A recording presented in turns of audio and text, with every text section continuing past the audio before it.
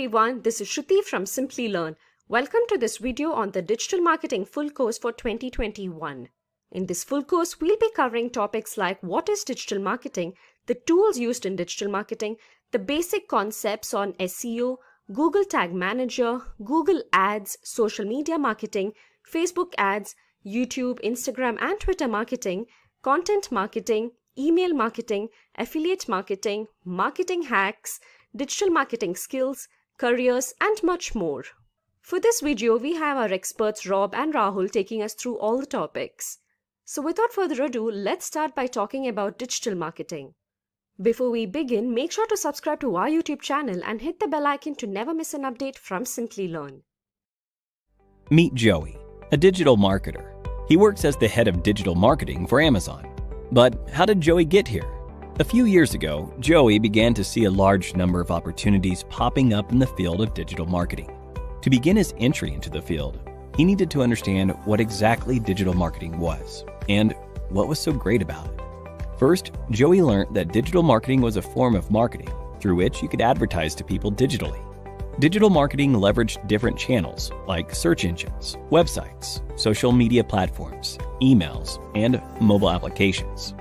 It would give marketers the opportunity to interact with and understand their audience better, and to increase the trust in their brand. Digital marketing would also show marketers advertisements to people based on their actions and preferences on the internet, while being less expensive than traditional forms of advertising. After understanding the main concepts of digital marketing, Joey realized there was more to digital marketing than he initially thought. There were also many types of digital marketing. Types like content marketing, search engine optimization, pay-per-click, social media marketing, email marketing, and affiliate marketing. And once he understood those types, he set up a digital marketing campaign for his uncle's e-commerce website. Let's have a look at what he came up with. First, Joey created content like blogs, videos, infographics, and case studies so that he could generate audience interest in the brand's products or services. This was content marketing. Next, he needed his audience to actually see his content. The first step was to create content on specific search keywords that were relevant to the target audience. Joey would make optimizations on the website and have credible websites linking back to the content. And lo and behold, the website began ranking on the first page of the search results. By continuous optimizations, Joey would continue to improve the ranking and ultimately make the website rank at the first position. This was SEO, or search engine optimization, and Joey could do all of this without spending a single penny. He could also drive traffic to the website with advertisements. But for this, he would have to pay a certain fee each time the ads were clicked. He could have text ads that show up in search engine results, image ads and video ads that show up in websites, and much more. This was possible with the help of PPC, or pay-per-click. However, Joey wasn't done yet. To reach a larger audience, he needed to tap into social media platforms. He would use social media platforms like LinkedIn, YouTube, Facebook, and Instagram to advertise the brand's content. He would use these platforms to advertise the brand's products or services with posts, images, videos, and more to bring out the brand's story and engage with the brand's audience, who spend a lot of time on social media. Like PPC, he could use the platform to advertise the brand's products or services with text, image, and video ads, which needed to be paid for. That's social media marketing. Joey realized that a large amount of the audience weren't visiting the brand's website a second time. He needed to keep them engaged, nurture them, to make sure they purchased the product. For this, he would send them emails that helped them better understand the products they visited on the website and assist them in the buying process. He would also send emails to advertise his products or services to potential customers, that is, with email marketing. And finally, although Joey was able to grow the brand's funnel, he wanted more traffic from third-party websites. This could be achieved with affiliate marketing. Affiliates would promote the brand or product to their audiences for a fee with the help of email signups, registrations, conversions, subscriptions, etc. After setting all of this up, Joey had the hardest part of the process to get through: the wait. Although Joey had worked really hard on each of these forms of digital marketing, he only had moderate success. That's when Joey realized he had to gain more knowledge and experience. So he decided to get certified and get ahead in his career with the help of Simplilearn. He took up Simplilearn's digital marketing certification and got the skills and training he needed to become an expert digital marketer. And now, you know where he is. You too can do the same and grow in your career by clicking on the top right corner. And with that, we've given you an introduction to all the major concepts of digital marketing. Greetings everyone, this is Rob Sanders, and today we're going to talk about what is digital marketing. So thanks for joining us here at Simplilearn, and let's get started. Let's start talking about why digital marketing is important. So let's start there on the why. So we're just a fly on the wall and we're in an office environment. We're looking at two friends having a conversation about digital marketing. So really, if we're listening in, every marketer is using digital marketing for his or her business. Now, digital marketing's become more popular than traditional marketing. That's not a surprise. So, in response, hey, over the past few decades, digital marketing has evolved at a rapid pace. These days, a lot of people spend most of their time on the internet. So, what happens in the internet every 60 seconds? Well, a lot happens every 60 seconds. So according to social media today, there's a lot of snaps, there's a lot of clicks, there's a lot of text, there's a lot of videos watched, there's a lot of pictures being taken, there's a lot of voice activated activity going on, a lot of tweets, emails, swipes. There's a lot going on here in 60 seconds. So there's a lot of activity on the internet, a lot. And so the one gentleman says, hey, can you also mention a few differences between digital and traditional marketing systems? And then the expert responds, of course, I can certainly clarify a few differences between digital and traditional. And so he goes on to say what the differences are between traditional and digital. And let's look at that. Okay, so on traditional marketing, we're talking about print, radio, billboard, newspaper, TV, anything that's not on your mobile or laptop. So we know with traditional marketing, reach is limited.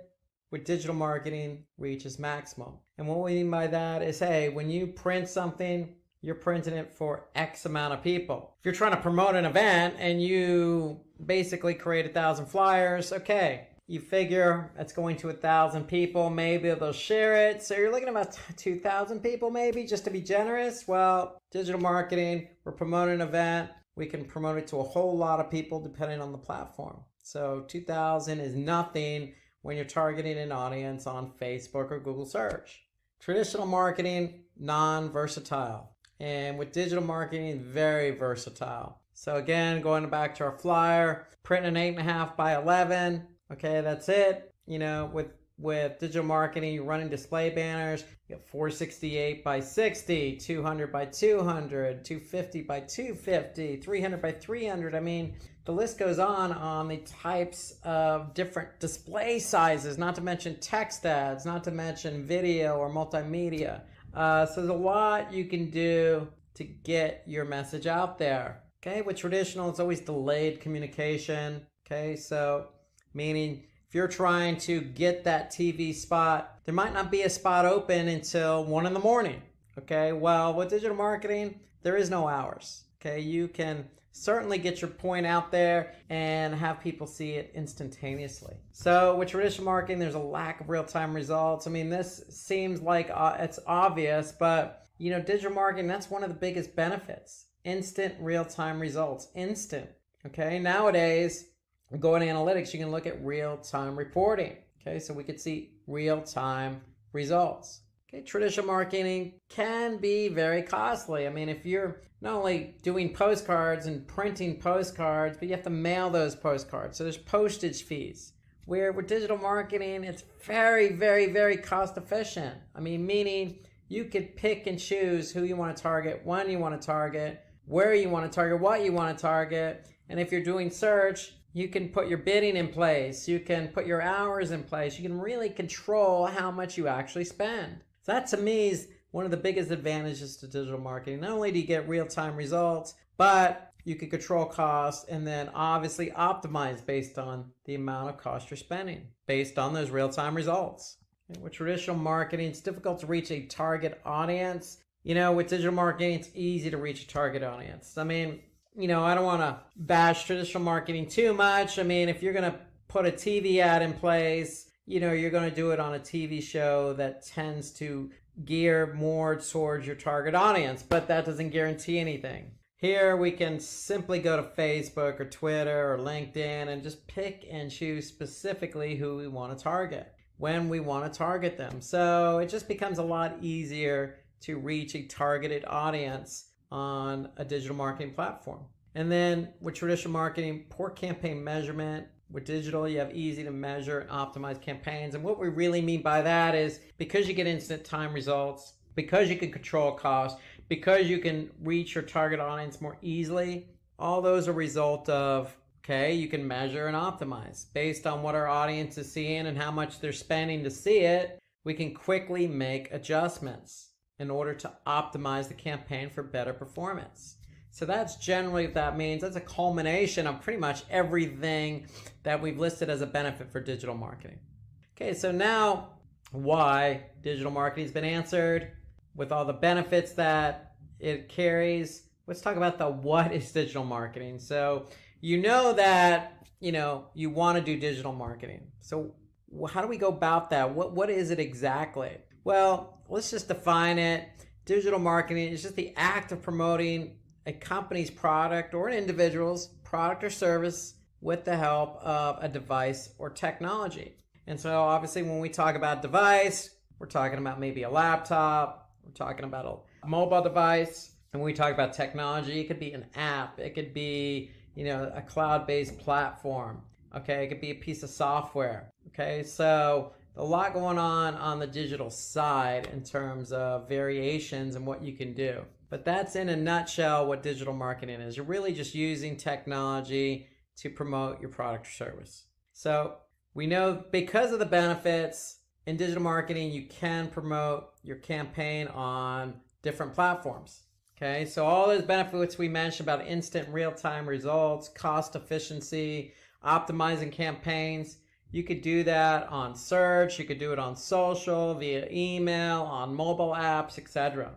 So that's what we mean by with the help of digital devices and technology. Well, these digital devices and technology come in the form of search engines and emails and mobile apps, etc.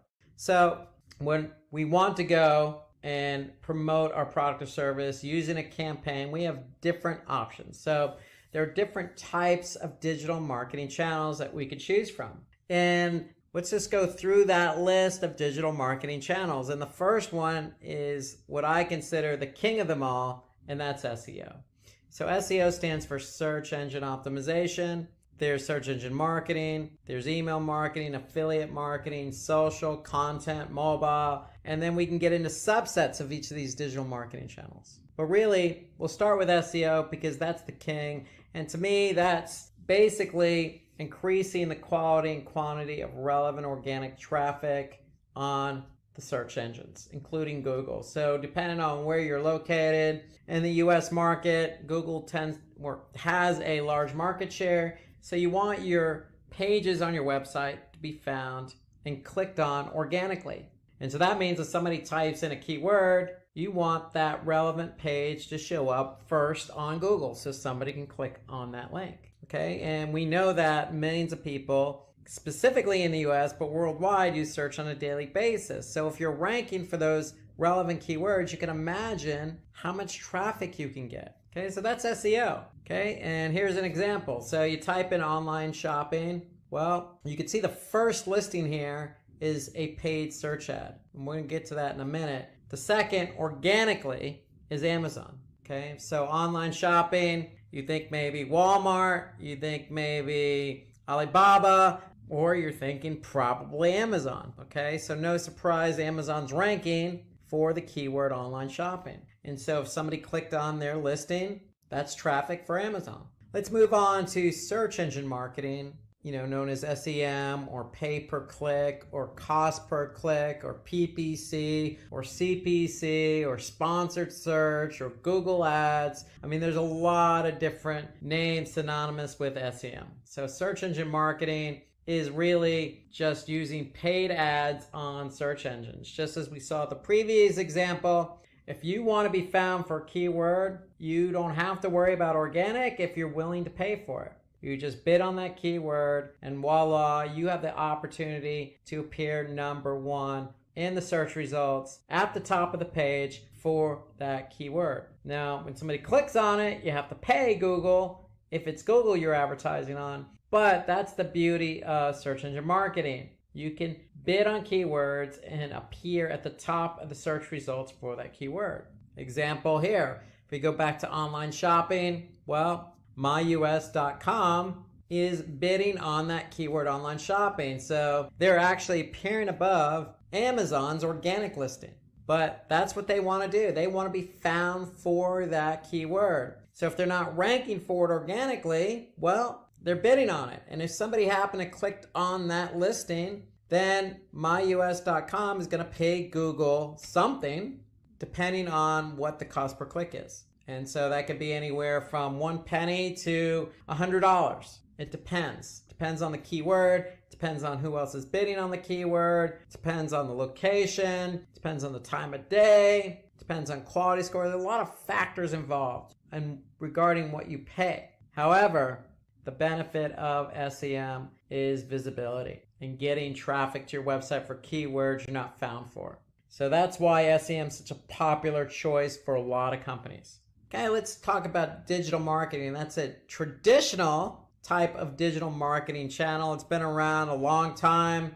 You know, we all send emails on a daily basis, and we probably all receive emails on a daily basis. Just as an effective way to capture leads and convert them to customers. Because with email, you can personalize your emails, and you can send your emails to a segmented audience. Okay, so if you have emails from females who are 35 years of age to 44 that live in, say, the southern part of the United States, you can segment that and send them an email and cater that email directly to that audience. And of course, you can put some nice call to action in there. You can design it really snazzy, and you can track it just like you can any other digital marketing channel. So email is a very effective way to really reach a target audience because everybody, for the most part, has a functioning email account.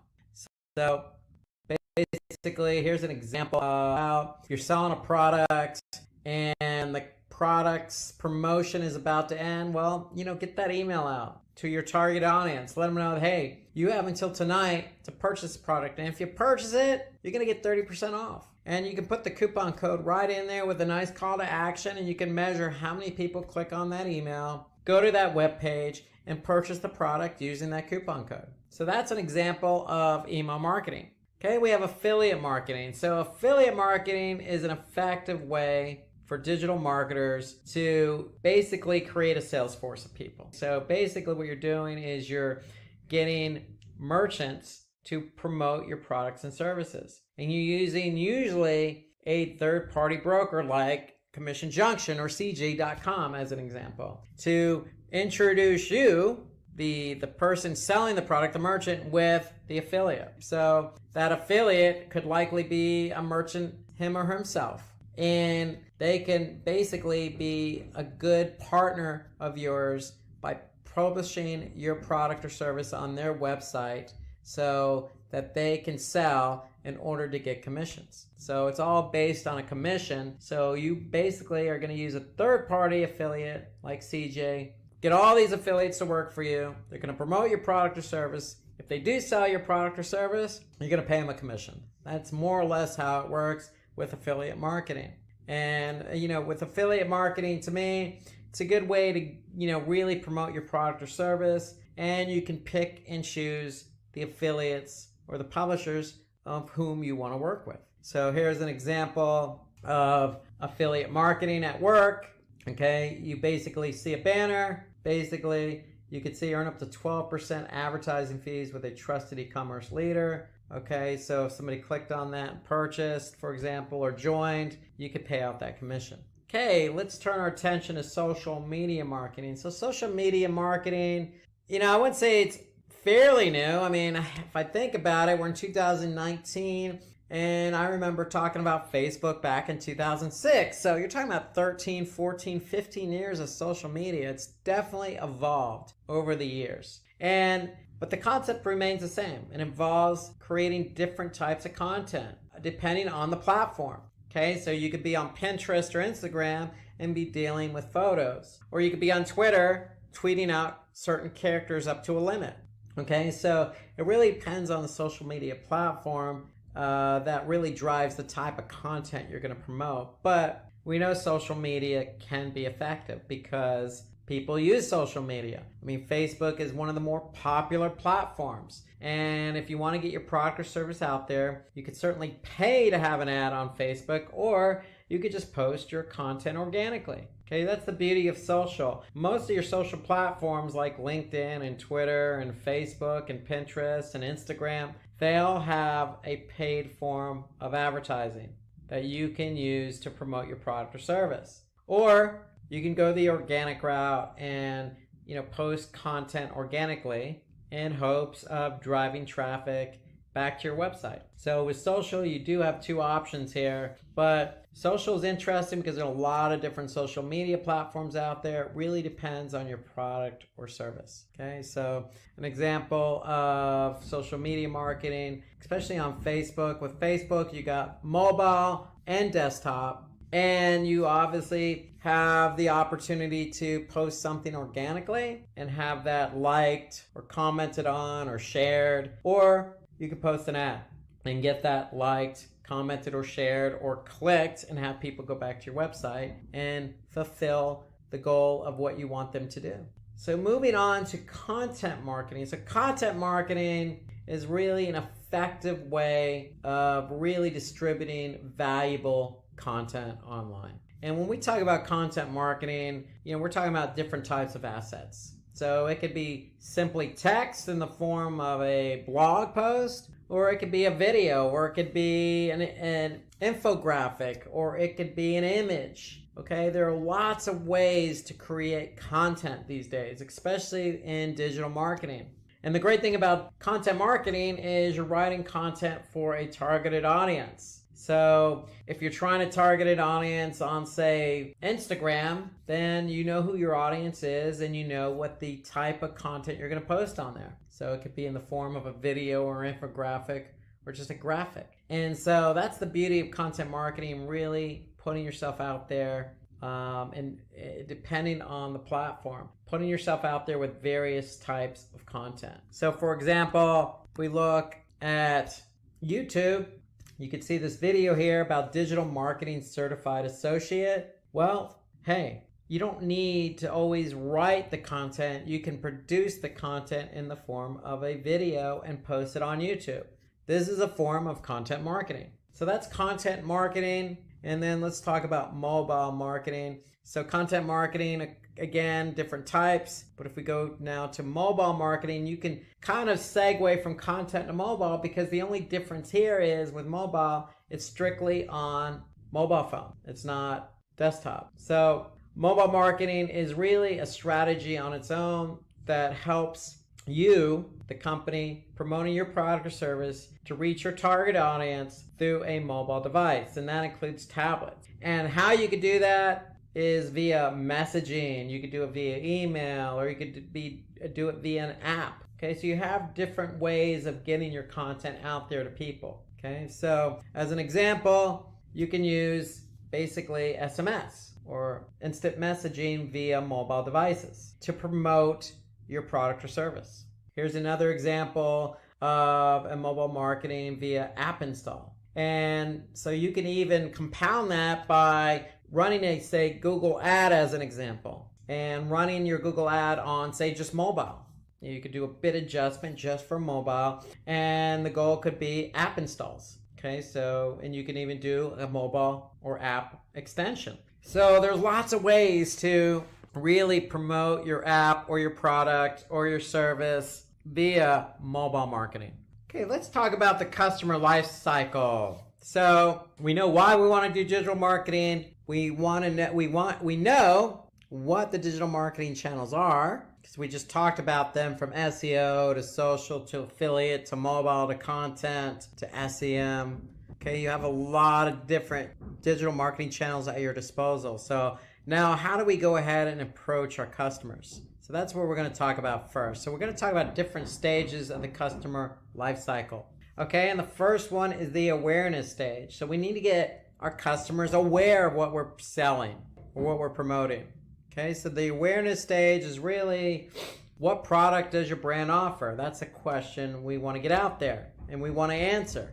Okay, what does a customer need your product? Or excuse me, why does a customer need your product? That's a question we want to answer with digital marketing. Okay, and what solution does your product provide? Okay, that's an answer to a question we want to make sure people understand. So these are questions that we want to be able to answer in the form of digital marketing, whether that be mobile or content. Okay, so getting our information out there that answers these essential questions. And if we could do that, then somebody's going to become aware of our product or service. Okay, so what product does our brand offer? Why does the customer need it? And what solution does it provide? Okay, those are some key questions that people tend to ask themselves when they look at a brand. Okay, and when they look at a product, hey, do I really need this? Is it going to help me in my life? Okay, and who is selling this? I mean, who is this brand? I mean, those are just things that run through people's mind intuitively, that with the right messaging, the right channel, the right type of asset, the right targeted audience, you can quickly make somebody aware of your brand's product or service. In this stage, it's help potential customers discover your brand with the help of these different marketing channels. So in the awareness stage, content is key. So it's, to me, if we have a website, we need a blog, because if somebody does come to our blog from, say, organic search, SEO, then we can write about that product or service via blog and talk to our customer, talk directly to our targeted audience through that blog. And if we're not ranking organically, we can use paid search to promote it, because paid search on Google, for example, basically we can be right at the top of the search results. And so somebody can actually see it when they do a search, because we know millions of people use search on a daily basis. You could do social media marketing. Okay, so you can publish that product or service on Facebook while you're building your community. And you can use affiliate marketing to help get the word out by using CJ.com as an example. Build up a sales force of people, these publishers that are going to put your product or service out there. So to me, in the awareness stage, these are the digital marketing channels you could focus on. Now, I will say one thing about display ads. Display is part of search engine marketing. You could use display because you can reach a large number of people. So even though it's listed here low priority, in the awareness stage, display ads mean that if you're on Google's display network, you could pick and choose your sites, your demographics, keywords, topics, an audience. You could focus on all those different demographics to really attract a large number of people. So low priority, but it's probably also good to focus on in the awareness stage. Okay, so content marketing, you must create a high quality content that people are searching for. Without content, it's hard to get found. And so to me, this is where the blog comes in. SEO, take that content, get it optimized. Okay, SEM, if we're not ranking organically, we can make sure we're at the top of the paid search results, or the search results for a particular keyword we want to be found for. And then social media marketing, using different channels depending on the channel. If we're selling, training like Simplilearn does, LinkedIn is a good platform for us. Okay, and then affiliate, basically building up a nice network of publishers to get the word out. So these are all good channels that we can focus in on. So traffic sources may include paid, unpaid, social, referral, display, email, or direct. So they could come in the awareness stage from all different types of channels. Even though you're focused on content, you could still get traffic from mobile or email. So now that we got the word out via all these different marketing channels, there's that consideration stage. So, people are aware of us, now they're considering us. And that's kind of the next stage in the process. Okay, so a few essential questions to address on the consideration stage. Hey, what features make your product valuable to others? And how will I increase customer engagement towards my product? So those are answers to questions you want to ask, okay? What features make your product valuable? You want to basically separate yourself from the competition. Basically, that's what you're trying to answer, okay? So if you're promoting your product or service on paid search and other people are bidding on the same keyword, how are you going to stand out? And then how will I increase customer engagement towards my product? So for example, if you're on Facebook, okay, and you're trying to get people over to your site to purchase your product, then how are you going to improve that engagement? You got to create something really snazzy, or really it's going to be attention grabbing, or something that's going to get them to become aware of it, that's going to separate your post from all the other posts that are in somebody's Facebook newsfeed.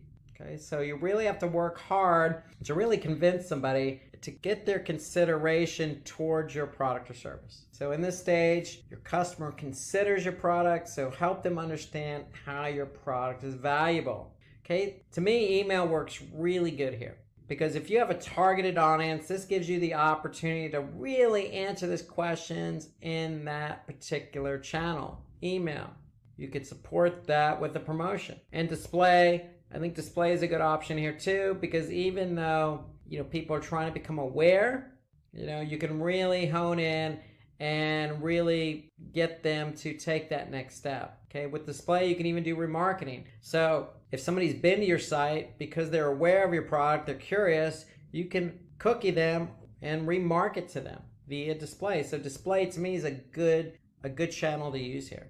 Okay, so you have email, mobile display, SEM. These are all good channels to use on the consideration stage, especially on search, because if somebody's looking for something and they're aware of your brand, then you have the good opportunity to get them to click on your ad, especially if you're offering a promotion, and get them to convert. The goal here is to increase our engagement. So people are aware, we're moving them further along the funnel. With email marketing, we have the opportunity to promote the product by sending an email directly to our audience. So with this stage, plan your campaigns around welcome emails, newsletters. We can talk about product descriptions, add ratings and reviews in the email. We really just want to encourage people to purchase the product. We're trying to sway them over. So email is a good source to allow us to do that. So with mobile marketing, we can promote the products by sending relevant messages to our target audience. Display, again, retargeting, because we can retarget an audience that has been to our website, already did some research about our brand, our product or service, and now we're going to reach back out to them to sway them. So remember, we want to encourage customers to buy a product by creating detailed articles about the product. That always helps, and that's content. Okay, we want to opt for a customer testimonial. Okay, that helps sway people, and add some guest blogging. Okay, we can have ambassadors blog on our behalf, or we can go out and blog on somebody else's site. Okay, so blogging works both ways. It's ways of showing yourself and telling people, hey, we know you're looking for this product. Here's why you want to choose us. Okay, moving on from the consideration to the purchase stage. So they're aware of you, they're considering you, and now we're on to the purchase stage. So the questions we want to really make sure we address here are, how are my prices compared to my competitors? And is my brand more credible than others? Okay, so they're considering you, but that price point, and it may not even be the price, it could be the shipping. For example, the price could be good, but the shipping cost could be high. So you really want to do some due diligence and research on what your competitors are doing. Credibility, that goes back to the consideration stage, and testimonials. You want to make sure you have reviews and testimonials to really elevate what you're trying to tell customers, and that is, hey, I have a good brand, I have a good product, I have a good service. Come buy my stuff, come buy my product and service. But you really need to support that claim. You just can't go out and say it. And so supporting that comes in the form of what other people say. And that could be reviews. That could be comments on a social media platform. It could be, stars on, say, Yelp or Google My Business. Make sure you do your due diligence and make sure you get people to, review you or provide testimonials, because people are going to do their due diligence before they purchase, especially if it's on Google My Business or Yelp or TripAdvisor or whatever it is you're trying to sell. They're going to be able to see those reviews. And so do your due diligence to get the reviews. And if it is a negative review, hey, that's okay. You can't please everyone. You're going to get them. That's the world we live in. Just make sure you show your upper hand and respond even to the negative as well as the positive reviews that you get. That actually bodes well to some people because, hey, it shows that I made a mistake and you're willing to correct it. And so people actually see that. That could be the tipping point to getting them to purchase. Say, look, hey, this brand really cares because they're really responding to people. They're not ignoring negativity. Okay, just those small things that can get people to change their mind. Now with the purchase stage, according to eConsultancy, 83% of the online audience require encouragement to complete a purchase. Encouragement, what does that mean? Well, it could mean providing a promo, giving them that extra incentive. If you don't offer promo, consider it, especially on the email. In the example we looked at earlier, sending out an email means that if the promo is going to end at midnight, send that email out and tell people they have until midnight. And if they purchase today, you'll even increase it to 20%. And email is a good channel for that. Mobile can reach a lot of people through SMS. Okay, social media, reaching people instantaneously. And then, really with the purchase stage, it gives prospects an offer to help them make that purchase. So you have plenty of channels to choose from. In fact, most of these channels, the only one really that doesn't fit the instantaneous mode is SEO. But you can really focus on affiliate, even though that's a low priority here. You can really, coordinate with your publishers, who especially those publishers that have proven their worth and have sold your products in the past. Get them to help promote it and incentivize their audience. So let's move on from the purchase to the post-purchase stage. So this is after somebody purchases. Okay, so some essential questions we want to be able to address here. So what additional product could my customer buy? Now that they're my customer, what else could I sell them? What, without being too pushy, if they buy a coat, a hat work or a pair of gloves or, a blouse. You want to be able to not push a product on a customer, but think about how you can complement that purchaser's or customer's product. And then how to improve the customer buying experience. So again, this goes back to, what we just said about reviews. Get somebody to offer a review. And if they don't give you a full complement of 5 stars, they only give you 3.5 stars, then you know what? That's great feedback because then you can learn from that. And then the other question is, will the customer refer us to others? And if so, why? So that's definitely something you want to be able to address in the post-purchase stage. So let's take a look here. So with post-purchasing stage, to me, email's at the top of this list because if somebody purchases something, you can send a nice thank you email because if they purchase, they're giving you their email in return because you're likely going to be sending them the receipt via email. So email to me is a nice channel. You can send in a nice message. Even, social media. You can thank your community for supporting you on this recent campaign that you ran. Even throw in an extra 5 or 10% on a future purchase as a thank you. And that's easily done on social media. You could even post a blog, promoting, the success of a product and then offering a promotion. Okay, so there's a lot of things you could be doing here on the post-purchasing stage. So to me, even looking at content again, you could even, put a survey together. You could even put a survey together for your affiliates. Okay, you could even post a poll on Facebook.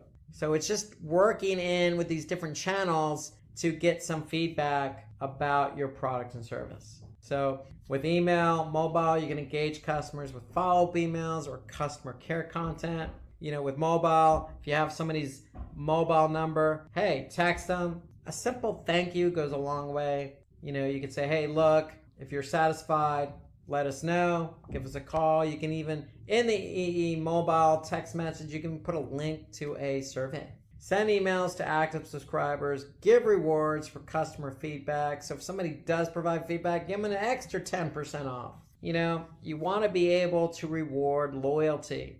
Loyalty comes in the form of a partnership. If you're giving somebody discounts and you have a good product or service, then they're going to recognize that. They're going to say, hey, look, I really like this product and they're giving me 10%. I'm going to go ahead and purchase from these guys again. So give those discounts to those active customers. Or on the affiliate network, give referral opportunities to your customers. So if it's an affiliate publisher, hey, if they're getting people to your site, reward them. Or if it's an email and you put a forward to a friend, get an extra 10% off, it doesn't hurt, because you're incentivizing people to help you sell your product. So with social, display, and content, use those banner ads, or use that content that you display on social or the blog you're going to write to give customers advice in order to maximize the value of the purchase. So again, you can use these platforms to also enhance what they purchased. So, hey, you just purchased this product. Thank you very much. Did you know you could do this, this, and this with it? And so that's the idea of a post-purchase stage, is to maximize these channels to be able to answer those essential questions about what else could they purchase? Do they like, how do I get these people to become loyal customers? Okay, so with the post-purchase stage, if a customer has bought a pair of sports shoes, for example, running shoes, you can recommend a cross-product sale, a cross-sale. It could be a pair of shorts or a water bottle, or an accessory with an exclusive discount. So that's another example of what you can do on the post-purchase stage. Today we're going to talk about digital marketing tools. So fasten your seatbelts and let's get started. So what we're going to do is we're going to take a look at some of the best digital marketing tools for not only 2019, but ones that have performed well in the past, that are popular, and ones that we foresee as being the go-to tools for the future. So past, present, and future digital marketing tools is the way to look at this, with a good focus on a lot of different marketing channels here. So we're going to focus first on SEO, talk about some of the tools related to on-page and off-page. We're going to switch over to paid search, talk a little bit about paid search tools. We're going to talk about email marketing and some of the email marketing platforms and the tools within those platforms. The center of it all is web analytics. So Google Analytics is the tool we'll be taking a closer look at in today's webinar and all that it has to offer. Okay, affiliate marketing. We'll talk about some of the tools available to you for affiliate marketing. We'd be remiss if we didn't talk about social media and all that it has to offer and all the metrics and tools available, all the platforms available. So we'll hone in on a couple of examples there. And then we'll also talk about some competition tools available for you. So there's a whole suite of tools. The one caveat being, hey, if you have your favorite tool, continue using it. In fact, if there's a tool that we didn't mention in today's webinar, feel free to mention it in the comment box below this video. We'd love to hear what you're using to manage your particular digital marketing channel. Okay, and so the goal for today's webinar is, hey, we hope you get something out of this in terms of using new tools. There's some tools that I use, some tools that my colleagues use. Everybody uses different tools, so it'd be good to kind of see what else is out there. So if you have something to share, share it. By all means, what we're trying to do is share what we think are, best practices and some of the most popular or most used tools out there in the industry. So that's what we're going to do. The goal is to get you to better understand some of the tools we're using in a little bit more detail. And what we're going to do is start out with search engine optimization. Okay, so search engine optimization or organic search. We have a mixture of paid and free. So there's a lot of different platforms, but if you're focusing on SEO, you certainly need to use an SEO platform. So there's SEMrush. Okay, you also have Google Search Console, which is free. So if you don't have a SEO platform, you definitely need to be using Google Search Console. And so we'll take a closer look at that. There's Google Keyword Planner, which is actually situated under Google Ads. And so if you're running Google campaigns on Google Search Network or even the display network, you have access to a great tool called Keyword Planner. And if you know anything about SEO, you'll know that using Google's Keyword Planner is a good tool. So we'll take a look at that. Moz is a freemium tool, meaning they have a free trial that you can sign up for to test drive it, but it's another SEO platform and it does cost money. Got a great tool in Screaming Frog. That's a paid version. Again, not too expensive. We'll talk a little bit more about that. And then we have, a tool in Ahrefs that help us with all aspects of SEO, primarily focusing on off-page. So these are just some examples that we're going to hone in on, but this is just a small subset of what really is available out there in the market. So let's go ahead and dive a little bit deeper and understand why we use some of these tools. Well, the first reason when we talk about SEO is to find relevant keywords. Not only do we want to find relevant keywords, we want to find relevant keywords with high volume and low competition. Okay, we wouldn't want to find non-relevant keywords with high competition, low volume. That wouldn't make sense. So we need a tool to kind of help us put it all together. And so the tool of choice for us is Google's Keyword Planner. And Google's Keyword Planner helps us hone in on keywords we may be interested in optimizing for, because not only one, are they relevant, but two, they're going to have high volume and low competition. So let's take a look at an example in Google's Keyword Planner. So here I am, I'm in Google's Keyword Planner, and as I mentioned before, Google's Keyword Planner is situated under Google Ads. Okay, so you have to have a Google Ads account to use Google's Keyword Planner. And so when you're in Google Ads, you simply go to Tools, and then under Tools, you're going to select Keyword Planner. So what we want to do is look for keywords. We're focusing on organic search, not necessarily paid search. So organic search, we want to hone in on some keywords. So let's just use one of the examples that Google's given us here, meal delivery. So we're going to just type in meal delivery and get some results. So notice I can enter a domain as a filter. And so in other words, hey, I could say, look, hone in on keywords related to this website if I wanted to. But I'm asking Google, hey, just give me something closely related to meal delivery because that's my business. So I'm going to click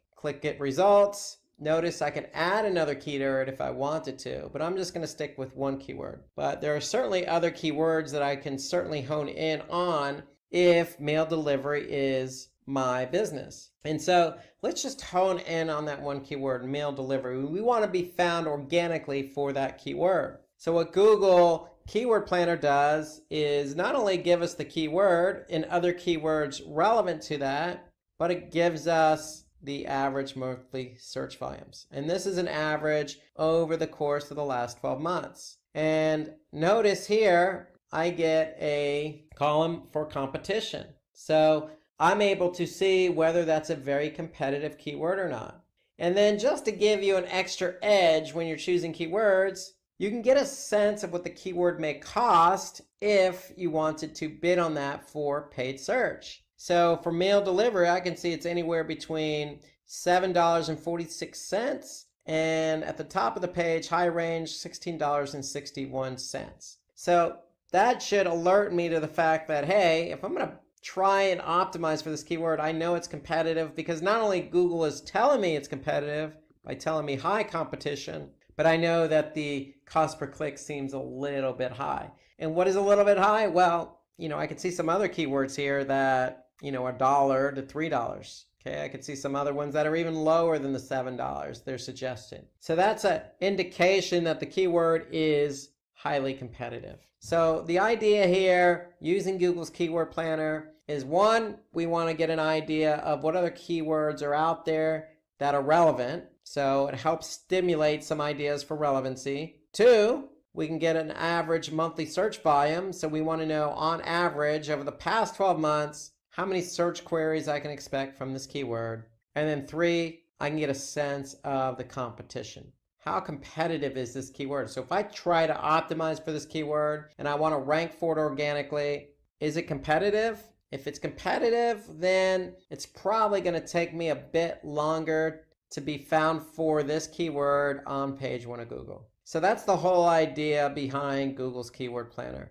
And note that you could change some of the settings here. So if you want to choose a different language, okay, you can hone in on a longer or shorter period of time. You can even choose a specific location. So I chose Texas. I can certainly choose the entire United States to get a sense of what the volume would be for the total US. So you have settings that you can change and manipulate to get you the data you need to choose keywords. So that's the whole idea behind Google's Keyword Planner, to find relevant keywords, high volume, low competition. Now, alternatively, I can certainly use another tool to find keywords. So I have a Moz account, so I logged into Moz. And Moz has a tool called Keyword Explorer. So if I use that same keyword I used in Google's Keyword Planner, mail delivery, I'm going to ask Moz to give me some data on that keyword. So this is for the entire United States. And again, I can change that if I wanted to. Okay, so I can hone in on a specific country or different country. So what Moz is telling me, hey, for this keyword in the entire United States, I'm looking at anywhere from 11,500 to 30,000 on monthly volume. Now what Moz does is they give you a difficulty score. So a difficulty score is a score between 1 and 100. And so I can see this is pretty much right down the middle in terms of difficulty. Okay, so if it's 0, it's an easy keyword. If it's 100, it's very difficult. And then that means you have a lot of competitors who are optimizing for this keyword, that are ranking for this keyword. And so Moz gives us the volume, they give us the competition, and they, just like Google's Keyword Planner, gives us some other keywords that we can potentially hone in on.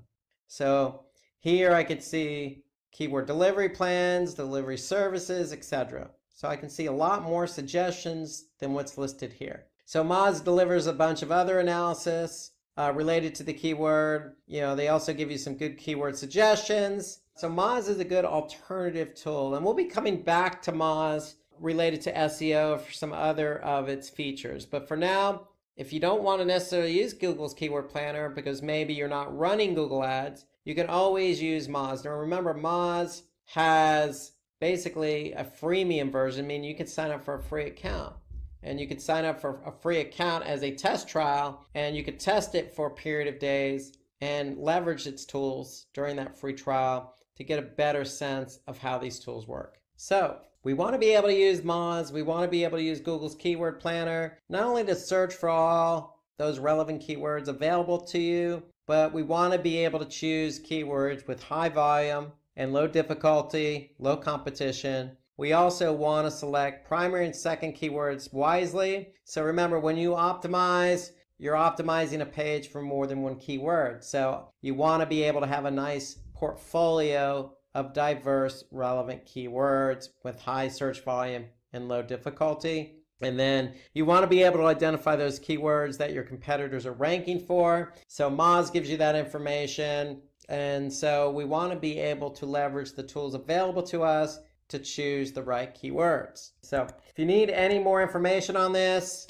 we got a nice webinar on keyword research for SEO. So take a look at that video on YouTube to get more specific details about using SEO tools for keyword research and all about keyword research in general for SEO. So let's talk about some other reasons under SEO why we would use some of these tools available to us. Well, we want to be able to understand the search engines and how they crawl and index our site. Okay, we also want to check the correct format of the sitemap, and we want to monitor backlinks. Okay, we also want to analyze linking to our web page. Okay, which ones are good, which ones are not good. Okay, we also want to perform some competitor analysis. So these are some of the reasons why, other than keyword research, why would we use some of these SEO tools? So we have tools available to us, Majestic, Ahrefs, again, Moz. Let's take a look at Google Search Console. And I want to hone in on Google Search Console because it is free and it's a must. If you're going to work on SEO, you need to be working in Google Search Console. And so the whole key behind Google Search Console is you have a website and you need to get that site verified.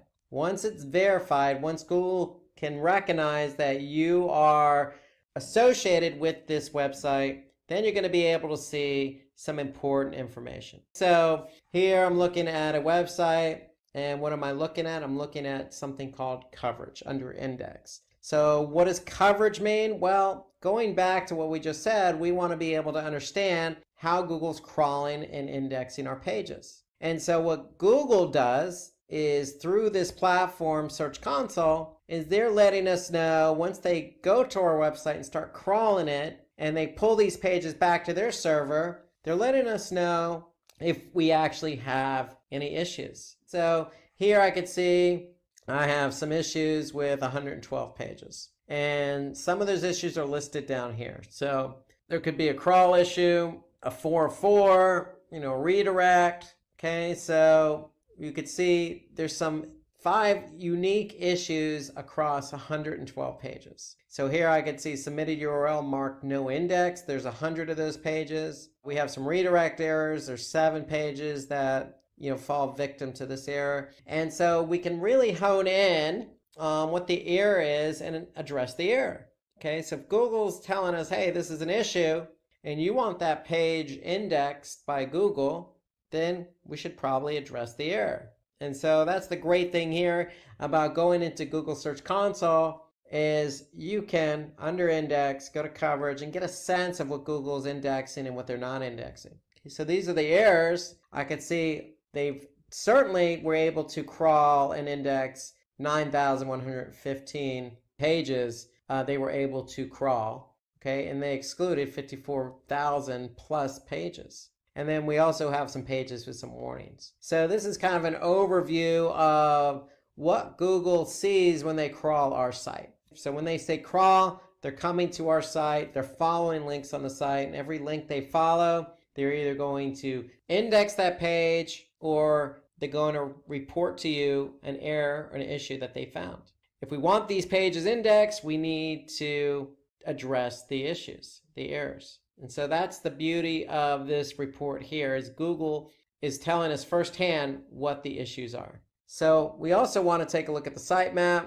So you have an opportunity to submit a sitemap. And a sitemap is just a formatted file that includes all your website URLs. And so you're going to have this file sitting in your root directory. And you're probably going to call it, or should call it, sitemap.xml, XML being the format. So once you have this file, you're just going to let Google know that that file exists. So you're going to enter in the sitemap URL. So if it's in the root directory, all you're going to do is type in sitemap.xml and click submit. So once you've done it, just like this site is done, what Google's going to do is say, hey, look, we see you've submitted this, and we last read it a couple days ago, and we could see that we discovered 1,419 URLs. So I can go back under coverage, and I can see some of the issues that they found. But if I go back under sitemaps, I can see that these are the URLs they discovered via the sitemap. And so the whole point of a sitemap is we want to be able to get and push the URLs to Google, not have Google come to our site and discover them. So this is a quicker, faster, more efficient way to communicate with Google all the URLs that you have on your site that you want Google to index. And so that's the beauty of Search Console. Now, while we're in Search Console, we might as well take a look at some of the other features it has. And so one of the most important features under Search Console is this mobile usability report. Okay, so Google is a staunch believer in mobile first. So nowadays, most people start and finish a lot of their searches, a lot of their behavior on mobile. So they begin it on mobile and they may end it on mobile. So if they don't end it on mobile, then perhaps they'll go into a store or perhaps they'll go via desktop. But Google is a staunch believer, and definitely a lot of what's going on today starts with mobile. So they want you to understand how your site fares via mobile. And when I say fares via mobile, is it mobile friendly? Is it responsive? Is it loading quick enough? Is it formatted to Google standards? And so if there are any issues, Google's going to let you know what those issues are. So here I could see Google's recognized 206 pages for 4 different issues. Okay, so here I can see what those issues are. Just like the coverage issues, we can see specifically what they are.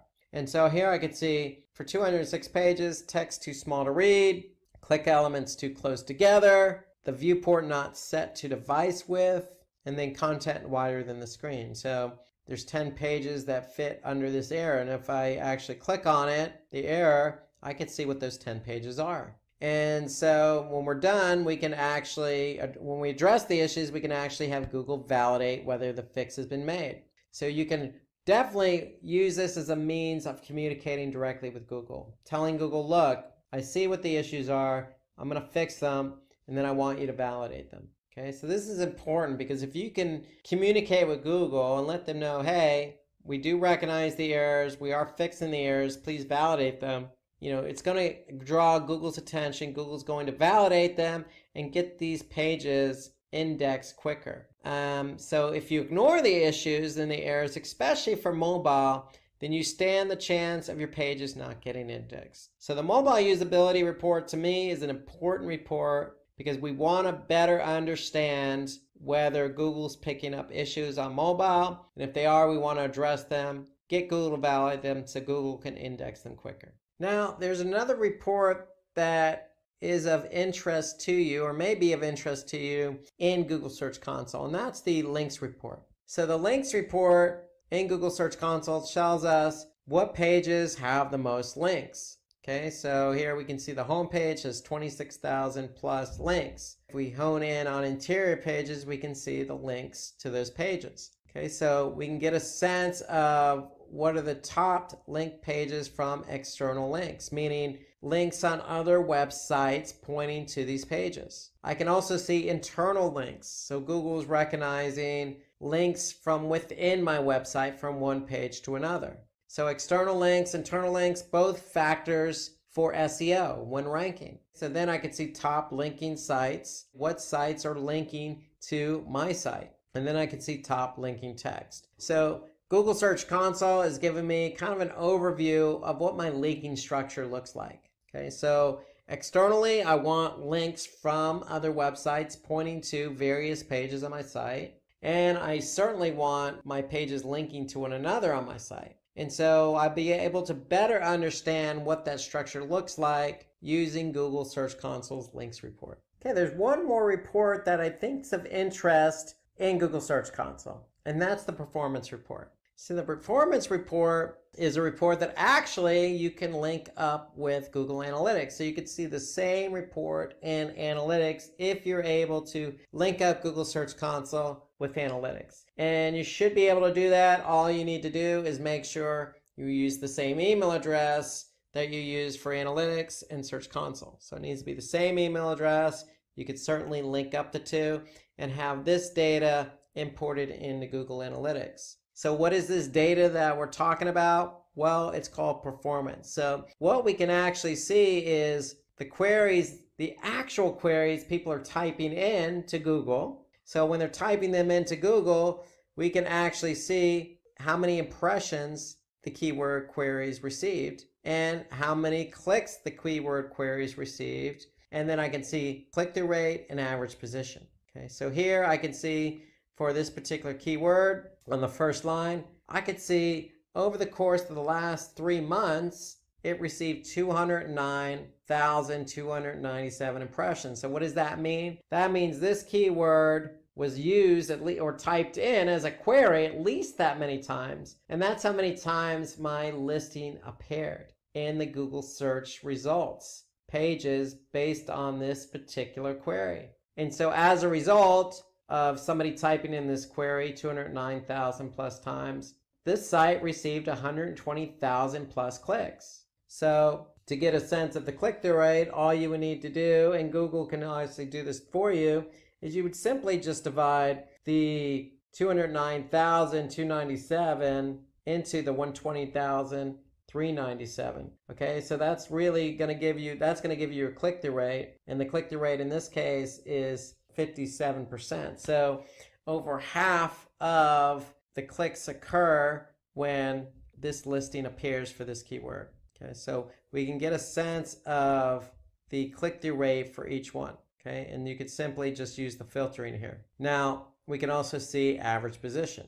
Okay, so we could see a little bit more than that too. We can go from queries to pages. We can go from pages to countries. So we can get a sense of how many impressions and clicks I'm receiving by country. And importantly, we can see by device. So here I can see a majority of the people who conduct a search related to my website primarily do it on desktop. Now, I mentioned the beauty of the Google Search Console Performance Report is that you can link it up to Google Analytics. And when you do that, all you need to do then is go to Acquisition, Google Search Console, and then from there you could choose landing pages, countries, devices, or queries. So I can see the same data that I see in Search Console, but this time I'm looking at it in Google Analytics. And so here I can see what my search queries are, my clicks, my impressions, my click-through rate by search query, and then the average position. So that's the great thing about that performance report, is that when I link up Google Search Console with Analytics, I'm able to see that data in Analytics. So that's an added bonus, so to speak. Now, let's talk about some other reasons why we're going to use these SEO tools available to us. And so we already listed a number of different reasons, ranging from sitemaps to keyword research. But we also want to hone in on, what domains are driving links to our site. So I showed you an example in Search Console. We also want to, maybe identify and disavow poor backlinks. So Search Console is a great tool for that, because if we don't want to be associated with a particular website, we can certainly disavow that link. We could track a number of follow and no follow links. Okay, we could track our website's rankings. We can measure click-through rates and impressions, just as we did with Search Console. We could track keyword ranking for desktop, mobile, cross locations, just as we just did with the Search Console Performance Report. We can identify top performing, gaining, and losing keywords. Again, the performance report. So we could certainly look at the Google Search Console report, but if you have a platform like Moz, you can certainly also look at a lot of that data available. So for example, rankings. So if you have a Moz account, we can certainly go into rankings. Okay, and we can see for the keywords that we've chosen that we want to optimize for, we could certainly see where they rank. The great thing about Moz is it's a great tool, not only for rankings and on-page optimization, but for off-page optimization as well. So if I go ahead and take a look at a domain, for example, I'm just going to type in this domain. I'm going to be able to get what they call a domain authority. So a score out of 1 in 100, I'm able to see how authoritative my domain is. And how authoritative a domain is based on the quality of links pointing to it. So Moz gives me some good insights as to how many linking domains, how many inbound links I have, ranking keywords, and it goes into detail as well. So here, if I click on the linking domains, I'm going to be able to see the actual domains pointing to my site as an external link. And not only can I see the domains, I can actually see the domain authority of those domains. So if there's a domain, for example, that doesn't have a good domain authority and the site appears a bit scammy per se, then we can disavow that. So I can certainly look at all the domains that are linking to me, and then I can highlight the ones that have poor domain authority. What Moz even takes it a step further. They also give me a spam score. So Moz is able to measure how spammy a website is. So if I have a combination of, say, a low domain authority and a high spam score, then I probably want to disavow myself from that site. And so I can use this report here. You can see here as I keep going down. For example, I could see this particular website has a domain authority of 26. And it has a spam score of 16%. So not a good combination. This should alert me to the fact that, hey, this particular site, because it has so many links pointing to me, or it has at least one link pointing to me, that I probably want to disavow myself because it's probably hurting my own domain authority. So that's the great thing about this linking domains report, is I'm able to hone in on not only who's linking to me, meaning domain, but how many linking domains does that domain have? What's the spam score of that domain? What's the domain authority of that domain?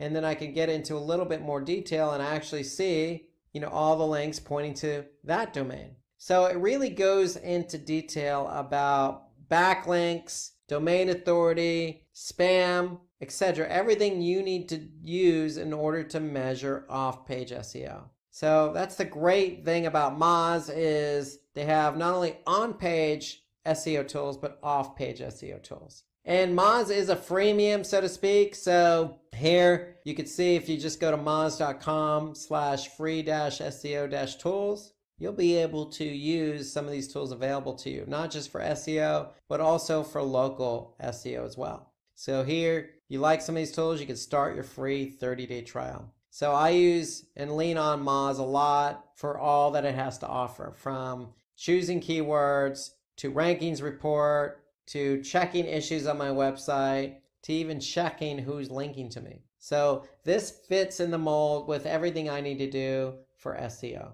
So in addition to that keyword research video, you could certainly lean on some other webinars that we've done in the past on SEO. So we've done a webinar on SEO tools, and we've also done a webinar on SEO tips and tricks. So if you want any more information about the tools we covered or SEO in general, take a look at those two videos and check them out. And that should kind of complement what we talked about with using some of the tools, Google's Keyword Planner, Moz, and Google Search Console. Okay, let's switch over to email marketing tools. And so with email marketing tools, we have a lot available to us in the form of reporting, in the form of platforms, in the form of tools that really help us go from A to Z on our email, choosing what email to send out, to creating a list, to measuring how the email campaign went.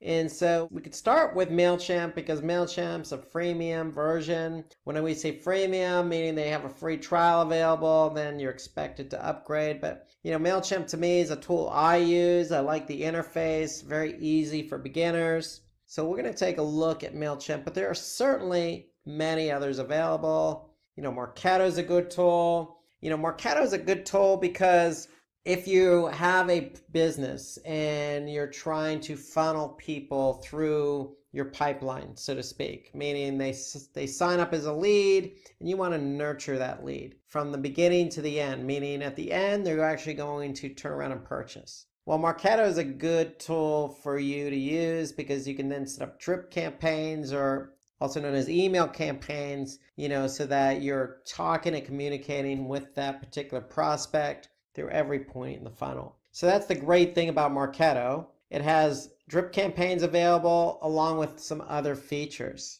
There's HubSpot, is a very powerful tool. It does a lot, from creating landing pages to A/B testing to social to email. So this is another freemium tool that you could use. You have another freemium and Sendinblue email platform, and then you also have ConvertKit, another email platform. There's more dimension that we can't even fit on this screen. Now, if you have a favorite email marketing tool that you use, Constant Contact, Vertical Response, there are plenty out there. Emma, feel free to note that in the comment section below this video. I'm curious as to how many people actually use different tools, because there are literally so many email marketing tools out there. Why? Because email marketing has been around probably the longest amongst all the other digital marketing channels. And a lot of people use email on a daily basis. So it's no wonder why there's just so many tools available. And so with these tools,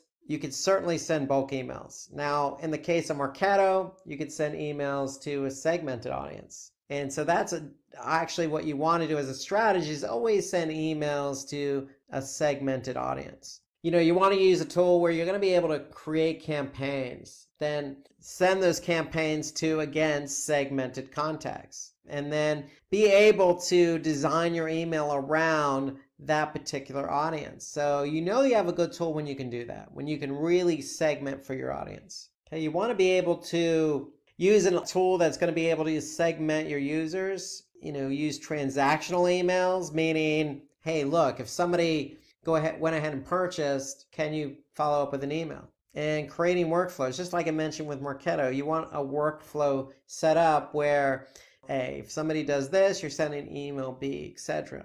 So you want an email marketing tool that's flexible enough to handle what your business strategy and goals are. Okay, so you want to be able to also use a tool that, has various email templates available. Okay, you don't want to be stuck with just a vanilla template. Again, you want to be able to customize an email for your audience. You want to be able to manage your list appropriately, meaning if you have 10,000 users or emails in a list, you want to be able to manage them accordingly, break them up or have sublists, so to speak. And then most importantly, you want to make sure you have a platform that not only does its tracking on its own, but will give you some detailed insights, meaning, what percentage of users opened your email, what percentage of recipients clicked on your email, what links do they click on, which emails bounce. So you want some detailed insights right in the platform that you're using. It just makes it more simpler and easier and more effective to manage. You certainly want to create those smart automated campaigns, meaning you don't even have to send out the email. And then you want to be able to have some flexibility to set up email delivery based on a specific time of day. So these tools also allow you to segment contacts based on geolocation. You want to be able to use a tool that allows for multivariate testing. Again, you want to analyze performance and optimize campaigns. You want to trigger automatic responses. Somebody purchases something, are you using a tool that will automatically send that email out? So these are all the reasons why you would use an email marketing tool. So let's dive in and take a look at an example, and we're going to use MailChimp as our example today. So let's dive in and take a look at MailChimp. So with MailChimp, once you log in, you're going to be able to see some historical campaigns that you've sent out, or you're going to be able to create your own campaign. And so this is kind of under campaigns, you can kind of see an overview of the ones you've sent out, or if they're in draft mode, you'll be able to see they're in draft mode, so you can go ahead and edit them. So here we have one that was set up on August 26th, and it's still in draft mode, so we can go ahead and edit that. So if we just click edit, we have the flexibility to, pick and choose who we're sending this to, who it's from, what the subject line is, and then we can certainly design the email. So if we click design email, again, this is important because with email marketing, you want to be able to cater your email to your intended audience. So if you're selling men's shoes, your audience should be men, okay? So you don't want men to receive an email about women's shoes. It sounds like it's common sense, but the point being, you want to be able to use an email platform that's going to be able to allow you to put two and two together.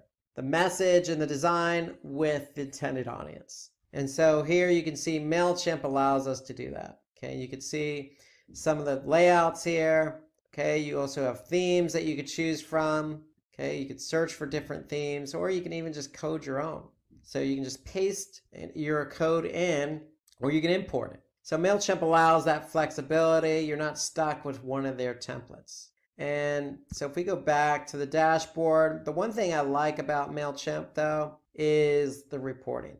Okay, so yes, it is easy to choose a template and map that template to your audience, but I really like the reports that they have to offer. So, here you can see there's some lists that we've sent to, and if we choose one of our audience lists, then we can see some really detailed reporting here. And so here I could see this email that was sent out in June. I could see it was sent to 95,000 plus subscribers.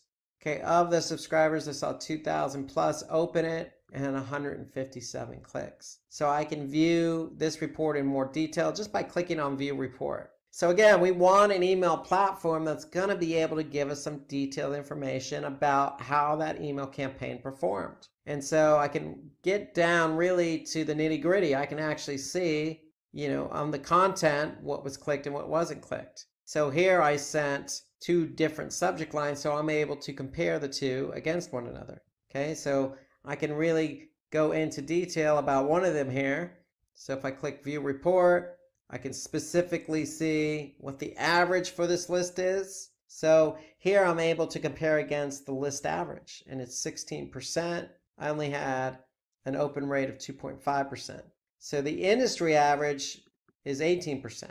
And so here I'm able to see the list average for the click rate and the industry average for the click rate as well. So then I can see some specifics about it, how many people unsubscribed. Then I can see a graph. I could see the top links that were clicked, okay, the top subscribers with the most opens. I can link social to it if I want to, and then I can see geographic information.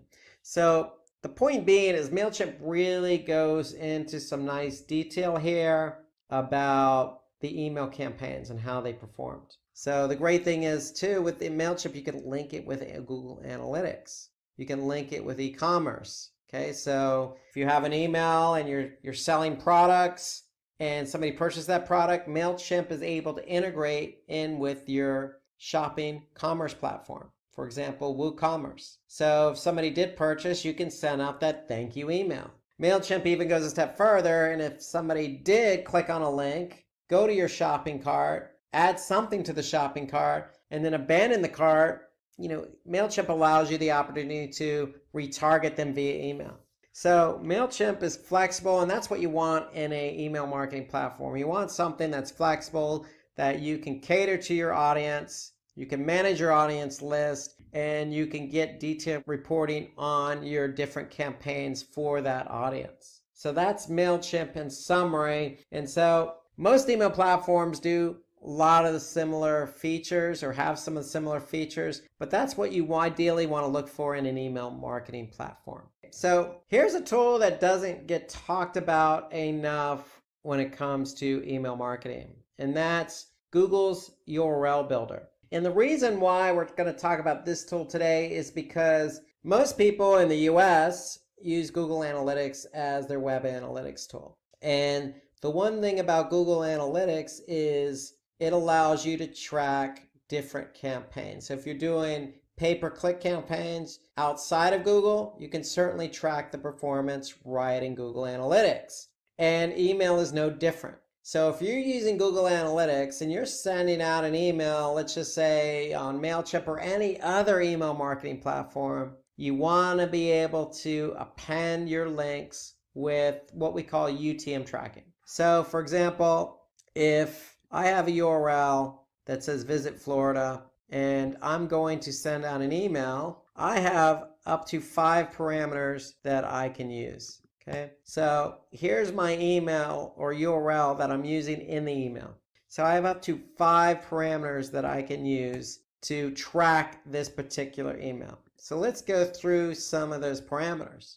So the first one is campaign source. So what's the source of the campaign? Well, we could certainly identify MailChimp if we're using MailChimp as the source. Now, the thing about the URL builders, you always want to use lowercase because Google Analytics is case sensitive. So as a rule of thumb, just stick with a lowercase. So our source is going to be MailChimp because that's the platform we're using. If you're using, Constant Contact or Vertical Response or, some of these other ones, ConvertKit, then go ahead and put in that platform as the source. Now for the medium, which is the means in which we're driving traffic to the site, let's go ahead and put in email because that's what we're using to drive traffic to this particular page. Now, what's the campaign name? Well, we're in summer, so we're going to call this the summer promo. So the summer promo here is Visit Florida Beaches. Okay, so we're going to send this email out to the masses,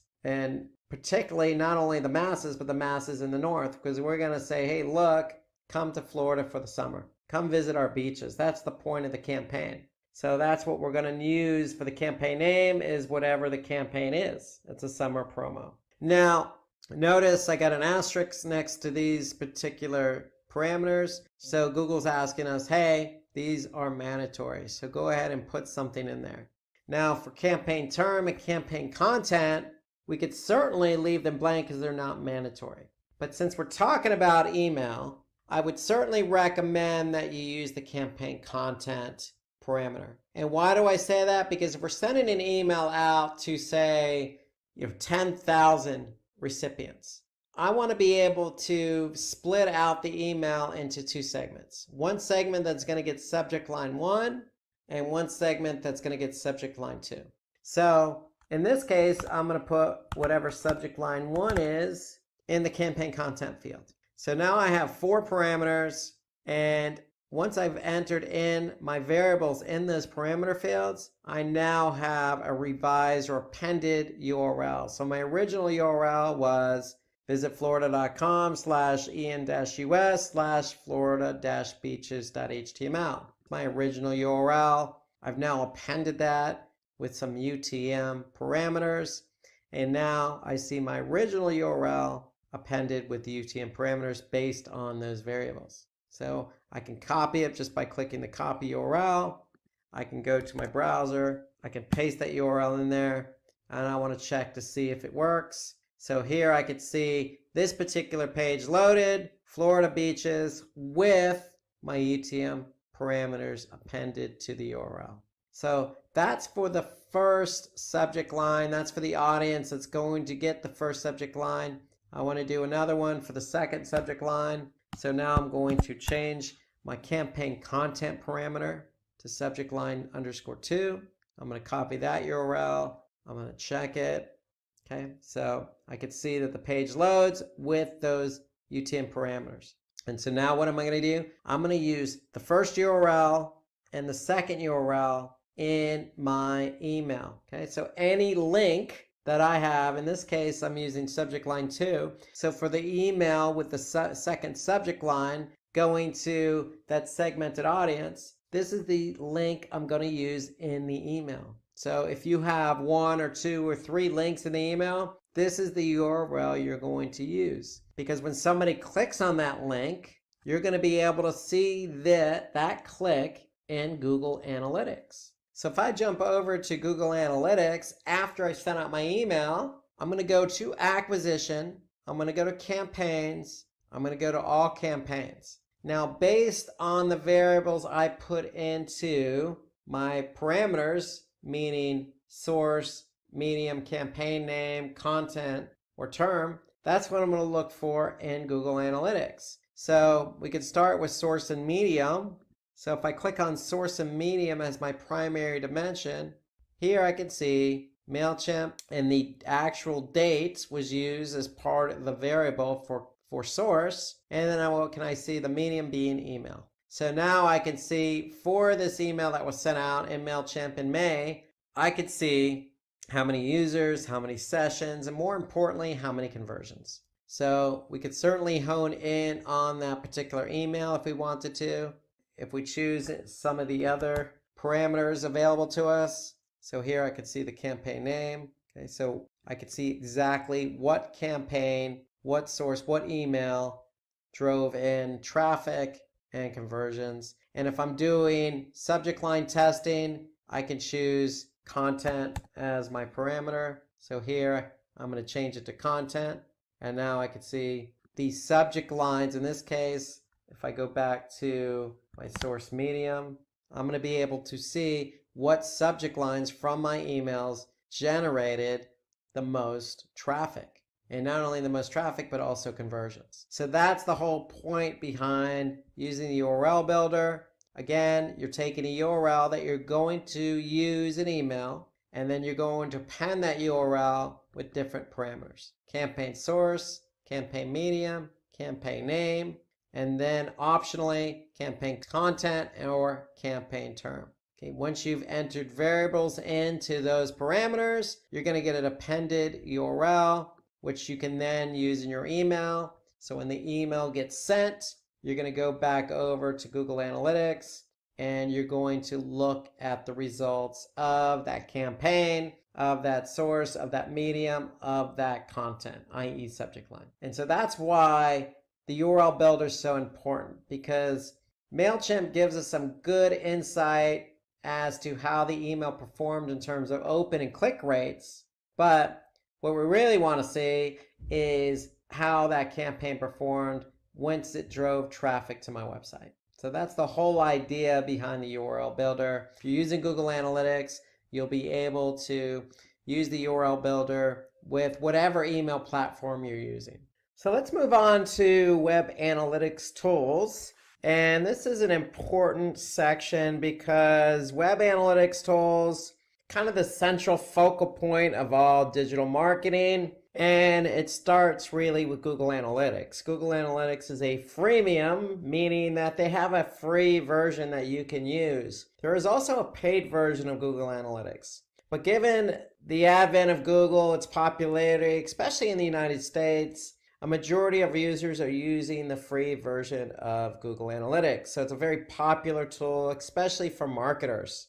But there are also other tools available. So it's not just Google. So we have Adobe Analytics, which is also freemium. You have Kiss Metrics. You have Spring Metrics. You have YouTube Analytics, which is part of Google, but YouTube has its own separate analytics insights. So a lot of these, as you can see, are free to use. They're available. No reason why you should not be using an analytics tool to measure your marketing campaigns or website behavior. And why would we want to use these tools again? Well, again, we want to really measure behavior. We want to measure what's going on with our website. So we want to be able to identify the location of where our website visitors are coming from. And a lot of these analytics tools use IP address to identify the location of a website visitor. So if you're trying to target a specific country, then you want to be able to see that the visitors to your website are coming from that specific country or location.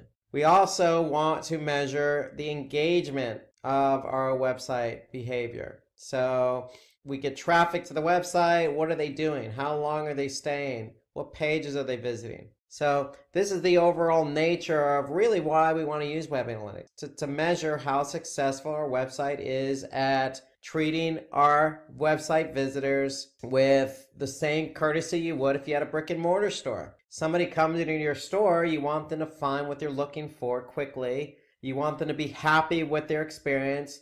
You certainly want them to pay for the products very quickly and easily and efficiently. And you want them to come back. And that's no different than a website. So we want our website to perform in a manner that's going to suit our audience. And that's why we want to track engagement. So why else? Well, we want to really look at who's coming. Are they returning visitors or new visitors? You know, ideally, you want a nice mix between 50% new and 50% returning, because you know returning visitors are loyal. There's some loyalty to that. They already know your brand. They're coming back to your website. New visitors are curious, and you want new visitors because that means more traffic. So you want a nice balance between that. Analytics tools will help you measure that. You want to be able to measure organic traffic, whether you like it or not, whether you know it or not, but Google and other search engines are indexing your pages, and your pages are being found via the search engines.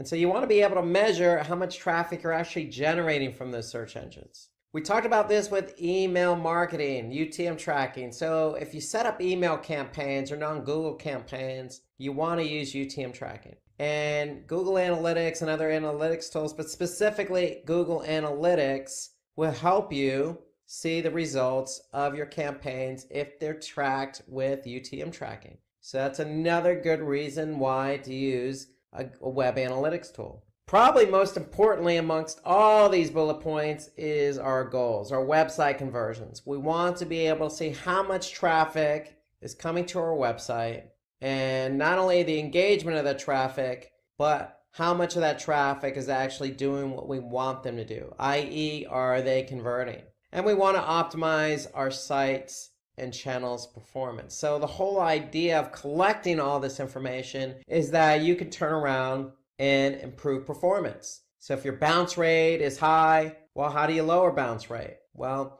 we need to do something about that. And analytics tools will help us identify what's not working from our site perspective and from a channel perspective, and we can take action to improve performance. So that's the whole idea behind optimizing our site's performance. So let's jump into Google Analytics and let's take a look at everything we just talked about in those bullet points. So about improving website performance, measuring engagement, looking at our goals and conversions, measuring campaigns with UTM tracking, all those good things that we can get in a good analytics tool. So Adobe, Mixpanel, Spring Metrics, they all work in a similar fashion in that they're really measuring website behavior. And so if we're in Google Analytics, really what we're doing is we're measuring the performance of our website broken down into 4 components: audience, acquisition, behavior, and conversions. So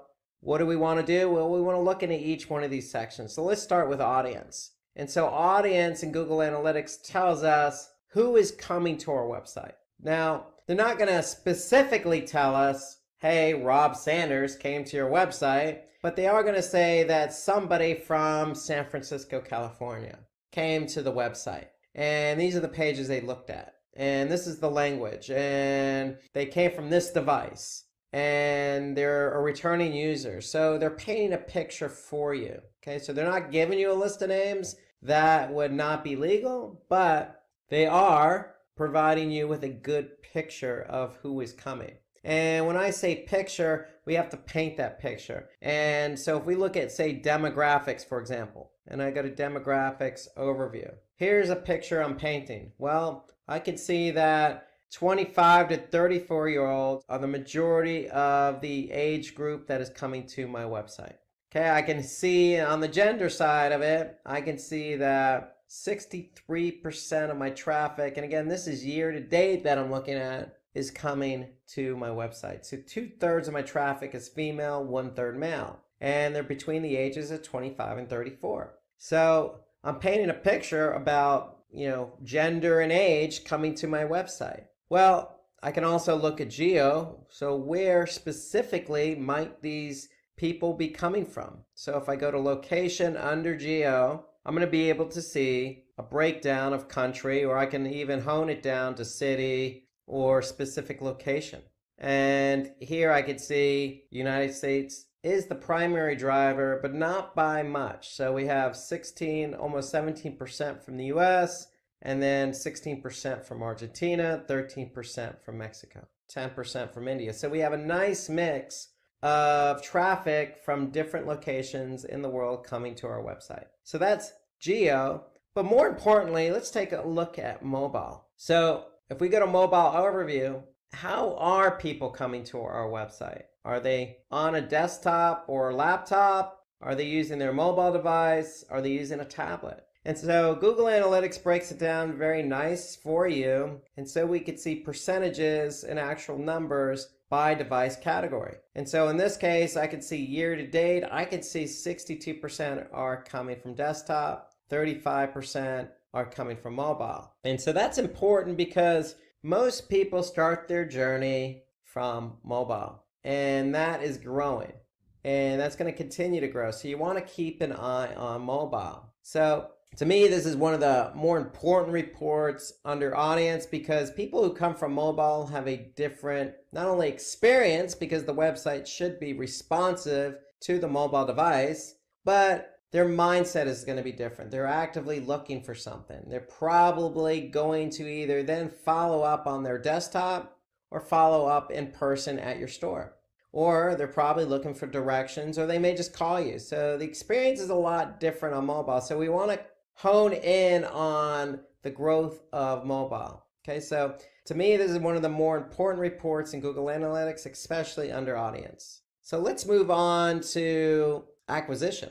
So acquisition reporting tells us how the traffic was driven to the website. So if audience tells us who is coming to the website, acquisition tells us how that traffic got to the website. And so really what you want to do is get a sense of what channels, what marketing channels are driving traffic. So remember we talked about organic search. Well, those search engines are indexing your pages. Well, how much of that traffic from the search engines is actually coming to your site?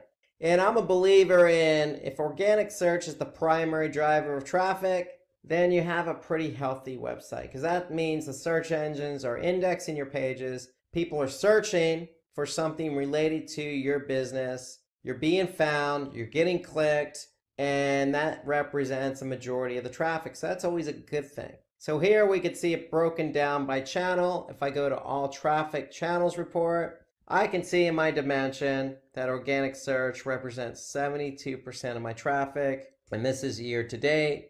Then I can see paid search, then I can see direct, which means somebody went directly to the site. I can see referral, email, social, then I could see more paid search broken out. So these are the different marketing channels. Now, analytics allows you to look at a specific source and medium. So the source would be the actual website or search engine, and the medium would differentiate how that traffic actually got to the site. So if we're talking about a search engine, did they come to the site via paid search, or did they come to the site via organic search? And so all we need to do is change our primary dimension from default channel grouping to source and medium, and we can see specifically the breakout of the different sources and mediums driving traffic to the site. So here I can see Google organic at 71%, and then Google CPC or cost per click at 16% of our traffic. So then I can look down, I can see email in here, Bing organic, I could see some referring sites, I could see some social in terms of mobile Facebook. Okay, so we could see a mix of the different sources and mediums driving traffic to the site.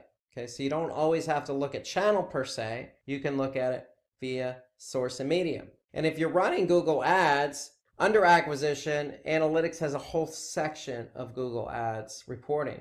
So if you're running campaigns on Google Ads, remember we looked at the keyword planner in Google Ads. So if you're running campaigns on Google Ads, you can certainly see the performance of those campaigns just by clicking on campaigns. We can also see campaigns, other campaigns that we're running. So remember that UTM tracking that we set up for email? Well, we want to be able to track the performance of email and any other non-Google campaign with UTM tracking. So when we do that, we'll be able to go to campaigns, all campaigns, and we'll be able to see the campaign performance. If we look at source and medium, we'll be able to see what campaigns drove traffic to the website. So here I can see vertical response email as a driver of traffic. So that's the campaign reporting. And then also if you have Search Console. So we looked at Search Console earlier when we talked about SEO tools. Well, remember I said you can link up Search Console with Google Analytics. Well, here's Search Console,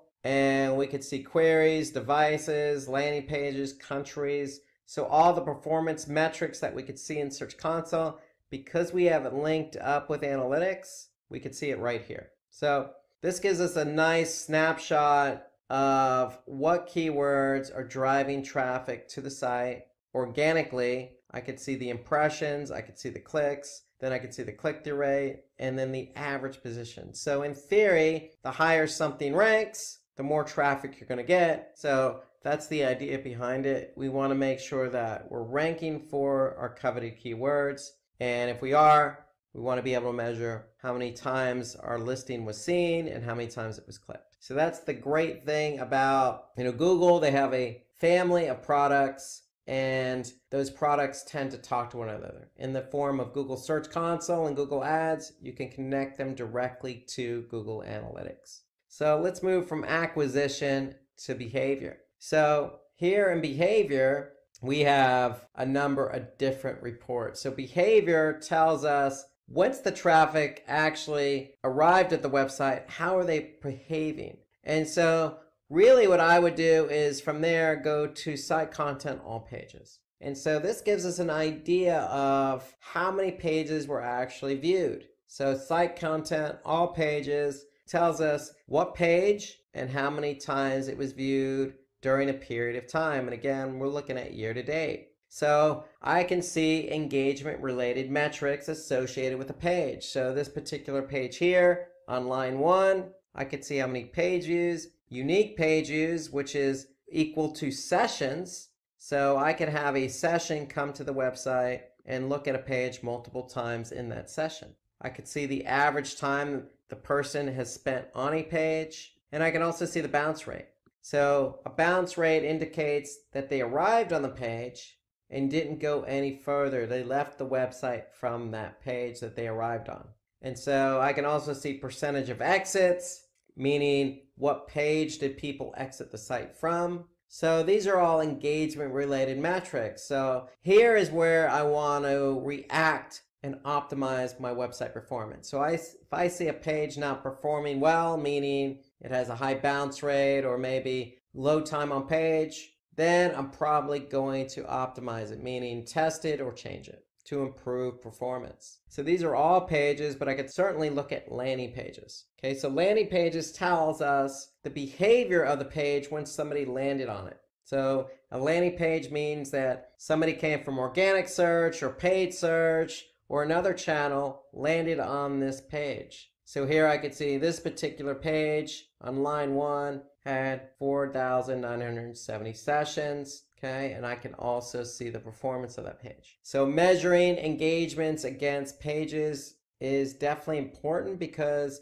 page isn't performing in terms of bounce rate or time on page, then we want to be able to make changes to that page to improve performance. Okay, there are some other great reports under behavior. So we want to go to site speed. We want to look at how fast or how slow our pages load. So this is important from an SEO perspective, because if a page isn't loading very fast, then chances of it getting ranked in Google are not very good. So Google's organic search basically takes page load time seriously. So if a page doesn't load very fast, then we need to be able to fix it. So we can go to page timings. I can get a good sense of the average page load time of a particular page. And what Google does here is under speed suggestions, they actually will give me some ideas and speed suggestions on how to address a page that's loading very slow. And so when we load up the speed suggestions report, what Google does is say, hey, we know that this page is loading very slow.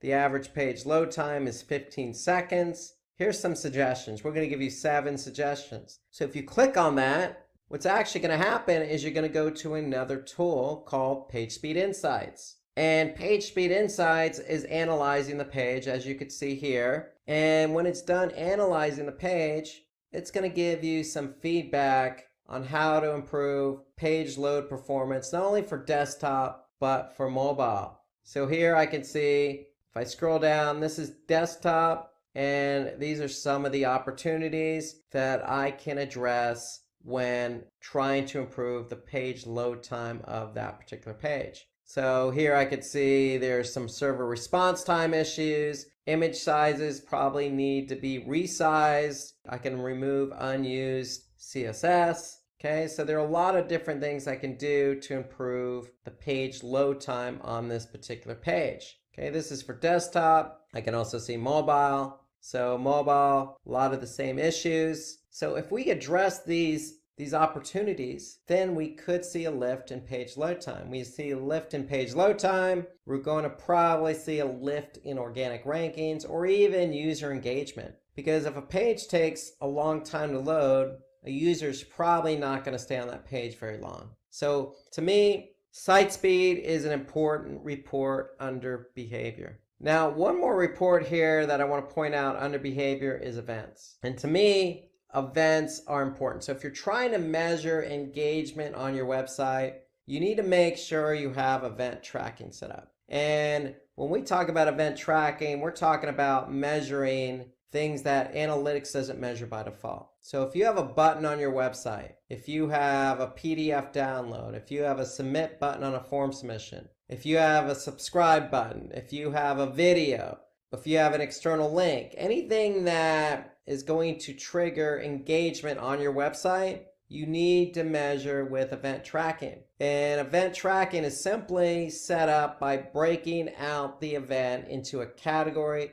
an action, and a label. And so here we could see for our particular website, we have categories already set up for event tracking. So here, for example, I can see on line 6, video. I can see how many people actually watched our video. Okay, so here's the action, video start. Okay, so over this period of time, I could see I had 49 unique events, 50 total. So that's how many people actually watched the video. And you can always revert to label, and that'll tell you what page people watched, in this case, the video. So event tracking is important because we want to be able to measure engagement. So if you go to events under behavior and you don't see any events listed, you probably need to get that set up, and that is set up through Google Tag Manager. So what you want to do is you want to be able to set up your events through Google Tag Manager, which is another Google platform, but you certainly want to do that. So that's where you set up your events. When you set up your events for your website with a category, an action, and label, you'll be able to measure those events in analytics under behavior, under events. And the important thing here is you'll be able to measure engagement. So I'll be able to see how many people came to the site and how many people clicked on a button, downloaded a PDF, submitted a form, played a video, did whatever we wanted them to do.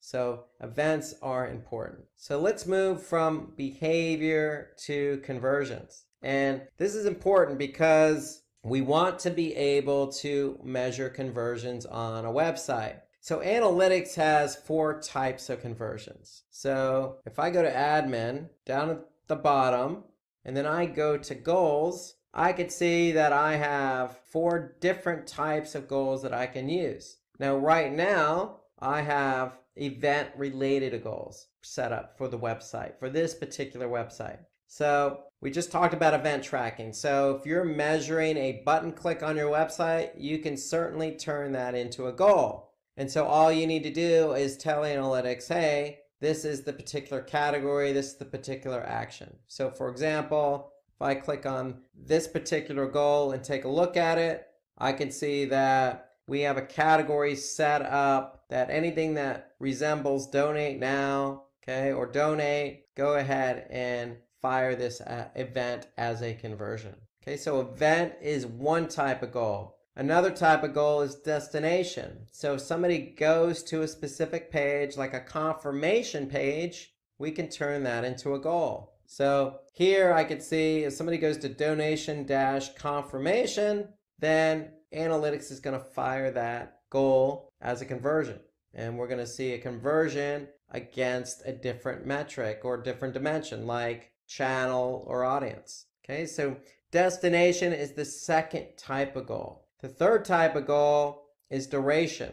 So how long did somebody stay on my website? So in this example, if they stayed at least 1 minute and 30 seconds or more, then analytics is going to count that as a goal conversion. Okay, so duration is the third type, and then the fourth type is pages per session. Okay, so if I look at this example here, if a user came to my website and looked at more than 3 pages in that particular session, then analytics is going to fire a goal conversion. So 4 types of goals. You don't have to set up all 4 different types. My recommendation is at least have 1 goal set up. If you're not sure what goal to set up, then at least set up a duration or pages per session. Okay, so at least you can measure how long somebody stays on your website or how many pages they went to. Okay, so when you actually do have these goals set up, you can go back into conversions, we can go back into goals, we can go back into overview,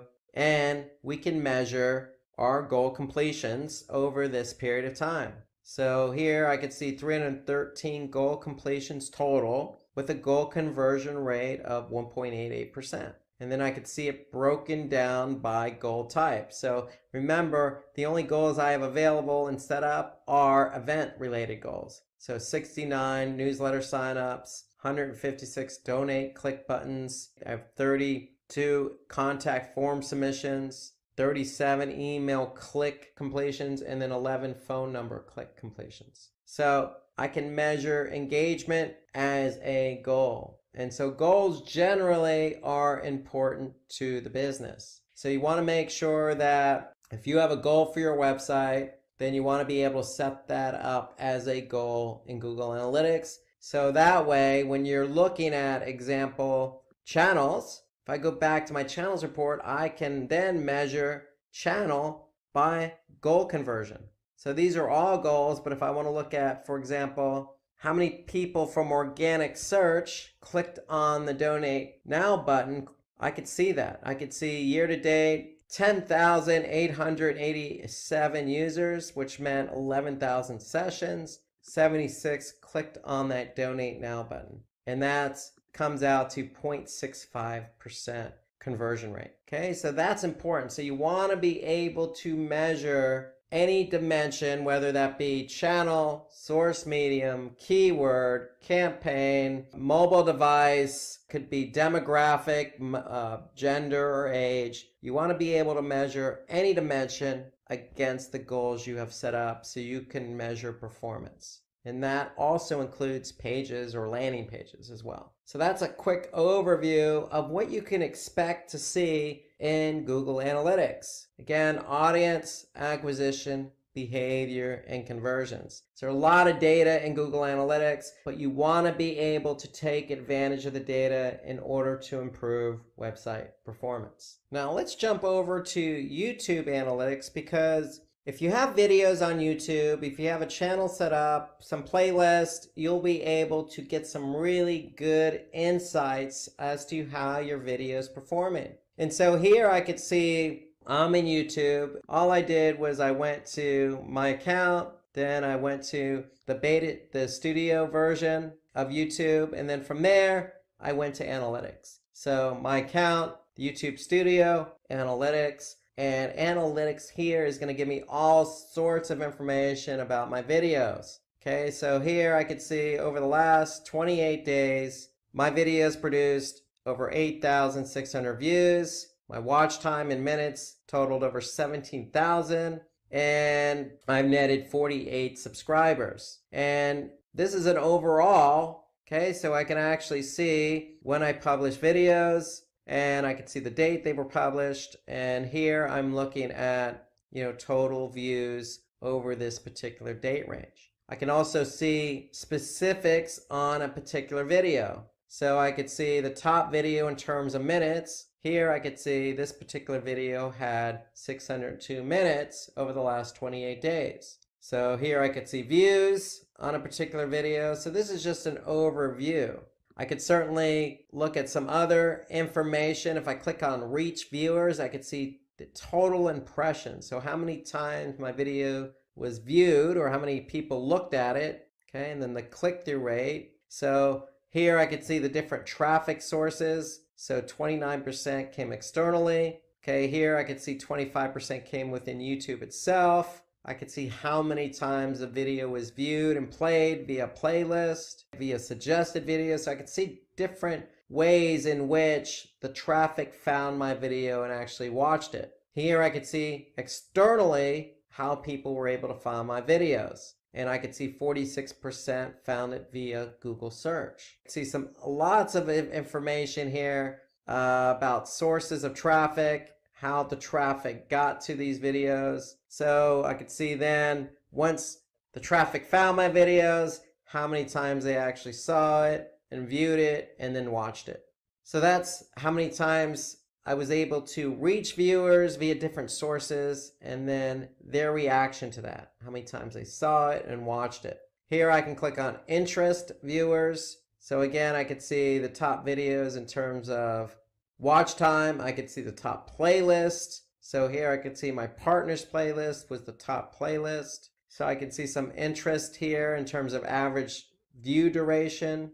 And then here we have build an audience. So we can look at specific audiences if we have them built in YouTube to see how many people actually watch my videos. So here I can see 88% of the people who watched my videos over the last 28 days were not even subscribed. So that tells me a lot of people are finding my videos, spending some time watching them, but they're not subscribed. So we're trying to get them to subscribe to our channel so they can watch more. So a lot of information here in YouTube itself about how our videos performed. Again, this is good insight, because ideally what you want to do is you really want to take a look at a specific video, see how it's performing. So if I just click on one particular video, I can actually see the audience retention over the course of the video itself. I could see the ways in which people found the video. Okay, again, externally or via YouTube search. I could see how many people liked it or disliked it. I could see all sorts of information on a particular video itself or an overview of my channel. So that's all available to you in YouTube Analytics under YouTube Studio. So take advantage of that. So if you're publishing videos on a regular basis, you want to hone in on how your videos are performing. So if you have any additional questions about YouTube Analytics or YouTube in general, take a look at our video that we created earlier this year about how to create a YouTube channel. We go into some in-depth insights into YouTube itself, especially YouTube Analytics. So take a look at that video. And if you have any other insights about YouTube Analytics or analytics in general, go ahead and put a comment below this video. So let's turn our attention to competitor spying tools. Very important to keep tabs on what the competition's doing, and there are a lot of tools out there. So when it comes to social, we can use a freemium tool like Sprout Social to listen in on our competitors. We can use another freemium tool, Social Blade. There's a popular tool out there called SpyFu. That's freemium as well. Moz, we looked at Moz earlier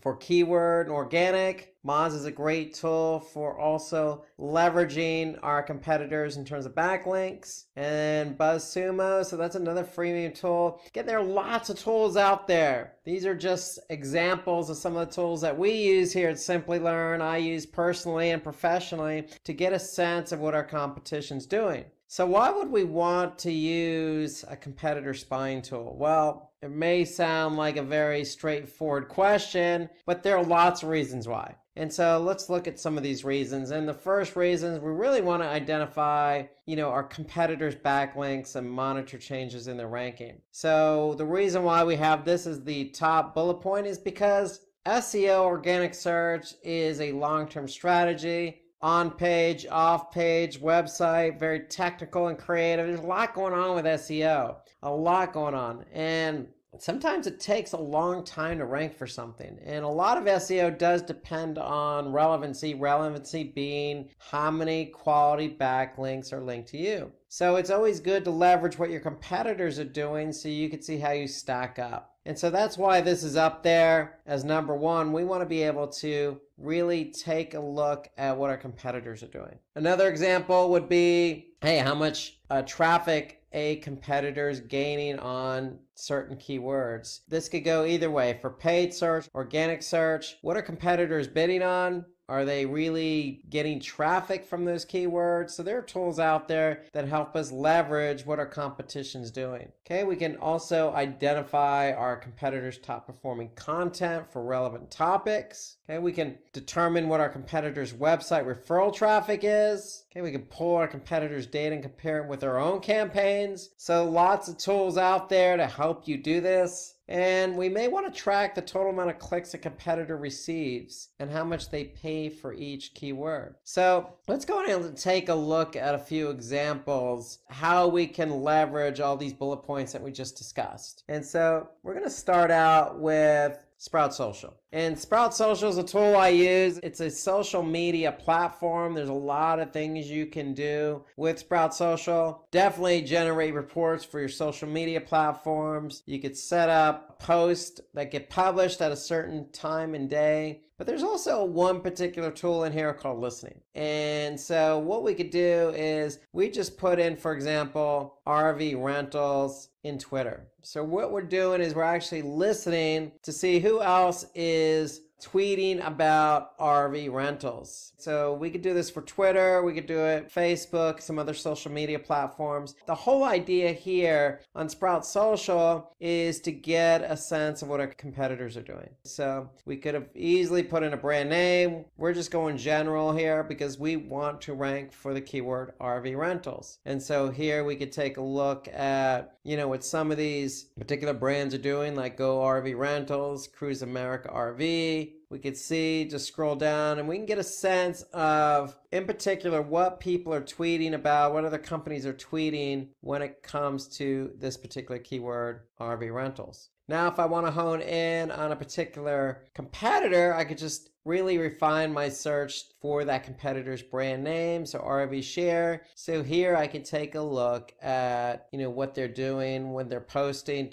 or tweeting, how long ago, the time of day, get an idea of what they're actually saying, what campaigns they're promoting. Okay, I can get a sense of everything about this tweet. And so here I can scroll down and I can see what's been shared by other people for this particular brand. And I can see a lot of people are, as an example, retweeting this particular giveaway. And so to me, it just gives me a sense in this particular example on Twitter as to what our competitors doing. Okay, let's turn our attention to SEO. So remember that first bullet point, we want to get a sense of what our competitors are doing when it comes to backlinks. And so Moz has a great tool called Link Explorer. And Link Explorer there allows us to actually compare link profiles. So for my domain, I can go ahead and put my competitors' domains in there and definitely get a sense of how many links my competitors have, external, internal. I can get a sense of the domain authority. I can get a sense of page authority, linking domains. So I can really do a comparison across my domain and my competitors' domains to get a snapshot of how I compare against my competitors. So this gives me an overview of everything I need to know organically. Now, Moz also has another great tool under Link Explorer called Link Intersect. And I like Link Intersect. I use it a lot because if our competitors really have a number of external links and domains pointing to their site, and they have a better domain authority and page authority, then I want to be able to, see what they're doing, where they're linking, who's linking to them. I want to be able to get a snapshot of why is their domain so much better than ours in terms of authority. And so the Link Intersect actually allows me to do that. So I can go ahead and put my competitors' domains in there, and then I can find opportunities. And so you just click on opportunities and you can see where my site intersects with their site.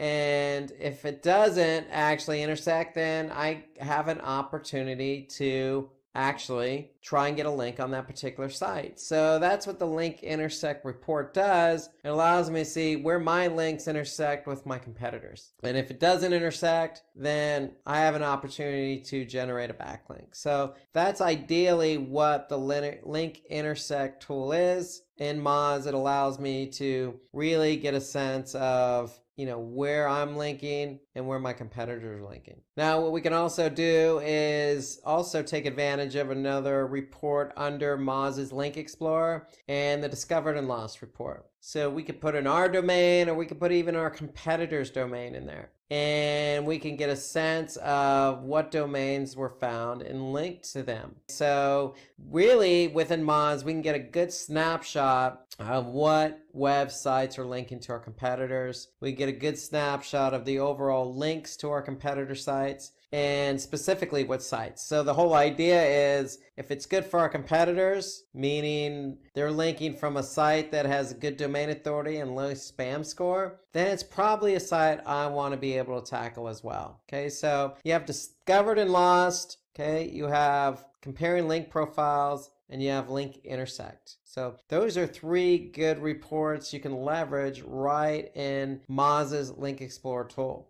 Now there's one more report we can leverage in Moz, and that's the inbound links report. And so we can go ahead and type in our competitor's domain here. And again, we can get a snapshot of what their domain authority is, page authority for the home page. But really, this is what we're after, linking domains. So this particular domain has over 9,000 linking domains. So what we can do is actually go through and see, based on domain authority, I could sort by domain authority where these pages are being linked from. And so here I can see Reddit. So a lot of Reddit here, which is a good site for backlinking, New York Times. So, there's a lot of different sites here, Washington Post. So I can get a good snapshot of my competitor by seeing every link that's pointing to them. Now, of course, I don't want to go through 9,000 links. I can really just hone in on a specific link source or link type or link state. So I can really filter it if I wanted to. I can export the report and do some further analysis. But really the whole idea here, as I could see, what URL is linking to this particular competitor site, what the anchor text is, what the page and domain authority is. So this gives me a really good insight on all the backlinking that my competitor has. And again, if I'm trying to catch my competitor, it's probably not a bad idea to look at what they're doing and even copy what they're doing in terms of backlinking. So if we're not on Reddit, then we probably need to be on Reddit, because if that's where our competitor is and they're getting good link juice from Reddit, which has a domain authority of 90, then hey, if it's good for the goose, it's good for the gander, so they say. So inbound links is just another good report you can leverage in Moz under the Link Explorer reporting tool. Now, if I want to get a good snapshot as to what my competitor's doing on search exactly, well, look no further than SpyFu. So SpyFu is another tool that you can leverage from a PPC SEO perspective. You know, from an SEO perspective, you got some backlinking data as well, just like you did in Moz. From a PPC perspective, you can get some good keyword insights. And so here, I just went ahead and typed in the domain. And what this is going to do is just give me an overall snapshot for my competitor's domain. So here, I could see, you know, how many organic keywords they're found for, the estimated monthly SEO clicks they're getting based on the volume of those keywords. Okay, I could see here the keywords their top competitors also rank for, the rank history, 12 years. So this particular domain's been around a long time. Okay, so that's on the organic side. I can flip over to the paid side, and I could see that they are doing paid search. I could see 5,000 plus keywords they're bidding on. Okay, based on that, what they're actually paying. And then I could see, you know, some of the other competitors listed here from a paid perspective and an organic perspective. I could see the shared keyword overlap. Okay, now again, you can pay for this because it's freemium and get some really good insights as to how your domain compares to your competitors. So I'm using the free version, and here the free version, SpyFu is just giving me some overall data on the specific domain I entered in. And so I entered in my competitors. You can certainly enter in your own domain to get a sense of organic keywords and paid keywords. So you can see top keywords, top paid keywords. Okay, this is Google Ads. Okay, so this is what recommendations as to what to purchase. Okay, here you could see some Google Ads history. I could see exactly what ad copy my competitor actually wrote and for what keyword. And then I could see some organic ranking history here as I keep scrolling down this overview report. So I can see for RV Rent where they rank, and then I can see inbound links just like I did in Moz. SpyFu is providing me with some insight as to,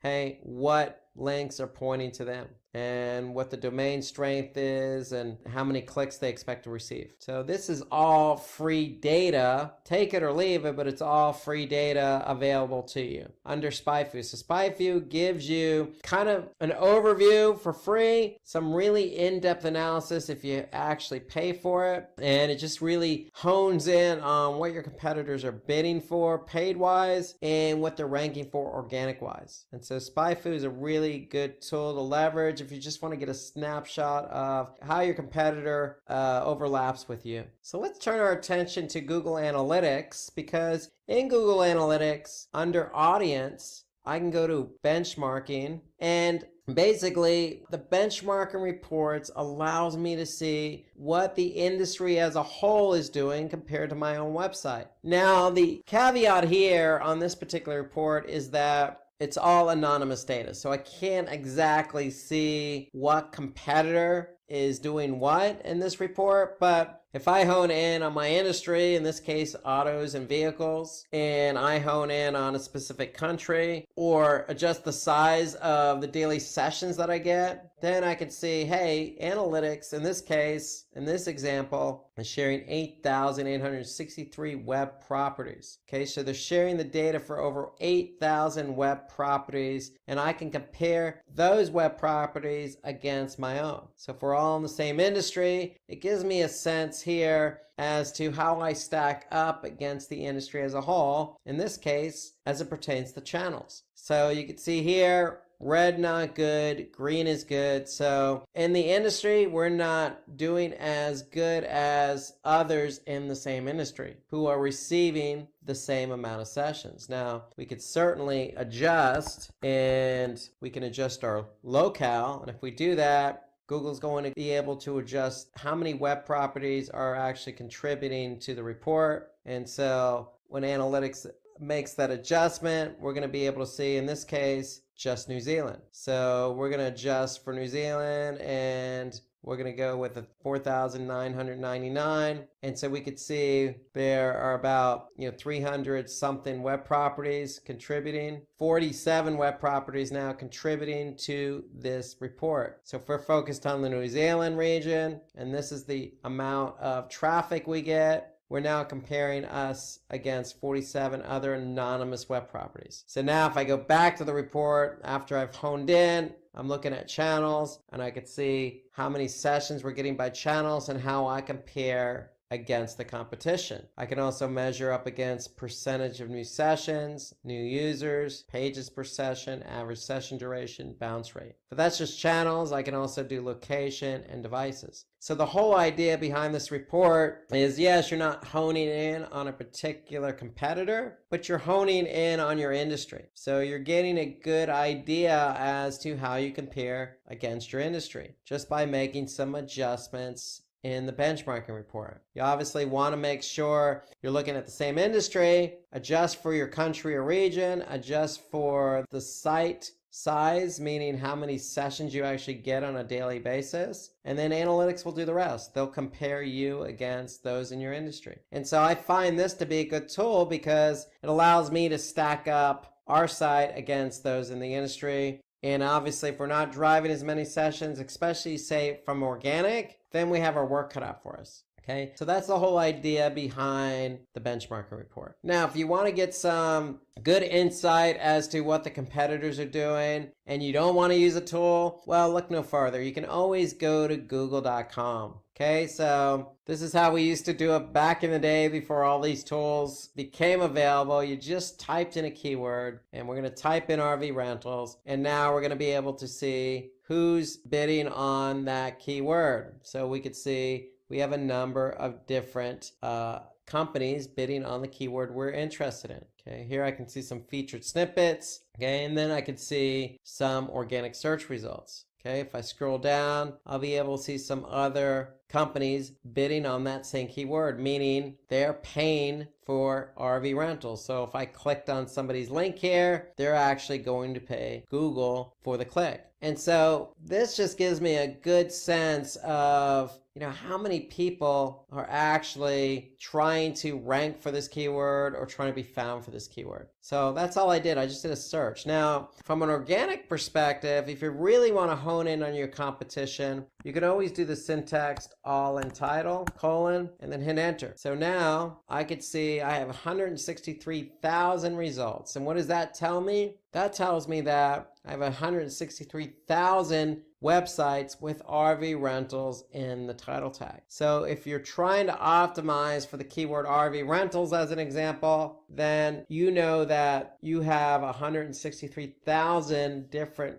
listings ahead of you that you need to jump over in order to rank for the keyword RV rentals. So using the all in title syntax and the keyword right after that actually just gives you a more accurate picture of how many sites are actually ahead of you for a particular keyword. So that's the whole idea. So if I get rid of the syntax, and you can see for RV rentals, I have 132 million, but that's not really accurate because not all these listings have the keyword RV rentals in the title tag. And title tag, if you're working on organic search, is one of the key important factors for ranking. So you need to have that keyword in the title tag. So that's the whole idea behind using the all in title syntax. It gives us a good idea as to what our competition's doing and how many sites we have to jump over to get to number one on Google. Now, if you're running Google Ads, just as we did with RV rentals, we went out there and we typed that in as a query and we saw how many advertisers there were for RV rentals. Now, if we are running our own campaigns, Google Ads actually has a good report that I really like. It's called Auction Insights. And so you can get to Auction Insights just by clicking on Campaigns, and then from Campaigns, click on Auction Insights. And what Auction Insights allows us to see is what competitors or domains are bidding on the same keywords we are. And so what Google does here is it allows us to actually see where we stack up against our competition for all the keywords we're bidding on. And so here I'm looking at year to date, and here we can see us and I can see our competitors. Okay, so I could see impression share. So if we're talking about one keyword, every keyword has 100% impression share. How much of that impression share are you getting? And when we say impression share, meaning eyeballs. When we talk about eyeballs, are we getting a majority of the eyeballs, or are competitors getting a majority of the eyeballs? So we can see our average position. I can see how often I overlap with my competitors. Okay, I could see how often I'm above a particular competitor. I could see what percentage I'm at the top of the page versus my competitors, the absolute top of page rate, and then I can see how often I outrank my competitors, and vice versa, how often my competitors outrank me. So I can see all this good insight as to what competitors are bidding on the same keywords I am. Okay, so this is if you're running Google Ads. Okay, so if you're running Google Ads, okay, you can just click on the Auction Insights report. You can find that at the top navigation just by clicking on campaigns. And by doing so, you'll be able to gain some insights as to where you stack up from a paid search perspective against your competitors. So let's turn our attention to paid marketing tools. So if you're doing some advertising on Google, Bing, LinkedIn, you probably want to work within those platforms as the tool of choice. So, if you're doing paid search on, say, googlesearch.com or display, you could be doing display advertising on, a network like AdRoll or Google, or you could be doing social media paid ads, say on Facebook. So whatever it is you're doing, you probably want to work within that platform itself to get the ideal data that you need. Okay, so here are some of the tools, some of the places you can go. Of course, if you work in Google Ads, you also have Google Ads Editor that you can leverage. Okay, and I'll show you that in a couple minutes. You have Google Ads Keyword Planner. Of course, both of these are paid if you're running campaigns. Okay, so Bing, if you're running campaigns on Bing, okay, you get all this good data that you can digest through some reporting. Okay, you also have some third-party tools out there that you also have to pay for in WordStream. Okay, so WordStream's a third-party tool that you can leverage. Bing and Google are actual advertising networks, so you would advertise on the platform itself and get all the data you need right in the platform and leverage a lot of the tools that they have available in the platform. As I mentioned, you could also use Google Ads Editor. So Bing also has their own editor as well. And as well as Facebook. So you can use an editor type version, and I'll show you that here in a couple minutes. But let's talk about why we want to use the tools in the platform itself. Well, we want to be able to monitor how our ad's performing. So which ad receives the most traffic, as an example. We want to identify keywords that are performing for us. Okay, so are keywords converting, not converting? Are they costing us a lot of money and not netting a high enough return for us? So we want to keep an eye on that. Okay, so we want to monitor our cost, okay, across different locations and devices. Not only cost, but we want to also monitor how our ads are performing across different locations and devices, keywords across different locations and devices. So we want to be able to measure by device. Okay, so we also want to analyze competitors' data. And as we showed you in the competitors section, Google, as an example, has Auction Insights reporting. Analytics has benchmarking. So Google itself does provide some information in the case of Auction Insights as to how your competitors are performing against you on Google search. So that's on the paid search side. Then you have display. Okay, so display advertisements. Okay, you're across a different network. So there are different types of networks out there. For example, AdRoll. Okay, you have Criteo. Celtra is another paid version of or paid tool you can use, and Wide Orbit. So these are some of the paid marketing tools you can leverage. Of course, I like to stay, if I'm advertising on Google, I like to stay in Google Ads and measure my display performance that way. But if you're on AdRoll, for example, then you want to leverage AdRoll's reporting platform and some of the tools they have to offer. So if we look at display, why do we want to leverage some of these tools? Well, just like search, for example, where we want to look at keyword and ad performance, same kind of concept here. We want to be able to monitor whether we have the right keywords and right customer engagement. So when it comes to display, we want to be able to make sure we're choosing the right audience. Of course, that means looking at not only audience insights, but our target insights as well. Are we reaching the right audience when it comes to display? And Google has a good breakdown that I'm going to be able to show you here in a couple of minutes. Okay, so we want to improve our campaigns by monitoring our competitors' display ads as well. So there are tools available that'll help you do that. And that's on the display side. And if we look at social, okay, what tools can we use on social? Well, you got Facebook Ads Manager, okay, you got Ad Espresso, Quaya, Tweepy, you got all these cool paid search tools. Again, I usually stick with where I'm advertising. So if I'm advertising on LinkedIn or Twitter, I'm going to leverage that platform. But just know that there are other tools available for you. So with social, like display, it's all about targeting our audience. So for some of the tools like on Facebook, we can review and relaunch our ad campaigns based on target audience. We can measure conversions and gain insights in this example about Facebook users. How are our users interacting with our ads? And then we want to target people based on their activities, such as purchase intent, device usage, travel preferences, etc. So social allows us to do that. And then with Facebook as an example, we can monitor any A/B test we run.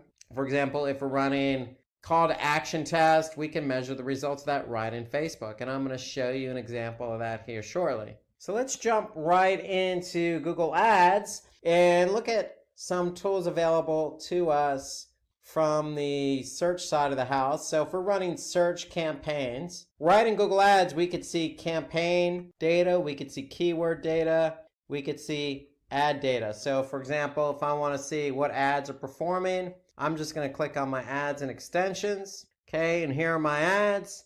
And now I could see what ads are performing in terms of clicks, click-through rates, etc. And so that way I can go ahead and pause ads, activate ads. So that's right here in the Google Ads platform itself.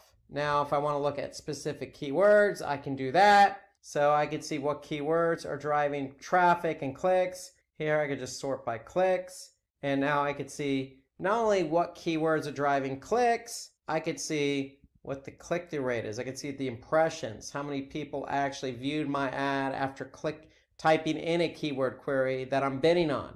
I could see how much I've paid by keyword. And more importantly, I want to be able to see conversions or conversion rate. And then with Google Ads, you have quality score. So we want to be able to measure quality score. So this is Google Ads keyword reporting. And so the great thing about the keyword reporting is that there's some other features available to me here. So here I can add negative keywords, okay, just by clicking on negative keywords. I can also see a search terms report. And so when it comes to search terms, I can actually see what specific keywords people typed in. And based on the keyword that somebody typed in as a query, I can see what match type triggered that particular ad. And so if I see a keyword query that I don't particularly care to be shown for, or want my ad shown for, then I can go ahead and just select it and I can add it as a negative keyword. Okay, so that tool is available to you right in Google Ads. Okay, and then you have the auction insights. So we reviewed the auction insights when we're looking at competitive analysis. And so here, if we look at the auction insights, we'll be able to adjust our date range, and we'll be able to see basically, who else is bidding on the keywords and what their impression share is, what their average position is, what their overlap rate is, position above rate, top of page, absolute top of page right now, ranking share. So once Google has data, then they'll be able to share that information with you. Okay, so that's just keywords, but there's a cool tool that I really like, and I leverage it for SEO and pay-per-click, and that's Google's Keyword Planner. So if you click on Tools, and then you can click on Keyword Planner, we'll be able to leverage the Keyword Planner. And the whole idea behind the Keyword Planner is, do we want to discover new keywords? Or for the keywords we have selected, we can get volume and forecast on that. So here, let's type in a keyword, mail delivery. And if I click Get Started, okay, so Google's going to give me some other keyword ideas, and they're going to give me what the average monthly searches are for that keyword. They're going to let me know the competition. They're going to give me a range in terms of how much I can expect to pay for that keyword. So if I happen to click on that keyword, I can add it to a plan. And then once I've added to a plan, then I can go ahead and look at that plan and measure what kind of volume I'm going to get and how much I can expect to pay. So now once I've added my keyword to that plan, I can go ahead and see how many clicks and impressions and costs and click-through rate and average cost per click I can expect to spend. So, and this is based on a maximum CPC of $2. So I can go ahead and adjust my plan accordingly if I want to, in order to see basically how much I can expect to spend.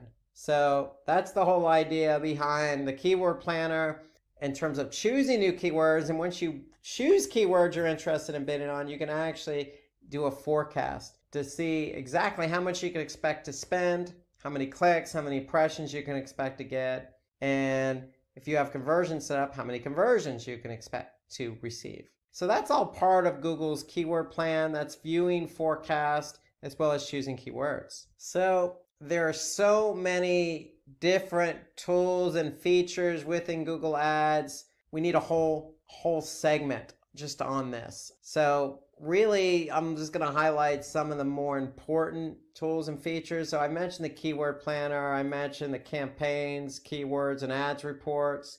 Another thing I would look at in Google Ads, again, we mentioned this as one of our key defining why would we use it bullet point, and that's because of devices. So we mentioned devices. Why would we use Google Ads reporting tool? Because we want to look at devices. And we want to be able to see what devices are driving traffic from what campaign.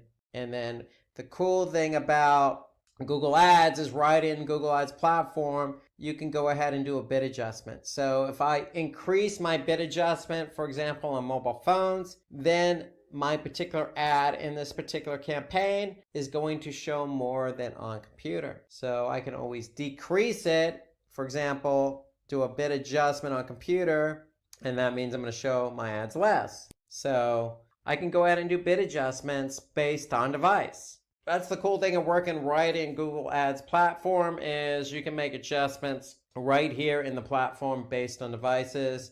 Well, you also have locations too. So we mentioned that as one of the reasons why we want to use some of these tools. And if I see a particular location I'm not interested in advertising, well, I can always select it and I can always just pause it or remove it. So, or I can change the bid adjustment on a location as well. So I can make a lot of different changes right in the Google Ads platform. For those seasoned in search advertising, paid search advertising, especially on Google Ads, you can always use Google Ads Editor. All you need to do is just do a search for Google Ads Editor. You can download it. So basically what Google Ads Editor is, it's a tool, it's a software that you work with your campaigns on locally. So you're making changes to your campaigns on your computer. And basically when you're done making changes, you can always upload them to Google Ads.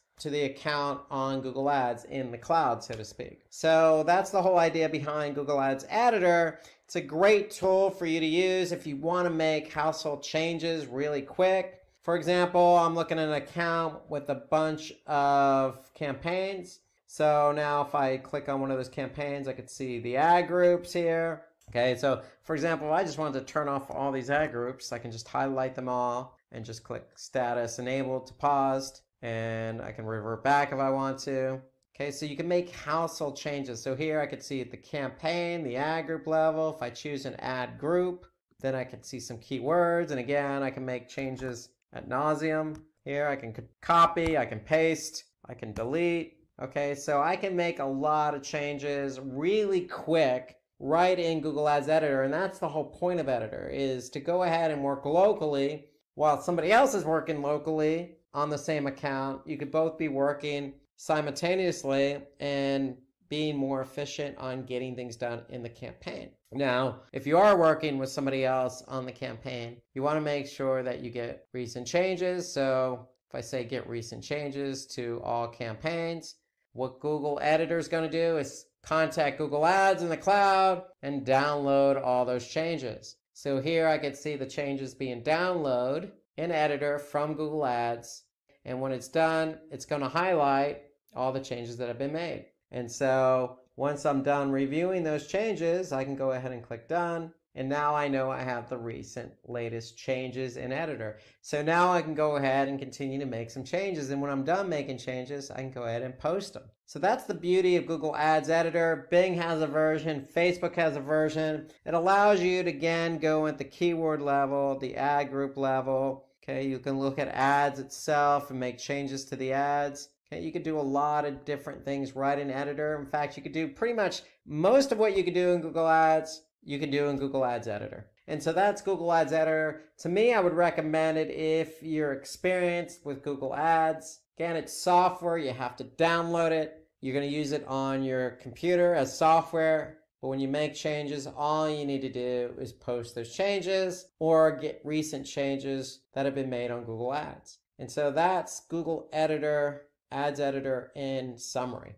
Now let's go back into Google Ads and talk about display advertising, because display is a different network, but the platform's still the same. And some of the same tools are available from the search network as well as for the display network right in Google Ads. So if I want to take a look at a campaign and ad group on the display network, I could just click on that ad group and I can look at the ads that are running for that particular ad group on the display network. So here, the difference being on the display network is you can use image ads. On the search network, you can only use text ads. So here I can look at image ads and I can see how they're performing. In fact, you could even go a step further and use responsive display ads. So Google has responsive display ads, meaning it's going to respond to what's performing best. Okay, and so now I can see clicks, impressions, click-through rate, etc. right on my ads and extensions report in Google Ads platform. Now, this happens to be a retargeting campaign. So if we click on audiences, we'll be able to see what audiences we're targeting here. Okay, so when this report loads, when you run retargeting campaigns, you're targeting a specific audience. And so we want to be able to see, okay, of the audiences we have set up, what audience is performing best. Okay, so here I can see a breakout by audience. Again, I can see the same metrics I could see on the search side. I could see clicks, impressions, click-through rate. More importantly, I want to be able to measure conversions. Okay, so that's the whole idea when you're in these platforms and you're paying for ads, is you want to be able to measure against conversions, and you can also measure against cost per conversion, conversion rate. Okay, so those are some key metrics to measure up against, whether it's audience, keyword, ad, whatever the dimension is. So here on the display network, we can get a sense of demographics. Okay, so unlike the search network, the display network allows us to see demographic data. And so now I could see an age breakout or an age range breakout that Google provides us. And I could see again, based on the age range breakout, which age range has the most clicks, impressions, etc., including conversions. So you also have the opportunity on the display network to add keywords, you have the opportunity to add topics, and you have the opportunity to see placements or run placements. So here, if I click on where ads have shown, I can actually see where my ads have shown up for this display campaign. And Google Ads allows you the ability to go ahead and you can exclude it from the ad group or exclude a specific placement from a campaign. So you could take action on a specific placement. And I can see the type of placement, whether it's a mobile app, whether it's a site. I can go ahead and see exactly where that placement was. So that's the placements report. You have demographics, you have audiences, you have keywords, you have all these different reports available to you on the Google Ads platform. So before we jump over to social media, paid search advertising, I just want to remind you, we do have, a nice tutorial on Google Ads. Okay, so take a look at the Google Ads tutorial we have set up on YouTube. Okay, if you search for Google Ads tutorial 2019, this is a good tutorial on everything related to Google Ads. So check out this video because in today's webinar, we're just mentioning tools across the board. And if you are advertising on Google Ads, as most people do,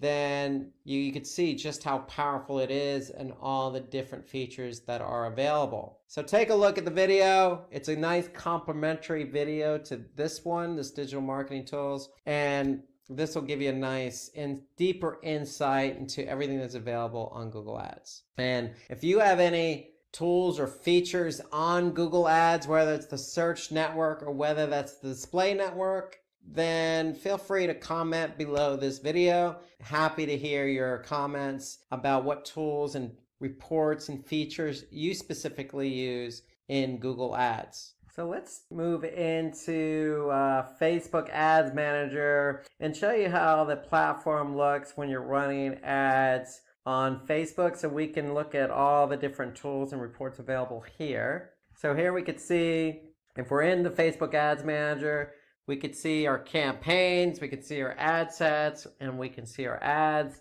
So just like on Google Ads, you have left side navigation so we can drill down. So if we want to see ad sets, for example, we could just click on ad sets that are showing up in this particular account. And here we can see we have 2 ad sets that are live.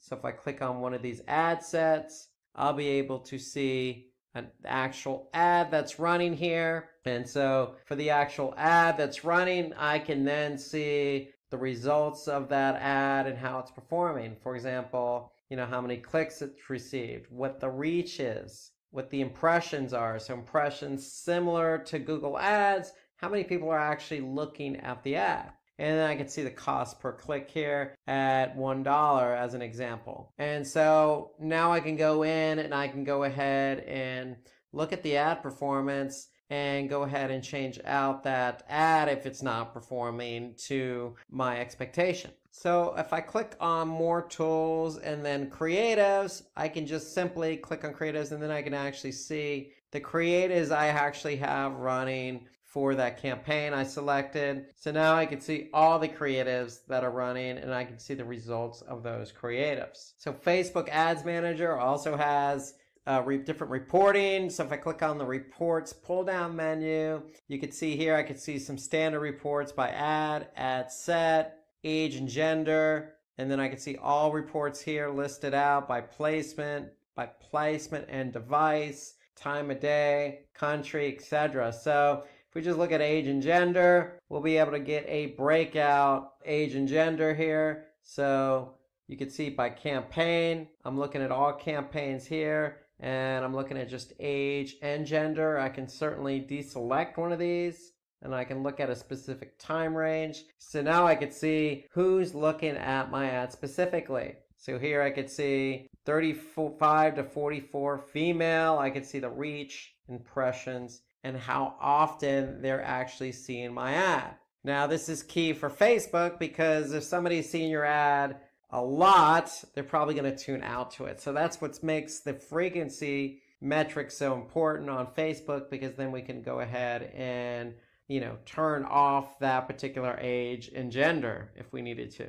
And we could see how much we spent. So this just gives you some idea of the type of reporting that's available in Facebook Ads Manager. Now, the great thing about Facebook reporting in Ads Manager is, I can group or ungroup my dimensions if I needed to. I could change the view and arrange columns. I can get rid of columns just as you would in Google Ads reporting. Very similar stature here. So I have a lot of flexibility here on how I review the reports. You got different metrics that you could pick and choose as well. Okay, and you got lots of different flexibility when you're looking at the reports on how your campaigns are performing. Now here I can pick and choose. I can choose campaign, ad set, ads, objective. Again, I can choose different demographics. So I have a lot of options available to me in terms of how I want to, view the performance of my campaign, view the performance of my ad set or my ad. Now remember, if you're in Facebook, you can always go in and edit the campaign. You can edit the ad set. Remember, in the ad set, that's where a lot of your decisions are going to be made, including how you want to drive the traffic, okay, what your budget is. Okay, you can basically choose your audience here. So you're going to be able to choose what type of campaign it's going to be. And based on that campaign, you're going to go ahead and choose the kind of audience you want to focus in on. You're going to be able to choose the location, the age range, the gender. So all of this is going to be set up in the ad set or the campaign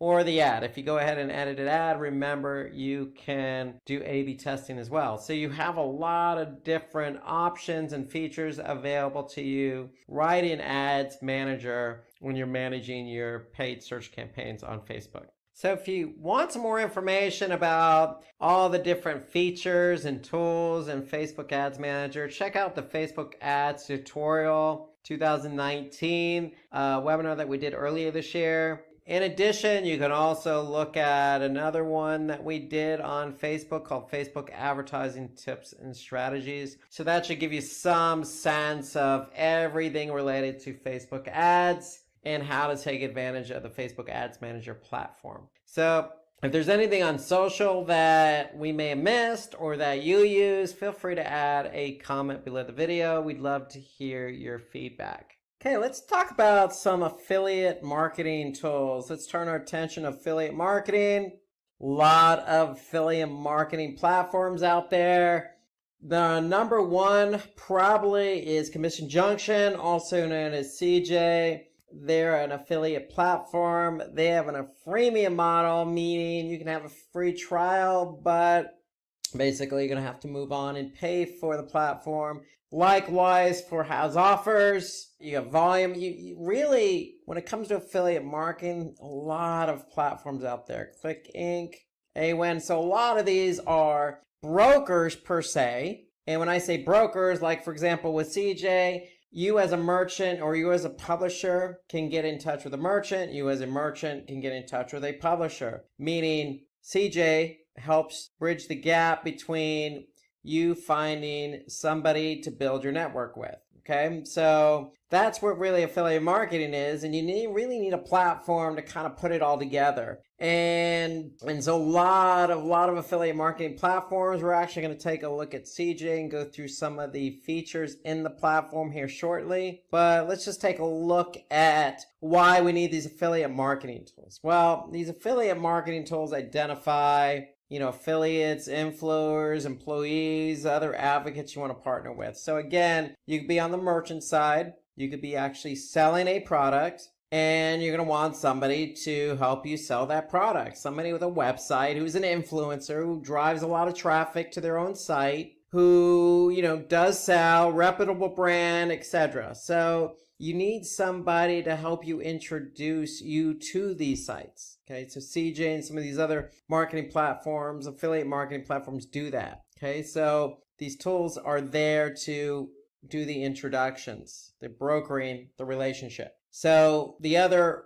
benefit here is you can contract with affiliates and track the traffic and conversions. Well, what do I mean by that? Well, if you do use CJ.com, by no means am I only endorsing that platform. There are plenty others out there. But whatever platform you use, you're going to want to be able to set up terms and conditions with that particular affiliate. So you could set up a terms and conditions for, say, 10% off all sales, as an example. Okay, well, you're going to need a platform that will help you broker that contract. Okay, contract terms or program terms. Furthermore, you're going to need a platform to help you track, hey, is this affiliate helping me drive traffic, or is this affiliate driving traffic to my products, and is this affiliate helping me sell? So these platforms help you do just that. Okay, so you can gain high website rankings with the help of your affiliate, meaning that, hey, your affiliate can be promoting your product, and if they're promoting your product, you have a chance to show up via paid search, organic search, off other websites, so social. So you have a lot of benefits to working with affiliate marketing in itself, and the tools available will help you gain website rankings as one example. We want to be able to track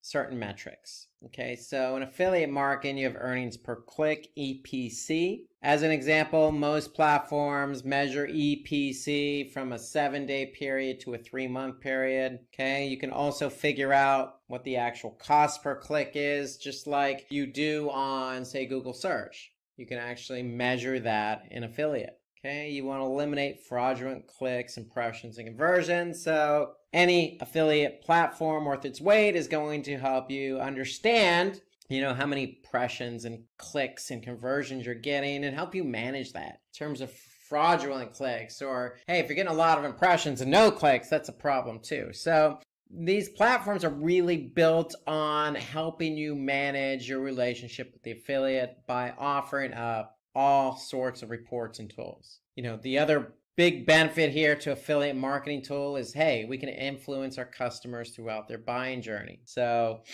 we could set up different promotions based on, hey, did somebody go to the website? Did somebody see our product? Did somebody click on our product? Did somebody go into the shopping cart with our product? Did somebody purchase our product? So there's all sorts of steps in the funnel, so to speak. And hey, you can work with an affiliate, a publisher, to influence your customers throughout that purchasing funnel, throughout that journey. So let's go ahead and log in here. So when you log in, like any other digital marketing tool, any other platform, you're going to have your own settings and whatnot. So really the whole idea behind any affiliate marketing tool is really there to manage your publishers. Who do you want as a publisher? Who do you want selling your product? You obviously want somebody who's relevant, somebody who's going to be able to sell the product, somebody who has a targeted audience that's similar to yours. Okay, so we go into cj.com, we're going to log in, and here you can see a publisher's link. So we're going to click on the publisher's link. And remember,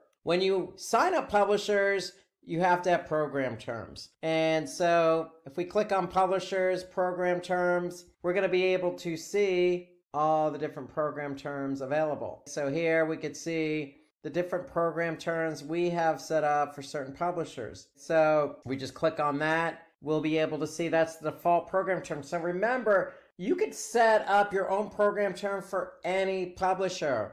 So as a best practice, if you have publishers who are actually performing well, who are selling your products, maybe you want to offer them a little bit more on the commission side. Maybe you want to sweeten the deal. Maybe, these publishers get better program terms versus, say, other publishers who don't. And so here we can see the program terms. Basically, you could see what the terms are, the action, and the different policies here. So everything you need to do to manage that publisher in terms of payment is done under the program terms. Now, if the program terms are met, the publisher actually sells your products. CJ is the broker. They're the ones who are going to initiate the payment based on the program terms. So be careful on the program terms. You want to be able to set them appropriately. CJ has templates. CJ has some default program terms that you could use and offer up to different publishers. So based on the program terms, that's how your publishers are going to get paid.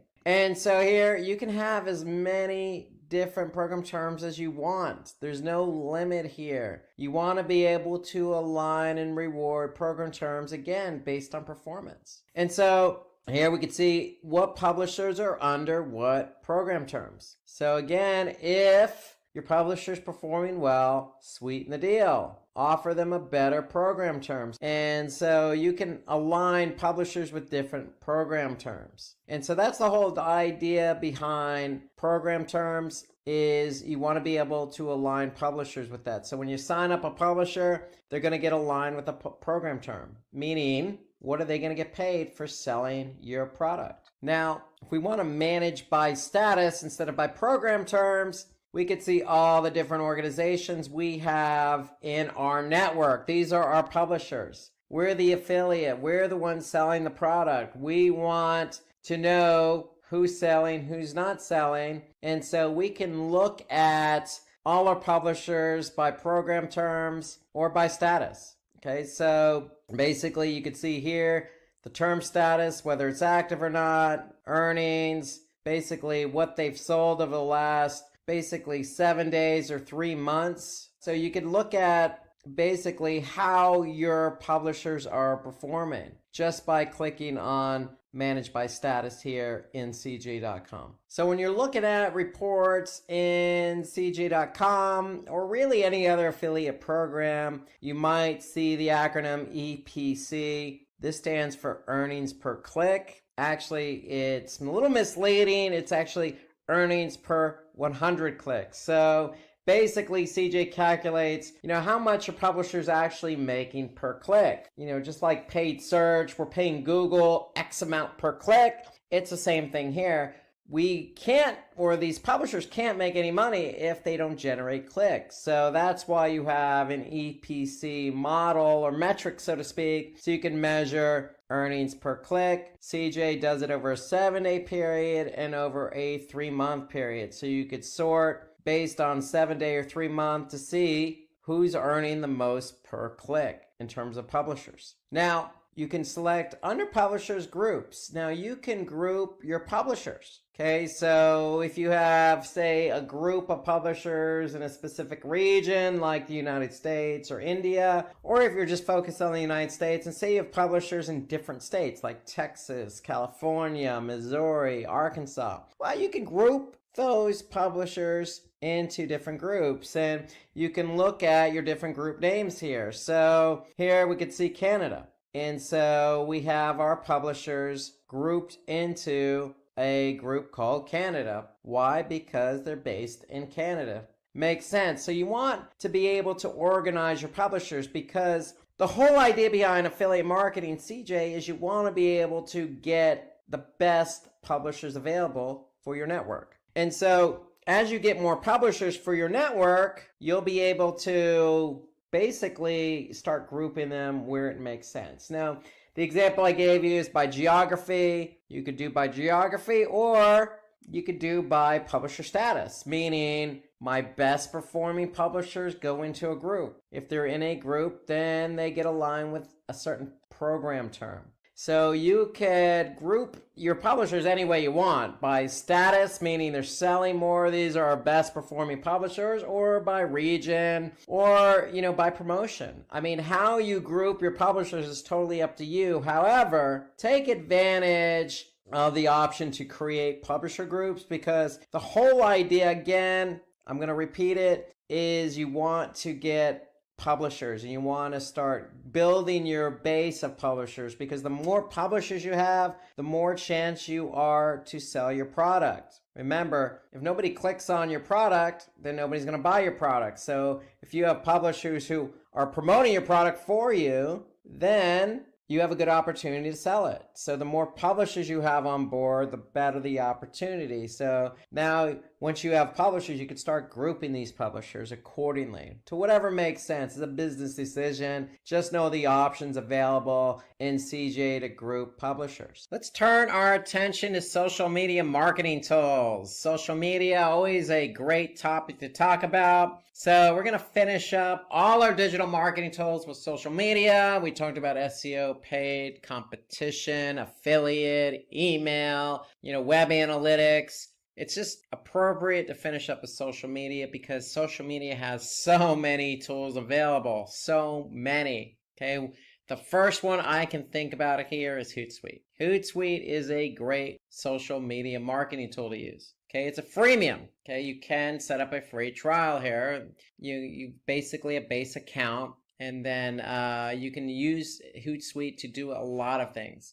Anything from setting up landing pages to actually publishing content to listening. Hootsuite, to me, is one of the most powerful social media marketing tools available. You got Buffer. Buffer is a paid version, but you can actually set up a low cost or free account actually on Buffer and then move to a paid account. Okay, you got TweetDeck, it's been around a long time. That is actually free, and I would recommend TweetDeck, and we're going to take a look at that here in a couple minutes. Okay, and then you got Sprout Social. Sprout Social is another social marketing platform similar to Hootsuite. Do a lot of reporting, a lot of publishing, a lot of listening. And so we're going to take a look at Sprout Social today as well. Before we do that, let's go over why these tools are important to us. From a social media perspective, you're pumping out a lot of content. So you need to be able to smartly, efficiently, schedule and manage your post. Okay, so you're not just working likely with just one platform like Facebook. You're probably on a number of different platforms. Depending on your business, depending on your bandwidth, depending on what you're selling, your products, etc. Your audience obviously has a lot to do with it. It could be Instagram, Pinterest. You want to be able to consolidate all that and manage it in one place. And that's what social media marketing tools do.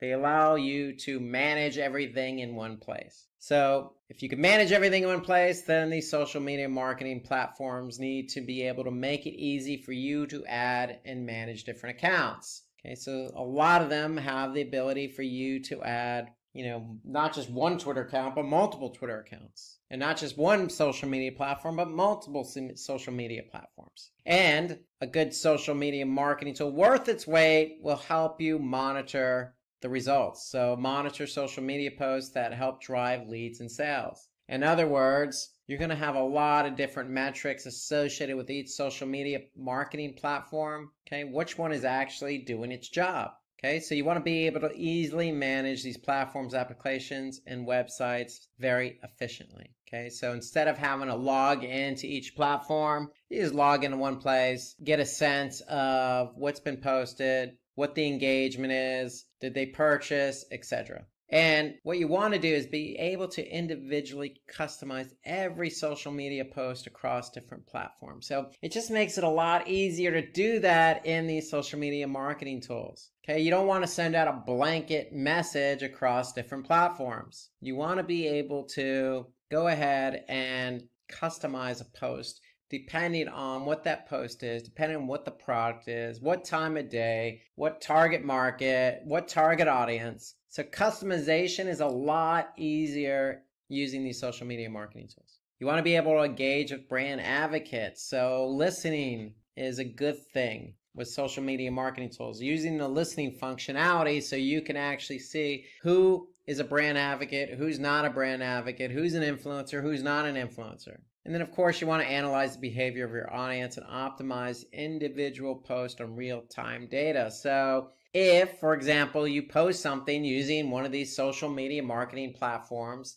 and you see it go viral, then you want to be able to react to that in real time. So you're going to be able to see that in real time on these social media marketing tools, these platforms like Sprout Social and Hootsuite. And then you're going to be able to react to that behavior. And then, of course, monitoring website traffic and conversion rates, that's key. We always want to monitor conversions based on our KPIs, our business goals. So there are also a few important digital marketing tools that can help you in different ways. Okay, so without further ado, let's jump in and take a look at what's available in terms of social media marketing. So just a quick reminder, if you are running ads on Facebook or you're posting on Facebook as an example, or any platform in general, that platform's going to have its own metrics, if you will. So for example, Facebook has something called Facebook Insights. So you'll be able to actually see, what's been posted based on, the last 7 days. In this example, how many page views you're getting, engagements, recent posts. So just to let you know, yes, you can go into any one of these platforms on its own and look at metrics. Just like you can do if you're running Facebook ads. Hey, you can go right into Facebook Ads Manager and view data there. Okay, so the whole point here, though, on using a social media tool is that you can measure all that in one place. So if we log into Sprout Social, I can set up these accounts right into Sprout Social. So I don't have to log in Twitter individually or Facebook individually. I can link them up all within Sprout Social. And then I can go to reports, just like I can with Facebook Insights. And then once I'm in Sprout Social reporting, then I can go ahead, just like I can in Facebook Insights, except it's all right here for me. I can jump into, Facebook and dig a little bit deeper as to what's going on with my account. So I don't have to log into Facebook directly. I can see, the impressions, the engagement, the clicks over a period of time. I can see my audience growth. I can see my publishing behavior, how often am I publishing. I can see the top post individually. I can see impressions by day. A lot of this same material, same information is already in Facebook Insights. So if it's available in Facebook Insights, you're definitely going to have it available in a tool like Sprout Social. So you want to be able to just efficiently log in and jump from one platform to the other. So here, I can go to Instagram, and look at Instagram data, or I can look at Twitter information. So you want to be able to efficiently jump from one platform to the other using, in this example, Sprout Social. Now, as I mentioned, as part of one of the benefits of a social media tool is that you can publish content. You want to be able to publish content because you want to be able to organize and schedule accordingly. You don't want to be submitting and publishing content right after one another. Okay, you want to be able to spread it out efficiently and effectively. And so here we could see, we could publish and schedule content accordingly. So all we have to do is click compose, select a profile, write whatever we need to do. We could schedule it for tomorrow at a specific time. And there you go. Voila, scheduled. So this is on Twitter. Okay, so, we could choose another platform here. It's just that easy to schedule. So you want to be able to schedule accordingly because, again, when you schedule something, then you want to look at the behavior of it. So it's just as simple as going from publishing to reporting. And then based on when something got published, you could see the reaction of it and react to it. So another thing here that I like about Sprout Social, Hootsuite, a lot of these other platforms do it really well. You got listening tools. So you can listen in on conversations that are being had. For example, mail delivery. If we do mail delivery on Twitter search, we'll be able to see what's been tweeted about mail deliveries. If that's the business we're in, we can refine our search and choose a specific location, a radius to hone in if we're local. Okay, so this is Sprout Social's example of listening. Here, let's take a look at another example. I'm in Later.com. So Later, very similar to Sprout Social in that it does a lot of the same things. You can actually schedule content on a particular platform. And one thing I like about Later here, you can actually see it visually. You can see a calendar and what's been scheduled. So I could see today I have something scheduled at 1:15 local time. And again, I have 5 profiles set up for this account. So I can pick and choose the profile that I want to publish to. So it just makes it that much easier and I can visually see it. And that's important. So here I can click on media library. So the one thing about Later.com is that, you have a library of images that potentially you can reuse. So if I click on this image here, okay, I can get a sense of when it was used and I can view it on a calendar. I can add a label for it. So that's another benefit to Later, is that they have this media library here. They have conversations. So I can actually connect to a platform and listen in on conversations that are being had, similar to the listening tool in Sprout Social.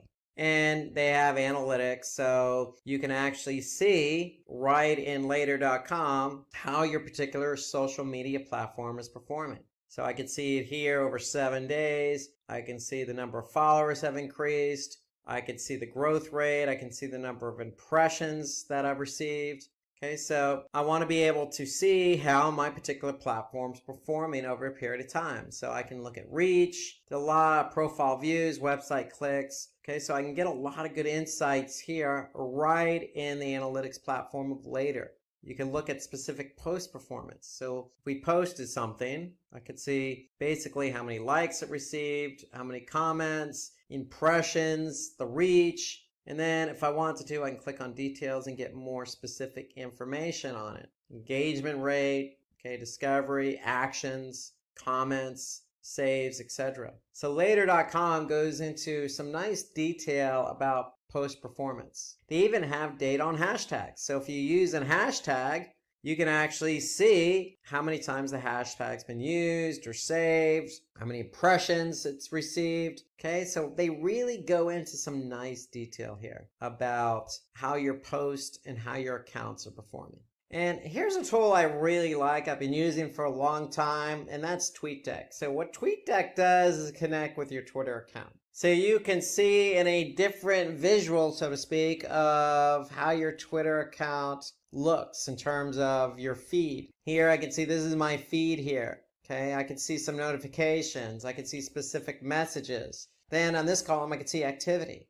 Okay, so I can add different columns here if I wanted to. And basically by adding columns, you can see I can look for what's trending as an example. So I'm going to add in a column that says trending. And so now I can go in and see, okay, these are all the different things that are trending on Twitter. So you can actually add a column and pay attention to something really specific. Okay, so for example, search. Okay, so right now I have men's health, but I could type in, let's just say, World Cup. Okay, so I could see you got the cricket World Cup, you got, the soccer, football World Cup going on. So, we could pick a particular topic to follow if we wanted to. So again, here I'm following men's health, so I can now see, everything that's been posted on men's health. Now, if I click on, for example, one of these hashtags here that's trending, I can actually see who's tagging or using that hashtag Friday Feeling in their tweets. And so the whole idea behind, TweetDeck, it serves up a interesting overview, so to speak, of not only your account, but, a specific topic or what's trending or, other things that are being said. So if you really want to pay attention to your brand or something really specific like, your competitors or a specific product, then you can just do a search on that. And so that's the great thing about TweetDeck. It allows you to kind of just look and listen in on everything going on in Twitter. Now, we do have a good video out here on YouTube, how to start social media marketing. So if you haven't had a chance to look at it, take a look. It goes over some of these tools that we cover today, like Sprout Social, later.com, Facebook Insights. So it does cover in more detail some of what we covered on these social media marketing tools. So take a look at how to start social media marketing. So we covered a lot of different marketing tools, digital marketing tools, everything from SEO to email to social to paid to affiliate to competitor. But there's also a few other digital marketing tools that you can use in different ways, like video SEO, for example. So vidIQ, we want to use vidIQ to get a good sense of how a particular video is performing. So here, if we go into YouTube, you can see vidIQ is a browser extension or a plugin, if you will. So I can go and take a look at a specific video and see how many hours it's been watched, how many views, minutes watched, subscribers, etc. The great thing here, I can look at the entire account. So I can get good insights into my video or my entire account here. just by adding in the vidIQ extension into my Chrome browser. So vidIQ actually does give you some really, really good insights into not only your account, but the video. And so recommend vidIQ because it's good for video SEO. Okay, there's also tools related to content optimization. So, if you're doing SEO and you have a lot of content on your site, well, you know what? We want to be able to use a tool, maybe a third-party tool to give some objective reasoning as to what more we can be doing. So you got tools like SEO Site Checkup or Site Analyzer. These are paid tools, but if you're really heavily invested in SEO, then they may pay dividends for you. You want to be able to make sure your content is fully optimized to the fullest according to, Google's algorithms. And so you maybe, want to invest in that third-party tool. So these are good tools to use for content optimization.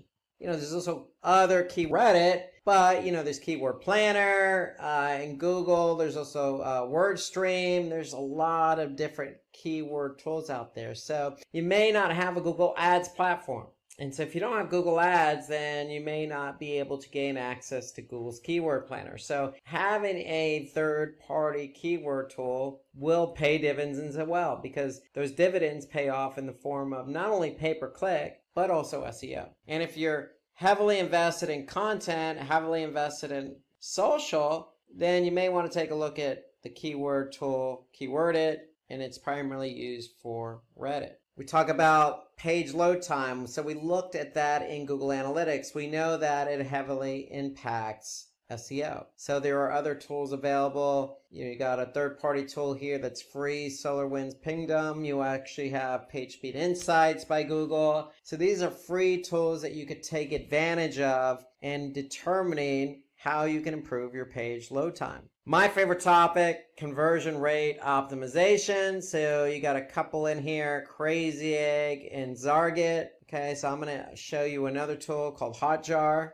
So here, if you log into hotjar.com, you can set up an account. It's actually free. And with the free account, you can have Hotjar measure the heat map, not only the heat map, but the click mapping, the scrolling of a particular page. And so here you can see we're looking at a particular page here. So Hotjar allows me to, see on that page where people are clicking. I can also see where people are moving. I can also see, the scrolling of a particular page. Okay, so you can see here on the page, I can see people are moving over here to the right. That's where they're clicking mostly. If I switch over to move mode, then I can see on that particular page where people are actually moving their mouse. And then I have my scroll analysis. So I could see, how far down people actually scroll on the page. And so again, with a paid account, you can measure up to 10,000 page views. With the free version,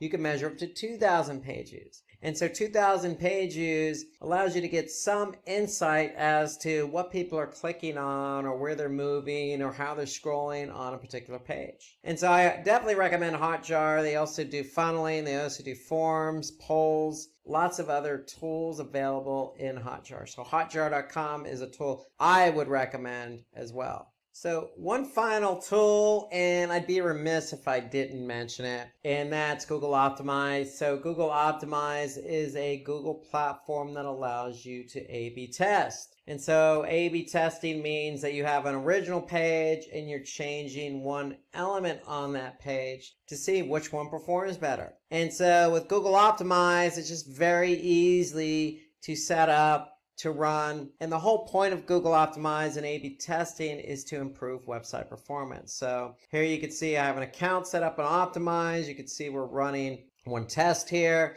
and we're just testing one element versus the original. So we move photos to the top of the page. The original didn't have the photos to the top of the page. And so we can go into reporting here. Google Optimize does all the heavy lifting. And so here you can see we can look at bounces, or we can look at basically a measure to test up against a metric that's important to our business. And again, the whole point is to improve website performance. And so definitely take a look at Google Optimize. We'll have another webinar in the future on the topic, but to me, Google Optimize is free. You can run up to 5 tests. Okay, and if you can run up to 5 different tests, then that means you have the ability to really improve website performance. Okay, so Google Optimize is a tool that I would recommend.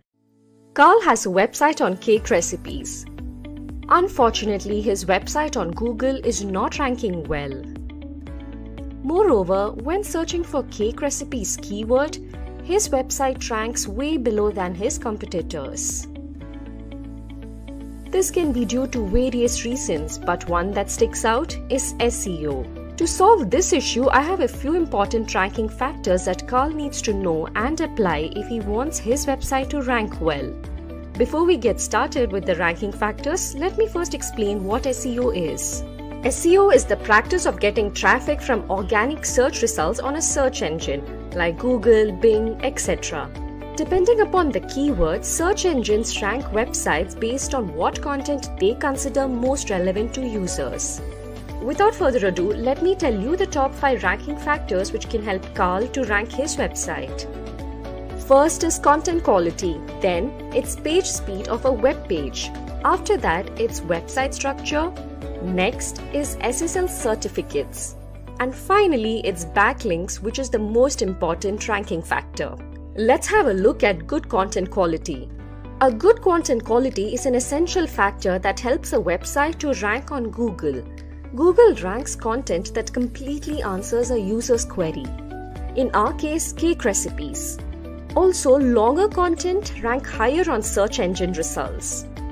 Apart from longer content, you can also optimize your content with few techniques, such as you can start with a comprehensive introduction. This article on the best vanilla cake I've ever had is a good example of having a comprehensive introduction. Ensure to write content relevant to the chosen keyword. For example, if your keyword is cake recipes, ensure to write a content on how to bake a cake rather than focusing on cake decorating ideas. Always create a click-worthy title and include LSI keywords in your content. In SEO, LSI stands for Latent Semantic Indexing. They are used to drive content traffic and create more visibility on SERPs. An easy way to look for LSI keywords is on Google SERP. Some of the LSI keywords for cake recipes are easy cake recipes, vanilla cake recipes, chocolate cake recipes, and a lot more as shown on the screen. Ensure your heading and subheadings consist of keywords. For example, all the heading and subheading for this article have the keyword cake. Build a comprehensive internal linking structure of web pages. It helps in spreading link equity across the site. It is important to create a simple internal website link structure. In the below example, a bot crawls on web page 2 by following internal link of the web page 1. Next, add suitable images with descriptive alt text. Here, using relevant images can help search engines understand what your content is about, and this method helps in site ranking. For example, for Carl's website on cake recipes, he should use suitable images like wedding cakes, birthday cakes, etc. Incorporate call-out boxes as it will highlight the important information and increase the dwell time. For example, if Carl wants to sell his cake, he should place call-out box with contact details immediately after the cake recipes. Ensure your web page is completely crawlable for bots as it will enhance website ranking. Here as you see, this website is high up on the Google SERP because every web page in it is crawlable by bots.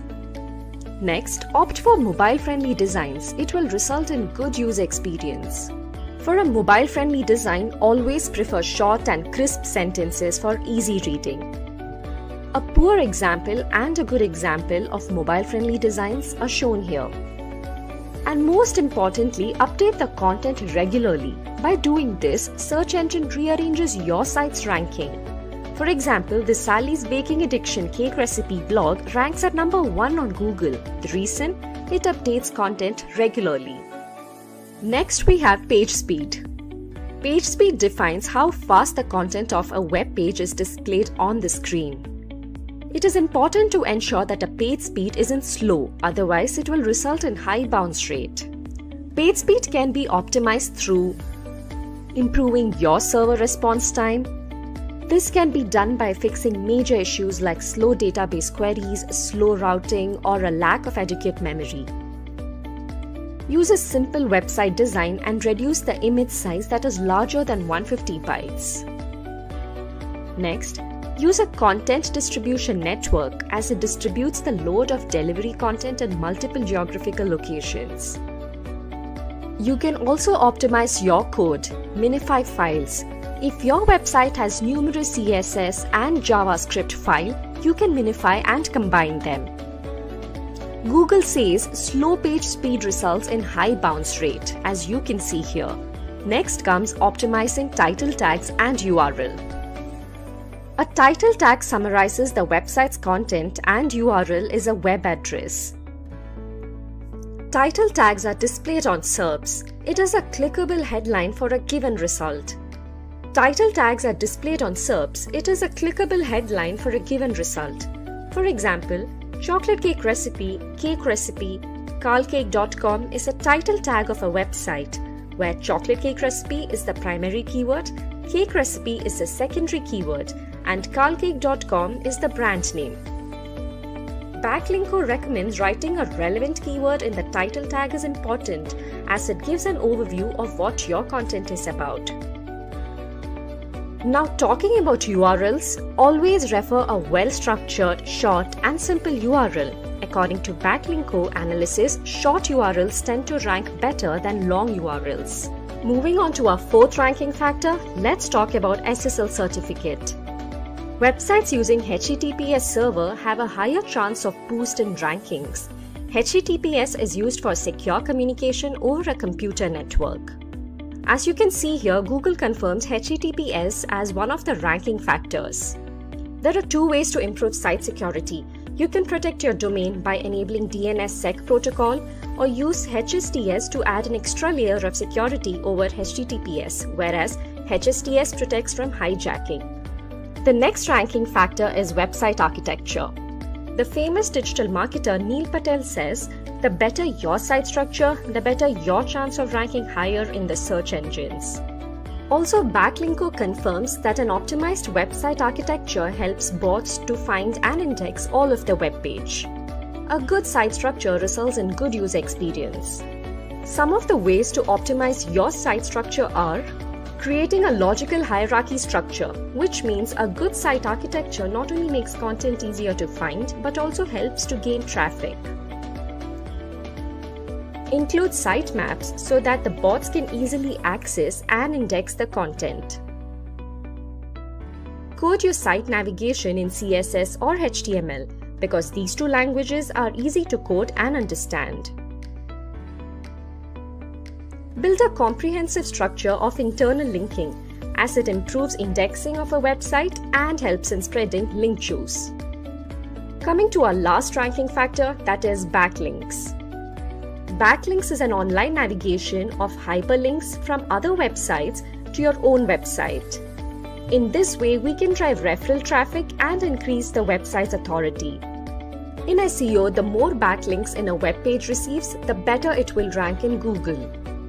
Backlinks enhances search engine rankings, brand awareness, and referral traffic. Backlinks can be gained through influencer marketing, engaging with audiences on multiple social media platforms like Telegram, LinkedIn, etc., participating in high PR Q&A sites like Quora, and post answers to the questions related to your business.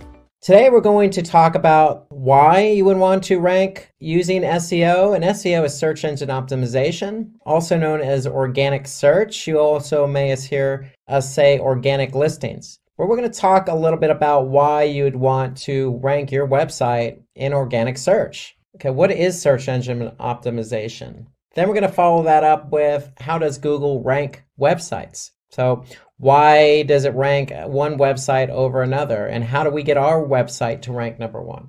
Then we're going to talk about the different types of SEO or search engine optimization techniques so you can get your website ranked number one. And then we're going to finish that off with the do's and don'ts of SEO. So let's get right to it and talk about why SEO. So we're going to use a basic example, and let's just say you have a blog. You're a food blogger, you're passionate about food, and your niche is ice cream. And let's just say you have a lot of ice cream recipes. You want to get traffic to your blog. You want people to read your blog. And you're curious, why am I not ranking for my blog? Why, when people type in ice cream recipes and say Google, my blog posts don't appear at the top of organic rankings? And there's a number of reasons why you wouldn't be ranked for your blog post or your ice cream recipes. And the main reason would be your competitors. So there could be somebody else out there who is also passionate about ice cream and has been blogging longer than you. And they have more content and more blog posts and more pages for Google to rank. So that's usually the number one reason. The other reason is improper usage of keywords. And we're going to talk a little bit, or it's actually a lot more about, keyword usage in your content. So what kind of keywords do you want to rank for? That's really what we're talking about when we talk about usage of keywords. What keywords do you want to rank for, and how do we work those keywords into the content? Another reason is poor link building practices. And really that means, are other blog posts or other websites linking to you? Also, are you linking to other pages on your website? And so it's all about link building. And with link building, it's internal linking. So are we linking from one blog post to another? And it's external linking. Are other websites of high quality linking to us? And so that's what we talk about when we talk about link building. And then another reason is web page load time. So you could be running your blog post on, say, WordPress, for example, and your blog post isn't loading fast enough. Well, if you look at it this way, think about it. If you're Google, would you really want to rank a website or blog post in this example number one on Google rankings if that particular page loaded very slow? No, you wouldn't, because when somebody clicked on that link in organic search and went to your website, they're going to have a bad experience because the page is going to load slow. So Google doesn't want their users to have a bad experience. You don't want your users to have a bad experience. And so that's why web page load time is a critical factor for ranking. So we need to make sure that our web pages load fast. And then your user experience is not good enough. So Google, again, based on my example about the web page load time, Google wants people to have a good experience when they go from their search engine to your website. And there's a lot at play there, specifically web page load time, but also, Google doesn't want any spam content. Google doesn't want any pop-ups or overbearing ads on the web page. They want people who are searching for something in particular, let's just say ice cream recipes, and they want to find a relevant website that has ice cream recipes. They want to be able to click on that link and read some good content about ice cream recipes. It's that simple. And that's really what Google's trying to create in their environment. And that's you as an end user, as a website owner, you want your users to have a good experience. And then last but not least, your website is de-indexed by mistake. And really what we mean is de-indexed is Google needs to be able to index all the pages on your website. So if you have a blog with 100 recipes,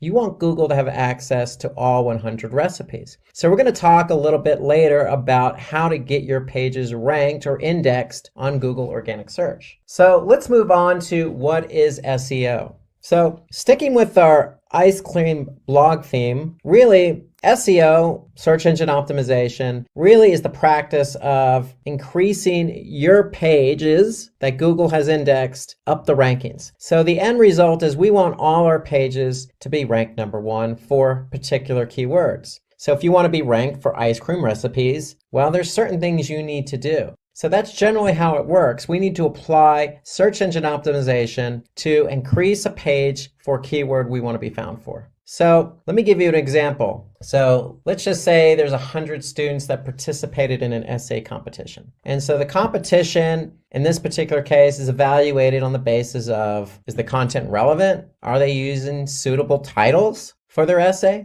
Do they have structure when they're participating in this essay or talking about the essay? And do they have a suitable synopsis? And is the content neat and readable? These seem all logical for an essay competition. Well, guess what? They seem logical for SEO because that's exactly how SEO works. It's exactly all those points I just mentioned about structure, logic, readability, organization, title. All those things are what's important in SEO. And so we need relevant content. We need titles for our pages. Google needs to be able to see structure. We need to have synopsis of what the page is about, and that's called a meta description. And then again, the content needs to be readable, and that's important. And so in order to be readable, again, we're going to talk more about site speed because site speed's important. Okay. And when we talk about responsive design, when I say responsive design, that means your site, your page needs to load both on desktop and also on mobile. And so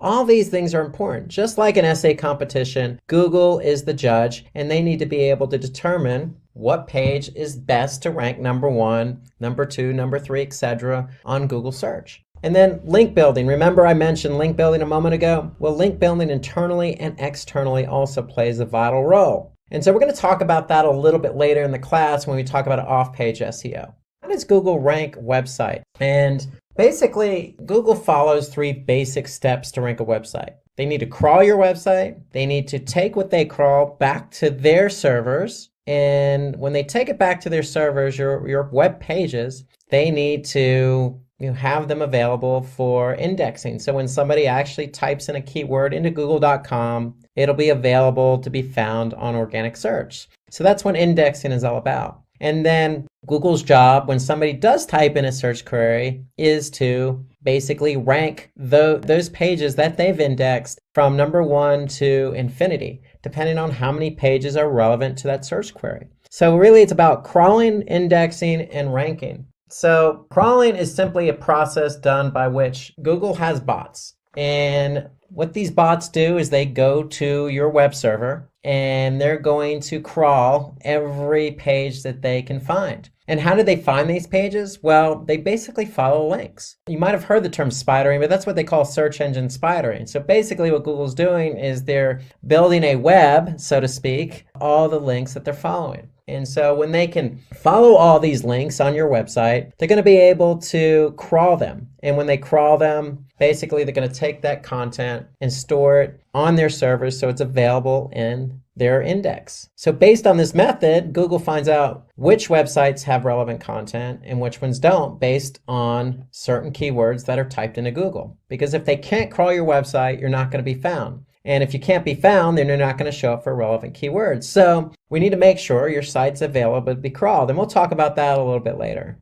Okay, but let's show you an example. So let's just go to Google search. And if I type in the keyword Simplilearn, okay, I could see I have 1,010,000 results. Okay, and that's how many results are showing up for Simplilearn. Okay, now they may not all be Simplilearn pages, but nonetheless, Simplilearn is ranked number 1 here organically, and there are 1,010,000 pages related to the keyword Simplilearn. Now, when it comes to organic search, we don't want to get it confused with paid search. So anytime you see paid search, you're going to see something that says ad next to it. Okay, so we could see that there are paid ads here, but when it comes to organic search, those are generally below paid ads. And so that's where Google counts the 1,010,000 results. And so that's the whole idea behind crawling and indexing. Google's able to crawl Simplilearn's website, and based on all the pages that they gather, they're going to make those pages available in organic search. So if you type in a keyword and your web page is not available for indexing, then you're never going to show up for that keyword. So that's why it's important to make sure your website is available for crawling and indexing. And so when a user types a query on Google search, the most relevant websites that are in Google's index are going to appear in the search results. So in the example I gave with Simplilearn, well, Simplilearn is the brand name of the company Simplilearn. So there's a lot of relevancy there. So that's why you see Simplilearn show up here organically, number 1.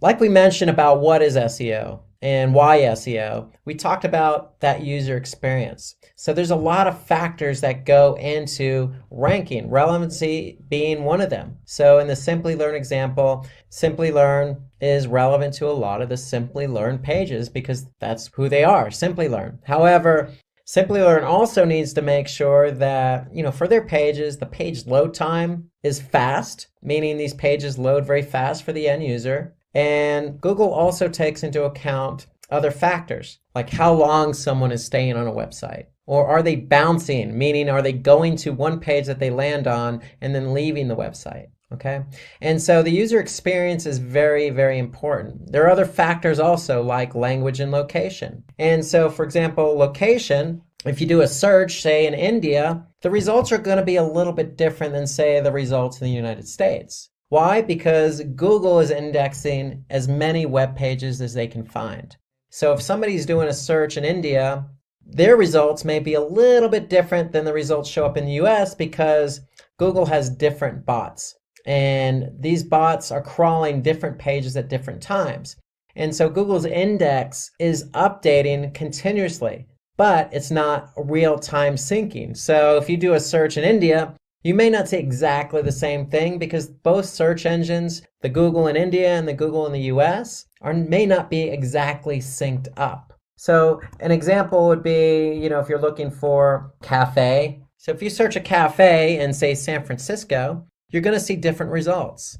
Now, if you do a search for cafes in Mumbai, you're going to see different results. There's going to be local search here at the top. There may be some paid search, but again, you may see different results because one, location, but two, Google's search engines in India and United States, google.com, aren't exactly synced up exactly at the same exact time you do that search. So location is important, language is important, and relevancy is important, along with user experience. So all those are important factors in how Google ranks websites. Okay, so we're going to talk about the types of SEO now. So if we want to rank for a particular keyword on Google, we're going to have to apply search engine optimization. And so there's two strategies to search engine optimization: on-page SEO and off-page SEO. So first, we're going to talk about on-page SEO.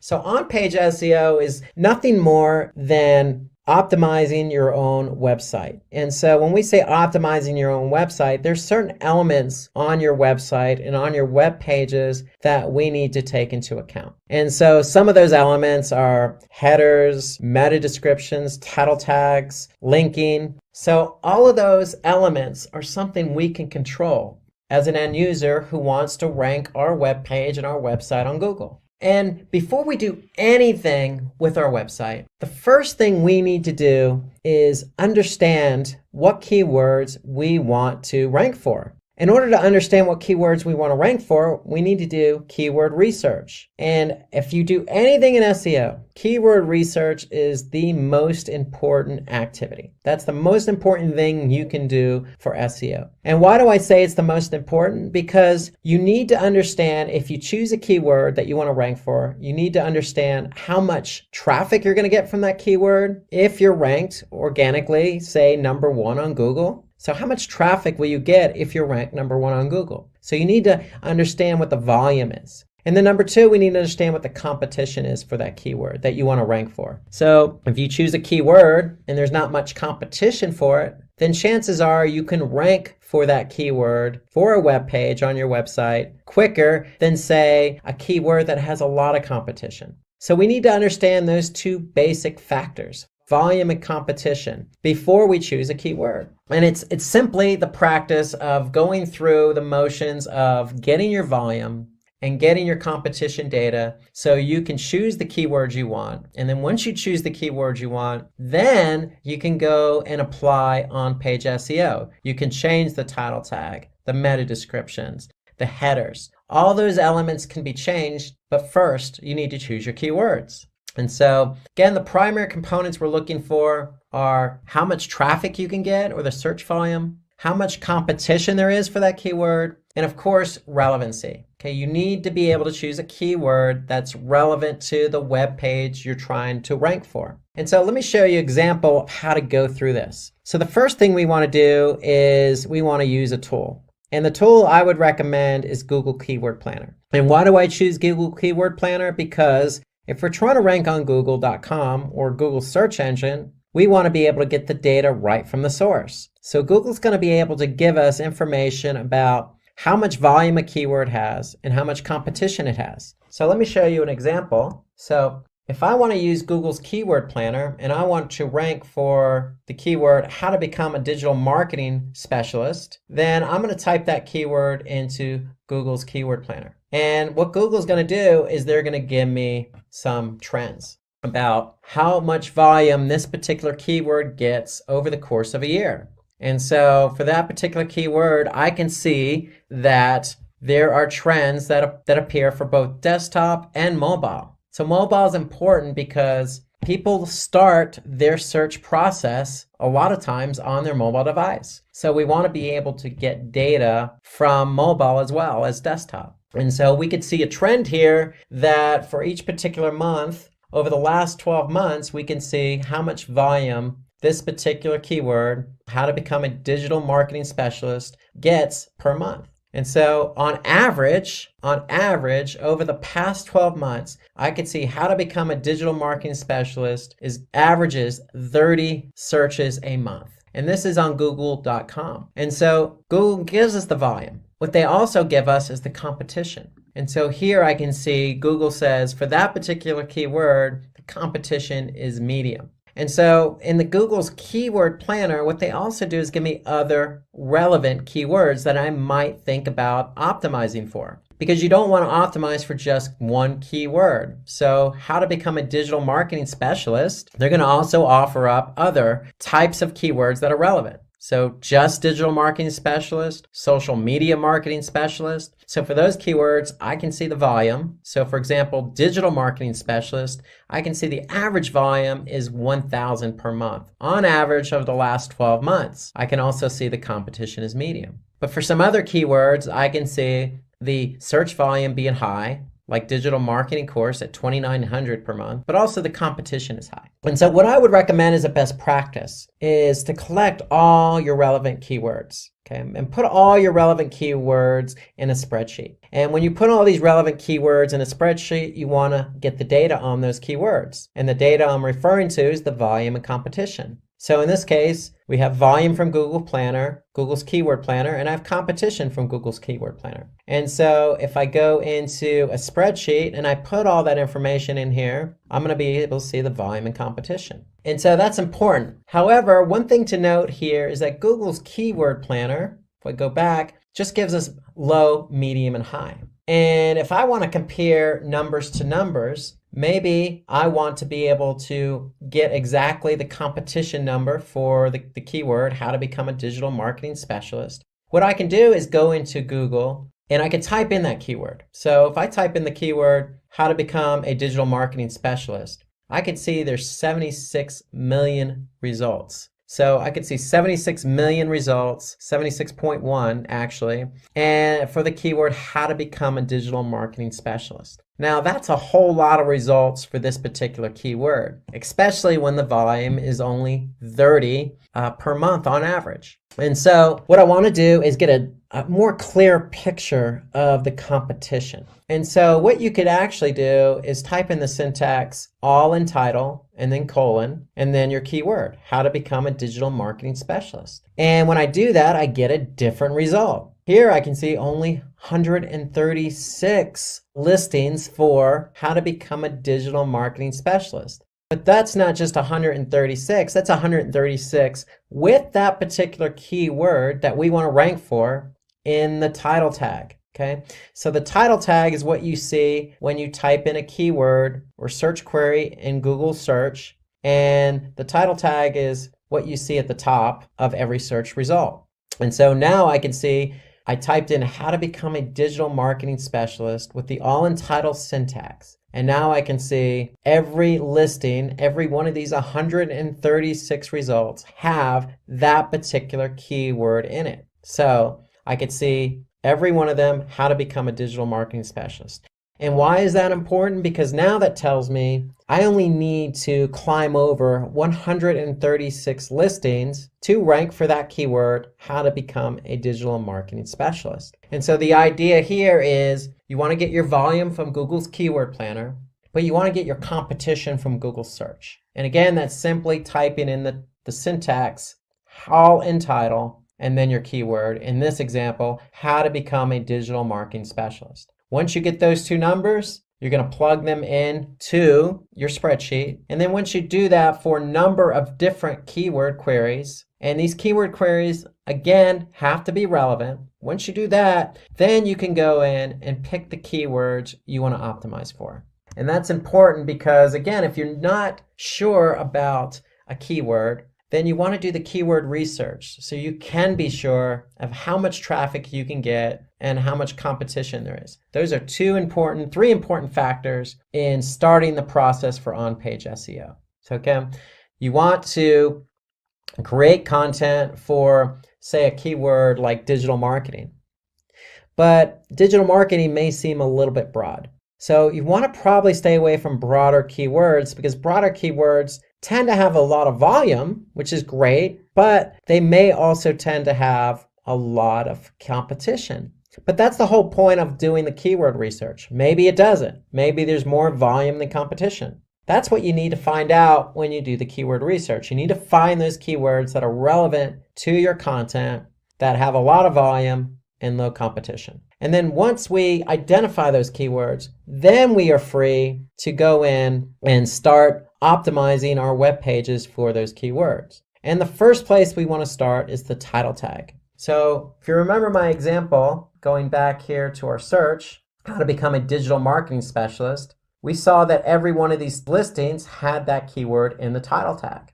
And the title tag is important because that's what users who use Google search see first when they type in a query and get results. So they're going to see the title tag. So the title tag is the most important element for on-page SEO. It's the most important factor because that's what people see. And so ideally when we choose our keyword, we want to make sure that keyword is in the title tag because that's what shows up in Google search. And that's what makes that particular web page relevant for that keyword query.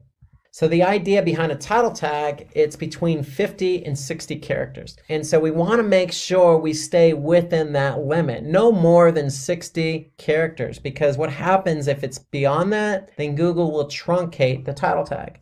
So if I go back to my search, you can see here on this particular title tag, Google truncated it, meaning they added the ellipses after the title tag because it exceeded the 60 character limit. So you want to stay within those character counts. And so the title tag is the first place you should start when optimizing your website. Because when we have the right keyword in the title tag and somebody types in that keyword, then chances are it's going to be relevant, they're going to see it, and they're going to click through to your website. And that's the whole idea behind ranking. We want to get clicks. So that's how the title tag appears. So when you optimize it, you're going to update the title tag, and this is how it shows up. It's going to show up at the top of your listing, okay, and it's going to be bigger and bolder than anything else Google displays. So the second thing you want to optimize is the meta description.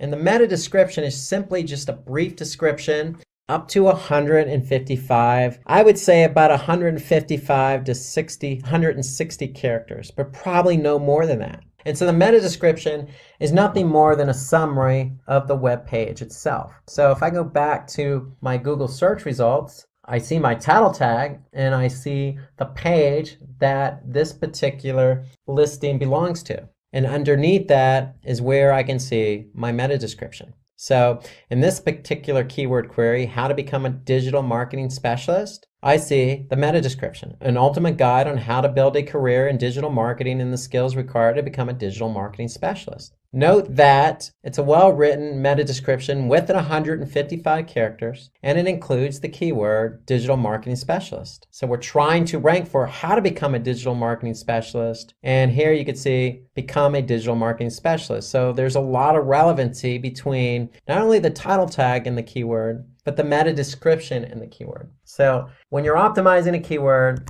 you want to start with the title tag, but you also want to update the meta description. Because if you don't update the meta description and you leave the meta description blank, then you're leaving it to Google to add in copy that they deem relevant. And so for on-page SEO, we want to take control of the copy and we want to optimize it for the keywords we want to be found for. So the meta description is a powerful tool at our disposal. It gives us more characters to work with. It gives us more to talk about. So for that particular page. And so if the title tag is only 60 characters maximum, it's not a lot of information to try and get somebody to click. So the meta description helps us in identifying what that page is about in order to get the click. So the two working in tandem will hopefully increase your click-through rates. So when you're found organically, we want to get the click. And then the third element that's important is the URL. And URL stands for Uniform Resource Locator.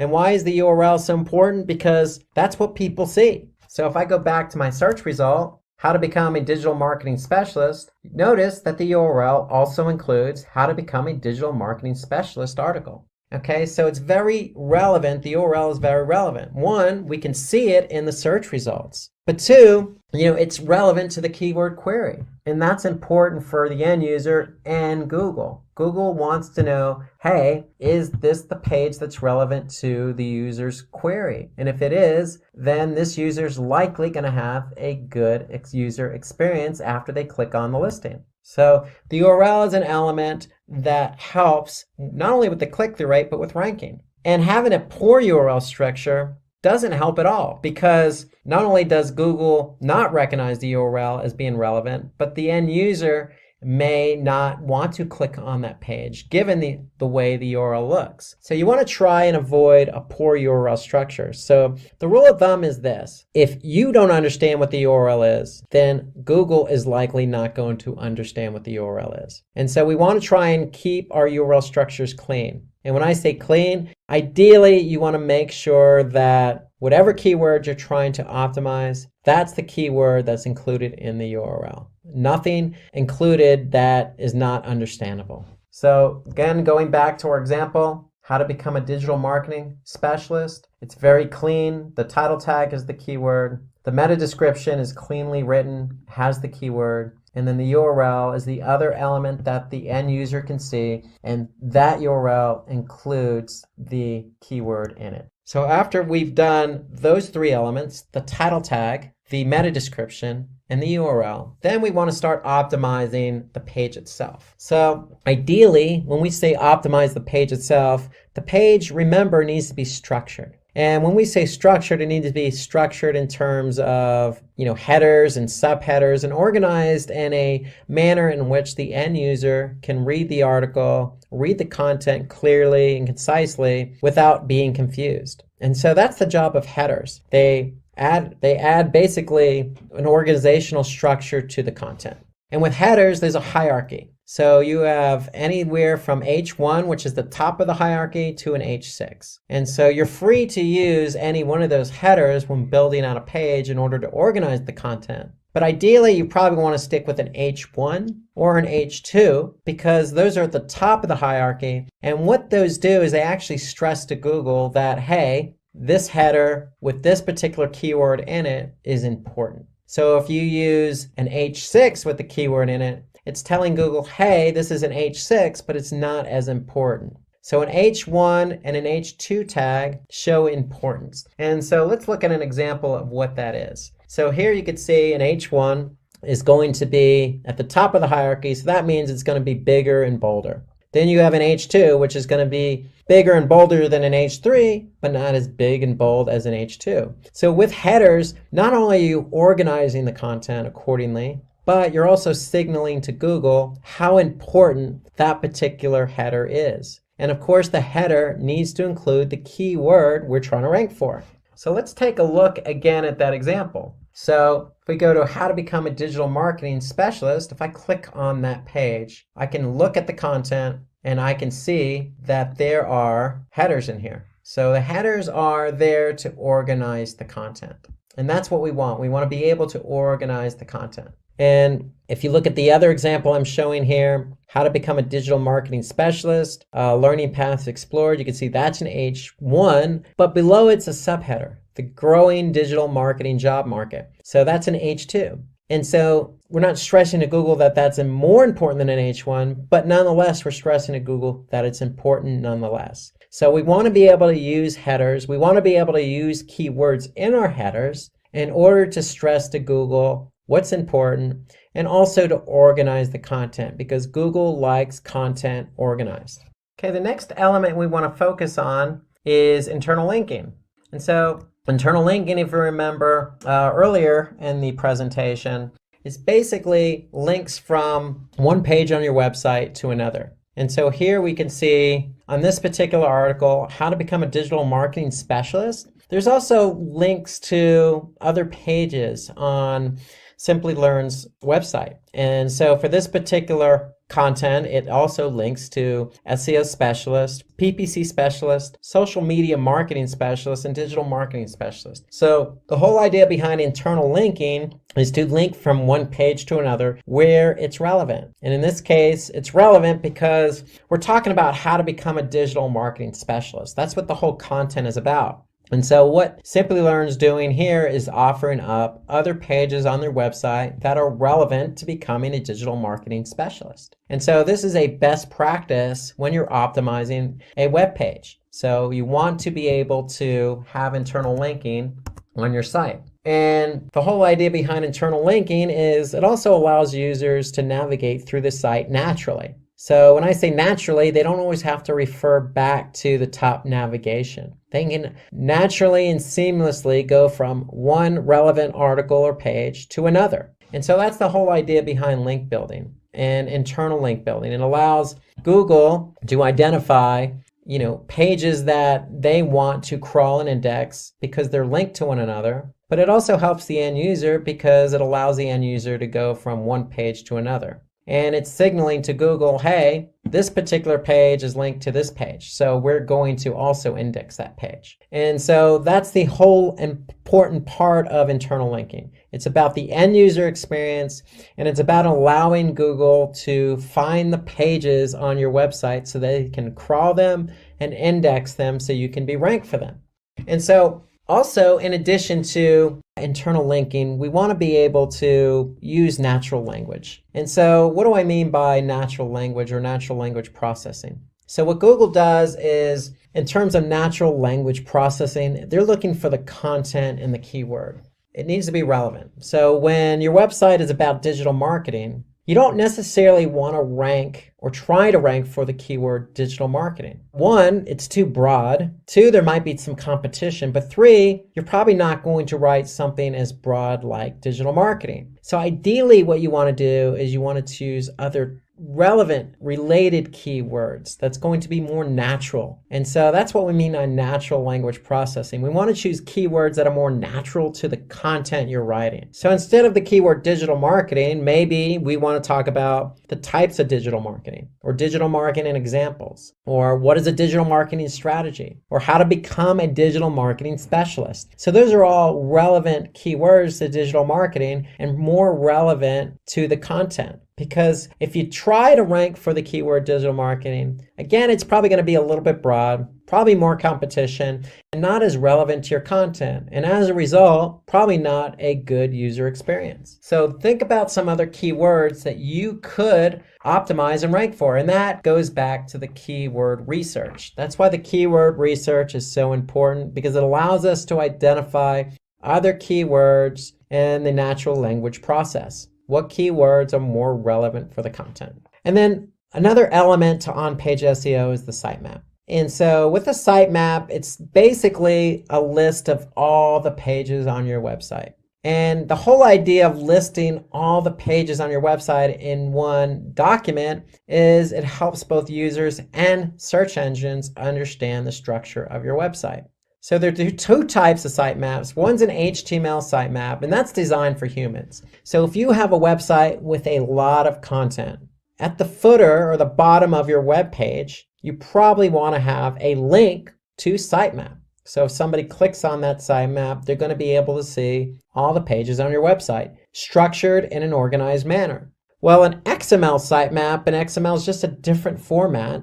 It's designed for crawlers. And so the whole idea, remember, is Google likes to crawl content. When they crawl content, they bring it back to their servers and index it. And so we want to be able to create a sitemap for Google or other search engine crawlers. And so XML is the format. So let me show you an example of how that looks. So if I go to Simplilearn.com and simply type in, say, sitemap.xml, just as an example, I'm going to get this particular page. And this particular page displays two XML sitemaps. So these sitemaps are there for Google to go ahead and crawl, and nothing more than a list of all the pages on your website. And so this is a quick and easy way for Google to get a hold of all those pages so that they can index them. And that's the whole idea behind SEO. You want to be able to have Google index all the content you want to be found for the keywords you want to be found for. So it all starts with the sitemap. So let's go from on-page SEO, which in recap is basically optimizing certain elements on your website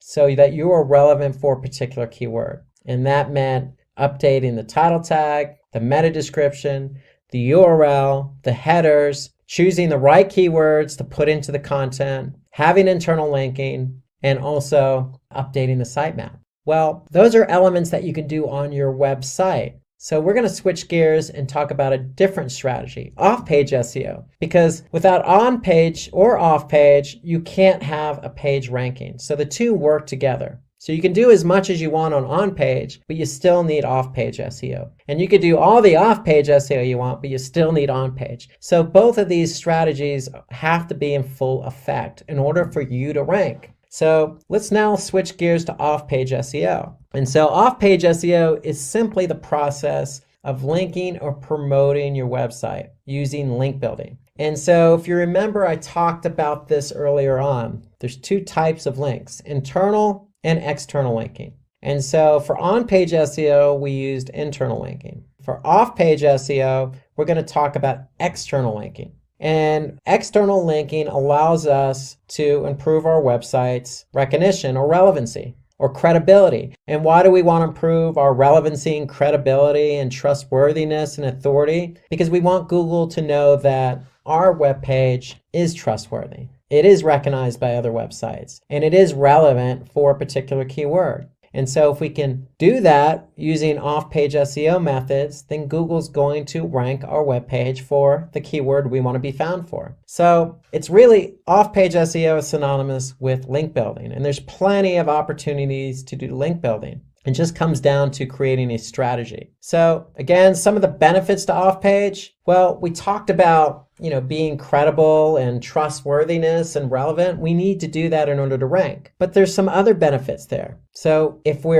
have a link on another credible website, then it's likely going to increase the traffic to our own website. It also creates high domain authority. And so what I mean by high domain authority is if we have basically links to other web pages pointing back to us, then basically our domain authority is going to improve. And when our domain authority improves, other websites are going to want to link to us. So the higher authoritative we are for our website, then other web pages are going to want to link to us. And so the more external linking we have, the higher the domain authority. So it all starts with linking to other high domain authority websites. So linking to a high domain authority website, for example, having a link on Wikipedia that points back to our webpage creates high domain authority for us, and it helps drive traffic. So some of the other benefits of off-page SEO are credibility. So if we're linking from Wikipedia to our webpage, it does create credibility for us. It also helps us increase our page rank. So remember that external linking helps build domain authority, helps build credibility,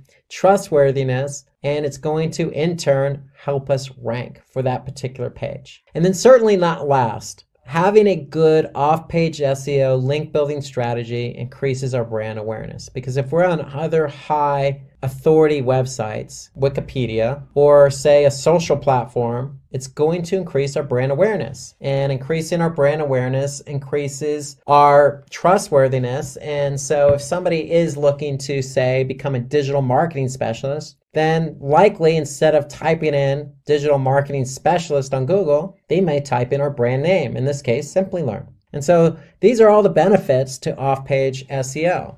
So it's nothing more than having links on other websites that are pointing back to ours. And again, there's lots of benefits. It helps drive traffic and increases our authority. So those are things that we want to take advantage of when we want to rank. And the key behind off-page SEO or link building is always going to be content. So from an on-page SEO perspective, having quality content allows that content to be optimized for a relevant keyword and ranked. But also from an off-page SEO strategy, having high quality content allows us to have other sites, and it doesn't necessarily have to be a website. It could be a social platform, or it can be another blogging platform or blogging website, link back to ours. Why? Because the content is original, it's natural, it's well structured, it reads well. And so that's the whole idea behind off-page. You can't have links on other websites if you don't have quality content. So one of the ideas behind off-page SEO is not only do you want to create good content, but you probably want to spend a lot of time or a bit of time on others' websites. So remember the example I used earlier in this presentation about having an ice cream blog and ice cream recipes? Well, it probably wouldn't be a bad idea to say spend some time on other blogs related to desserts, related to cakes, related to food in general, related to vegetables or other items that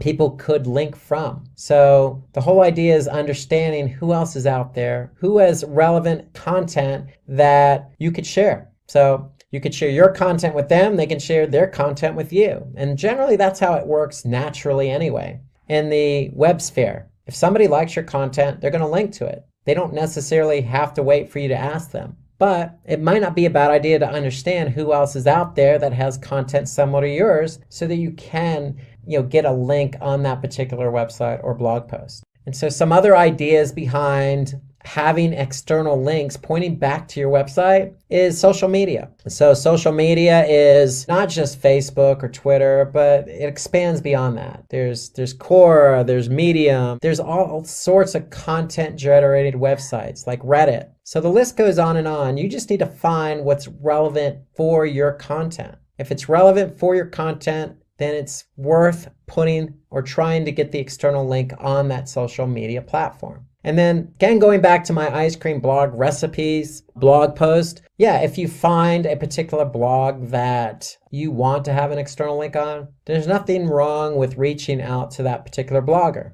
In some cases, very flattering, but in other cases, if the content is relevant, then why not? It's only going to help your end user experience. If you add somebody who has, say, a blog about cakes, having their link on your blog post. So there's nothing wrong with it because it also adds to the user experience. And if you're going to ask somebody to put an external link on theirs, you might want to be open-minded and make sure that you are able and willing to put an external link on your blog post or website pointing to their content. That's how the web works, especially if the content's of quality, relevant, and of good nature. Okay, so let's move on and finish up with the do's and don'ts of SEO. So we talked a lot about why SEO, what is SEO, how do we rank for SEO, what is on-page SEO, what is off-page SEO. And so let's just wrap up with some of the things you, again, want to do to rank your page for a particular keyword and some of the things you don't want to do. So the first thing on the list is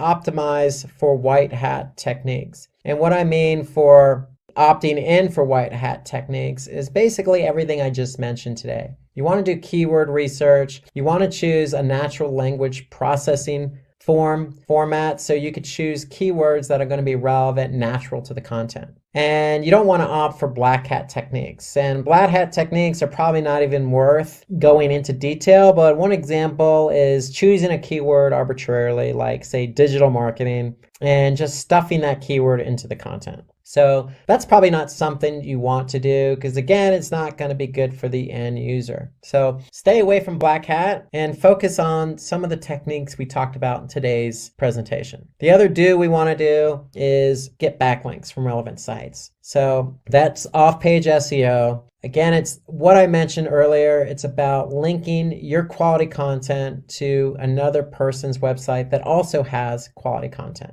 We don't want to have a backlink from an irrelevant site. Why? Because it's not going to be relevant, and it's also going to hurt our authority. Because if it's on a site that's not of good quality, then Google's going to look at us and say, well, this site is linking to your site, but it's not relevant. So therefore, we're not going to look at you in the same way as if you were on a quality website. We do want to use our keywords naturally because title tags are what people see first on organic search. But you don't want to use the same title tag on every page of your website. So we want to stay away from doing that.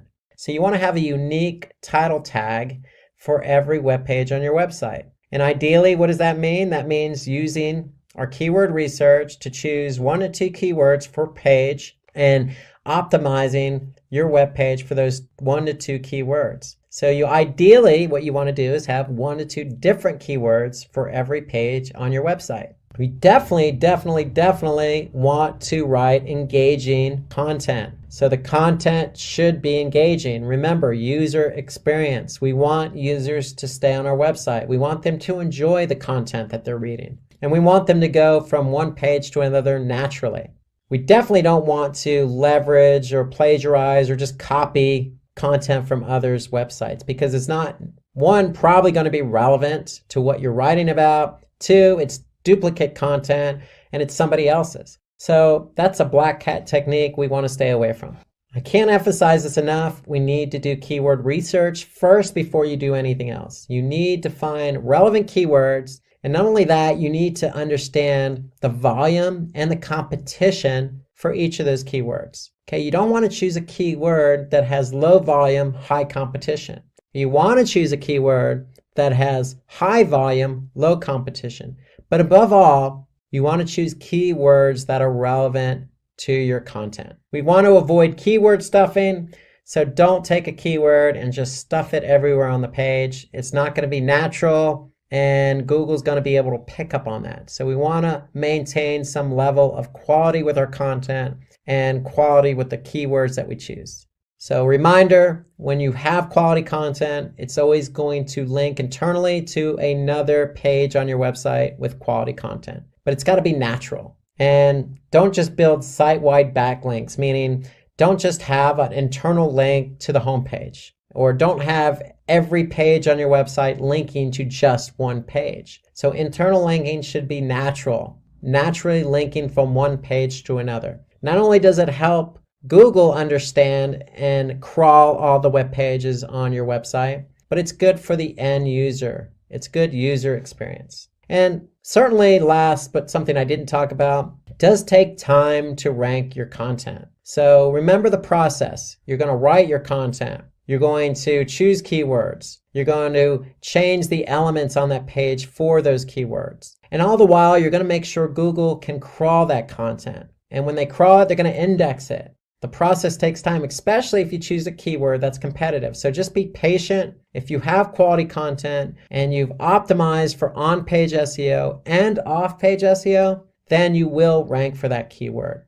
And then make sure your website's user-friendly and mobile-friendly. So we talked about responsive content earlier. So remember, most users today start the process of search on mobile. So we want to make sure your websites are mobile friendly. Search engine optimization starts with the keyword because we want to be found for relevant keywords. And so the first step in search engine optimization is always going to be keyword research. So it is the most important step. And so what is keyword research all about? Well, it's the process of identifying keywords we want to be found for on the search engines. So millions of people use search engines on a daily basis. We want to be found for those keywords that people type in that are relevant to the content we want to be found. So going back to the Italian restaurant example, if we're writing a blog post about Italian restaurants, if somebody types in the best Italian restaurants or Italian restaurants in a specific city, we want to be found for that content if it's relevant to what we wrote about. So keyword research should be done based on two factors, really. It's based on the factor of how much traffic or volume a particular search engine query has, and it's based on competition. And really, the underlying factor here is that all keywords in your keyword research should be relevant. So you need to understand what those keywords are. So are they relevant to the content that you want to be found for? If they are, then really the two factors you want to look for is the volume, how much volume or traffic each keyword has associated with it, and then the competition. How many other websites are trying to be found for the same keyword? So those are the factors involved with keyword research. You always want to choose relevant keywords, and then once you find or choose those relevant keywords, you want to be able to find out exactly how much volume and how much competition is associated with each of those keywords. And so when you look at keywords, you're always going to choose relevant keywords. But there are two types of keywords. There are short-tail keywords and there are long-tail keywords. And we're going to talk about both of these here. So let's start with short-tail keywords. So short-tail keywords are generic keywords. Generally, they're less than 3 words in a keyword phrase. For example, Italian restaurants. So short-tail keywords generally have very high search volume. That means that if somebody types in Italian restaurants, then there's going to be a large amount of volume with that, meaning that generally a lot of people type in the keyword Italian restaurants. However, with high volume always comes high competition. So if you want to be found for Italian restaurants, know that if you are ranked number 1 or number 2 or even on page 1 of Google, you're going to get a lot of traffic. However, to get to page 1 of Google or even position 1 or 2, it's going to take you a while because there are probably a lot of websites who are in front of you who want to be ranked and found for the same keyword. So the whole idea with short-tail keywords is it's a lot of visibility, it's a lot of traffic, a lot of volume, but also a lot of competition. And generally the underlying factor here is that if you are ranked for a very broad or short-tail keyword like Italian restaurants, then chances are it's not going to be as relevant. So if you get the traffic to your website, then chances are the conversion's not necessarily going to happen because we don't necessarily know the mindset of somebody typing in a very short tail generic keyword like Italian restaurants. They could be doing research on Italian restaurants. They could be a chef who's trying to get recipes for Italian food. It could be a tourist looking for Italian restaurants in a different city. Or it could be a person just looking for Italian restaurants near their location or where they're living. And so there's a lot of different factors with short tail keywords. So you just don't know because it's so generic. And because it's so generic, if you do get the traffic for that generic keyword, then the chances of the conversion are going to be lower than, say, if it's a more specific relevant keyword. So let's take an example of a short tail keyword. Let's just stick with Italian restaurants. So I'm going to go to a tool called Moz. Well, Moz has a tool called the Keyword Explorer. And within Moz, so if you go to moz.com and then use their Keyword Explorer, you can get an idea of how much volume and competition are associated with a particular keyword. So in this example, we're using Italian restaurants. It's a very broad keyword. We could see that the monthly volume is between 70,000 and 118,000 per month. Okay, so that means for a particular keyword in the United States on a search engine, you're going to get about 70,000 to 118,000 people who type in that keyword. And so if we were to look at the difficulty of that keyword, you could see that it's fairly difficult because out of 1 to 100, it's got a score of 43. So it's fairly difficult. However, if you notice, the click-through rate's very high. So Moz estimates that we'll have a 40% organic click-through rate for that keyword if we're ranked for it. So if it's relevant to us and we want to get some visibility to our site, then yeah, we want to use that generic short tail keyword. However, if we're interested in conversions, then we really want to turn our attention to longer tail keywords. However, if you want the visibility, then you want to use short tail keywords. If you want the conversion, then you want to switch over to longer tail keywords. So longer tail keywords are more specific. They usually consist of more than 3 keywords. So Italian restaurants, very generic. If we add a few more keywords, that keyword phrase, it then becomes longer tail. So compared to short tail keywords, longer tail keywords are generally less competitive and the search volume is not as high. Case in point, so if we go back to Moz and then we look at the Keyword Explorer and we actually type in Italian restaurants and let's just say Orlando, Florida,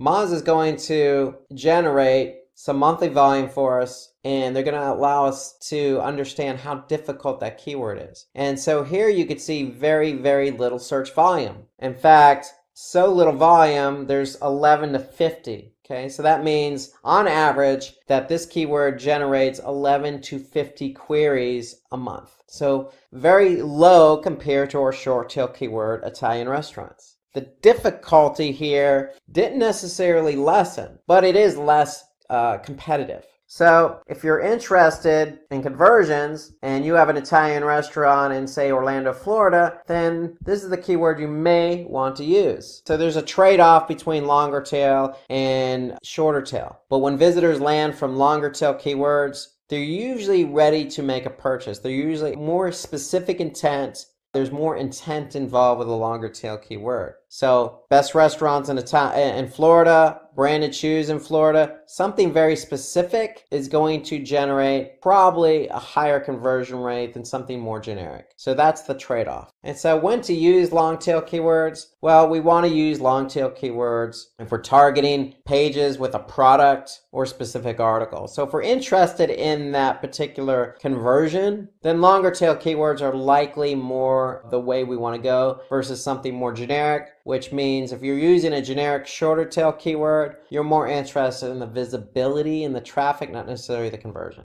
When you're setting up your brand and you need to make sure it reaches the right audience and provide the best results, there's really only one place to turn to. It's one of the largest online advertising platforms really in the world, and that's on Google. And so today we're going to talk about how to advertise on Google. And let's get right to it and talk about Google Ads and its effect with advertising. So we're going to start out with, what are Google Ads? Well, Google Ads used to be called Google AdWords, and it's been around a good while, almost 20 years now. So really, Google has grown at a really rapid pace. It's become one of Google's main sources of revenue. You could say probably in the 90th percentile of its revenue comes from Google Ads. And when we say Google Ads, we mean people who pay for advertising on Google.com. So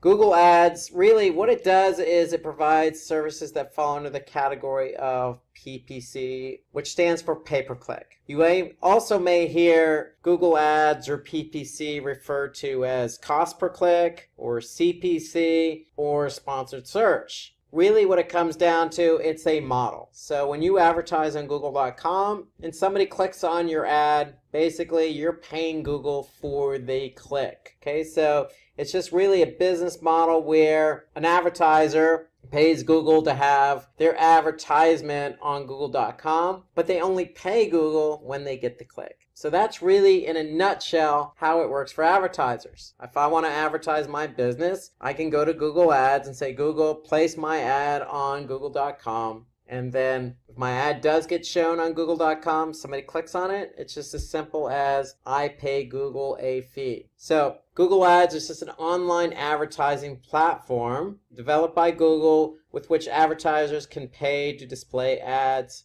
They can offer up their services. There's video involved. There's obviously mobiles involved. So you got all the necessary devices and platforms available in Google's ecosystem. So for example, if I go to Google search, even if I type in, what is Google Ads? Here I could see a total of 1.8 billion results for what are Google Ads as my search query. So in search, you got a lot of different things going on here. You have organic results, you have videos that are being pulled from YouTube, you got a knowledge graph here, you got featured snippets, you got an organic listing, but really at the top, this is what we're going to focus on today. We're going to talk about sponsored search. So you can see here for this particular keyword query that I typed in, what are Google Ads? Really 2 sponsored search or pay-per-click ads appeared. Now, if I happen to click on any one of these 2 and go to that particular advertisement's website, they're going to pay Google a specific cost per click. So that's how it looks on Google.com. It really depends on your query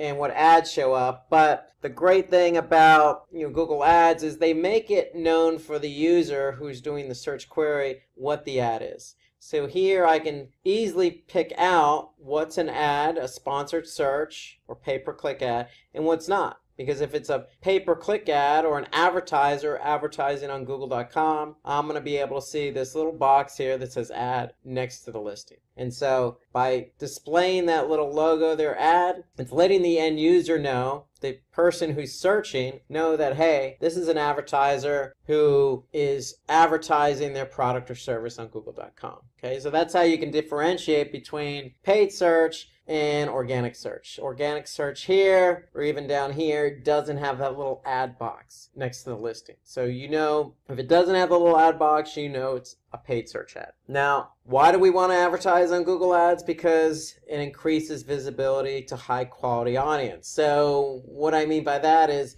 search is really a great place to advertise because you're meeting the consumer halfway, meaning somebody's typing something in and your ad is there to help them find what they're looking for. So Google Ads advertises your product or service to the relevant audience to ensure the users perform the action required of them. So it's really a great way to get quality audience to your website, because if somebody types in something and you happen to offer what they're looking for, basically your ad's going to show up, somebody clicks on it, you pay Google for the click, and you get quality traffic in return. So the other great benefit to being on Google Ads is increases brand awareness. So it's a great way to get your product and brand out there. Google has a vast network, also known as the display network, but even on Google.com, the search network itself, the search engine itself, millions of people use it every day. In fact, here in the United States, it's been said or studied that,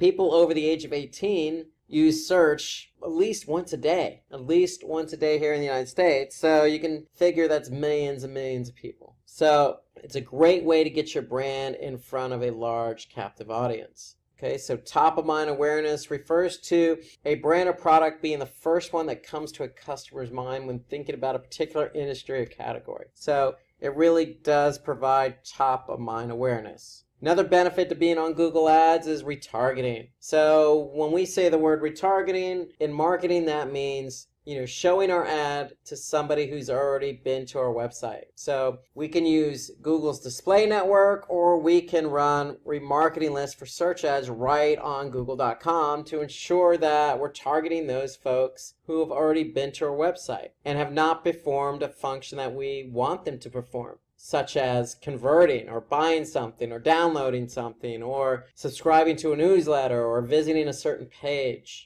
Okay, so if somebody doesn't do what we want them to do, it's okay. Maybe they're not ready to commit to our product or service. And that's why Google offers up retargeting. So it allows us to reach that audience a second time. So they're going to be familiar with our product. They're going to be familiar with our website because they've been there. And so we can offer up a very unique, specific ad to that audience. So that's a really good benefit to being on Google Ads. So some other benefits here: increased intelligence. So, we can certainly get data about who is coming to our audience. So we can look at what device, what browser, etc. So we can really gain some information about who's coming to the website. We could certainly measure our performance. So with Google, we're paying cost per click. And so based on that model, we can certainly measure what keywords, what ads are generating traffic to the website and how much we're paying for that. Okay, and if that traffic turns out to be a lead, we can measure that against that specific keyword or ad or campaign. So we can certainly measure our performance all the way down to the keyword level.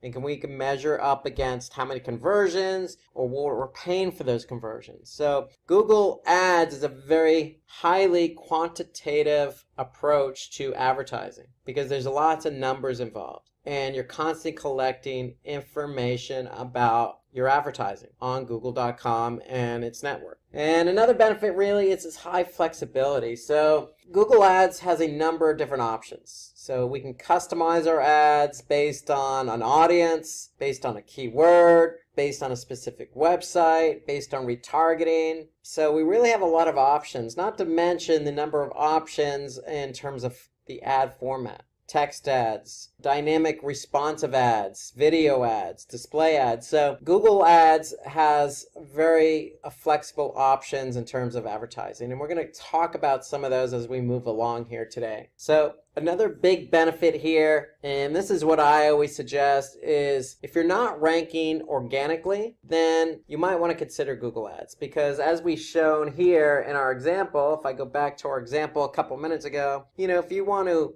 bid on the keyword, what are Google Ads? Why would you bid on that? Well, it's relevant to your business. Maybe you're in the digital marketing industry and you want to help folks who need help in advertising on Google Ads. But what if you want to be found for that organically? Well, if you're not found for it organically, then you could bid on it. So it definitely is a good option if you're not ranking for a particular keyword organically. So it serves as almost an option. I always say that, search is like a fruit bowl. Okay, you have apples and oranges in that fruit bowl. Well, the orange is organic search and the apple is paid search. They're different approaches, but they share the same fruit bowl, the same real estate. So you can really, really help yourself by using Google Ads to complement what you're doing organically. So if you're not ranked organically for a keyword, you can certainly use Google Ads. If you are ranked for specific keywords and it's a highly competitive industry, then you can use Google Ads to help you leverage the amount of clicks you get from that ad. So it's okay to be organically listed and have a paid search listing at the same time. So if we go back to our example here, we could see wordstream.com has a paid ad. And here we could see just 2 spots below organically, they're showing up with an organic listing. So you could certainly be in both positions to try and maximize your clicks. So it's definitely a good strategy to run with Google Ads. On top of everything we mentioned in terms of measurement, flexibility, Google Ads does offer up a really good incentive to advertise. And let's not lose focus that, again, search is really the only medium in which you're meeting somebody halfway based on what they're looking for. And when I say halfway, meaning your ad is going to appear for somebody who's looking for something, whether that be food, a cafe, a plumber, a doctor, or directions. Search is there to serve that person's needs. There's no other advertisement platform or no other channel out there in terms of advertising that reacts the same way, whether that be TV or radio or email marketing or affiliate marketing. Search is unique in that regard. So search engine results pages are the pages that are displayed by search engines in response to an ad. So that's SERP. And so you could certainly, be listed in the SERPs, or also known as organic search. But the great thing is Google Ads is there to help you get your brand or product in front of that user looking for a specific need or service. So let's shift focus now and talk about the various formats in Google Ads. On Google Search, we have text ads. So text ads are the only ad format on Google Search. And so here you can see in this example, you have a headline. So not only do you have one headline, you have 3 headlines in one ad. So JBL headphones, one headline. Wide range of headphones, second headline. Amazon.in, third headline. So you have 3 headlines. And the great thing about Google Ads with its text format is that you can have up to 2 descriptions of 90 characters. So the headlines are up to 30 characters. The descriptions are up to 90 characters. And so you can really write some specific information about your ad, about your product, about your service. Okay, and the ad is also going to contain what we call ad extensions. So here you can see shop by category, in-ear headphones, on-ear headphones. Those are all site link extensions, meaning they're going to link to something on your website.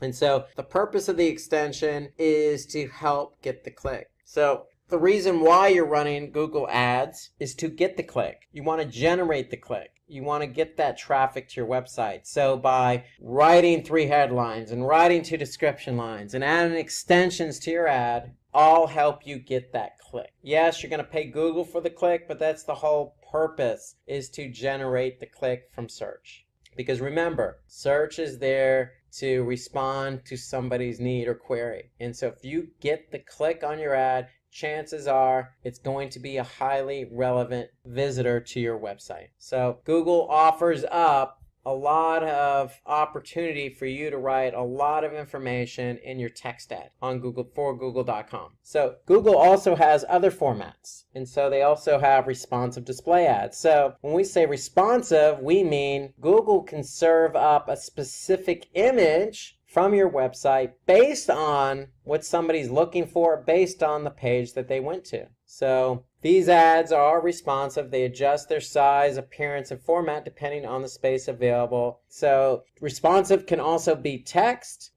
and or image. And so the whole point of response is if you have a large website, let's just say with a lot of different products and categories like Amazon. Well, it's hard to write static ads for thousands of particular categories and products. So why not let Google do the heavy lifting? Why not let Google serve up the images and ads based on what somebody looked at on your website? And so that's the whole idea behind responsive ads, is it allows Google to, show the particular ad that's most relevant to that user. So it's really a great option when you're advertising on Google. You have image ads as well. So image ads are, as we mentioned, part of responsive, or they can just be static. And so here you can see an example from Slack. Okay, you can see just an image ad. But the great thing about image ads is you have a lot of different size options. So 468 by 60, 250 by 250, 160 by 600, all these are pixel sizes. So you have a lot of different size variations when you run image ads. Okay, so you don't have to run a small image ad, let's just say in comparison to Facebook, where you have a thumbnail, okay, and one size for a particular image ad on Facebook. Versus Google, you have multiple sizes that you can choose from in terms of running image ads. So image ads are really a great option if you're going to advertise on Google. Okay, you also have app promotional ads. These ads are used to drive app downloads and engagement. So here you can see an example for Uber. So that's another option too if you have an app and you really want to drive engagement for that app. And then you also have video. So Google owns YouTube. So you can run advertisements, video advertisements on YouTube. So they could be standalone or they can be inserted into other streaming video content as, say, a pre-roll. Meaning people are going to look at your ad before actually watching the actual video they went to YouTube for. So you have a lot of different options with video advertisements on YouTube. So the other ad format you have on Google are shopping ads. And shopping ads are really a great way to get your product in front of the right user. So if somebody's looking for shoes or running shoes, it's an opportunity for you to run shopping ads so you could put that particular shoe with a description, with the price, with your brand name in front of that user. And so with a cost per click model, if a user clicks on your shopping ad, then chances are they're probably going to convert because they could see the product, they could see the price, they could see the product name, they could see the brand. And so it's an opportunity for you to really drive high quality traffic to your site with the opportunity to convert somebody at a very high rate. So shopping ads are really good because it prevents unwanted clicks. If somebody clicks on that ad, they're definitely interested. So let's take a look on search to see how that looks. So if I go to Google search and I just type in running shoes, so my search results are going to list not only some paid ads, but a lot of different options on shopping ads. So here I could certainly scroll around and see all the different brand names. I could see the price point. If I hover over it, I can actually see, some other information about it like reviews, return policy. So if I actually click on this ad, chances are I'm going to buy it. Otherwise, why would I click on the ad as an end user? And so that's the great thing about shopping ads. It gives you, the advertiser, an opportunity to really get your products in front of people who are looking for your product or service. And given that you're listing the price, if they like the price and they click on your ad, they're probably going to go ahead and follow through with the conversion. So it doesn't necessarily have to be running shoes. It could be anything that you have to offer a user. So running shopping ads on Google is a good strategy if you have products. Okay, so you can showcase these shopping ads on Google search by certainly really giving Google access to your product inventory, connecting in some reviews, connecting in some information, connecting in the pricing points, and voila. It's really fairly easily to set up Google shopping ads within Google search. And the great thing about shopping ads is it also appears under images and also appears under shopping. So if I'm on Google search, I can go to shopping or I can go to images and I'll see those same image ads show up here at the top. And I will certainly see those under shopping as well. So shopping ads allow you to really showcase your products on Google search to those looking for that particular product. So it's really a great option with Google. You also have call ads. So when we say call ads, really call only ads are great for mobile. So when you run advertisements on Google, if you have a phone number associated with your business, you can certainly add that phone number to the ad. So if somebody's searching on their mobile device and your ad is displayed along with your number, if they click on your number, they're actually going to call your business, and Google can track that. They can track how many people click on your number and even turn that into a conversion for you. So if you have a phone number associated with your business, it's wise to go ahead and set up what we call a call extension as part of the ad, because if somebody sees that ad with that phone number on mobile, it allows them to easily just click on the number and call your business. And so Google can track calls as well. So keep that in mind if you have a phone number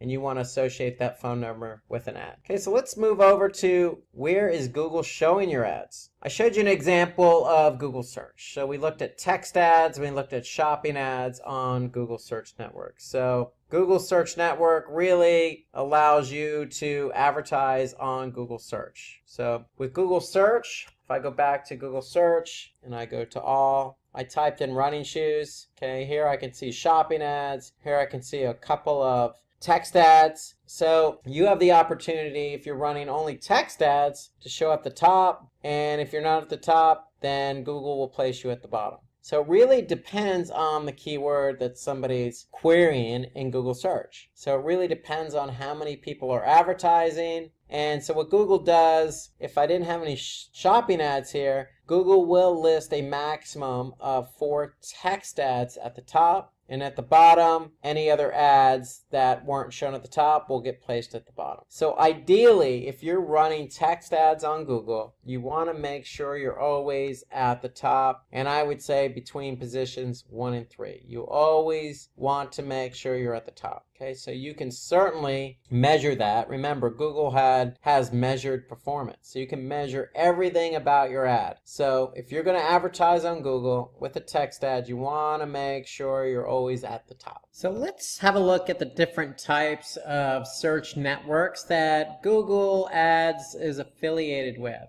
So the first is Google Search. Okay, so let's focus on Google Search. And so basically when we say Google Search or search sites, we really mean google.com or all Google search engines for that matter. So if you want to advertise to a mass audience, you want to probably start with google.com because again, millions of people use it on a daily basis. And so if you're advertising on google.com, your ads will appear basically below or above the search results on a Google search. So if somebody searches for something, depending on the search query, they're going to see results. Now, depending on the device, also, so they could be on mobile or on desktop, they could see sponsored ads or paid ads, they could see local listings, and they could see organic search results. So for example, this is what an ad would look like. So let me show you what that looks like on Google Search. So if we go, for example, to google.com and type in the keyword classes on digital marketing, we could see some search ads here. These ads appear above some featured snippets and the organic search results. Okay, so depending on a lot of different factors. Again, I've mentioned this throughout the webinar. There are a lot of factors in showing up in the top position, second position, third position, and so forth. Okay, if I scroll all the way to the bottom, you may even see ads down here, depending on how many people are actually bidding on the keyword phrase, classes on digital marketing. So we could see Simplilearn here in the second position. Why? Because again, I can see the logo ad here. Okay, so I can see Simplilearn using 3 headlines. I can see Simplilearn using their 2 description lines here. And I could see Simplilearn using some other extensions with the ad. Now, all of this is geared towards getting the click. So when you're on Google Search, the whole idea is somebody's looking for something, you're offering that up. And so it doesn't even matter if you're in the top position. Ideally, you want to be in these top 3 positions in order to get the click. Okay, so that's the whole idea behind being on Google Search. If you're on Google Search, you have the opportunity to be at the very top of the search result or in the top 3 above local listings and above organic results. Now, if I change my search query and typed in coffee in San Francisco, my search results are going to be completely different. I'm going to see local listings here. Okay, so this is tied to Google My Business, not Google Ads. Okay, so this is completely different. So don't mix this up with running ads on Google Search.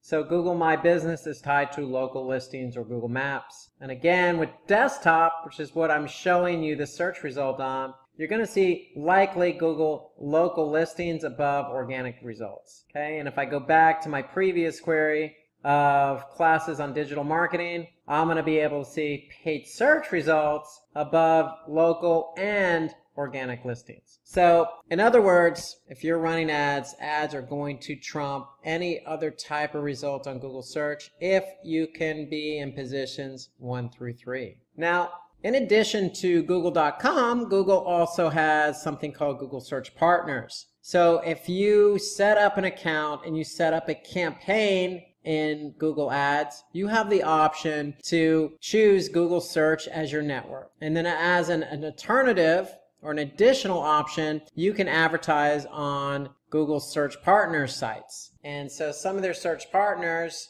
can range. So basically, these are sites that have partnered up with Google that's allowing Google to show ads on their site. So the sites can range anywhere between YouTube to Amazon to New York Times. Let's take a look at an example. It could even be another search engine. So if I go to say ask.com and type in classes on digital marketing. It's a completely different search engine, but I can see the same ad for Simplilearn. So I could see a different headline here actually, but I could see the description and I could see some site link extensions. And so notice the ad is still at the top. In this case, it's in position 1, and I can see multiple companies running advertisements. Why? Because I could see ad next to it, and I could see those over organic listings. So these are Google search partner listings. So you can opt in to be on other partner sites that Google, or other sites that Google has partnered up with.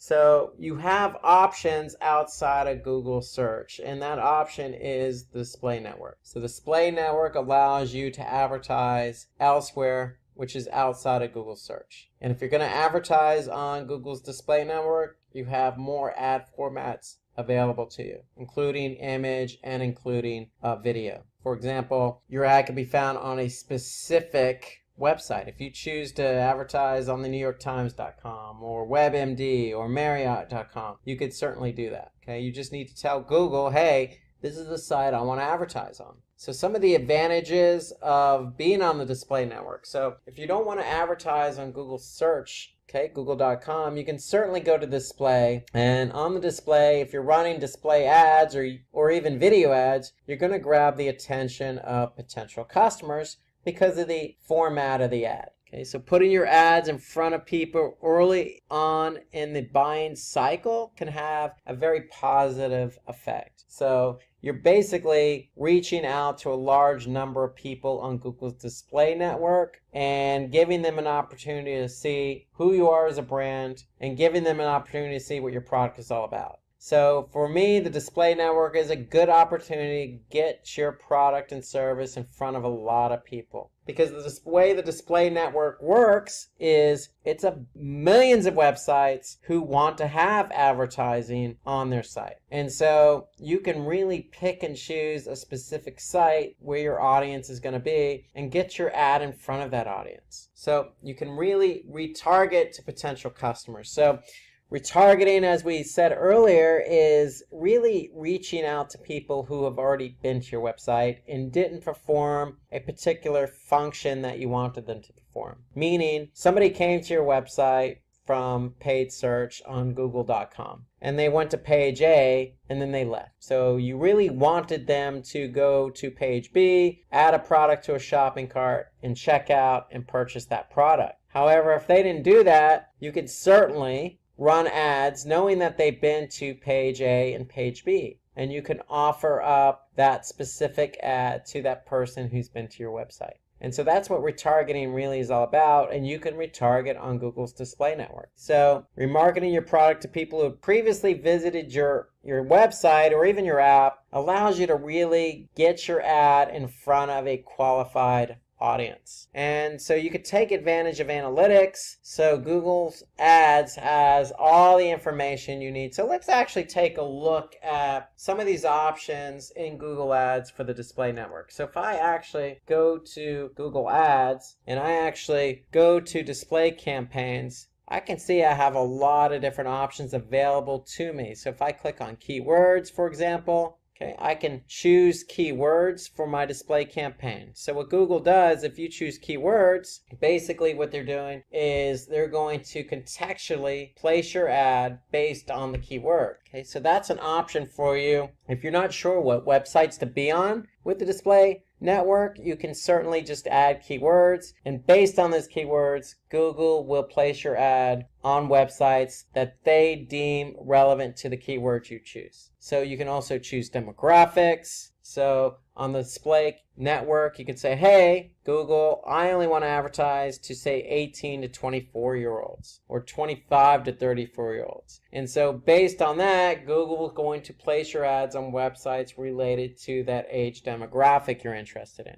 On the display network, you can also choose topics. So if there's a specific topic that you want your ad to be associated with, you can certainly do that. So Google has a number of different topics at their disposal. So here, if I just choose a particular ad group, Now I have specific topics that I can choose, from arts and entertainment, food and drink, to news, to pets and animals. And so under each one of these topics, I can get really specific. So if I go under science, I can see subcategories under the topic science. I can see chemistry and physics and scientific institutions and equipment. So I can really pick and choose specific topics where I want my ads to be shown. As I mentioned already, you can pick and choose specific placements. Okay, so if you have a specific website that you want your ad to be shown on, you can certainly let Google know. Okay, you can also advertise on Gmail. You can also advertise on YouTube. So you can really pick and choose where you want your ads to be shown. So you have all these different options available to you. To me, one of the best options for advertising on the display network, because when you tell Google you have a specific audience you want to target, and that audience could be somebody who went to a specific page or somebody who went to your website and didn't convert, you can associate that audience with the campaign.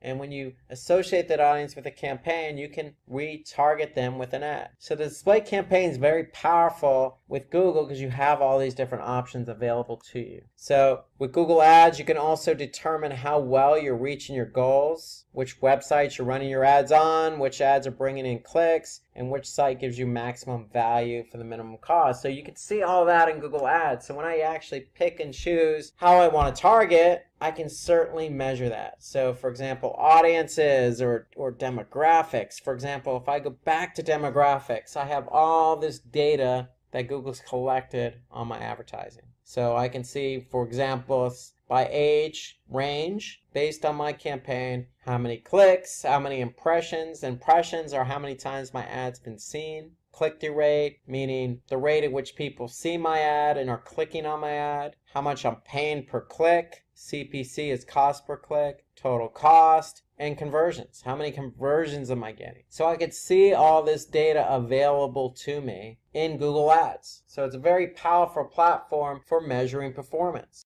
Imagine it's the year 2004. This is Phil. Phil's looking to release a book and set up a blog. He's sure that it'd be successful, but he's only worried about one thing. He doesn't know how to ensure that his book reaches the right target audience who could enjoy his book. During that period of time, however, there were only a few forms of advertisement available, like print ads, billboards, radio, direct mail, direct sales, and the television. All of these options were pretty expensive. Their effectiveness couldn't be accurately determined, and they didn't let him advertise his content to the appropriate audience. Phil's book would never find the audience it deserved. Now, let's have a look at the same scenario in the present day. Alongside traditional forms of advertising, Phil would have access to digital marketing, a form of marketing that's a lot more lucrative, inexpensive, and configurable. Marketing that would enable marketers to advertise their audience digitally using channels like search engines, websites, social media platforms, emails, etc. Among these types, social media marketing caught Phil's eye. Social media marketing would give Phil the opportunity to take advantage of social media platforms to advertise his content to a highly targeted audience. It would help more people learn about his book, increase the interaction with his audience. It's relatively inexpensive, unless he goes into advertising, and will help him get marketplace insights that might help in understanding his audience preferences better. Phil started by taking up a certification to learn about social media marketing. Since he was already familiar with the concept of social media marketing, his next step was to learn about the different types of content he could post on social media. Some of the most common forms of content that Phil could post would be images, text posts, polls, and videos. But over time, Phil began to notice that not a lot of people were being exposed to his content. Phil needed to advertise his content. For that, he would need to use the advertising options provided by the social media platforms like Facebook, Instagram, YouTube, LinkedIn, and Twitter. Most advertising platforms offer users with a number of different options, like image ads. These ads involve the use of single or multiple images that are attractive and have the optimal amount of text. They also have a call to action that encourages user interaction. Phil could use images from his book, advertise websites that sell his book, and more. Then there are text and post ads. These ads could advertise posts or excerpts from Phil's blog or his book, further garnering interest from an interesting audience. He could also use video ads. Phil could use video ads that feature favorable reviews and customer testimonials to advertise his books. Phil could also use lead ads, through which he could collect information from users who were interested in a weekly newsletter or regular updates from his blog. But that wasn't the only thing Phil could do with social media platforms. He could create a brand for himself and drive audience interest to it. Engage with them, create an identity, engage with content, finding content that works for him. Social media platforms also allowed him the opportunity to target audiences based on demographics like their age, location, gender, and much more. And in time, Phil began to see an increase in the number of viewers coming to his social media page and, by extension, his blog. He also saw an increase in the number of people who bought his book, greatly increasing his audience. Here are some things he learned. 1. To set goals that were quantitative, smart, and follow a constant deadline. 2. To understand his audience by engaging and connecting with them. 3. To set up a social media calendar to plan competitions, polls, surveys, videos, and more. 4. Using tools like BuzzSumo, IFTTT, Buffer, and more for lead generation, creating email lists, setting buyer personas, and more. 5. To perform visual storytelling with the help of images and videos. But how did Phil get so good at social media marketing? Phil had taken up Simplilearn's digital marketing course. It was thanks to this course that Phil had the skills and training to get good at social media marketing. And now, you can too, by clicking on the top right corner. And with that, we've given you an introduction to all the major concepts of social media marketing. The world we live in now, it's a highly digital place, but that wasn't always the case until a few years ago. So if we rewind, letting people know about your products was a little harder then. So even if you go back, say 5 or 10 years, promoting your products wasn't as easy as it is today. I mean, people had to resort to, good old-fashioned newspapers, putting in an ad, or those big, thick books called the Yellow Pages that usually sat in your closet and weighed a ton. I mean, those were the ways to get your product and message out there. A lot of advertising in those Yellow Pages. Then you have billboards, driving down the highway, you see that billboard on the side of the road, you wonder, who are those people that are actually advertising this stuff? Of course, you have television that's been around for decades. A good source of advertising, but costly. And then fax ads. Uncommonly known way to advertise. By the way, who has faxes now? But people did advertise via fax just a few decades ago. So these were all the ways in which people had to get their product and service out there. It seems like so archaic looking at it now, but back then,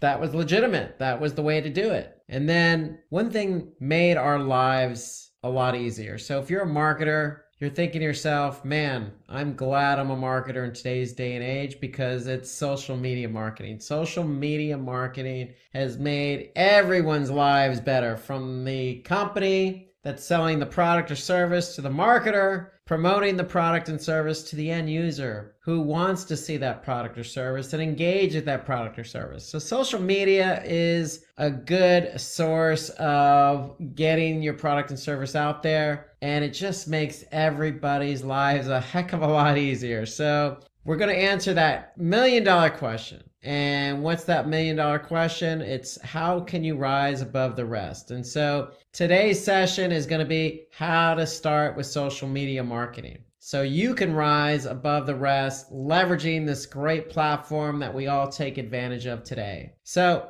let's start by asking the question, what is social media marketing? Social media marketing involves increasing website traffic. It centers around engagement. It offers you the ability to increase your brand awareness, and it has other marketing goals. So you can create various forms of content for different social media platforms. So that's really, in a nutshell, what social media marketing is. So again, if we want to increase our traffic, or we want to increase our engagement like likes or comments, then look no further than social media marketing. If we want to engage with our users, our customers, our potential and prospective customers, we can really put a personalized experience in place. using social media marketing. We want to create different forms of content like videos and blogs and infographics and other types of graphics with the potential to actually go viral. And what we mean by viral is spreading like wildfire. One user sending it to another as rapidly as can be. And before you know it, you get, millions of views and millions of likes. I mean, that's the power of social media marketing. So why do we want to do social media marketing? And I think we just answered some of those questions, but let's dig a little bit deeper. We mentioned in our definition of social media marketing that we have the opportunity to really build our brand awareness. And that is no more truthful than with social media marketing. More so than any other digital marketing channel, social media marketing allows us to really put our brand in a good light, in a good position in front of the right eyeballs. So it allows us to really improve our brand by pushing out the appropriate content in front of the appropriate people. Social media is a great channel for that. We can look to conversion rates. So if we are pushing a product and service in front of the right eyeballs, and we are building up a funnel of prospective customers who then turn into customers, who then turn into loyal customers, who then turn into lifetime customers, we can see at every step in the process that our conversion rates may increase. We can certainly leverage social media marketing for SEO, for search engine rankings. It's about off-page SEO. It's about posting content on social media platforms to build up some link juice. Okay, so there is some inherent benefits to working SEO and social media side by side. It's cost effective. Well, if you're posting content on Twitter or Facebook, it doesn't cost you anything. It just takes a little bit of time and creativity. Now, if you want to go ahead and do some advertising on these platforms, yes, it's going to cost you, but you'd be surprised. It's not going to be as costly as, say, other search platforms like, say, Google or Bing, where you're actually paying for keywords and paying per click for those keywords. So social media marketing can be very cost effective. And then increase top funnel traffic. So it goes all the way back to brand experience and brand awareness. If you're putting yourself in position to get seen by your target audience, okay, your target audience goes from seeing your brand for the first time to getting to know your brand a little bit more, to maybe buying a product or service from your brand, then returning to buy another product and service, and then continuing to buy that product or service. I mean, that's increasing the top funnel traffic, and not just the traffic, but the conversions. So at every step in the process, social media allows you to build that funnel, depending on where somebody is, whether they're seeing your brand for the first time or actually returning to purchase the product or service again. So that's the inherent benefit. These are the inherent benefits of social media marketing. Today, we are going to talk about all the different ads that Facebook has to offer. So introduced back in 2007, the Facebook ads platform has grown tremendously over the last few years. Almost $4 billion of revenue in 1 year. So what does that mean? That means there's a lot of advertisers. Why is there a lot of advertisers? Because a lot of people use Facebook. It's a popular platform. So not only is it popular, but it's popular with advertisers because if you're advertising on Facebook, you have the opportunity to share your product and your brand with users who you think are going to buy your product or associate with your brand. And on Facebook, you can do that a number of different ways, specifically in somebody's newsfeed. And specifically that person's newsfeed that again is potentially interested in your brand, your product. So there's a lot of ways to advertise and a lot of reasons why you want to advertise. So I just mentioned one of the reasons. Hey, it's an opportunity for you to reach out to people who are targeted, who are specific to your product and your brand. So not only that, but you combine that target audience with the amount of time that people spend on Facebook. Okay, people spend a lot of time on Facebook. In fact, not only do people spend a lot of time on Facebook, there's a lot of people on Facebook. In fact, 2.27 billion in the third quarter of 2018. And so when we say spend a lot of time, we mean going to that Facebook profile at least once a day. Okay, so a lot of eyeballs throughout the day checking their newsfeed on Facebook. Facebook also enables you, the advertiser, to find the perfect audience. And so that's the great combination. A lot of people on Facebook and targeted audience. So it's a platform that allows you to put your product in front of people based on specific interest, specific demographics, specific location. So you're really putting your product out in front of the right people at the right time. And so the other positive and pro about Facebook is it's lesser spend, greater reach. And what do we mean by that? Well, traditionally, Facebook is a little bit cheaper than other online advertising models. It is definitely a lot cheaper than your traditional advertising models. And Facebook has been known to have good return on investment because it's cost a little bit less than other advertising models and other advertising platforms. So that's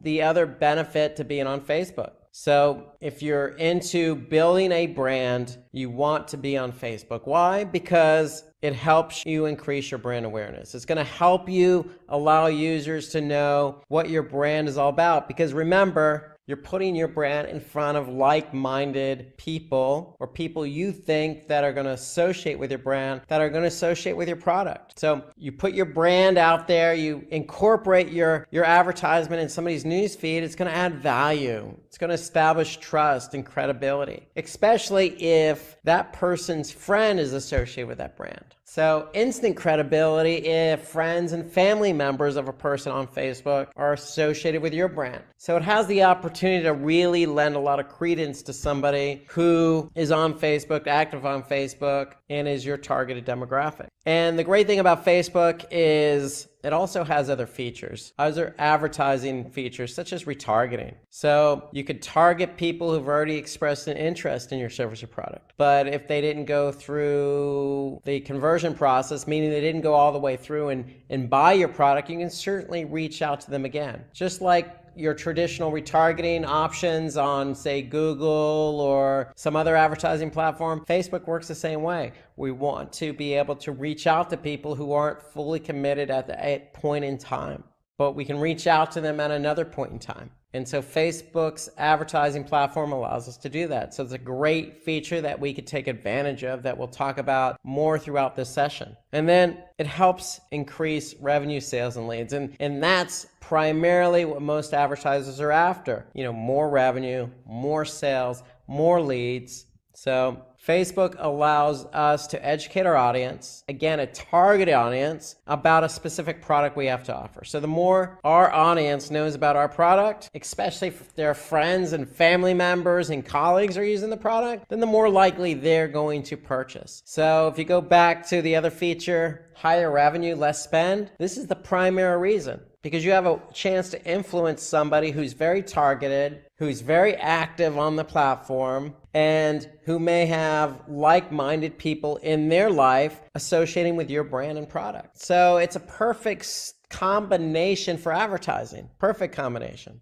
And so today we're going to talk about all the different types of Facebook ads. And we're going to start out with the single image ad. And the single image ad are just single image advertisements that have an optional text on top and a link description that links to the website. So single image ads are probably the most popular. You can see them on probably your own Facebook feed if you look. So in fact, I'll just jump over to my Facebook feed right now. And if I go there, what do I see? I see a single image ad here, and it's from Shopify Partners. So become a Shopify partner to add e-commerce to your list of qualifications. So Shopify must be, a brand that is trying to woo my business. Okay, so they know that somebody that I'm associated with, or maybe I fit their demographic, so they're targeting my newsfeed with a single image ad. So that's what a single image ad looks like. It's simply just one single image with some description.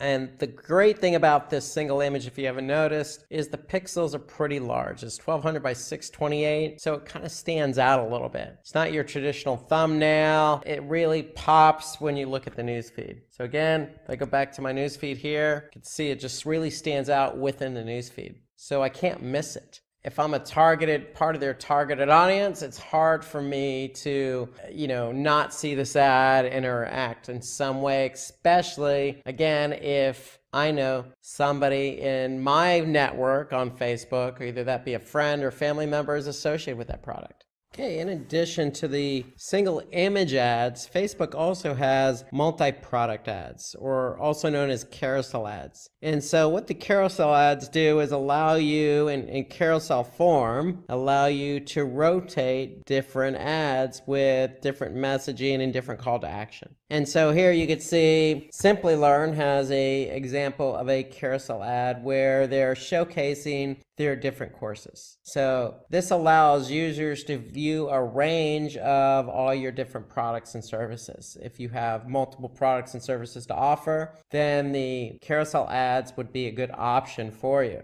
So in addition to the carousel ads and single image ads, it gets a little bit more sophisticated in terms of technology, where Facebook allows us to offer up video ads. And so video ads are interactive. It's a good way to really showcase your product, your brand, your service. And the great thing about the video ads is they can go from just a few seconds all the way up to 2 minutes, or all the way up to 120 minutes. And so you can really, really put a lot of time and effort into the video ads to really put your brand out there. And so the one thing about video is it is interactive. Most people engage with video, and they tend to get about 10 to 30% more views than other forms of ads. So the video ads are really a popular way for you as an advertiser to put your brand or product out there. So you can put your brand and product out there in not just a few seconds, but really tell a nice complete story to get the engagement, to get the person to take the action you want them to do. So that's why video ads have become very popular, because they tend to get more engagement, more interaction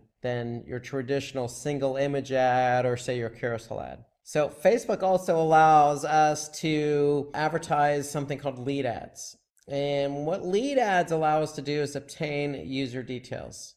Okay, so we can acquire or get an email address or phone number from somebody who's interested in our product or service, and that person doesn't even have to leave Facebook. So if you look here in the example, here we have the ad, somebody clicks on sign up, and they get this form submission. And the great thing about the lead ad is that it can sync up with any CRM, or most of your popular CRMs. I should say, for example, Salesforce as a good example of a CRM, where somebody fills that out, the information goes directly to Salesforce. And so lead ads are really good if you're trying to generate, leads for your business. And the form itself, the interaction stays right in Facebook. And so that's the great thing about it. They don't really have to leave the platform. Another form of advertising on Facebook are slideshows. Okay, so unlike the carousel ads, which rotate, and the carousel ads, remember, rotate and showcase different products or services, these ads are interactive, but they're rotating different imagery.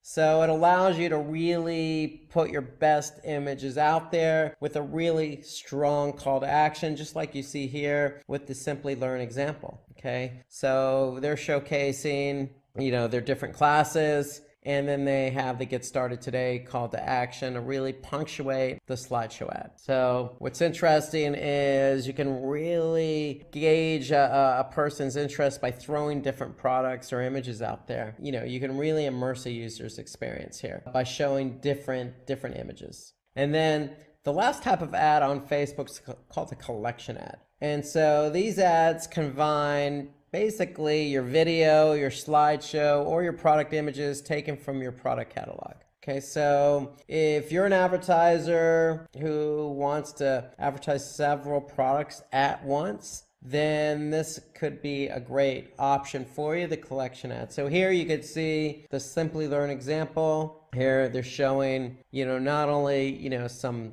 good slideshows and imagery with some good messaging below that. Instagram is a social media platform that needs no introduction. With nearly 1 billion monthly active users and 500 million daily active users, Instagram is a platform rife with marketing potential. More than $7 billion revenue has been generated from Instagram Mobile, and it's home to more than 2 million advertisers. Not only that, marketing on Instagram has the following advantages too. You have increased conversions.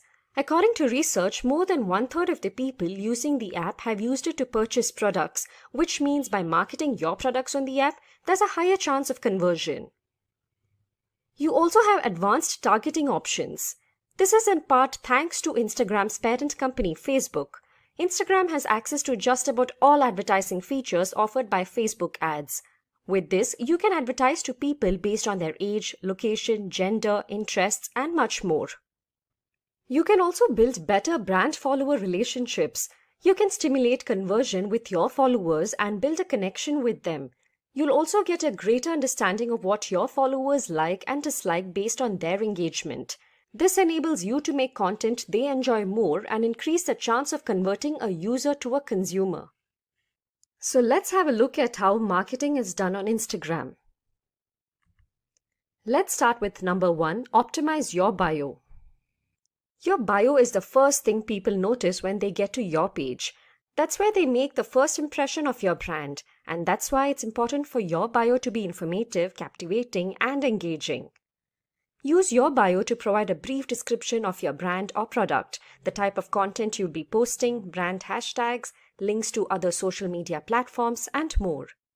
Your bio should also include a URL to where you want to drive traffic to, be it your brand's website or a page for a particular product. Make sure to track this link as well to see how much traffic it brings. Here's an example of how Samsung uses its bio effectively. You can see it's a very straightforward. It's got a branded hashtag. It talks about all the services Samsung offers. There are links to other pages and a link to the website as well. It's to the point and covers everything you need to know about it. Next up at number 2, we have create a content calendar. Now, if you ask anyone who works with social media, one of the most important things they'll tell you is to have a content calendar. A content calendar enables you to keep track of your posts. It'll help you plan ahead and automate the process of publishing your posts when your audience is most active. A calendar helps you decide what content, caption, hashtags, videos goes live on what day, date, or time. A consistent post schedule will enable you to make the most out of Instagram. It'll also keep your audience engaged and also give you access to historical posts if you want to repost your older content. Next up, we have number 3, get greater reach with ads. Paid ads can enable you to get more followers, engagement, leads, and conversions. The caveat here being that you'll need to pay for it too. The ad options are pretty similar to what you have on Facebook, like audience segmentation based on likes, interactions, buying habits, and more. You also have a variety of ad formats to choose from, like story ads, image ads, video ads, collection ads, and more. Moreover, they can also be set up from Facebook Ads Manager. Here's an example from an ad from Body Shop, in which they're using a single image ad. The advertising works because of its interesting, creative, and attractive ad copy that attracts the customer to interact with the post and click on the link. Let's go to number 4. Have a visually consistent feed. Instagram is a platform in which people gravitate towards aesthetically pleasing content. To authentic expressions and diverse perspectives, the objective is that your feed needs to match with your brand's identity and must appeal to the audience within your industry. What works nowadays are candid shots, muted, earthly tones with a low-key editing style. Your content must feel down-to-earth and your brand approachable. As you can see in the images, all of them have aesthetically pleasing images and a somewhat blue or underwater theme. And that's the kind of thing you should aim for. Your content following an understandable and interesting aesthetic depending on the product you're trying to sell. Now for number 5, tell a story.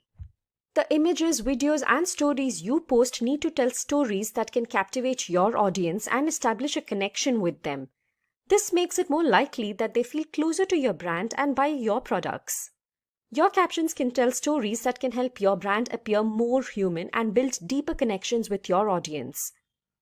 Your content needs to align with what your audience cares about or solves problems they face. Here's an example of how the page Patagonia talks about forests in America. Each of their posts tells stories about a different issue that affects nature. Their brand on Instagram revolves around bringing awareness to such issues. That's the kind of stories you should tell with your brand. Next up, number 6. Use the right hashtags. Using the right hashtags can make the difference between your post showing up on the Explore tab for everyone to see and it getting lost in the sea of content. Your hashtags shouldn't be too generic like #NewYear or #style since they'll have too much competition. Instead, mix up trending and industry-specific keywords to connect with your followers. Research on successful hashtags and limit yourself to less than 7 in each post. The more the hashtags in your post, the more likely it seems spammy, untargeted, and unprofessional. Find out what and how many hashtags your competitors use and how you can do something similar. You could also create a hashtag for your brand. These need to be short, easily memorable, and involve your brand name in some way. Let's now go to number 7. Take advantage of UGC. UGC or user-generated content gives your followers to further involve themselves with your brand. UGC also by them as well. Regardless of the field your brand belongs to, UGC can be used to convert followers into advocates of your brand. Here's an example of how Starbucks uses user-generated content and takes advantages of their audience to advertise their products. In this post here, they are attracting customers with an image of happy children dressed in products sold at Starbucks. The post posted by another user would be appreciated by the audience and improve brand loyalty. Next up, number 8. Take advantage of video ads. Most Instagrammers state that users have visited websites, searched, or told a friend after being influenced by posts. Even though photo ads are still the more popular form of advertising, video advertisements aren't too far behind. There are 3 key video formats when it comes to Instagram ads. Single video ads that can create 60-second ads, carousels are a combination of images and videos, and Instagram stories that enable you to combine images and videos to create visually attractive ads. Here's an example of the brand Pizza 73 using story ads to advertise their pizzas. It's successful because you're showing off the product they are advertising with well-shot videos and captions. Now for number 9, partner up with influencers. Connecting with influencers will enable you to connect with thought leaders within the industry and enable you to show off your brand to a larger audience. By connecting with them, your brand will have greater authenticity and authority. Influencers need to be given new tools, resources, and guidance to carry out their role effectively and to work together as partners. Micro-influencers are also considered to be more affordable and they have a closer connection with their audience. Here we can see how Ralph Lauren have collaborated with an influencer to advertise their products. The influencer showing off the latest Ralph Lauren has to offer. This encourages his interested followers to check out the page and buy something for themselves. Next, for number 10, host contests and giveaways. Contests enable your audience to engage with your brand with 3.5 times more likes and 64 times the comments. You can give away a product or a service which enables you to boost engagement and brand awareness. Contests and giveaways need to be planned, brands need to be partnered with, contest rules need to be identified, posts need to be created, and much more. Monitoring the contest and then running it is also really important. You would need to track your contest performance and promote the results on other social media platforms as well. Here's an example of a contest run by Domino's Pizza which encourages people to contribute their own short stories and connect better with the brand. Number 11. Take advantage of stories and IGTV. Stories enable you to create a combination of photos and videos that disappear after 24 hours. Stories can greatly influence your reach and engagement rates, even giving your story the chance to show up in the Explore section. It can also help make your brand seem more approachable and authentic. Adding links to the Instagram stories can also help with driving traffic to your website. IGTV, on the other hand, although now seemingly on the decline, still has a few advantages to offer to the savvy marketer. IGTV provides you a unique, mobile-friendly layout that serves as an evergreen content very well, like featurettes and interviews.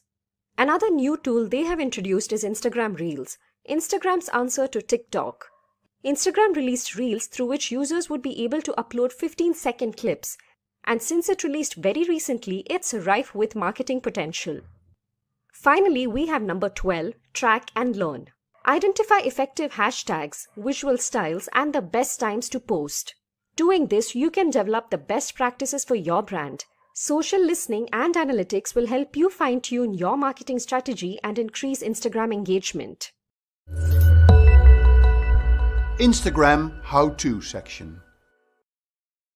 Instagram is one of the fastest growing social media networks. Its appealing format and functionality have driven people and businesses away from traditional networks like Facebook. Video content is the most popular content type on Instagram, so it's obvious that we need to dedicate one lesson to how to create, optimize and promote your video posts on Instagram. We will start this lesson with showing you how to make great Instagram videos and talk about the different types of videos for Instagram. And we will then demo you how to use the various video capturing and editing tools you will find in the Instagram app. We will close this lesson with how businesses can use Instagram and how you can make money with it. Instagram has extensive features to create and promote videos, particularly with the growing appetite in using Instagram stories. Video is the most important content form on Instagram. It is important though to make sure that before you start creating your video, you have a good idea of what you want to achieve with it.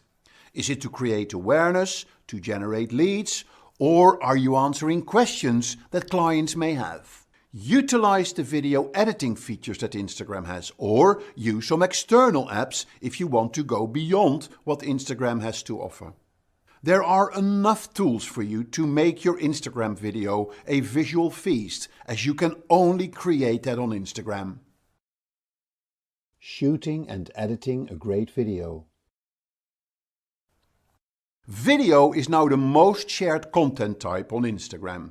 Where in the early days Instagram video was only 15 seconds long, nowadays you can upload 60-second videos and turn multiple videos from your camera roll into one video clip. And today Instagram has lots of different options within the app to create videos and optimize them for the newsfeed or for stories. Recently Instagram announced IGTV. They're trying to take on YouTube with a dedicated video sharing app for vertical and landscape videos with a maximum length of 60 minutes for verified accounts or accounts with a large audience. However, anyone using the app will be able to upload up to 10 minutes of content to the platform. All in all, Instagram today is a fantastic network for brands to build brand awareness and to showcase their products or services.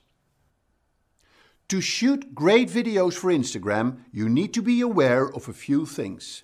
First of all, you need to shoot the video for Instagram. And Instagram has its own video formats. Video for the newsfeed tend to be square, whereas video for the stories must be vertical. The aspect ratio for vertical videos is 9:16, which gives you a perfect 90 degrees flip for normal widescreen video. It's also better to use your phone's native camera. This will give you better control over exposure and focus. Instagram will allow you to upload multiple clips and then edit them within the Instagram app. Also think about short form versus long form videos. Stories are good for short clips, whereas IGTV lends itself for longer videos. Short videos are great for explaining things that can be chopped up in steps like recipes or how-to videos. Long videos are good for brand experiences and interviews. Additionally, it goes without saying, you always need to think about what you want to achieve with your video. What's your end goal? Do you want new followers? Do you want to get into engagement with your followers?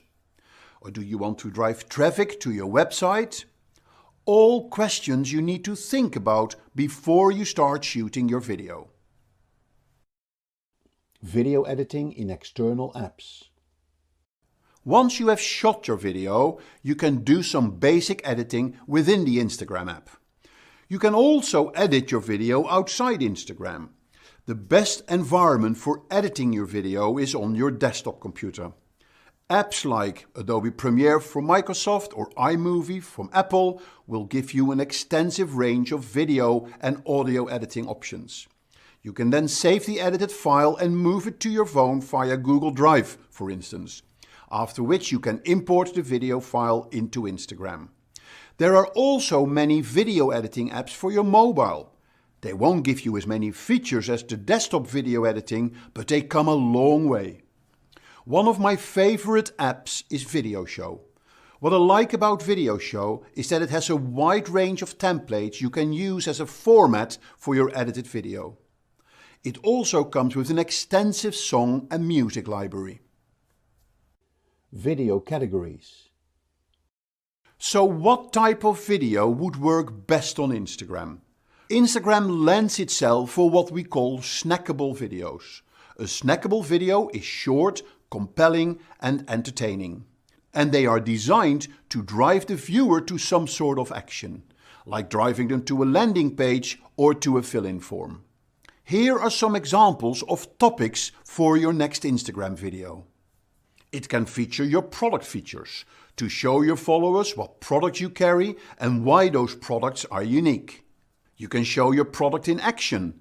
This is great for breaking up the monotony of staged product features. You can also give a sneak preview.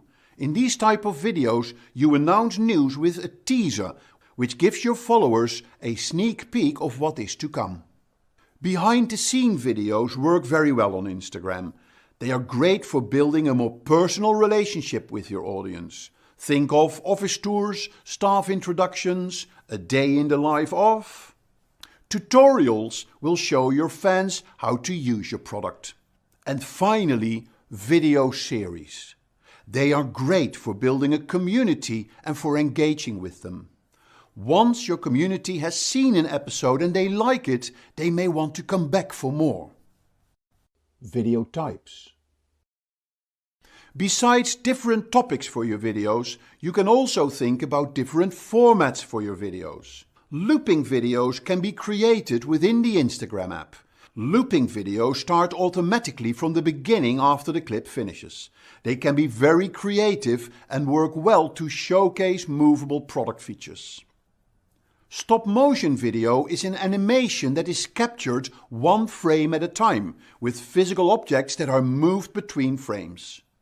When you play back the sequence of images rapidly, it creates the illusion of movement.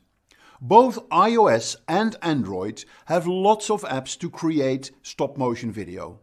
In a time-lapse video, you capture lots of photos of a scene over a period of time. These images are then put together to create a seamless sped-up video. Time-lapse videos work very well to show how something is built or made. And finally, hyperlapse videos. These are videos that allow you to squeeze several minutes of film into the 1 minute maximum set by Instagram. They are a bit like time-lapse videos, but the camera is moving. These videos are great to show behind-the-scene footage. How to use Instagram video options. There are various ways that you can make a video on Instagram, so let me show you how to do that. If you go to the Instagram app, it takes you to the news feed where you can browse. To make a quick video, you just click on the plus button. And that takes you to this shot of my phone, for instance. You need to make sure you activate video. If you click on the button, you can then make your video. You click again to stop recording and your video is ready. You can now play the video, and if you are happy with it, you click next, and then you can add a filter if you want to.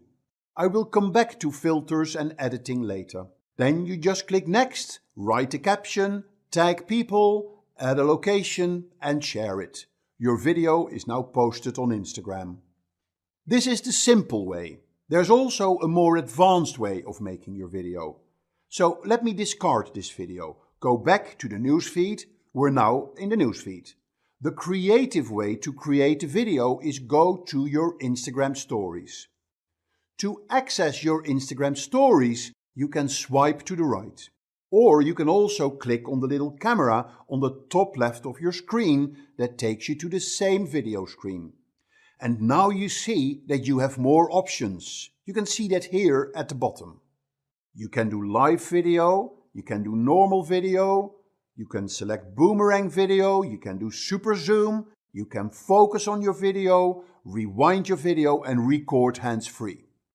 So let me explain these in a bit more detail. For normal video, you just click on the video button and then you can see that it's recording. And when you're ready with the recording, then you let go of the button. And what you see now is that you have some extra options at the top, where you can add effects, stickers, drawings or text. So this is the simple way of making a video with added effects. You can also go for live video, and this is just like Facebook Live. When you click on Go Live, then Instagram will announce it to your followers. And then you can start your live broadcast. When you're ready with your live broadcast, Instagram will ask you if you want to post it on your stories or in your newsfeed, and then you're done with your broadcast. A very creative way of making videos is using Boomerang. Boomerang was a separate app which became very popular. It was then acquired by Instagram. A Boomerang video is a video that repeats itself. If I click on Boomerang, I'm going to get the phone and I will turn it. Then when you look at the video I created, you see how the video repeats itself all the time. You can do a lot of creative things with the boomerang effect. You can make people move back and forwards, you can make objects move up and down, and then post them as short repeating videos. You also see that you can change the camera into selfie mode and you can add some special overlay effects as well. So there's different filters. I quickly scan through those. When you're in selfie mode, you can have funny face alterations as well. So lots of different effects that you can create here. So now let's look at the super zoom video. The super zoom is a bit like paparazzi video, also with different effects that you can add to it. So for instance, I want hearts on this video. Click on it and then it will zoom in and you will see hearts popping down. And here is the stamp effect. Click on it and there you go. When I do a focus video, it makes the background blurred. With rewind video, you can make the video playback by itself. And then finally, there's the hands-free video. If you click on hands-free, you don't have to keep on pressing the record button. So you have more freedom in camera movement when you choose this option. So these are the different types of video that you can make on Instagram. How to use Instagram video options and filters. To show you how the effects work on Instagram, I can go to Instagram and then into the story creation mode. And here I can just make a normal video. I can pan and move the video around a bit, so the video is ready now. And here I am in the screen where I have the different options to add creative effects to my video. So this is what I can do. First, I can download the video on my phone by clicking the downward arrow.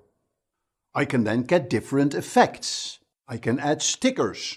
I can play without sound. I can draw on the screen and I can add text. There are many different options. And when you click on the effect button at the bottom, you see the effects that you can add to your video. There are effects that can be added when there is a face on the screen, but there are also effects that can be added as an overlay over the video. We can also add stickers like a location sticker and a mention or a hashtag sticker. Interesting thing about these text type stickers is that when you add these, Instagram will actually understand the text and will add them to the index for search. You can easily move the stickers over the screen, you can add a time or a date, and you can also add quizzes. So you can ask a question, for instance, do you like this? And then people can actually answer by dragging the slider. You can do a poll, and there's a whole range of other stickers that you can add to your video. You can draw as well. You can have a thin line or a thick line. You can change the color, you can do special effects, and you can erase as well. So you can do many different effects with this. You could create an effect where you wipe out the whole screen and then with the eraser you can reveal sections of the video. You can get text, and then when you're done with it, you can add the video to your stories or save them as highlights on your profile page, or you can share it on your newsfeed. Monetizing your Instagram videos. There are many different ways to make money with Instagram. You can make money as an influencer by creating sponsored video posts. These are videos where you promote a product from a brand, and the brand will reward you for giving them access to your followers. Tap Influence is an excellent app to connect brands with influencers. You can also sell your videos. Instagram is a great place to showcase your content. 2020 is an excellent website where you can promote and sell your video content. And of course there is affiliate marketing, where you can promote your products from your affiliate partners and get a commission on each sale. ShareSale is a website where you can search for potential affiliate partners. Or why not sell your Instagram account if you no longer want to manage it? FameSwap is the place where you can do this. Finally, Instagram can also help you indirectly to make money. You could use it to promote your YouTube channel, and as we have learned in this course, there are many ways of making money through YouTube. Takumi is one of the leading online platforms where small influencers can get connected with big global brands. When you have more than 1,000 followers and you have good content, you will be able to use this network to identify brands to work with. Here are the takeaways of this lesson. Video has become the top content type shared on Instagram. And today Instagram has a whole range of options to create and optimize your videos for the newsfeed and for the stories. Short videos of maximum 60 seconds are best for Instagram. Instagram uses looping videos. They start automatically from the beginning after the clip finishes. Use looping videos to showcase a fun or versatile product feature. Instagram has many different video styles in the Stories camera, and once you've shot your story video, you have plenty of options to customize them. Takumi is an online platform where micro-influencers can connect with big global brands to sell their original content. Now let's get started. First off, let's have a look at an introduction to Facebook. Facebook was first launched in February 2004 and was initially known as the Facebook. In 2005, it removed the from its name and it has now become the Facebook we all know today. It is now the world's most popular social media and social networking service. Next, let's have a look at Instagram. It was launched in 2010 for iOS and then in 2012 for Android by Kevin Systrom and Mike Krieger. Instagram has now evolved to become one of the fastest growing social media platforms in the world. In April 2012, thanks to its popularity, it was acquired by Facebook for approximately $1 billion in cash and stock. Now let's compare some stats between Facebook and Instagram. First, let's have a look at the worldwide stats. First off, Facebook. Like I mentioned earlier, Facebook is the largest social media platform in the world. Reaching almost 60.6% of the internet, it has 2.5 billion monthly active users and approximately 1.6 billion active users. In fact, as of Jan 2020, the US has approximately 190 million and India has approximately 280 million Facebook users, an indication of a market that's still ripe for the picking. Now, let's have a look at Instagram. Instagram, although having released significantly later, earns its title of the fastest growing social media platform with 1 billion monthly active users and 500 million daily users. In the United States, there are approximately 120 million, and India has close to 88 million Instagram users. Next up, let's have a look at the next statistic, age group of the user base. First off, Facebook. Although there's a general opinion among the younger population that Facebook isn't hip or isn't used all that much anymore, this statistic has something different to say. Turns out more than 65% of Facebook users are between the ages of 25 and 34. For Instagram, it's no surprise that 71% of the user base are under the age of 35. Next, let's compare the usage time of both these platforms. Let's take Facebook first. In the United States, users spend approximately 1 hour on Facebook every day. In India, users spend an average of 3 hours a day on Facebook. Shockingly high numbers for a platform that's assumed to be dead, isn't it? On the other hand, in the United States, users spend 23 minutes on average on Instagram.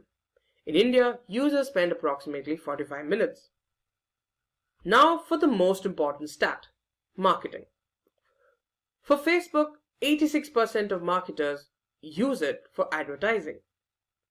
Instagram is used by 71% of businesses for their marketing requirements. Now let's have a look at some industries that can work well on both these platforms.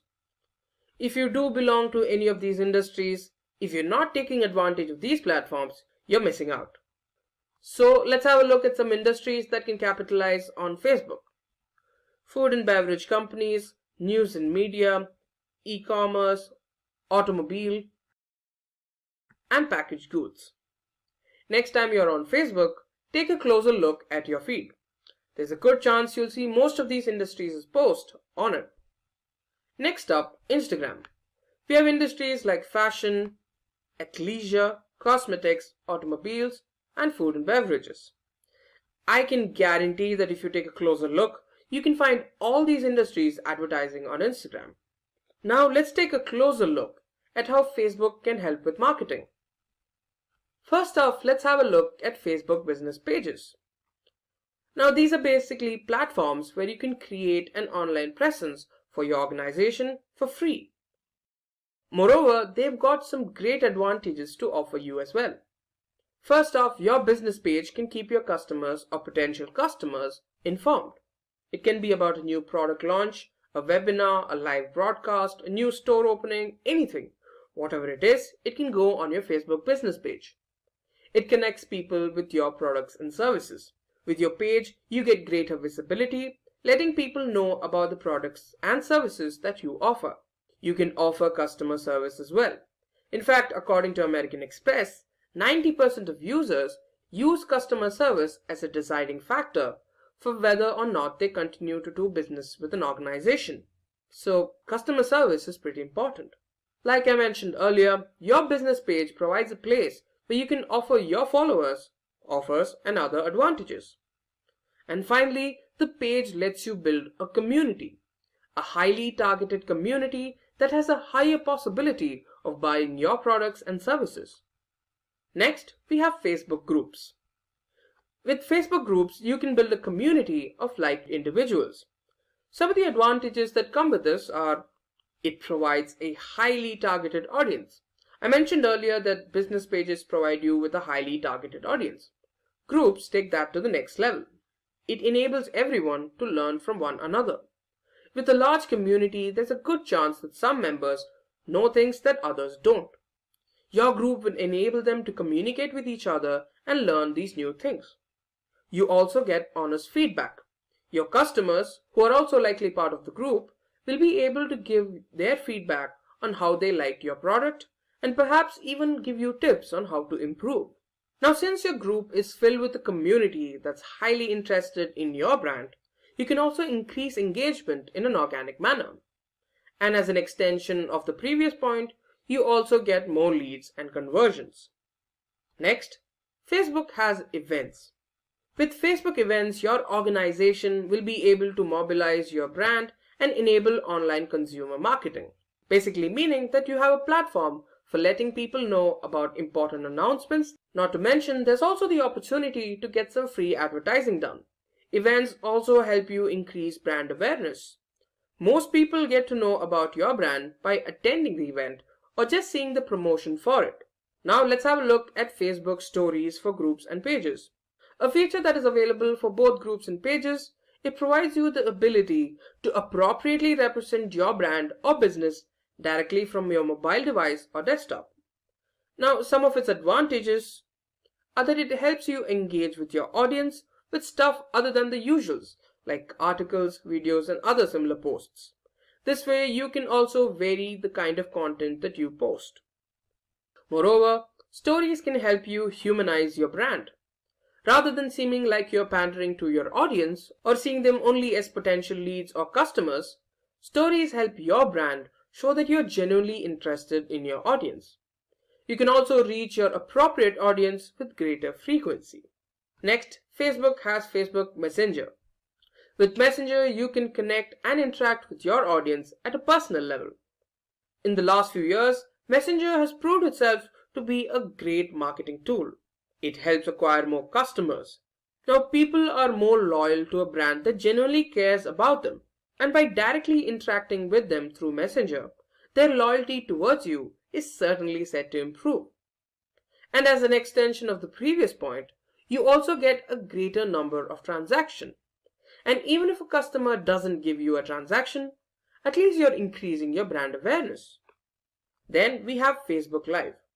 Facebook Live gives you a platform to interact with your audience in real time. It can be used to diversify your content, providing your audience with something different from what they've received from your brand initially.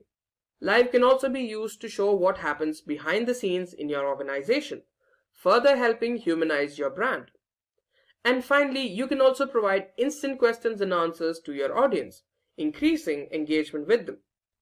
Next, we have the Facebook Shop. The Facebook Shop is a business page tab application that enables your customers to purchase your products directly from your store. It also has the following advantages. Firstly, you can use the shop to drive new sales. You can give the customers who are on the fence about your product a small push by engaging them. And how can you do that? With deals and promotions. You can also reward advocates of your brand with special benefits to be availed from your store. And finally, you can build brand awareness and recognition. Now let's have a look at Facebook ads. Facebook ads help spread product or brand awareness in the newsfeed of a specific targeted audience on Facebook. Now, some of the advantages of Facebook ads are that they help increase brand awareness, they enable you to advertise your products and services to the appropriate audience, and it provides you with greater reach while making you spend lesser amounts of money. It also helps you re-advertise or retarget your products to an existing audience. And finally, it helps increase revenue, sales, and leads. If you guys are interested in learning about Facebook ads, you can check out our Facebook ads video. I'll add it in the live chat, so you can check it out if you're interested. Now let's have a look at the final feature Facebook offers to help you with marketing. Facebook Insights. I'm sure all of you have heard about Google Analytics. Let's just say this is Facebook's version of that. With Insights, you get information that can help you refine your brand strategy by tracking and measuring results. It can help you determine reach and engagement, actions, people who are viewing your posts, when your fans are online, the type of posts that are working for you, and much, much more. That brings us to the end of the ways Facebook helps you with marketing.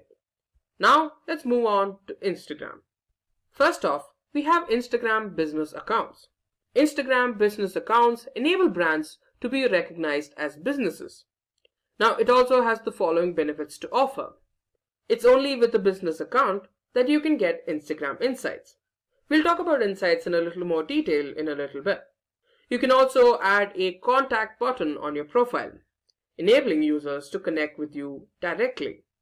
You can also specify what kind of service you offer by adding what industry you belong to in your bio. And finally, you also have the ability to add links to your Instagram stories. Now, I'm sure you've all seen the See More option in your stories, so now you know how that shows up. Now, if you guys are interested in finding out how you can increase followers on Instagram, you can check out our video on the same topic of the same name. I'll add the link in the live chat. Next, let's talk about Instagram stories. With Instagram stories, you have the ability to grow engagement, build brand awareness, and to drive sales. You can also use stories to provide recent updates about your brand. Now, some of the advantages of Instagram stories are that they help businesses grow their audience and can enable them to engage with their audience regularly. With stories, you can also drive traffic to other websites, like your company's website. It can also help diversify your content, setting it apart from the usual videos and photos. Next up, let's talk about Instagram DMs or direct messages. DMs help you grow your business by interacting with customers at a personal level. It can also help build connections with your users. By building a personal connection with your followers, their loyalty towards your brand is improved. Not only that, it helps you make or grow your connections within the industry. And as an extension of the last few points, this leads to easier lead generation and increased sales. Next up, we have IGTV. Now, IGTV is a platform that's gotten really famous recently. It enables your brand to get closer to its audience and enables it to be discovered by new people. Other benefits include greater visibility of your products and services, having the ability to educate and entertain your audience, improved engagement, and greater chances of conversions. Finally, it also helps build a community of a highly targeted audience. Next, we have Instagram Live. Instagram Live enables you to communicate with your audience in real time, further improving your discoverability and strengthening your connection with the audience. Moreover, it provides a lot of visibility. Your followers are immediately notified when you go on a live stream. And finally, it helps you interact with your audience in real time. This helps further humanize your brand. Next, we have Instagram ads. Instagram ads provides you with control over advertisements. You decide how they appear and who sees them. Like Facebook, Instagram has a number of different ad types to offer. They are photo ads, video ads, carousel ads, slideshow ads, and stories ads. Next up, Instagram offers an Instagram shop. The shop helps you incorporate your product catalog with your Instagram profile. At some points, even enabling users to access the shop directly from an image showing the same product. One of the major advantages of the Instagram shop is that it provides easy product discoverability. And since it provides visual marketing, it also leads to more sales. And finally, Instagram Insights. Instagram's answer to Facebook Insights and Google Analytics. Insights is an analytical tool that provides data on follower demographics, their actions, and your brand content. It helps determine engagement, impressions and reach, best and worst performing content, profile visits, website clicks, and much more. And there you go, that's every way Facebook and Instagram can help you with marketing. Now we've laid out the facts for you. Keep in mind your requirements and make a wise choice.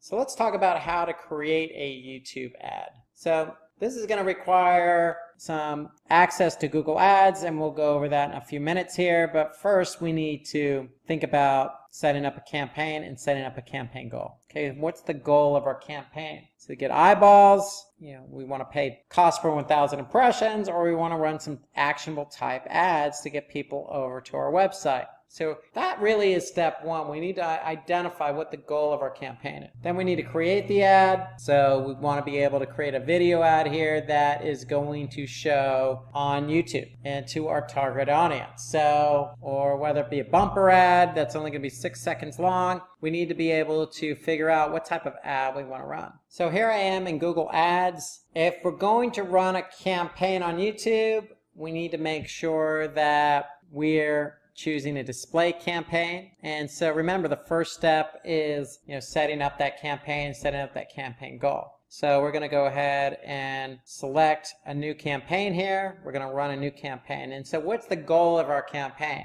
So if we're just out to generate brand awareness and reach, that's certainly fine. If it's all about sales or if it's all about leads, then the type of video run is going to be a little bit different. So if we select brand awareness and reach, okay, here we're going to select the campaign type. And so if we select video, basically what we're doing is we're going to tell Google we want to go ahead and set up some video ads on YouTube. And so here you can see the different types of video ads we discussed today. We got your bumper ads, you got your skippable in-stream, non-skippable. So the difference being that if it's non-skippable, somebody has to watch the entirety up to 15 seconds.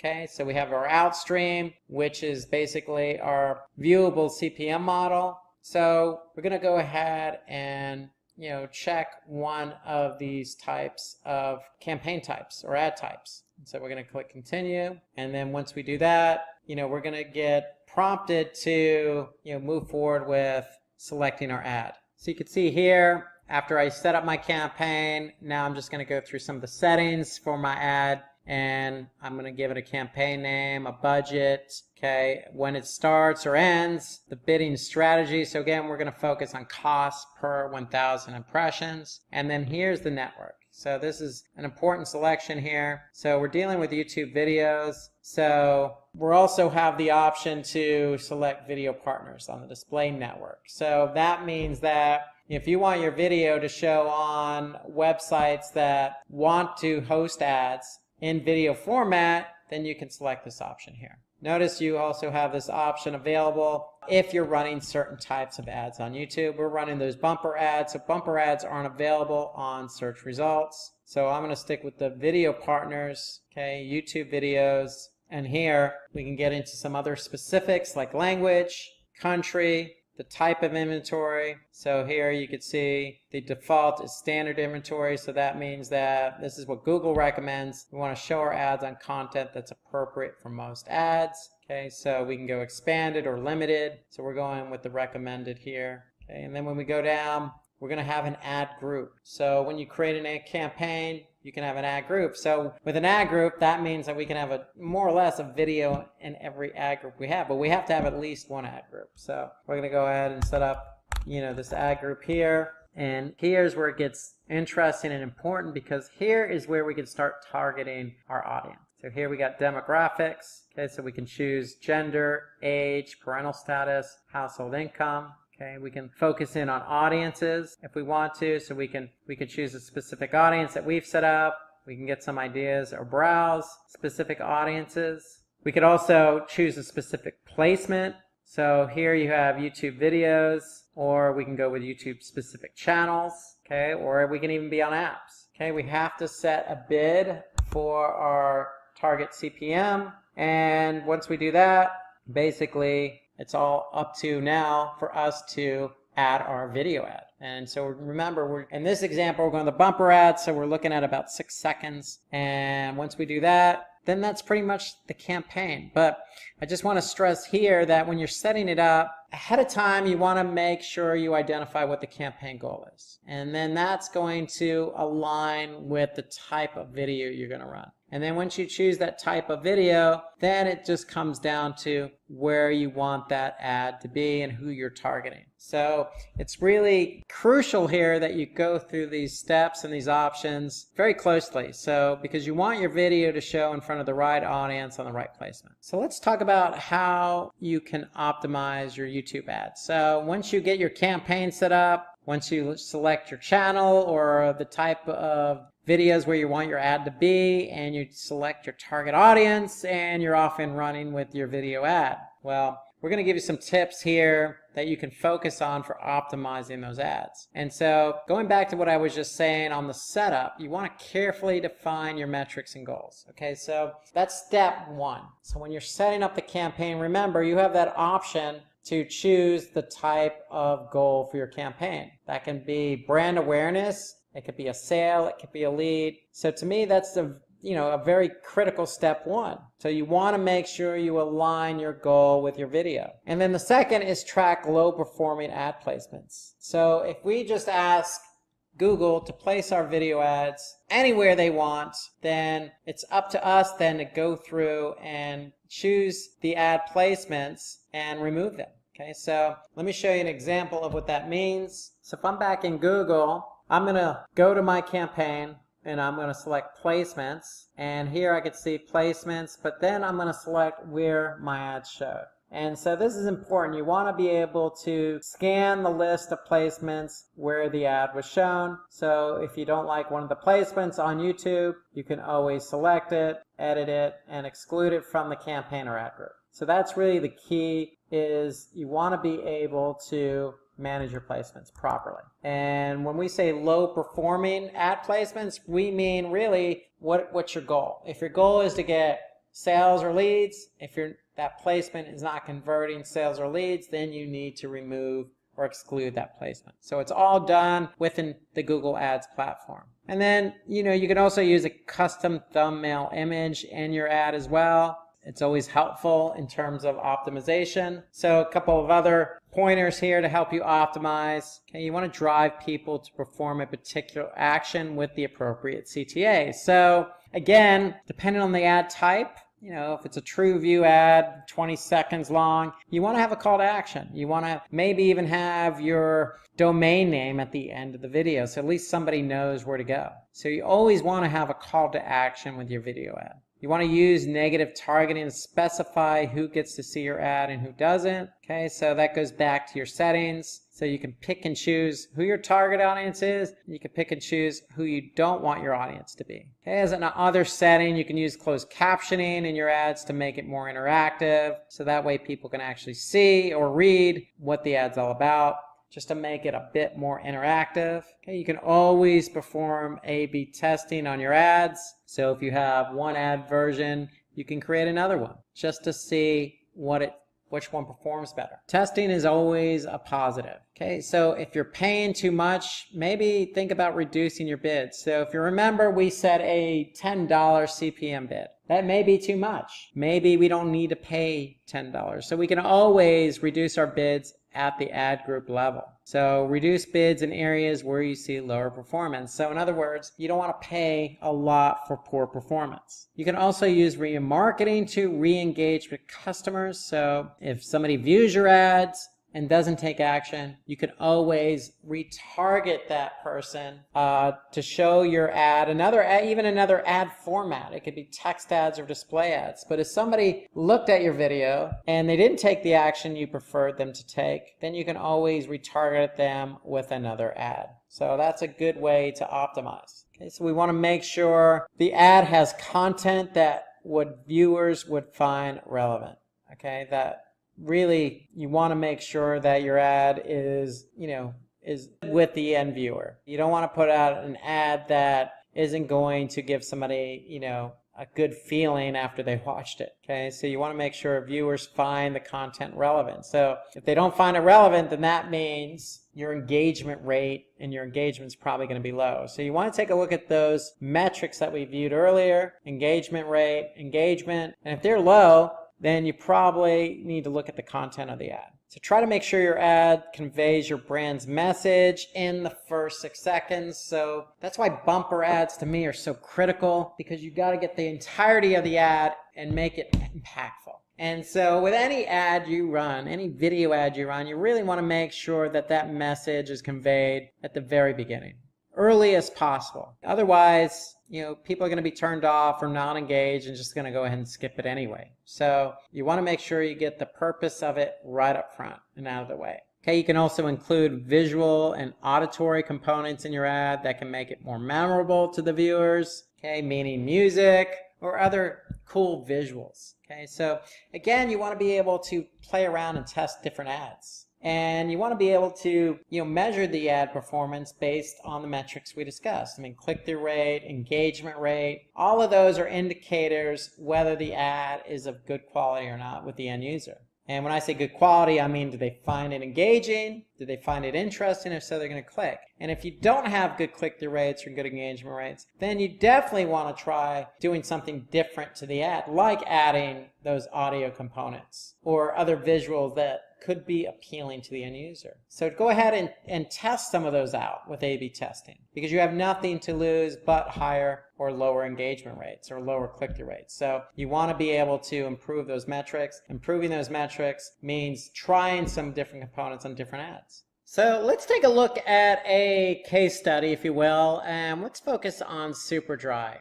So they're a good success story on YouTube. So Superdry leaned on some YouTube advertising to help lift one of their products. So in September last year, 2018, Superdry, if you're not familiar with the brand, they're centered some Asian markets, European markets, and they focus in on clothing, all different styles and sizes and genders, from jackets to jeans to t-shirts. And so they're a global brand. they really wanted to take a different approach here. And their approach was they wanted to focus in on sales. They wanted to see if video can help lift them with sales. And so what they've done is they set up some campaigns on YouTube, and their focus here was on jackets. And jackets to specific ages, across the board, all genders and interests. And so what they did was they wanted to take advantage of all the different ad types that YouTube had to offer. And let's take a look at one of those ads here. So if we go to YouTube, and let's just take a look at this 1 minute ad here, 53-second ad by Superdry. I'm ready now. Superdry and Paige Cakey. This is the jacket you're raving, the jacket you're waiting, the jacket you're pulling, the jacket you're play, pout and posing. You'll take 5 in this jacket. You'll want to find this jacket. I washed the jacket. It's ruined. It's your dos at a mate's. Take away 3 AM plates. Catch your breath, not your death, in this jacket. It's the jacket you're preening. Be seen in. You're chilling, feel reeling. It's the jacket you're hiding. You're vibing. Love, live and thriving. This is the jacket. The jacket that will get you through.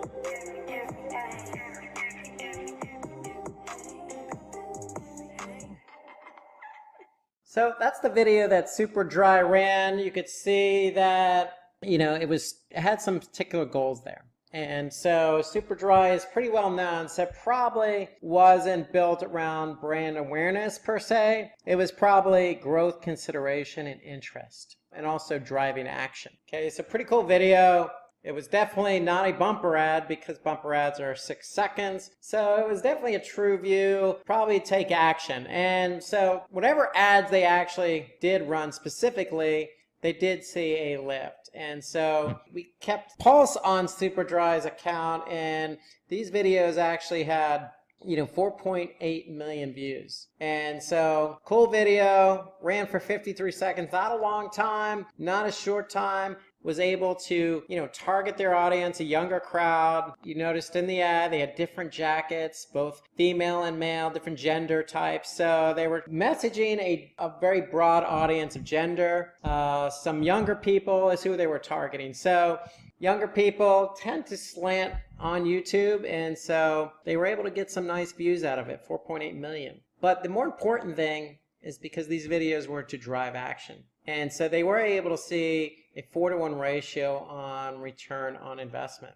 And as a result, these jackets saw a 138% increase in brand lift. The jacket ad. So it was a pretty successful campaign. See as well, choreographed, good audio, good video, just well professionally done. And they probably were able to now get a few more loyal customers under their belt because of this ad alone. So that's the power of video, okay? So you're able to know who your target audience is. You can go out and target them with a cool video. And given that YouTube is vast, then you can really take advantage of a lot of their ads. So what they probably did, again, was those TrueView in-stream ads with a cost per view through a skippable video ad format. And they also use the shoppable ad format. So that is another option on YouTube. So they took advantage of all YouTube had to offer in terms of who they were trying to target, the length of the ad, and given that their product or selling a product or promoting a product,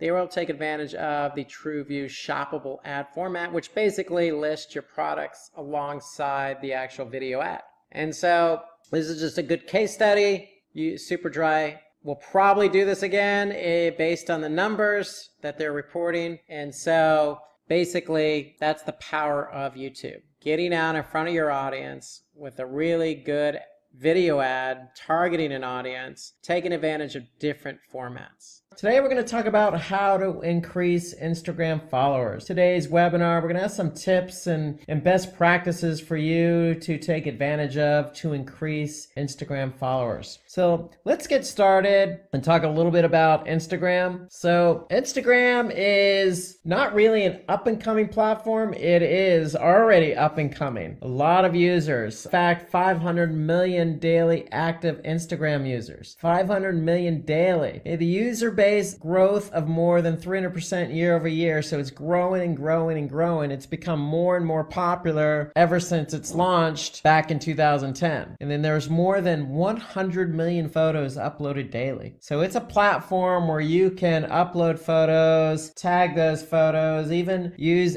and implement videos. And photos have become very popular with the advent of mobile technology, that the Instagram app makes it easy for you to post your photos. So there's no surprise there's a growth. There's no surprise there's a lot of users. There's no surprise that there's 100 million photos plus uploaded daily. And then there are 400 million stories posted daily. So when you post something, you can create a story out of it. And there's 400 million of those per day. And then there's more than 50 billion photos shared to date. So since 2010, platform now, which is now owned by Facebook, has become really, really popular. A good place for you if you have your own company, if you have your own brand, if you have your own product. It's a good place for you to really showcase that service, that product, that brand, because of the user base, how easy it is to use, and the wide reach it has for you in which to tell your story. So I mentioned there are lots of photos shared to date, close to $7 billion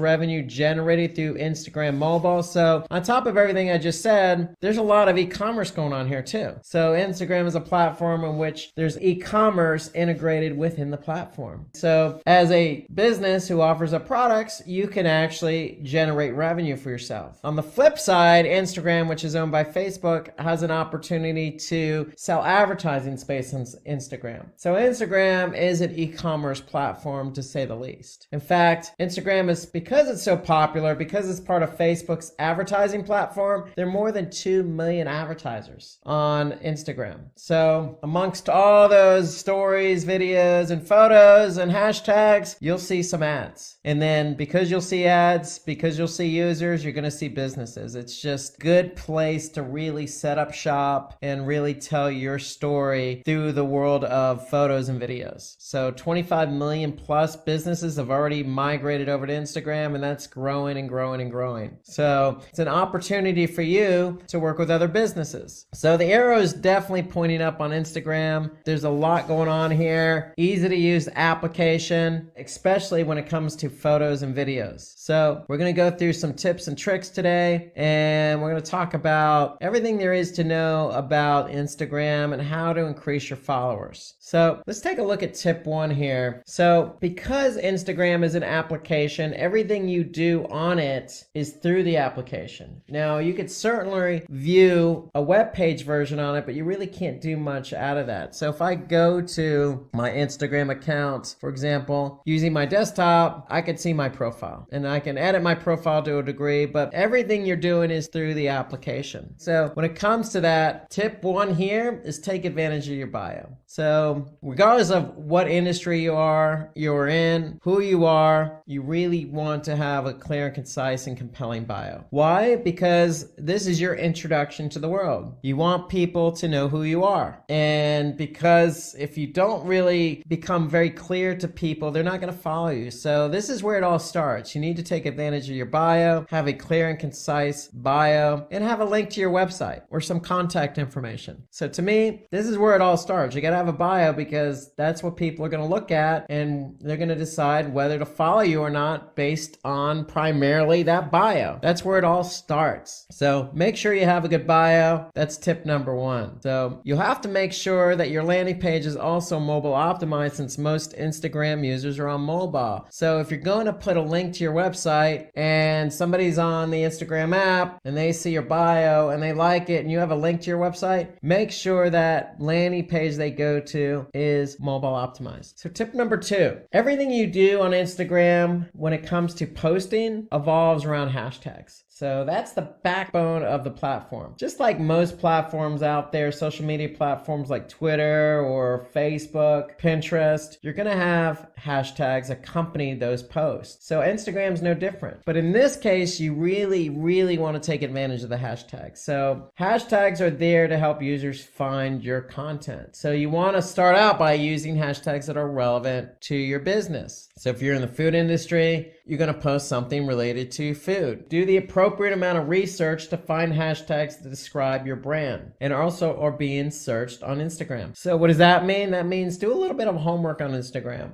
See what searches or see what other brands in your industry are using for hashtags. Don't be afraid to use the same hashtag, but mix it up. Hashtags are important. So don't be afraid to put a hashtag in there that really defines what your business is about. But if it's relevant, use other hashtags that are popular or people are using to find information. So mix it up, but the key here is relevancy. You want to make sure you align your hashtags with your content and making sure the connection between the hashtag and the content is relevancy. So using the popular tags on your photos or videos might get you some immediate engagement, but it may not help with future goals like long-term engagement, new interested followers, and sales. So here really what I'm trying to say is, look, pick and choose your hashtags carefully, because if you use something broad or something non-relevant, yeah, you may get that click to your Instagram page, but that doesn't necessarily mean somebody's going to follow you, or that doesn't really mean somebody's going to be interested in what you have to offer. So if you use something really popular and broad, yes, you're going to get short-term gratification, but not long-term interest. Tip number 3, post your content at the right time. So according to Sprout Social, which is a social media scheduling platform, among other things, so they deal with a lot of people using their platform and posting content via their platform. They have data, and they're telling us, based on the data they've collected, that the best time to post is between 2 and 3 p.m. and the best day to post is Thursday. Now, that may be all fine and true according to a Sprout Social study. And so you may want to go with this 2 to 3 p.m. and this is probably local, in case you're wondering what time zone they're referring to. So this is all local to you. So go ahead and try that out. Try 2 to 3 p.m. on Thursday. The thing is, what you're going to have to do eventually is figure out what the best time to post is. Okay, so if you're putting out a lot of content and you're putting out content throughout the week at certain times of the day or throughout the day, you're going to have to determine which time of day and what day is generating the best engagement for you. Who's looking at your post at what point of the day, what day of the week. And so you're going to really have to lean on a social media platform to help you determine that, because they're going to have the data that you need to determine what the best time of day to post is. Okay, so we'll talk about social media platforms here shortly. We just know that when you post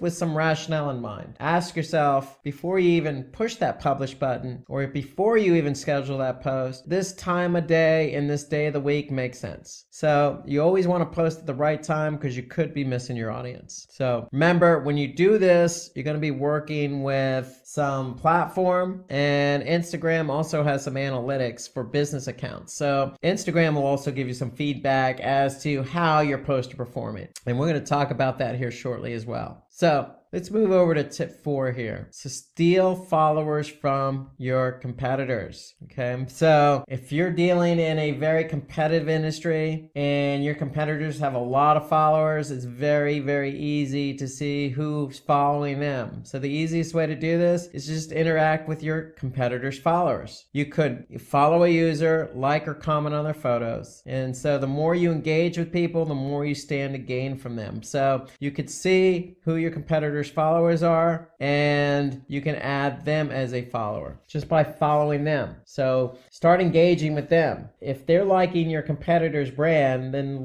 the chances of them liking your brand could be great. So check out who your competitors' followers are. If they seem like somebody who you would want to be following your brand, then go ahead and interact with them. And how you interact is, again, you can like something that they post, or you can comment on something that they posted. Okay, engage with them. Okay, it doesn't take that much time. It's a good way to gain followers. So if we're on Instagram, we can simply just click on the brand's followers. So here I can see this brand has 127 followers, and here I can see all the followers. And what I could do is simply just click on one of the followers and I can go to their profile. And from there I could see what they've posted in terms of videos and images, and I can like or comment. So just doing something as simple as this gets you an opportunity to engage with somebody who can then turn around and follow you. So tip 5, pay for sponsored posts and product reviews. So a number of ways you could do this here. So pay for a sponsored post. So you can find an influencer who satisfies a couple of requirements. They have large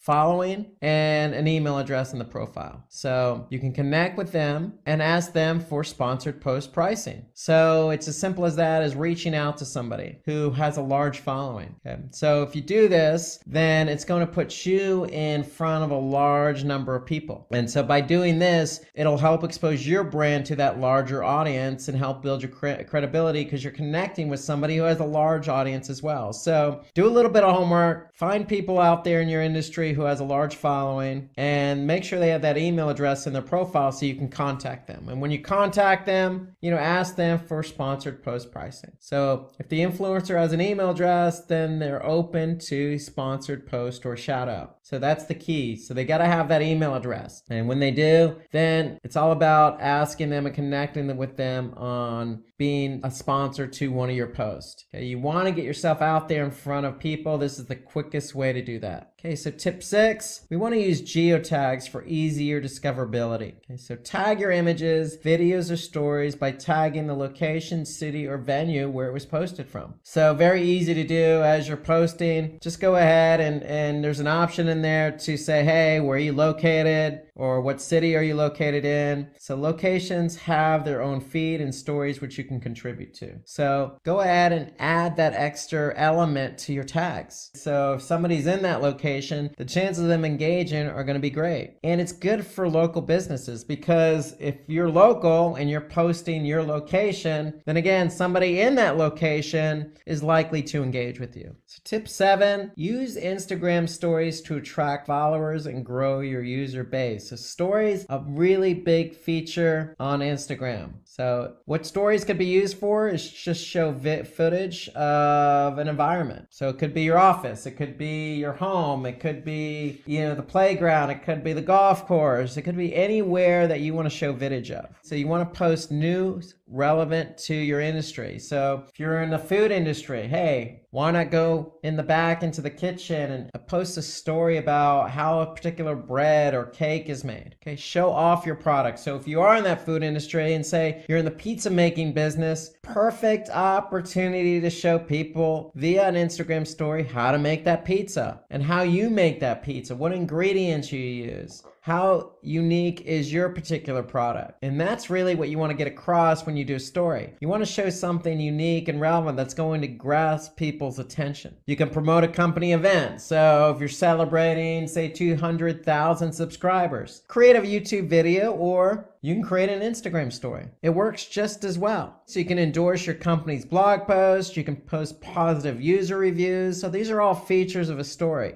Increase interactivity with polls, sliders, etc. And then you can also mention other companies that work with or follow you. So great use of Instagram stories is do a shout out to somebody else. So Instagram stories is a really big feature with Instagram. Check it out. You can just do a search for Instagram stories. In fact, let's get some of you users involved. What best practices do you have when creating Instagram stories? Why don't you go ahead and share your Instagram story with us by putting that Instagram story in the comment section below. So we want to get everybody involved here, because there's thousands upon thousands of great Instagram stories out there to be shown and viewed and engaged with. So go ahead and share your Instagram story. If you have any other tips or tricks, then go ahead and put those in the comment section so that everybody can benefit from them. So the only thing to keep in mind when you're creating these stories is, what are your followers interested in seeing? So your stories could teach or promote something to your user base. So always keep that in the back of your mind. For me, I always go back to what industry are you in. If you're in the food industry, hey, people who are following you are interested in food. If you're a pizza company, show off that pizza. If you're a bakery, show off how you make your breads and baked goods. Whatever it is you have, show it off, because if somebody's following you, that's what they're interested in. So tip number 8, highlight important stories. So you want to highlights serve as the easiest way to create a first impression for a potential follower. So with highlights can be used to tease what your content's about, create a trailer for what your brand offers, promote your product. So highlights are there. It's a good feature. teaser. It's a first impression for potential follower. So it teases what the content's about. It creates a trailer, so to speak, for your brand and promotes your product. So use highlights. And again, any users out there who have good examples of highlights, go ahead and put those in the content section or comment section right below this video. So remember, stories have only a 24-hour lifespan, so highlights can be used to give them a second wind. Okay, so highlights serve a purpose. It teases what the content's about, it promotes the product, and it really kind of accentuates that story. Tip number 9, ask for followers. So sometimes people need a little push before they can follow you on Instagram, even if they enjoy your content. So you can ask users to become your followers in the caption, the comment section, or even work it into your content. So in other words, when you're posting something, don't be afraid to say, hey, follow me. You know, I got some good stuff here. Be confident. You don't want to do it for every post, of course, but, you know, pick and choose. If you feel you have a really good post, you know, really good image that you think is going to gain a lot of followers and engagers, then you don't necessarily need to put a caption in there. But if it is popular, then go ahead and say, hey, this is a popular post. You know, think about following me, or put something in the comment section. You want to do it kind of succinctly. You don't want to be begging, but just work it into some degree. Okay, but don't be afraid. Have some confidence in asking for followers. So when you do this, it's very similar to how we do it on YouTube. So you can ask viewers to subscribe to their channels at the end of the video. So if on YouTube, basically you're saying, hey, if you like what we have, go ahead and subscribe. It's no different on Instagram. If you have something you've posted, just go and say, hey, you like this? You know, go ahead and follow us. It's that simple. So tip number 10, take on the latest trends to get more followers. So align your content to cater to trending topics or hashtags to improve engagement and discoverability. So really what we're trying to say here is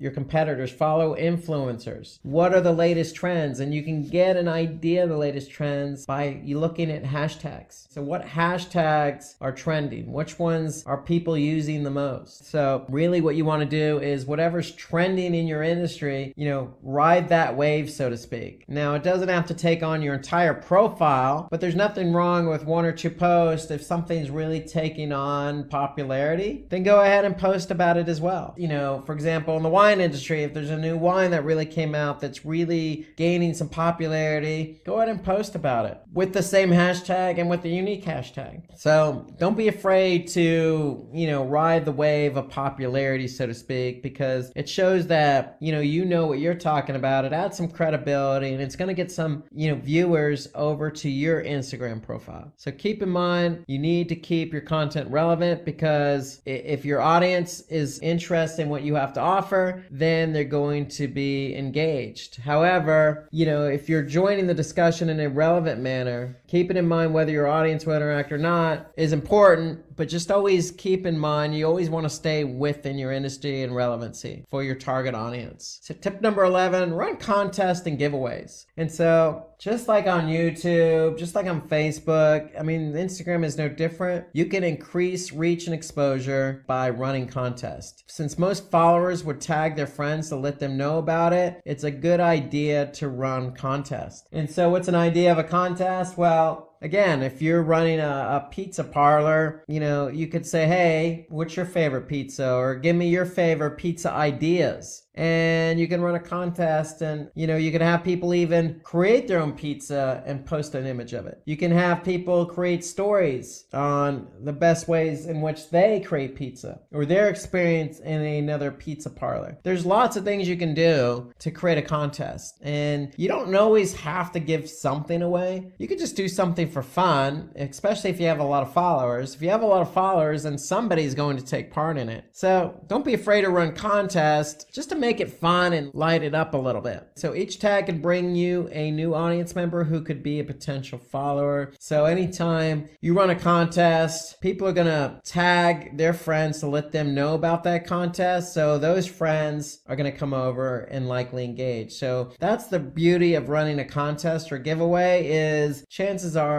word's going to spread and it's going to get you some new followers. So that's the end benefit, so to speak. But the real benefit is keeping your audience engaged. So tip number 12, we want to stay consistent with posts. So having a consistent pace and theme for your posts can have a huge impact to convert visitors. So when we say consistent, if you're again that pizza parlor, stay within pizza. You could branch out a little maybe and talk about salads or talk about beverages to, as a complementary factor to the pizza. Okay, but don't talk about hamburgers if you're focused in on pizza. So we want to stay consistent with your theme. This method involves less effort with a faster production of Instagram content. So what we're really trying to say here is focus. Stay focused on who you are. If you do that, if you're consistent and you're gaining some followers, and that's what people are coming to you for, the content that you're good at, for the industry you're in. Okay, so if you start varying it and branching out, then it's going to muddy the water, so to speak, and you're probably going to get less engagement. So set a theme on Instagram by maintaining consistency in your personality, filters, colors, and layout. And really what I'm referring to is post. And when you have post something, you're really creating a personality for yourself.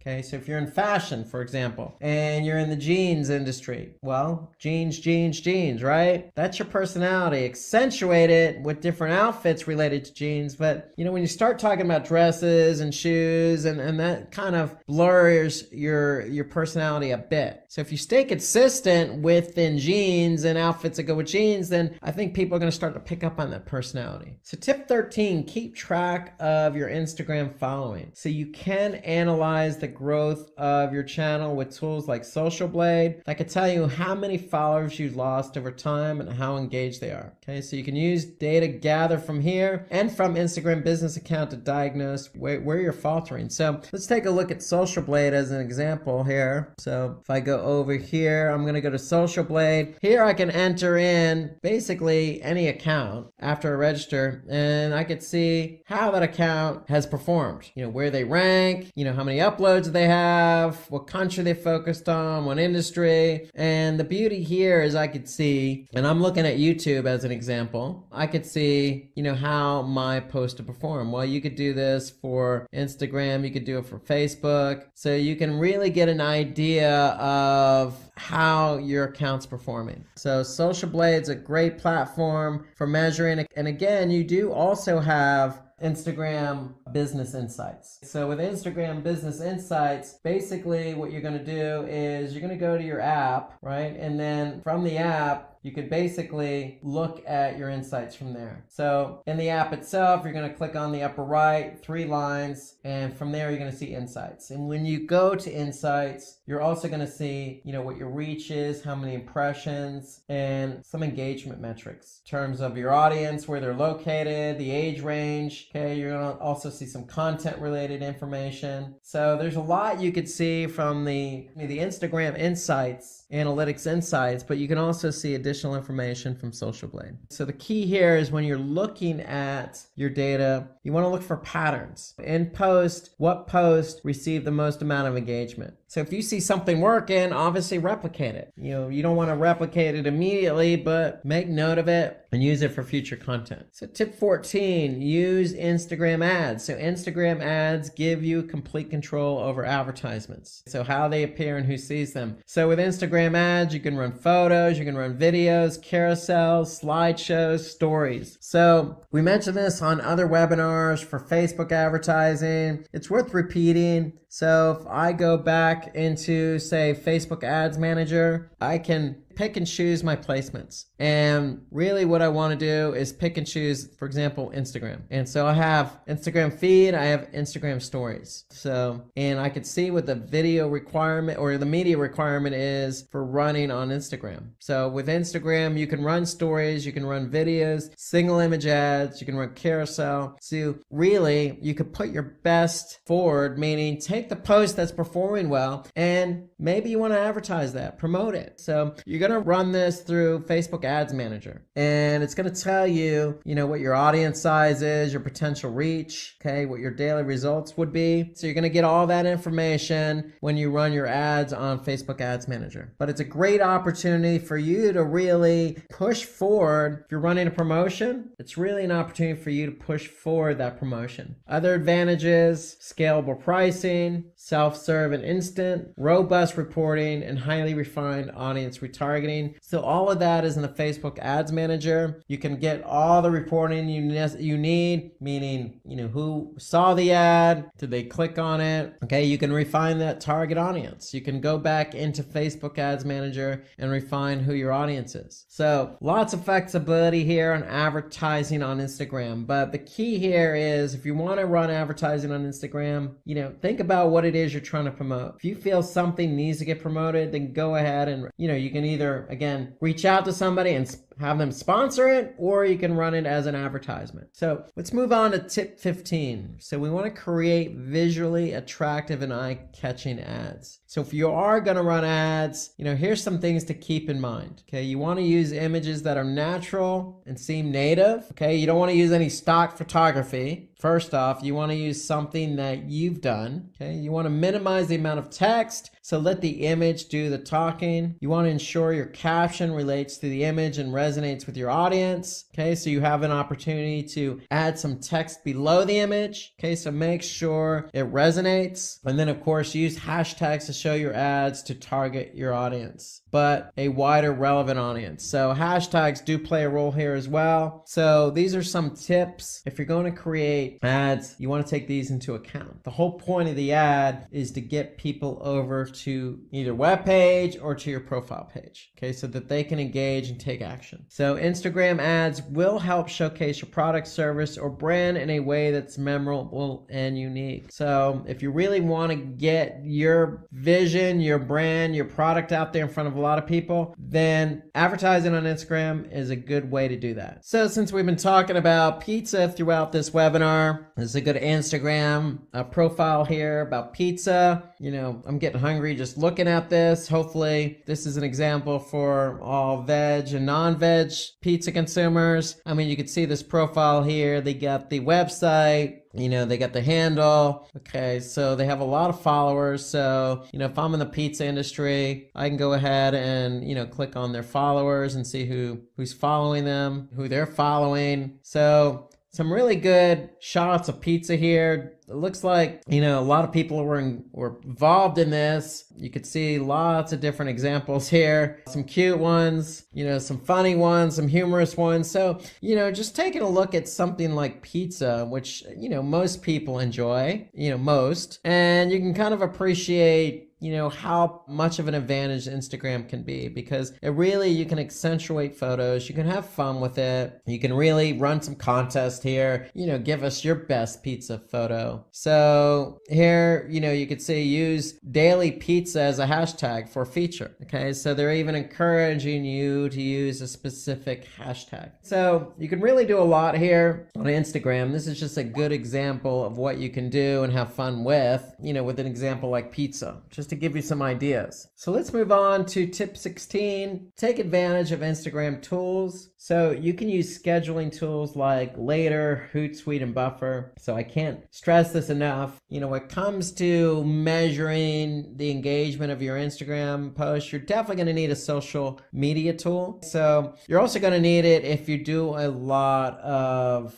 posting on Instagram. So let's take a look at an example. We'll use later.com. So if I go to Later, here I could see, I can use this to upload my images to my profile. So here you could see it's scheduled throughout the day of the week. So that way we're not overlapping. We're scheduling based on the times of the day that people are going to look at this. So here I could see, particular stories. If any stories are posted, okay, I can look at it from a weekly or monthly preview. I could see what's been posted, okay? And more importantly, as a schedule tool, I can also see the analytics. I could see, how many were posted, how many followers. So this is really important because, if my profile is growing, I want to be able to see what post performed best, what the audience was like, by gender, by age, by location. So again, I can look at it by post performance, story, or hashtag analytics as well. So later really goes into details about, what's driving engagement. So here you can see some hashtags that this particular company is using on Instagram. So here you can see how many posts with this hashtag, and what and kind of engagement did they receive? Did they receive likes, comments, impressions? How much reach did they get? How many saves? And it really just does go into detail. So Later does a good job. I like this platform, especially for Instagram. It's great for scheduling, but more important, in addition to the Instagram analytics,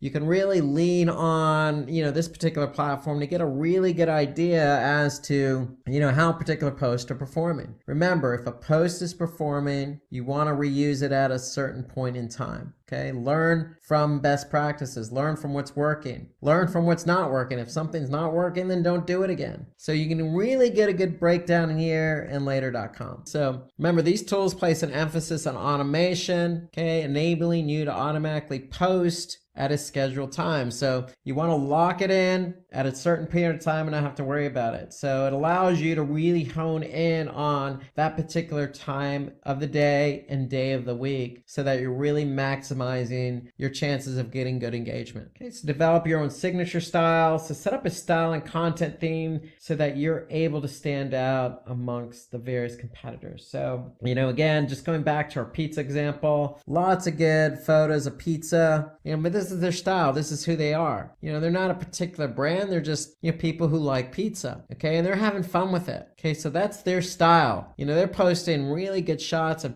all this different types of pizza, different styles, different toppings, and just to give you an idea of how popular pizza is and what you can do with it. Okay. So again, this is a good basic example of what you can do with something as simple as pizza. So don't be afraid to experiment, try something different with your profile, do something different. You don't always have to follow what everybody else is doing. That's the great thing about Instagram. It allows you to be free and creative. In fact, if anybody has any styles that have worked for them, feel free to put something in the comment section. We'd love to hear your thoughts. So tip 18, use user engagement to your advantage. So I just mentioned that using the Later example. So we want to be able to learn from what's working and not working. So user-generated content shows off your brand to be authentic and improves your relationship with your followers. So, you want to be unique with the content that you're posting. So if you do that, you're likely to build that relationship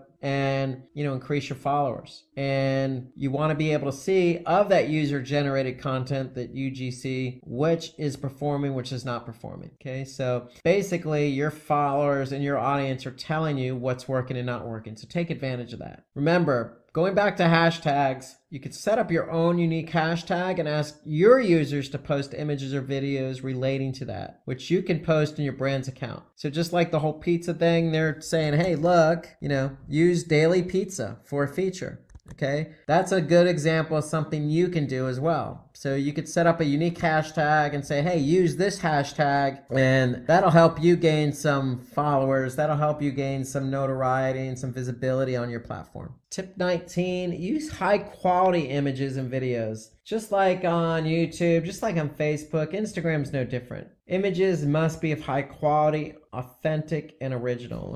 Again, one more time, going back to the pizza. These images look to be pretty high quality. If you have a decent mobile phone, that's all it takes. A mobile phone with a camera, that is. That's all it usually takes. You want to be able to get that right shot. You don't want to use anything that's of low quality because it really is going to take away from, the story you're trying to tell. So you don't have to be professional per se. Just make sure what you're posting, whether it be video or whether it be an image, is of high quality. And remember, videos needs to be fun and informational without causing the user to lose interest. So, if you're going to create a video, go ahead and, you can make it short, make it fun. Okay, you can see here, these guys are just showing you how pizza's made. It doesn't take a long time. They're just going through the motions. They're not boring you with details. They're not talking. Really quick and easy. Just to give you an idea. It doesn't have to be as serious, it can be fun. So video content needs to be fun and informational without causing users to lose interest. That's the key. Short, sweet, unique, authentic, and fun. Have fun with it. So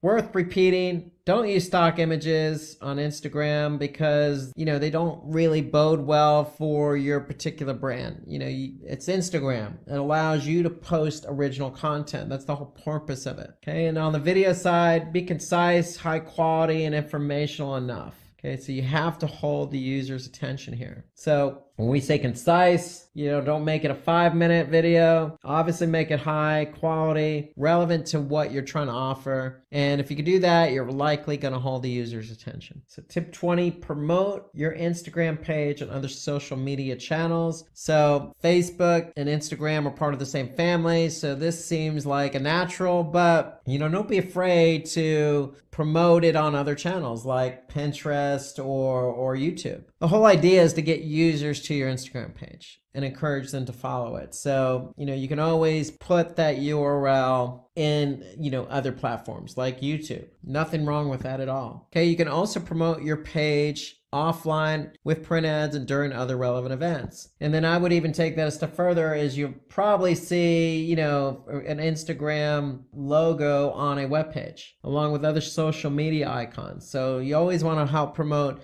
Instagram on your webpage as well, but you can do it for offline with print ads. So you can simply just put, whatever your slug is for Instagram, whatever your ID is, whatever you're using on Instagram, that's what you can use. Don't be afraid to promote it offline or online. Today we're going to talk about how to increase Twitter followers. So welcome and let's get started. So with Twitter, it's all about tweets. It's actually a verb now. When you do something on Twitter, you actually tweet. And there are a lot of people out there tweeting. In fact, Twitter has over 1.3 billion accounts. So a lot of tweets going on in the world of Twitter. So as of the third quarter in 2018, last year, Twitter had 326 million global monthly active users. Okay, so active meaning every day, using the platform on a daily basis. So a lot of people using Twitter. It's very easy to use, as you'll find out. And what you're going to find out today is how to increase followers on your Twitter account so they can see more of your tweets. Okay, a little bit more about Twitter. There are 500 million tweets posted every single day. That's a lot of tweets. So you can imagine with every tweet is a hashtag that accompanies that tweet. So a lot of information being disseminated across the platform. So tweets with videos, so Twitter does allow videos as well as images, attracts 10 times more engagement than other forms of content. So if you watched our YouTube videos and some of the other videos we had out there regarding Facebook or Instagram, you'll know that videos do perform better. Twitter is no exception. So if you have a video, even if it's done on YouTube or if it's not published on YouTube, use it with Twitter. You're going to get more engagement. So Twitter has 75% of its users use the platform for news. Okay, so people go to Twitter to get their news. That's where they go. They don't go to a regular website, content-based website. They get their news via Twitter. It's just very easy to digest because it's so few characters. 75% of B2B businesses market on Twitter. So not only is it a B2C or business to consumer platform, it's a B2B, business to business platform. So a lot of businesses are on Twitter basically promoting either a product, service, or trying to establish themselves in the industry using the platform. So let's take a look at Twitter and let's take a look at some of the ways in which you can increase your followers. It all starts with your profile. You always want to make sure you have a complete profile. Your name, obviously the Twitter platform that you have is going to have a handle. Okay, in this example here, it's a totally real person. At totally real person is the Twitter handle, and that's what you're going to want to use to disseminate your Twitter profile to others. So you want to make sure that you have a good image, you have a real name, and a good handle that people can associate with and remember. So you want to be able to set up this profile with a keyword-friendly bio, okay? A link to your website and a picture that represents your brand always helps. So make sure it's complete. You can even take a step further by customizing the color scheme of your profile. You can add a header image that sticks to your theme that will help your profile stand out. And so let's take a look at an example here. So if I go to Twitter, here, if we go to Simplilearn's Twitter account, okay, their handle is simply at Simplilearn, okay, and they've customized the header. They use their logo. Now, if you're an individual, you probably want to use a nice profile pic here, where they're based, a little bit about them. So just a, customized complete profile goes a long way. You don't have to go overboard with an elaborate design, so to speak, but just make it stand out, make it associate with who you are as a person and a brand. Those are best practices in getting that profile up and running. You don't want to use something bland and generic. Take the extra step, create something unique, make sure your profile is unique, you have a good image, okay, make sure it's complete with, telling people who you are and what you're all about. That's really the first step on really any social media platform. So you want to promote your Twitter profile to drive users from other social media platforms. So when you actually get that Twitter account set up and you actually do have your handle, go ahead and share it. That's the first step in getting followers. If you're already on Facebook, if you're already on Instagram, then use those platforms to announce that you're on Twitter. You can also take that a step further and, send out an email to friends or family. Or like I said, if you're on Facebook, go ahead and set up a post. Say, hey guys, I'm on Twitter, come follow me. So you could also use business cards, advertisements, marketing materials, and events to put that Twitter profile on. Okay, so it doesn't have to be within the social media sphere. It could be even on your website. It can be even in email. So you can basically promote that profile. Again, you want to make that profile, that handle, easy to remember. So totally real person is the profile in this example. We're going to use that profile everywhere we can, whether that be offline or online. Don't be afraid to use it on a business card, especially if it's easy. I can just simply go to Twitter and type in that handle. So you want to stay active on Twitter with regular retweets, replies, and favorites. And it's just so easy to retweet and reply and add favorites. So let's take a look at that on Twitter. So you could just simply, I'm logged in as me. And if I want to retweet something that Simplilearn did, I can just simply click on the retweet button and I can add a comment if I want to, and then I'm going to retweet. It's that simple. So now that tweet is going to show up on my profile, my handle. And I could simply like it. If I scroll down here, okay, top 10 IT trends shaping 2019. Notice a simple tweet supported with an image. So I'm just going to like that. So I can even comment on it. I can click on the comment and click a reply here, okay? And that's going to show up in this tweet here. Just like if I click on this, I'll be able to see what other people have written. And so it's that simple. If I want, I can just click on the email button and even send a message to somebody right from that tweet. The point is, I can do everything I need to do right in the platform. But to get started, if you don't have any tweets, go and find other companies similar to you, look at their tweeting, and you can always retweet that. That's a good way to get going with tweets. That's what I started doing when I started on Twitter in 2008. I didn't know what to write particularly, and I didn't know how to write it particularly well. So I looked at what other people wrote and tweeted and just retweeted those. That's a good way to get your Twitter account started. Okay, so engaging with users is a great way to get more followers. So on Simplilearn, I retweeted one of their tweets. I liked another one of their tweets, and it's probably going to get their attention. Somebody at Simplilearn is going to say, okay, Rob Sanders went ahead and liked us. And you know what? We're going to go follow this guy. He seems to be somebody who's an audience member, who likes what we have to do, likes what we have to say, like what we're tweeting. Let's go ahead and follow him. And so that's a good way to get going with your Twitter account, is to really start retweeting and liking other tweets from other users. So you can find an appropriate time to post your tweets to increase exposure, retweets, and followers. And you want to do this, you could do it within Twitter, or as I'll mention later, you can do it in a social media platform like Sprout Social or Hootsuite or Later or Buffer. I mean, there's plenty of social media platforms out there for you to schedule tweets. The point is, you want to be able to schedule those tweets when it's the appropriate time. So you don't want to do it in the middle of the evening, because what's going to happen is likely by the morning, other tweets are going to bury your tweet. So you want to be able to find the appropriate time to post your tweets. So according to a survey conducted by HubSpot, the best time to post is between 12 and 3 p.m. And why is that? Well, most people are usually on lunch, checking their phones. Yes, Twitter has an app. And in fact, most people use the app, just like on Instagram, just like on YouTube. The app is very popular on Twitter, so it's very easy for somebody to check tweets, especially during the lunch hour. And then from 5 to 6 p.m., that in-between time when people are wrapping up work or heading home. Okay, so weekdays have shown to have the maximum amount of engagement. So during the week, when people are working, highly engaged with whatever they're doing, depending on what industry you're in, they're likely going to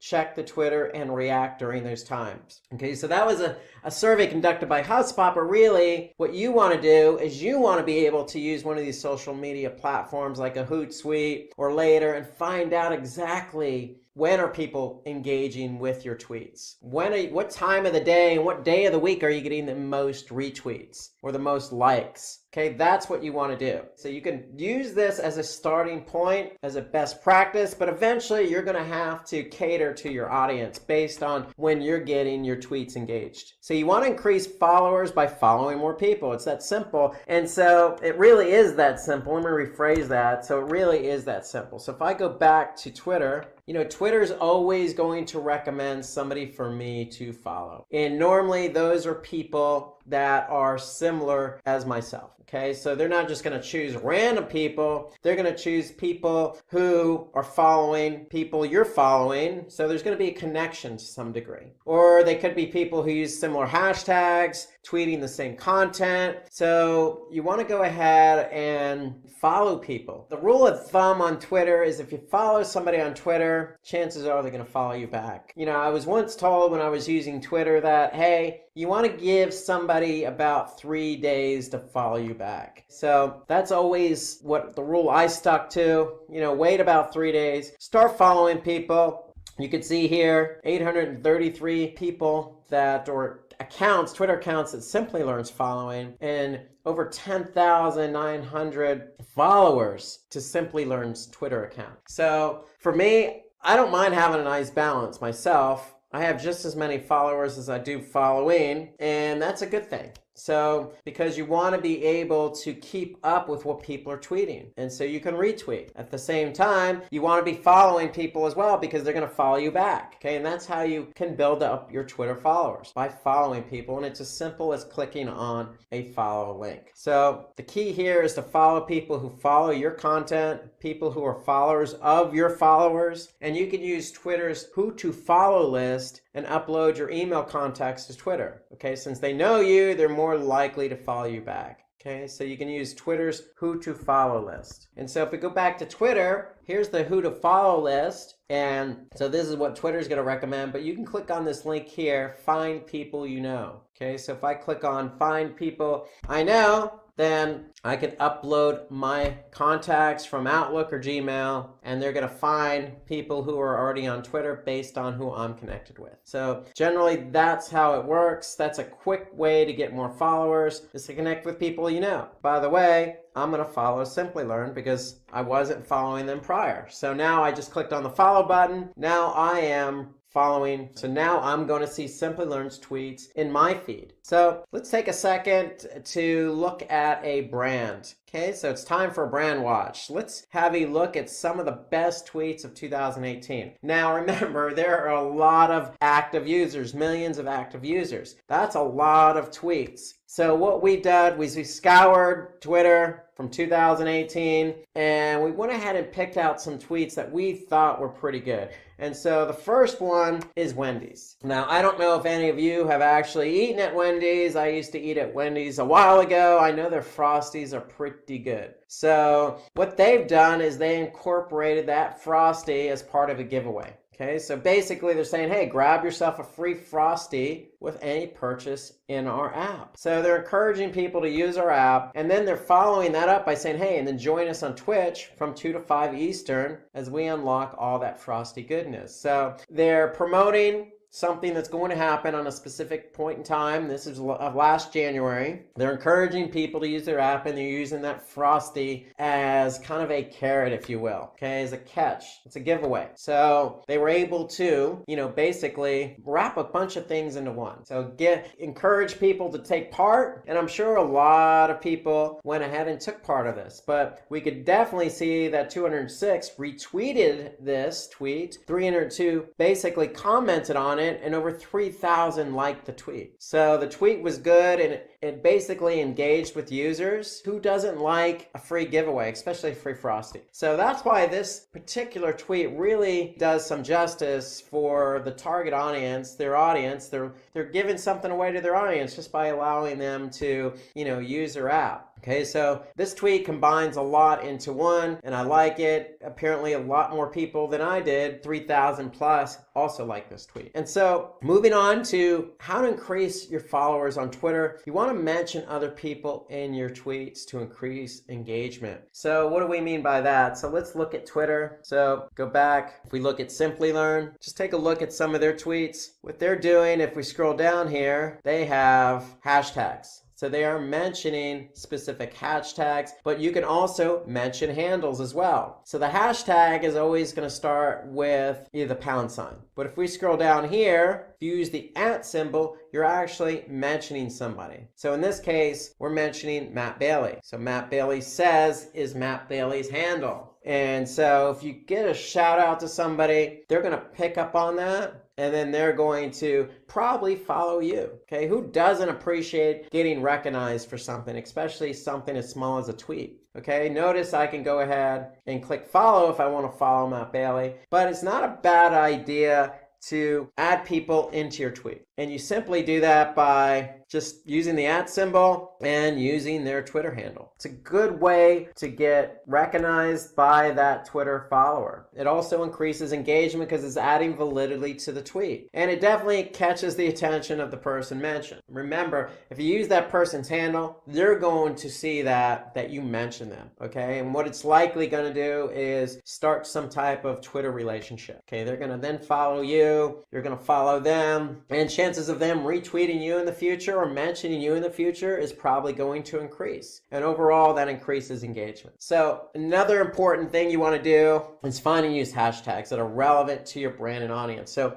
this is a must. This is mandatory on Twitter. You need to use hashtags. Twitter's all about hashtags. Every tweet that goes out should have a hashtag. Okay, and so what you can do is figure out what hashtags are trending. So here, what Twitter does is they trends for you. So these are all specific hashtags that are trending. If it's Mother's Day, Happy Mother, hey, Sunday morning, whatever works for you. These are trends that happen to be moving, meaning a lot of people are using them, clicking on them. Okay, so you can use a popular hashtag. What I would also recommend is you use a unique hashtag. The rule of thumb is usually about 2 hashtags in a tweet. But that's a rule of thumb, but rules are made to be broken. Do what's best for you. If you want to include more than 2 hashtags, go for it. The only thing I'm recommending is include a hashtag. So find out what's trending. You could just look right in Twitter, or you could just create your own unique hashtag. It works both ways. But when you have a hashtag in your tweet and somebody clicks on it, then they're going to go to that particular handle, that hashtag. And so when they look at the hashtag, they're going to see all the tweets with that hashtag in it. So that's the idea behind hashtags. You want to have hashtags, okay? So if somebody clicks on a hashtag that you used, then they're likely going to see your tweet in that hashtag's feed, okay? So that's how hashtags work. You want to use hashtags, okay? But you want to use hashtags that are relevant to your brand and audience. That's really the key. So hashtags help your tweets to be found through Twitter search,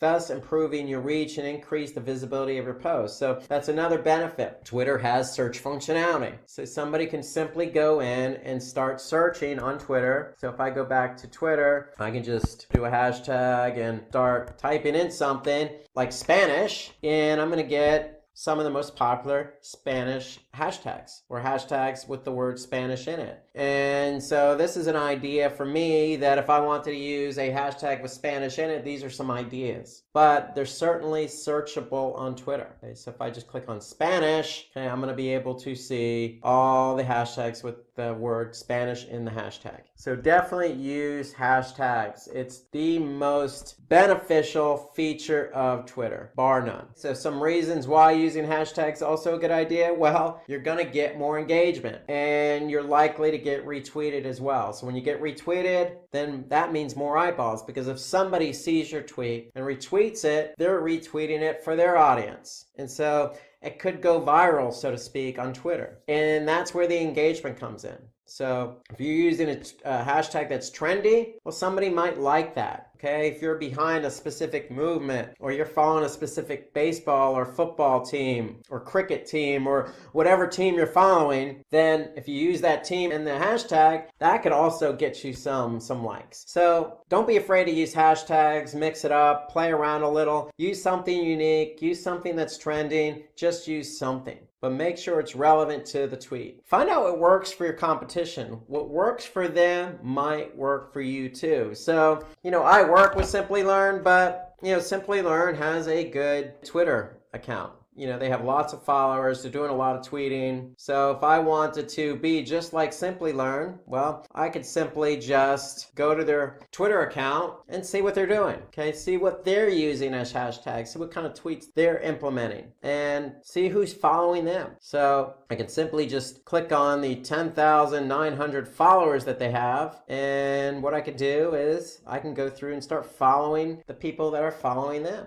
So just mimic your competition to some degree, or mimic others in the industry. Look at what they're tweeting. Again, start out by retweeting some of the stuff they're retweeting if it's good stuff, if it's a good tweet. Don't be afraid to retweet even your competitors' tweets. Okay, use unique hashtags. Use the hashtags they're using. Look at who's following their brand. So you can really learn a lot from others in your industry, including your competition, because what works for them, again, might work for you, especially when it comes to hashtags or people who's following them. Again, people who are following them would likely follow you if you're in the same industry. So it's as simple as looking at who's following them and following those same people. Remember, the rule of thumb is if you're following somebody, they're likely to follow you back. So again, you can analyze things like the number of followers they have, the frequency of their tweets, what their profile looks like, how they respond to the competition of customers. Okay, what are they tweeting about? What types of content brings them more engagement? Meaning, of all the tweets, which one is getting the most likes or retweets? Get some sense of what they're doing. And again, when I say mimic, I mean, really what I'm saying is pull best practices from that Twitter account. This will give you an idea what you need to do to get more followers. So it's always a good form of flattery when you can mimic what somebody else is doing. Just like every other social media platform, following Twitter influencers who belong in your industry is always a good idea. So if you're in the food industry and there's these star chefs out there, probably not a bad idea to follow those star chefs. If you're in the technology industry, well, probably not a bad idea to,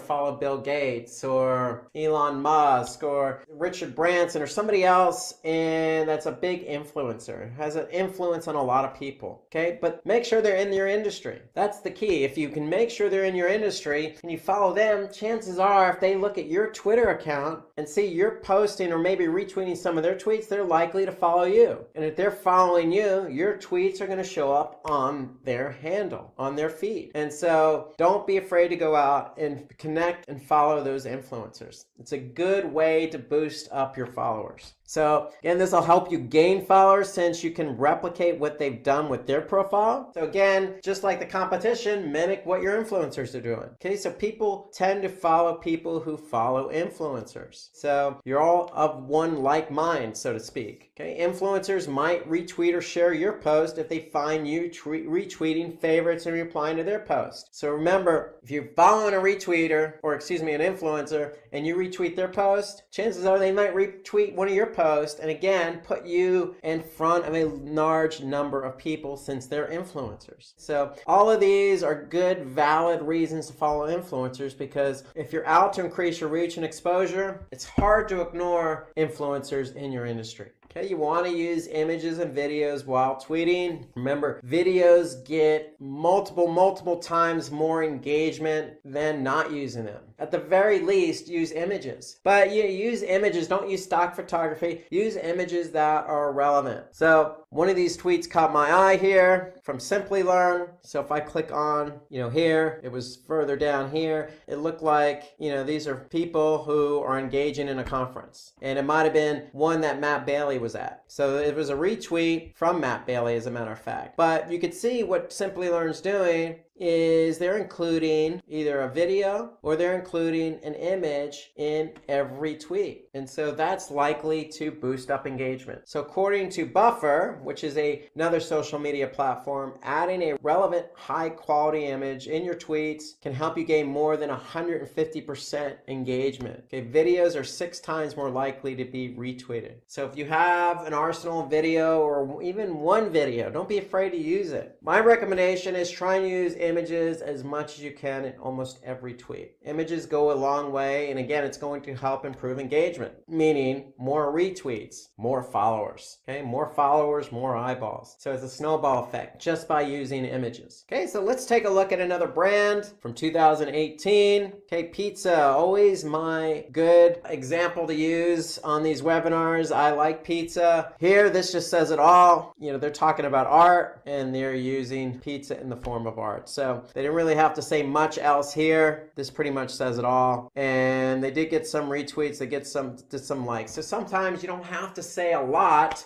to make your point. Sometimes just the image itself will do the job. This was actually not from 2018. This goes all the way back to 2016. So it still holds true. If you use an image, that image is going to get engagement. Okay, so on Twitter, just like most other social media platforms, you can promote your tweet. So you can use Twitter ads to do that. So you can promote your tweet, and what you do by promoting it is putting it up above so that most people will be able to see it. Okay, so let's see if we can find an example. If I go here, I could see this person is promoting their handle, but if I go down here, I can see a promoted tweet by Constant Contact. So they're promoting their tweet here. So it's not a bad idea if you have some media budget to go ahead and either promote your tweet or advertise on Twitter. So what that's going to do is put you in a more prominent position and get your tweets out there. And the whole idea for that is to get people to engage. Here you can see a call to action from Constant Contact. So if I click on that, I'm going to go to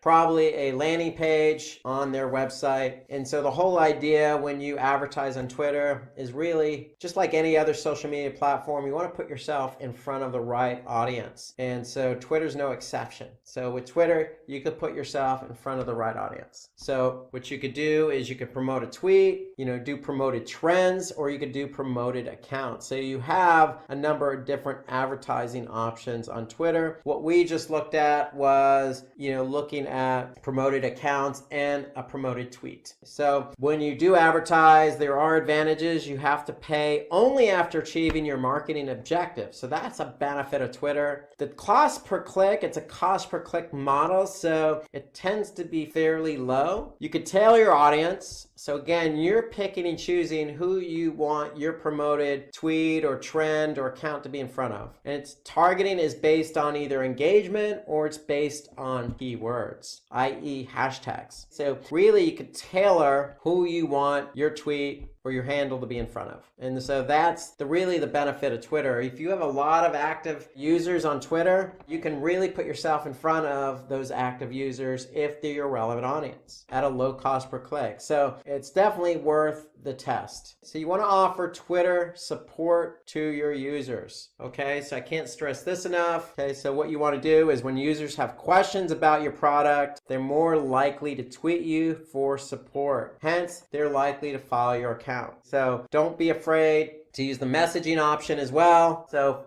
we go back to Twitter. okay, chances are somebody might have a question for you. Here you can look at Bing ads. It's great connecting with PPC experts. Can't believe tax season is here. We've got some great insights. So what they're doing is they're using the messaging app, but they're offering that messaging app in the form of customer service. So don't be afraid to use, direct messages to reach out to people in the form of support. What you don't want to do is buy Twitter followers. Chances are you're going to get the wrong followers. So even though it may boost your Twitter follow account, these bots cannot use or buy your products or services. So stay away from all sorts of buying of Twitter followers. You want to build your Twitter following naturally. Twitter is also cracking down on bot followers. So a lot of bot accounts that were paid to follow users were shut down by Twitter. So just my point is, everything we've mentioned to date is what you want to take advantage of. Okay, if you want to pay for something, pay for a promoted tweet. Reach out to influencers. Look at what your competition is doing. Use hashtags. Okay, these are all best practices and organic ways to build followers. So don't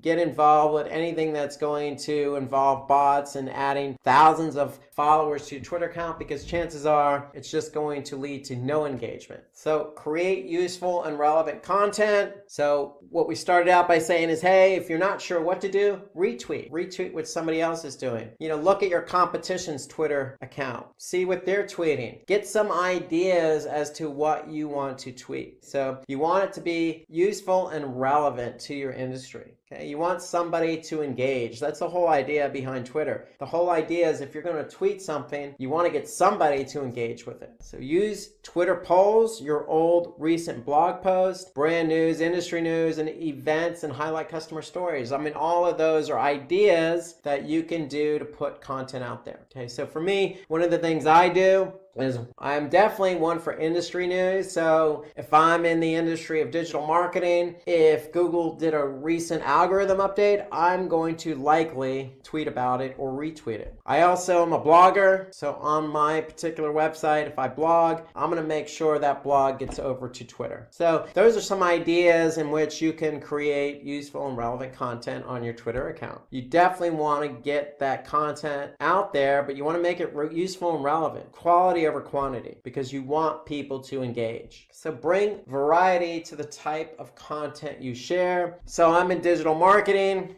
I deal with pay-per-click, SEO, but am I going to just do pay-per-click and SEO? No, I know that analytics, I know that Google Tag Manager, I know that A/B testing, all of those are elements of digital marketing. So I'm going to branch out and talk about some of those things that support digital marketing. So that's an example of bringing variety to the type of content you share. So don't just stick to one thing.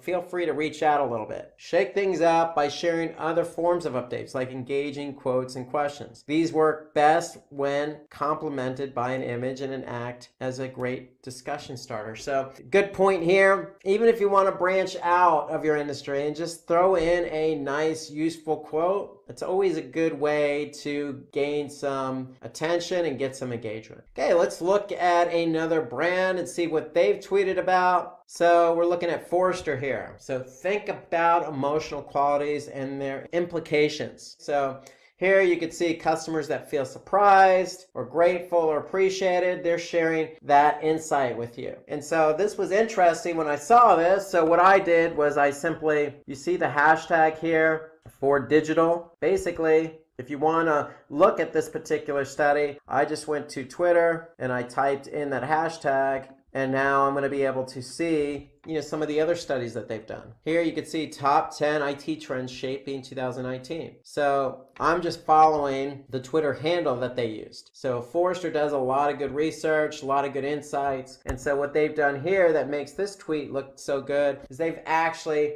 put an image of the results in the tweet. So they used an image to help gain engagement or increase engagement. Notice they also gave a shout out to somebody as well as used some good hashtagging. So good tweet. This was back in 2016, but again, a good use of the image with the tweet. So you want to organize tweet chats to interact with your users and bring in new followers. So, you basically want to be organized when you're dealing with chats. So tweet chats enable you to send out tweets on a particular topic using a designated hashtag. So during a certain time to interact with your followers and other users. So you could do it at a specific time to really get out a specific topic. But you want to be able to stay organized so that, what you're chatting about is reaching the right audience and you're getting the right following and the right engagement. Okay, you can also pin your best updates and tweets to your profile. So you can just use that pin, and what that's going to do is pin it to the top and keep it there so that, people who go to your Twitter handle are going to be able to see that best tweet that you've done. So what you want to do here is use the one that's most engaging. So pinning your best update or tweet, meaning the one that's really had a lot of engagement, meaning retweets and followers and likes. You want to do that. You want to pin that to your profile, and that will enable first-time visitors to see it. And if they could see something that other people engaged with, then that's going to encourage them to share it and probably follow you. So, and that's always what you want to do. You always want to put your best foot forward. So pin your best tweet to your profile. So I mentioned this earlier, use tools to schedule when to publish your tweets. So here are some of the most popular platforms. I use Sprout Social. So if we take a look at Sprout Social, here I'm in Sprout Social. I'm connected to my Twitter account. I can simply just start tweeting about something here. So you can see it's going to let me know how many characters I have remaining. So 280 to start out with. When I'm done tweeting, notice I can add an emoji, I can upload media, I can tag a specific location. Okay, I can even, call out a specific Twitter profile. Now I can schedule this myself, or I can use the schedule below. I can pick and choose a time to schedule the tweet. Now again, you want to be able to use the Sprout Social, whatever social media tool you're using, to figure out when the best time of day and the day of the week to actually tweet. When are you getting the best engagement? So ideally, that's what you want to do. You want to tweet when you're likely to get the best engagement, when those eyeballs are actually going to look at that tweet. Okay, but you also want to separate out your tweets so they're not on one on top of another. Because if you actually tweet back to back, then those tweets are just going to get buried. So if you spread them out a little bit, then you're likely to maximize your number of impressions or eyeballs on that tweet. So if you schedule a tweet, multiple tweets in the same day, then post them a few hours apart or an hour apart. So that way you're always going to get that maximum visibility. So these social media platforms really help you in not only scheduling, but figuring out what tweets got the best engagement and when. And then that way you can replicate that success. So again, it's not just Sprout Social, Hootsuite, Buffer. They'll help you determine the exact time your audience is most active and schedule posts to increase traction. So, most of these social media platforms do the same thing. So really what you want to do is you really want to nail down that exact time your audience is going to be most active. Okay, that's the whole idea behind using it. And when you actually do tweet, you are going to get results. And these social media platforms are going to share those results with you. And then when you understand based on your audience behavior, when they're engaging, when they're not engaging, that's when you're going to fine tune your scheduling. So what you also want to do as you're doing these tweets, as we looked at earlier with Wendy's, is run contests or giveaways. Remember, Wendy's gave away that free Frosty. You don't be afraid to give away something if it means more engagement, more eyeballs, which could lead to basically future customers. So contests can help increase your reach and exposure, and each new participant can be considered as a potential follower. So it also gives your followers an opportunity to tag their friends who would be interested in participating. So really this is a great way to be creative, come up with a good idea to get your audience involved, because what's likely going to happen is your audience is going to share this contest with others that aren't following you. And so what's going to happen is when they share it, you're going to get more followers, you're going to get more eyeballs, and again, potentially more customers. So embed your Twitter updates on your website. You could simply do that.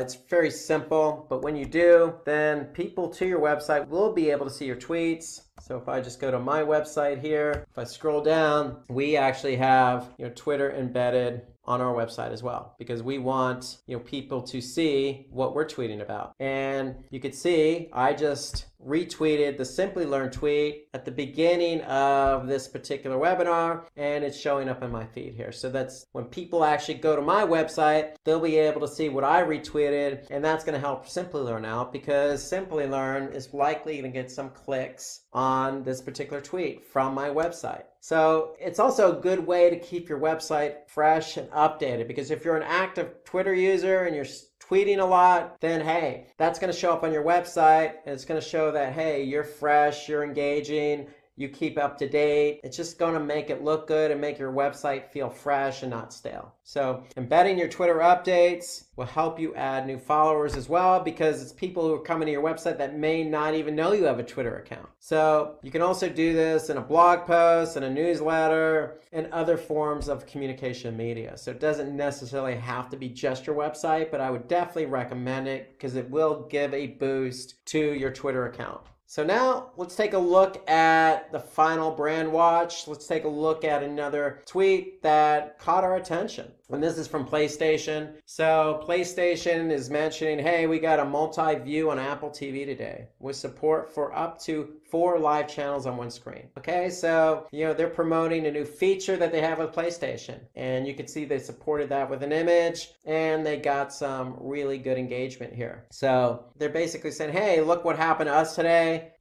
Check out this new feature that got supported on Apple TV. So you never know what's going to happen with a tweet. When you tweet, good things are likely going to happen, whether that be somebody liking it, retweeting it, or somebody adding you as a follower. Something good is going to come out of tweeting. Twitter is an easy platform to use, and if you take into account all these best practices, you are going to increase your Twitter followers. After watching this video, you should be prepared to explain why the human tendency to daydream can be interrupted using a storytelling marketing approach, to list 3 key benefits of storytelling when it comes to consumer engagement, to realize that different consumers are looking for different relationships with your company, and to explain the difference between storytelling and story sharing. Let's begin. Lesson 1, why storytelling is essential in social marketing. When we think about the way that our company or our brand or our organization is represented to the world, it's easy for us to be focused in on things like quality and credibility and whether or not someone wants to buy from us. But it's also important to understand that for a lot of consumers, the very idea of who you are is also important. It's not always just enough for people to know the name of your company or product.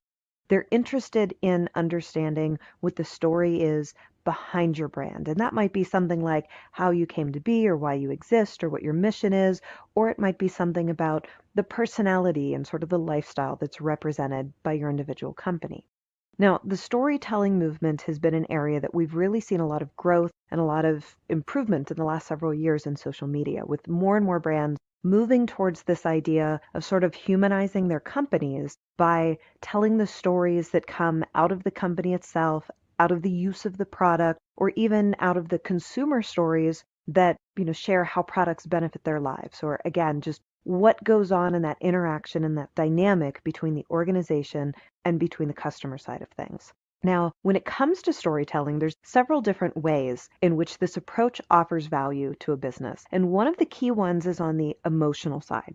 We've talked a lot in the social sharing dynamic, in some of the other areas of, the spread and the viral concept, about how emotion is one of the most powerful things that impacts people's decision-making and engagement with the brand. So when it comes to creating that emotional connection or leaving people with some type of emotional response, storytelling is one of the most powerful ways to impact that. It gives you an opportunity to sway the emotion of consumers in terms of how they look at or view or are receptive to your brand. Now, another thing that storytelling can really do that adds a lot of value is the idea of making you credible. Because a lot of times the way we tell stories, especially when we're incorporating in true to life examples or, consumer stories, there's an implied credibility that comes through that storytelling and comes through those third-party experiences that can help people feel more secure about doing business with you. Not just more emotionally positive, but actually feel that security of trusting that what they think they're going to get or what they're hoping to get, that there's going to be enough follow through and enough other people have had a positive experience for them to really trust that that's what's going to happen. Now, another area that storytelling brings a lot of value into a company is in the idea of making you memorable, because human beings are wired for stories. We are much more capable of recalling broad ideas and concepts and emotions when they're communicated via a story. So if we give someone a list of facts, a list of selling points, a list of reasons why to do business with you, the ones that touch them emotionally or that, problem solve, those tend to stick with them, but a lot of the data gets lost. But when we put it in the format of a story and someone is sharing what their experience was, our brains literally archive it and categorize it differently, and our recall level goes up. So again, along with building trust and along with creating that emotional impact, the fact that people are better able to recall the information that's communicated to them via that story helps make it a very powerful marketing tool. Now, in addition to that, it's important to keep in mind that on average, people tend to be daydreamers. In fact, study after study shows that if our minds aren't occupied with an important task, if we're not truly focused on something, we tend to drift off. And when we look at that concept of daydreaming, the average human spends literally half of their waking hours daydreaming. We average 2,000 waking drifts per day with an average length of about 14 seconds. So you do the math on that 2,000 times 14 seconds, that's a pretty good portion of our day where our brain is drifting off. But when they look at the brain's ability to stay focused versus having those drifts, we stay focused during a story. If we're reading a book, if we're watching a movie, if someone is telling us an engaging story, we are better equipped and better able to put those drifts off and really stay focused on what's happening.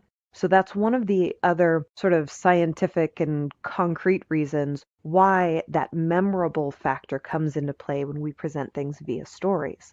Now, stories also allow us to connect in one of the easiest ways possible, again, because our brain is going to be a little more focused on being able to receive that message. So by using stories to spread your brand message, or to explain your offerings, or to demonstrate how they work, you increase the chance of keeping your audience focused on you and giving them enough recall that they can come back at a later point to actually do some business with you. Now, think of storytelling from sort of the mindset of how we meet and engage with other people. So in general, when we're meeting up with a prospective friend or a job prospect, maybe we're coming for an interview, a service workers, even just a stranger on the street, any conversation that goes past just hello, how are you doing, and the cursory, kind of polite responses, it tends to be a story. This is what we do when we meet. We're naturally wired to seek out insight and common ground and information about who another person is. And in those interpersonal relationships, the types of questions we ask, the words we use, they're indicative of the type of relationship we want to build. So clearly, if you're single and you see someone else that you hope might be single, that might be one of the early questions you ask. And then based on whether there's a romantic interest there, you're probably going to ask different questions than if it's a interview prospect for a job, or if you're meeting up with a coworker for the first time. The relationship that we're looking for denotes the type of information we want. And that's one of the important things for us to keep in mind when it comes to storytelling, is we also have the ability to tailor our story to the audience. So we can put those different features up front. We can weave them in a different way if we're appealing to a group of 60-something females that love to sew versus a group of 20-something millennials that love whiskey tasting. It's a different message that gets put together with different focuses and features. There's also different things that we're going to put forward if we're proposing, $1 million contract versus a $25 impulse buy that someone can, click and order online and have delivered the next day. Now, on the business side of this, we need to think about what the story that we need is, because a lot of times we get so focused in business on getting the conversion that we forget that sometimes part of getting that conversion is creating those emotions, building that credibility and trust, helping them have exposure to what's possible. And for a long time, this has been done through education. We might put up videos or articles that aim to educate and to demonstrate. The story side of it brings that more social interaction and environment into the mix, and that's something important for us to keep in mind. So, a quote that I really love about this concept that sort of lays the foundation of why it's so important comes from the chief content officer over at Digitas. And he says the challenge is clear by now. Intrusive, interruptive, self centered marketing no longer works the way it once did, and its effectiveness will only continue to diminish in the social age. Because again, the way that we share information back and forth with each other and the ways that messages spread, it happens differently in the social media age than it did before when it was more advertising focused and where marketing really was more about, pushing the advertise, pushing the message and sort of the Don Draper style of, if you don't like the conversation, change the conversation and tell people what you want them to hear. Because so much marketing is now driven by consumers through that conversation, we need to be able to approach it in a different way. Now, another side of that is the idea there's a difference between storytelling and story sharing. And some of it boils down to semantics, but some of it also does need to be kind of taken into account when we look at how we might put our message together. Because semantically, consider the difference between telling and sharing. So to tell is to communicate information, facts, or news to someone in spoken or written word. It's to order, instruct, or advise someone to do something. That second part that I want you to keep in mind. But to share is to give a portion of something to another, to tell someone about something, especially something personal. It's a slight semantic difference, but it's a huge difference in terms of our approach.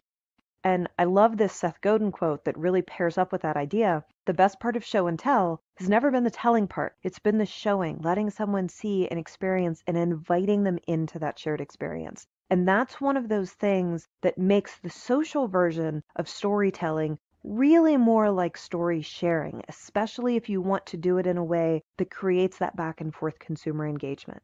Storytelling in its traditional sense is more the stories that we've put into commercials and advertising. And there's a place for that. There's a place to put that together in the social realm, and it's very important. But the other area that we're just starting to kind of merge into and that really needs some exploration by brands is that idea of the social sharing where it really is about engaging back and forth with your audience and inviting them to be part of an experience with you and with your brand.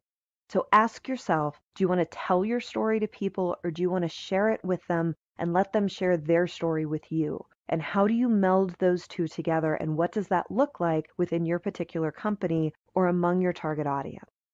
So now that we've laid the foundation of why storytelling is so important and sort of what type of impact it can have, the next thing we need to do is look at the business side of telling your story. What does it look like to create a narrative or something that's representative of either your business's story or sort of the lifestyle or concept or ideas that you want to promote to people? Now, there's tons of questions you could ask yourself to start building your story. But we can focus in on a couple key areas as a starting point to build from.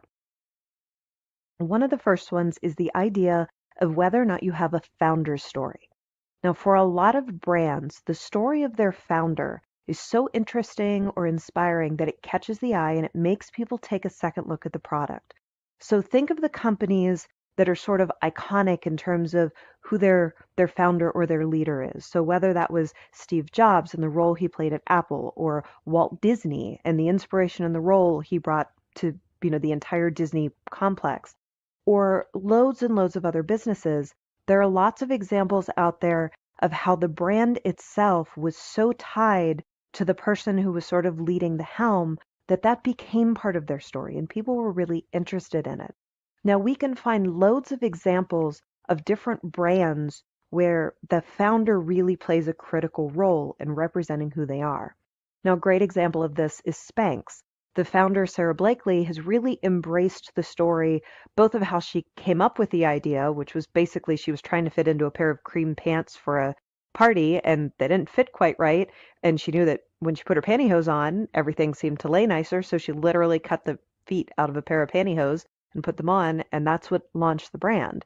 She loves to sort of tell that story, but she also loves to tell the story, from her tagline of putting her own butt on the line pays off, because the way that she made her first sale to Neiman Marcus is that she literally dragged the buyer into a dressing room and she went in and she put on a pair of white pants and came out and said, here's what I look like without them, and went back in and put her pair of Spanx on under the white pants and came back out and said, now here's what happens when I'm wearing these.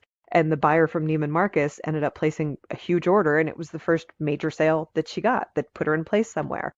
So those stories and sort of this is how it happened, this is literally what a difference it makes, that becomes part of the brand. And sort of Sarah Blakely's journey as an entrepreneur and, moving her way up into the Forbes list of, highest earning females in the United States, all of that plays a huge role in how they promote the brand itself and in sort of the storyline and the lifestyle line that they want to promote to the people that might buy the product.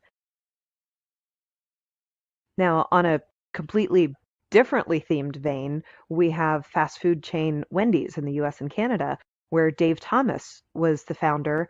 And even though he passed away several years ago, he's still a critical part of the brand and of the story. Because basically it was the idea that a working class guy makes good and continues to act like a working class guy while building a massive charity. Because it wasn't uncommon, even when he was CEO, to see him show up in a store somewhere and start working behind the counter or sweeping the floors somewhere. He always played that role that made it clear to his employees that he wasn't above them, that he was one of them and part of them. And has a huge, huge ongoing charity effort for adoption because he was adopted as a child. And so all of that plays into the narrative of Wendy's and who they are and what their brand message is and the lifestyle that they want to promote to customers. In fact, if you go there now and you buy a meal and you get your cup, all of the cups have stories of kids when they were finally adopted and what it meant to them when they were adopted, or what their first experience was having a new family. So again, that plays into the story just because people are interested in the start of where or how it came to be. So looking at what the stories are from within your team, and it doesn't always have to be that founder story. Sometimes it's just someone who works there. Post Cereal paired up with Burns Group and used real factory workers to create a round of Honey Bunches of Oats commercials. And let's take a quick look at what one of those actually look like so you can kind of see the storytelling in action here. I get out of work and I go to the store and somebody be smelling around. I smell cookies. I said, oh no, you just smell me. I just got out of work. That's Honey Bunches of Oats. That's all. I said, don't eat me now. Now they're short, simple, easy stories. There's nothing complex to them. They more just make you smile and laugh, but they're the types of stories that come from listening to the people who work at your company, from thinking about how your company and their experience impacts the world around them. Now, another question that we can look at is, does your company or group solve a problem? Now, this isn't about the reasons you think you're great or the reasons you think people should buy from you. It's about that unique way that you solve an issue that consumers, or on the B2B side of things, the buying agent is looking at, that they're trying to fix.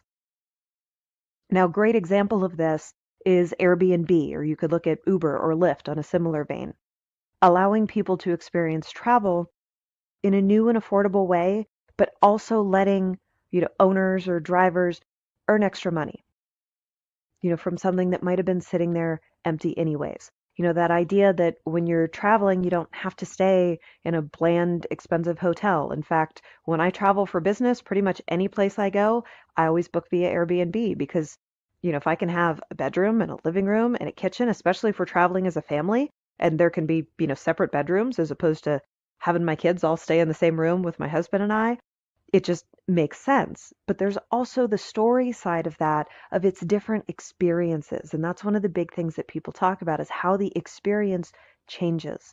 And even on the side of trying to recruit people to put their properties, it becomes about the freedom and the lifestyle that's enabled. And there's tons of examples on YouTube of people sharing how, leasing out that, their vacation property the rest of the year when they're not there, pays for the vacation property and more. Or, the people who now travel full time because they're able to lease out, their apartment or their home or something else on Airbnb. The story side comes from the problems that are solved for people. Now, another great example of a company that focuses on their story from that side is Dollar Shave Club. They basically took a problem everyone complains about and they made it go away. The idea that razors cost a ridiculous amount of money, that you always forget to buy new ones until it's too late, so you're shaving with a dull blazer, and it's just inconvenient. So all of their messaging focuses in on that idea of we make it cheap, we make it easy, and it shows up right at your house and you don't ever have to think about it anymore. And their commercials all tell the same story with kind of a, funny, modern, millennial-focused way. So let's take a look at one of those as an example. As a founder of my own club, I'd love to know, how does yours work? Dollar Shave Club presents What the Fact. It's simple. You choose from one of our 3 great razors. We'll give you a free reusable handle, and each month, we'll send you replacement cartridges for just a few bucks. That means you get to shave with a fresh blade anytime you want, which feels amazing. Will I be locked into a contract? No, we wouldn't lock you into anything. That's a relief. How long for delivery? I've got a conjugal visit next week. Well, what if I don't have to shave that often? No problem. After you sign up, you can choose to get replacement cartridges every other month. You sound like my mom. I like that. Ew. What's this I hear about Dollar Shave Club selling more than just razors? You heard right. We make all our own high-quality grooming products like Dr. Cover Shave Butter, Boogie's Hair Gel, and Big Cloud Daily Face Moisturizer with Sunscreen. Now you know what the fact is up with Dollar Shave Club. So join the club today.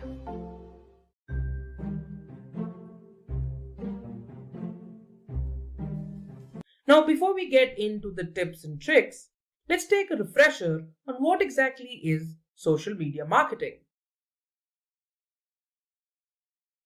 Social media marketing, which is one of the most commonly used and lucrative forms of digital marketing, is a methodology that has brands creating and sharing content on social media.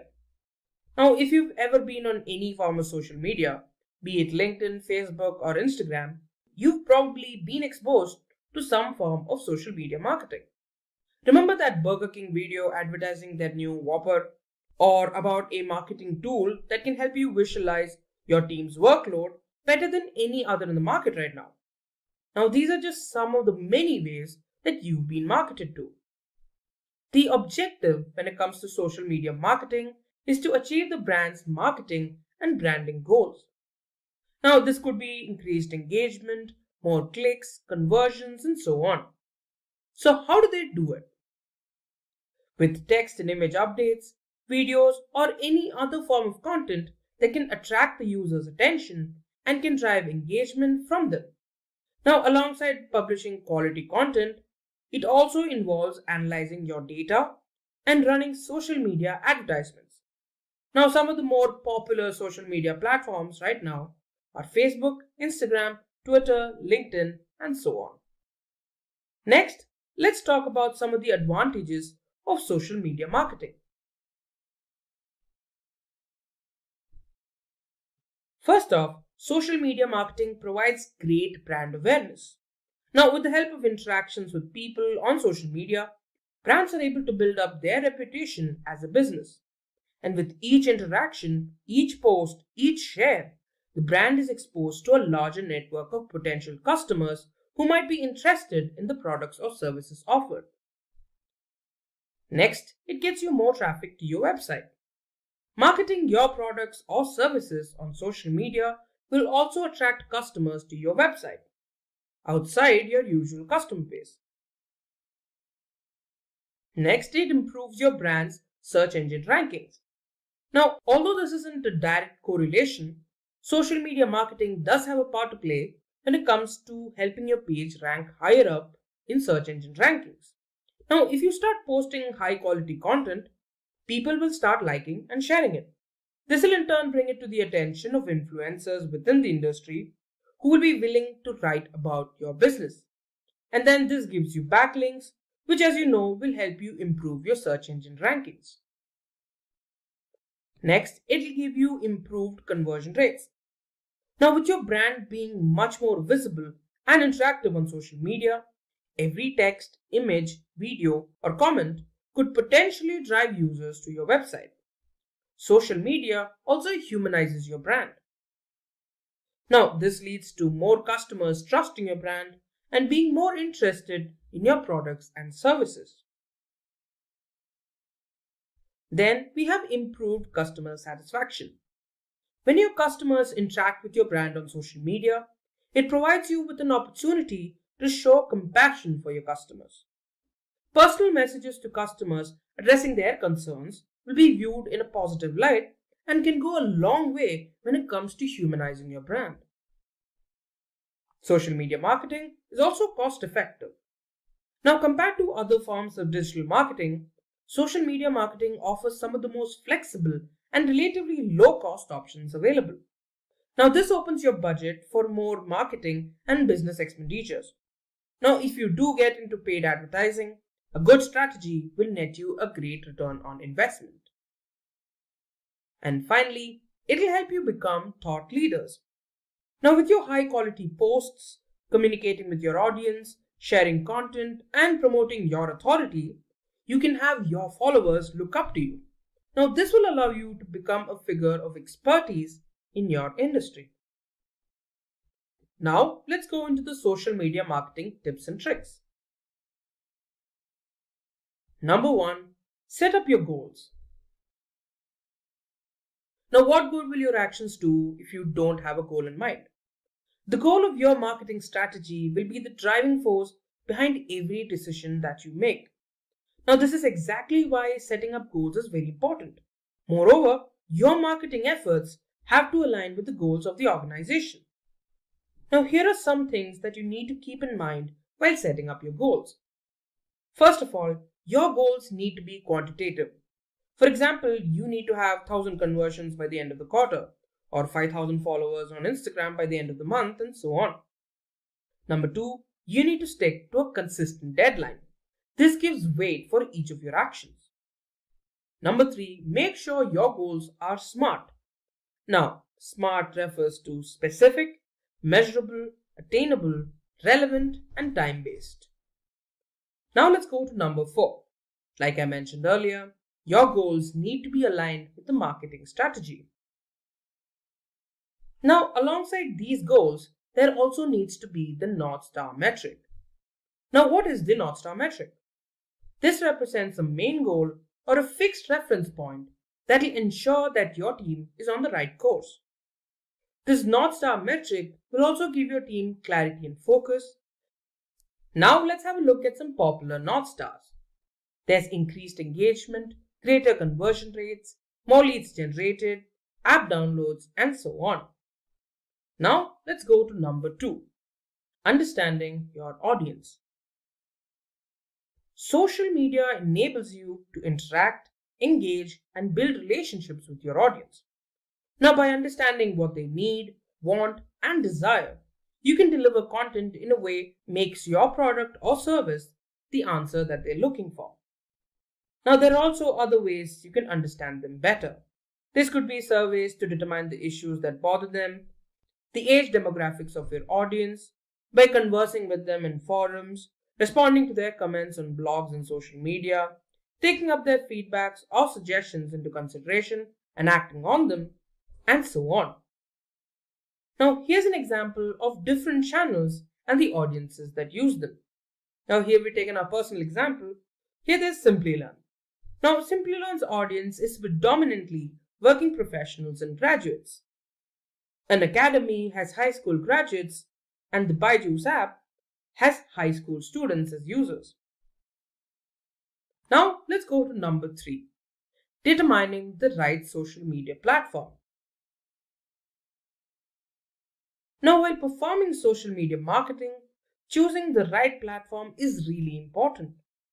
Now, while selecting them, you need to ask questions like why you're using that particular platform, who you'll reach with this platform, what content would work best on the platform, and is there any content that was unique to that platform? For example, YouTube, and then there's videos on it. Now, answering these questions will help you zero in on a platform for you.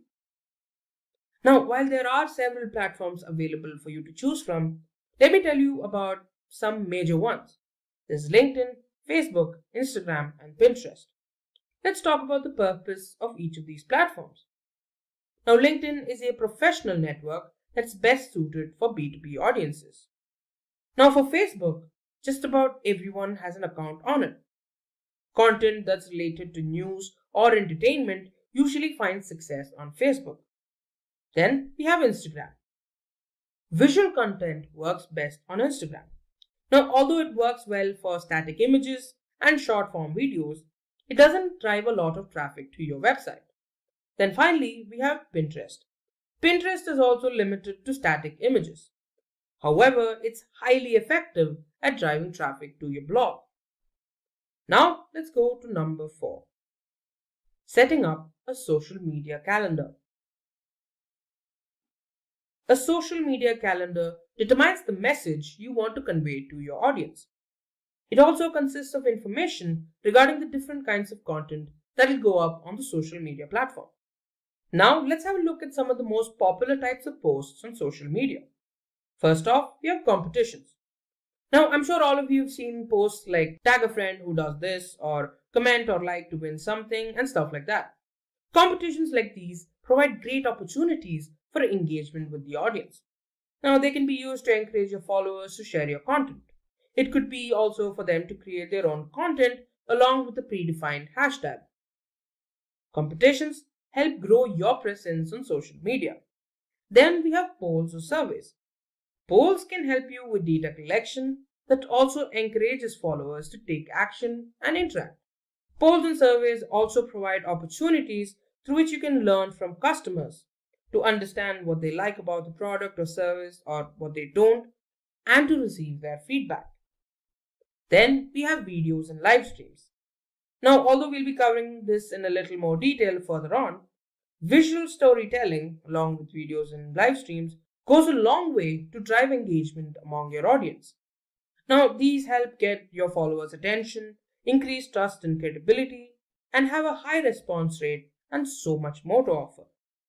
Livestream, with its live nature and having a human face alongside your business, humanizes your brand and by extension helps increase customer loyalty and trust.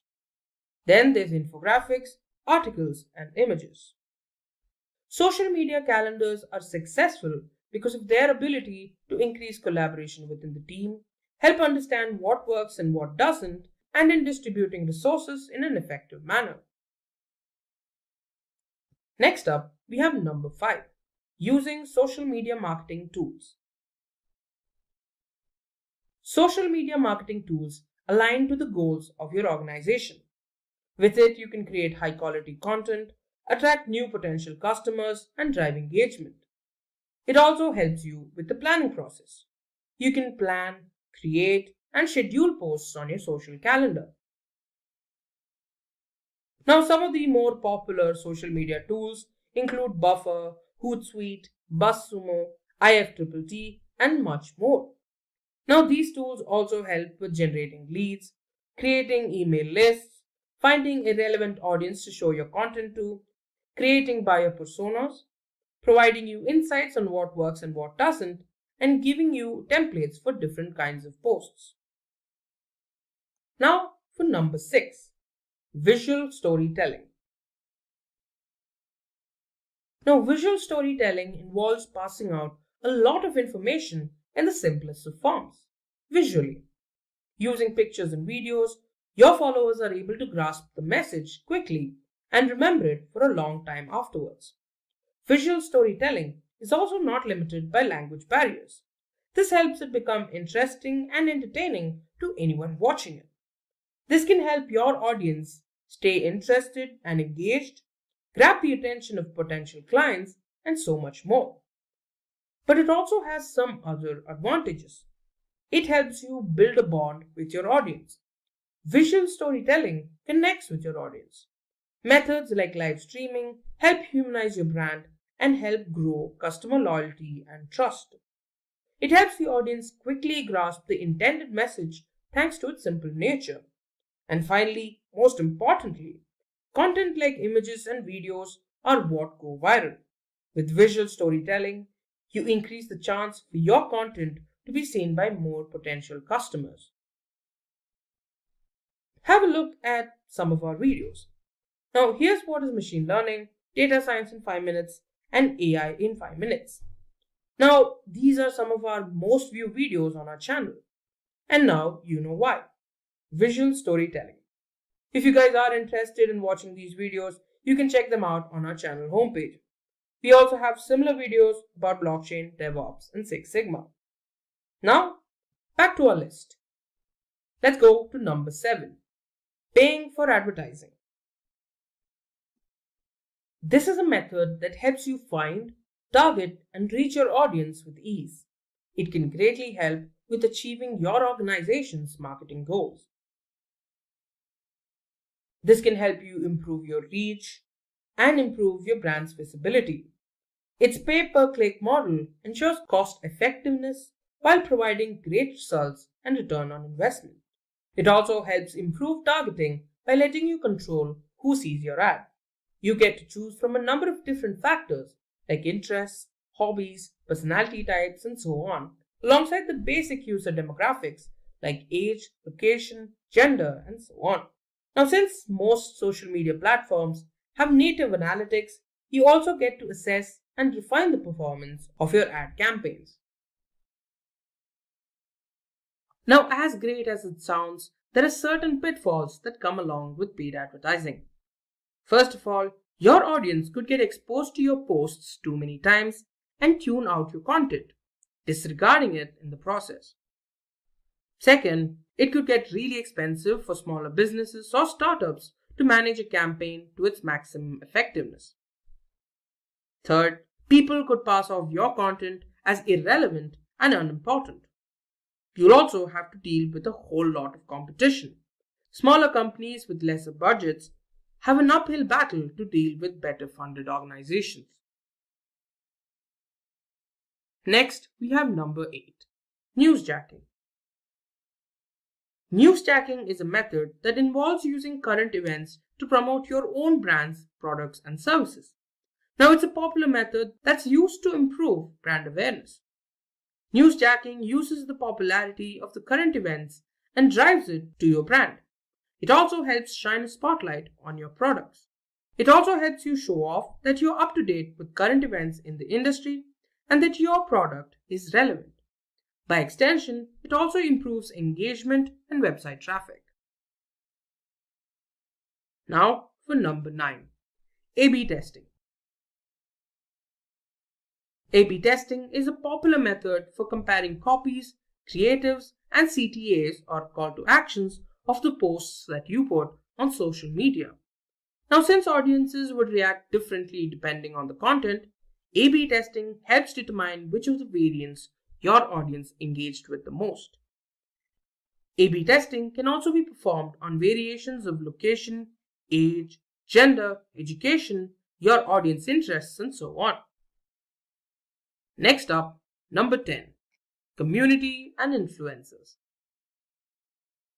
Joining communities helps your brand link up with like-minded people and other companies belonging to your niche. It'll also help you establish your brand as an authority within the industry. Now, actively participating in these communities can help create your own audience of potential brand advocates to group up with. On the other hand, partnering up with influencers helps promote your products or services to a brand new audience. It helps provide an additional layer of authenticity in YouTube, which is also a social media platform if you didn't know. Here are some very, very popular influencers. We have Marcus Brownlee, Unbox Therapy, Mr. Who's the Boss, and Linus Tech Tips, each of them with more than 4 million subscribers. And finally, we're at number 11, measuring and analyzing results. Accurately tracking and measuring your marketing efforts are an important part of the process. It ensures that you're making the most out of your campaigns. Now, it's really important that you find key metrics that are crucial for your brand. Now, these metrics can be tracked weekly, monthly, or on a quarterly basis. And based on these results, appropriate actions can be taken. On Facebook, you could look out for reach and engagement. On Twitter, you could look out for impressions. clicks and impressions and interactions on LinkedIn, likes, comments, and mentions on Instagram, and engagement and impressions on Pinterest. Some of the most popular tools used for this purpose are Sprout Social, Buffer, Hootsuite, Google Analytics, and so on. Now, before we get into the tips and tricks, let's take a refresher on what exactly is content marketing. Content marketing is a form of marketing that involves the creation and sharing of online content to help generate audience interest in a brand's product or services. This means providing information that the audience considers valuable and relevant in a consistent manner so that it drives some sort of profitable customer action. So let's talk about the content that falls under content marketing. There's options like blogs, videos, infographics, case studies, white papers, and ebooks. So why is content marketing so important? Firstly, it helps build awareness, trust, and loyalty in your brand. The more your brand provides accurate and well-researched content, the more people learn about and trust your brand. The more the audience trusts in you, the more they're likely to buy from you. Creating the content is relatively inexpensive and can be done in-house.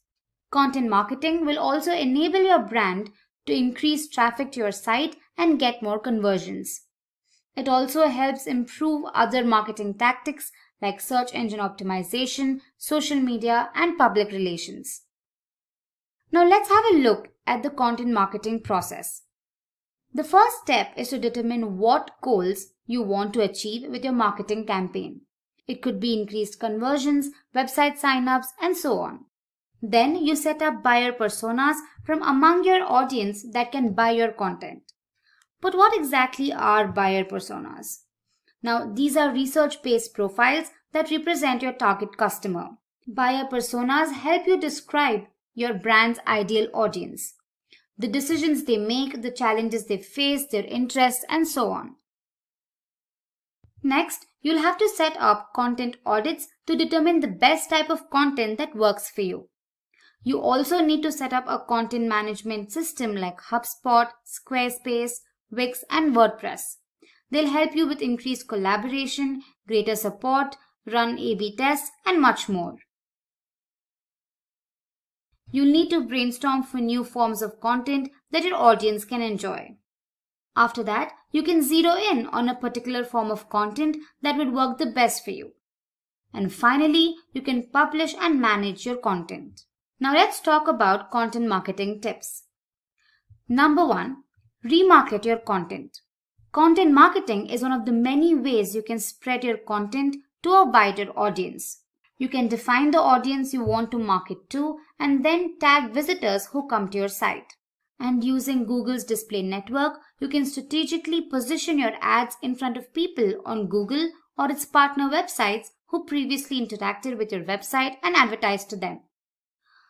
Through this, you can build awareness and engagement with your audience. Here's an example of a banner advertisement I would be shown if I was shopping for a MacBook Pro on Amazon and changed my mind at the last moment. This ad would maybe stay at the back of my head until eventually I go and finish that purchase. Now let's go to number 2, answering complex questions with your content. Targeting specific keywords is extremely helpful with your content. This is why you need to focus on Google's featured snippet. This position, also known as position 0, enhances and draws user attention on the search engine's result page. Through the featured snippet, you can drive a large amount of traffic to your website while cementing your position as an expert in your industry. You can have different forms of snippets, like definition boxes, where a snippet of text gives researchers direct and concise definitions and descriptions. You could have tables where data is taken from the page and displayed in a table.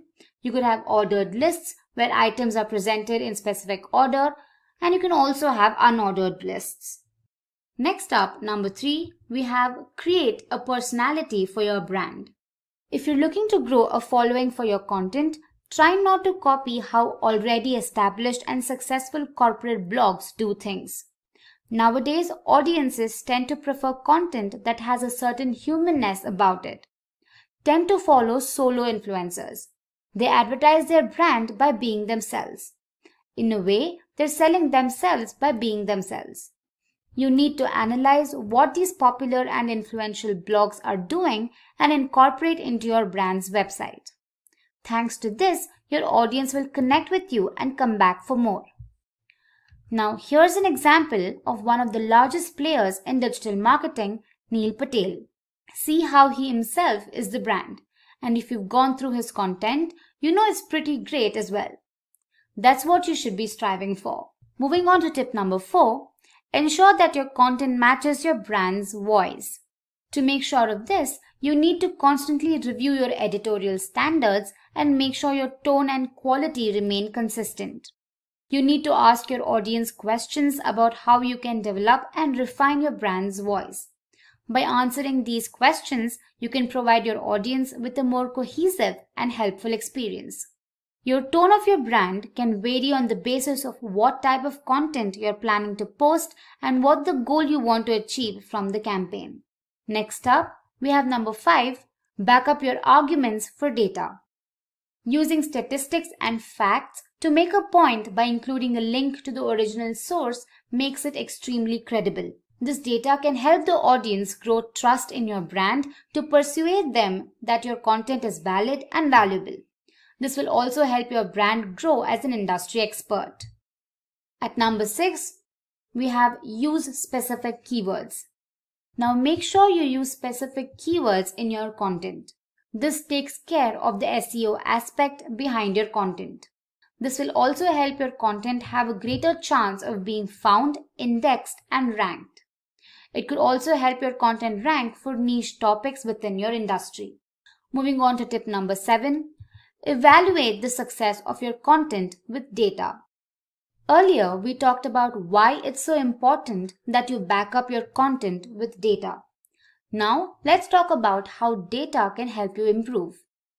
Analytics tools will help you learn more about how well your content is doing, the age demographics of the people enjoying it, who doesn't, their locations, the best time to post, and much more. With this data, you can make sure that your time and money are being used in the best possible way. Some of the most popular tools in the market are BuzzSumo, Evernote, HubSpot, Trello, and WordPress. These will help you find topics and influencers within your industry. You can capture, organize, and share notes, collaborate with team members, create sales funnels, and much more. Now, we've reached midway right now. So I've got a question for you. Do you guys have any tips for content marketing that we haven't covered yet? Let me know in the live chat. Alright, so let's get back to our list. Tip number 8 is to be consistent with your content. Post your best performing content and make sure they follow a consistent schedule. Finding a balance of the different types of content to be posted with the help of a content calendar will show your audience that you're committed to providing them helpful and informative content. This will also establish your brand as an authority and thought leader within your niche. It will help your audience depend on you for quality content and give them a reason to return. Tip number 9 is to make your content actionable. Providing actionable steps or information in your content will coerce your audience to take a particular action quickly. It can help you create valuable content and fix pain points faced by your audience, build a strong relationship with them, and earn their trust. It also leads to increased engagement and a positive brand experience. It provides users with real value and solutions, leading them to take action. Here we have an example from Trello where we see a pop-up with a call to action asking interested users to input their email IDs to sign media today involving more than 200 marketers. More than 49% of them felt content marketing was really important to their digital marketing campaigns, and more than 25% of their budgets are used for visual advertising. Content like images, infographics, videos, and other forms of rich media will help you enhance the message of your brand and reach a wider audience. Here's an example of advertising by Coca-Cola. Although there's not a lot of text in the ads, you can immediately recognize the unmistakable branding and the message they're trying to send. Moving on to tip number 11, create trending and evergreen content. Creating content that's evergreen and trending with your own unique angle, statistics, and research will be a huge advantage since you'll have to update it every now and then. You'll get a great deal out of the work without having to do a lot of work. Here's an example of one such evergreen article. People are never going to stop wanting to learn how to do SEO. So with a little tweaking every few months to reflect new changes that Google may have done, you'll have an article that you can get considerable mileage out of. Next up, tip number 12 is to understand content that works for you. You need to analyze what content works on different social media platforms. For example, you all know YouTube is the best place for video content, Instagram and Pinterest for visual content, Twitter for smaller snappy content, and so on. Understanding what works and what doesn't will help you better spread your content across the internet. Tip number 13 is to understand your target audience. Now, like I mentioned earlier, your marketing campaign isn't going to bear fruit without targeting a specific audience. Understanding who your audience is one of the most important steps for this. You can find this out by asking questions like who you're engaging with online, their age, location, language, etc. By using social listening to find out what audiences are talking about your brand, using tools to research what social channels your audience is using, and so on. After understanding them, you can set up buyer personas for your audience. Tip number 14 is to perform A/B testing. Now, A/B testing will help you understand what your audience likes or doesn't, what content works for you, and much more. You can do A/B testing on headlines and title tags, call to actions, content formats, image types, content length, and much more. It can also help you make better decisions in the future. And finally, our tip number 15 is to reach out to people sharing similar content. One of the best ways to build your audience is to get people or influencers who already share content within your niche to share your content. Now, since these people already have a trusting audience, they would be a lot more likely to enjoy your content. Content marketing strategy. So buckle up and let's get right to it. And we're going to get right into some of the best practices, some tips, some methodologies, some things you should be doing with content marketing. So right out of the gate, let's start talking about knowing your audience. Okay, so content is all about writing for a particular audience. So it's just like speaking, except when we're speaking to somebody, we're speaking directly to them. Content is very similar. And so we have to be able to know our audience ahead of time. So what you can do is collect demographics of your target audience based on who's coming to your website. So you can get that data in Google Analytics under audience. Email subscribers. I mean, who is subscribing to your emails? Who do you already have in your email database? And you can look at social media. I mean, you look at Facebook. You can look at the people who are already connected to you. Okay, these are just some three of many examples you could be doing to gather data on your audience. Okay, you have to know who your audience is before you start writing. You know, for a successful content marketing strategy, you really just need to know your audience. And basically, you're going to segment them based on their interests. So that content is going to be catered to that audience. Okay, so if it's an audience that likes a specific, product that you offer or feature that's part of that product that you offer, then that's the segment you're going to be writing about. So you need to collect your data on your audience ahead of time. And then you're going to segment that audience, okay? So you're not going to write content for everyone because the shoe doesn't necessarily fit for everyone, okay? The shoe has to fit for a specific foot. And in this case, we're talking about an audience. We need to be able to segment our audience out. And you could certainly segment them out by age, by gender, by education level. by income, by interest. I mean, these are just some of the examples. Again, it could be new returning or new users versus returning users. It could be users who have purchased from you in the past versus users who haven't purchased from you in the past. It could certainly be an age range, or it could be even going further on interest level, or a combination thereof. Okay, so for example, you can get that demographic information using Google Analytics. You just got to go into Analytics, under Audience, under Demographics. You're going to see age, and age is broken out by age range. And then you're going to see gender. So you're going to see a breakdown of gender. And use that to your advantage. So if you're going to, write some content and 99% of your traffic is female, the age of 18 to 24, then, that content's going to be catered accordingly. So you could certainly go to Facebook Page Insights and get some really good demographic data there, because Facebook is all about demographics. Okay, so you could see exactly, how many fans you have broken out by men versus women. And then you could see, again, same thing as Google Analytics, you could see an age range breakout. You could use Twitter Analytics. I mean, Twitter shares some really good insights into education level. So, if you're dealing with highly sophisticated people who have master's degrees or even higher, or let's just say even on LinkedIn, that the majority of the people you're trying to target are C-level, meaning CEOs or CFOs or CMOs, chief marketing officers or chief executive officers, then you're going to cater your message a little bit different than, say, mid-range managers or even high-range managers or even VPs. So use your audience information that you collect on these various platforms to your advantage. Okay, so let's jump into number 2.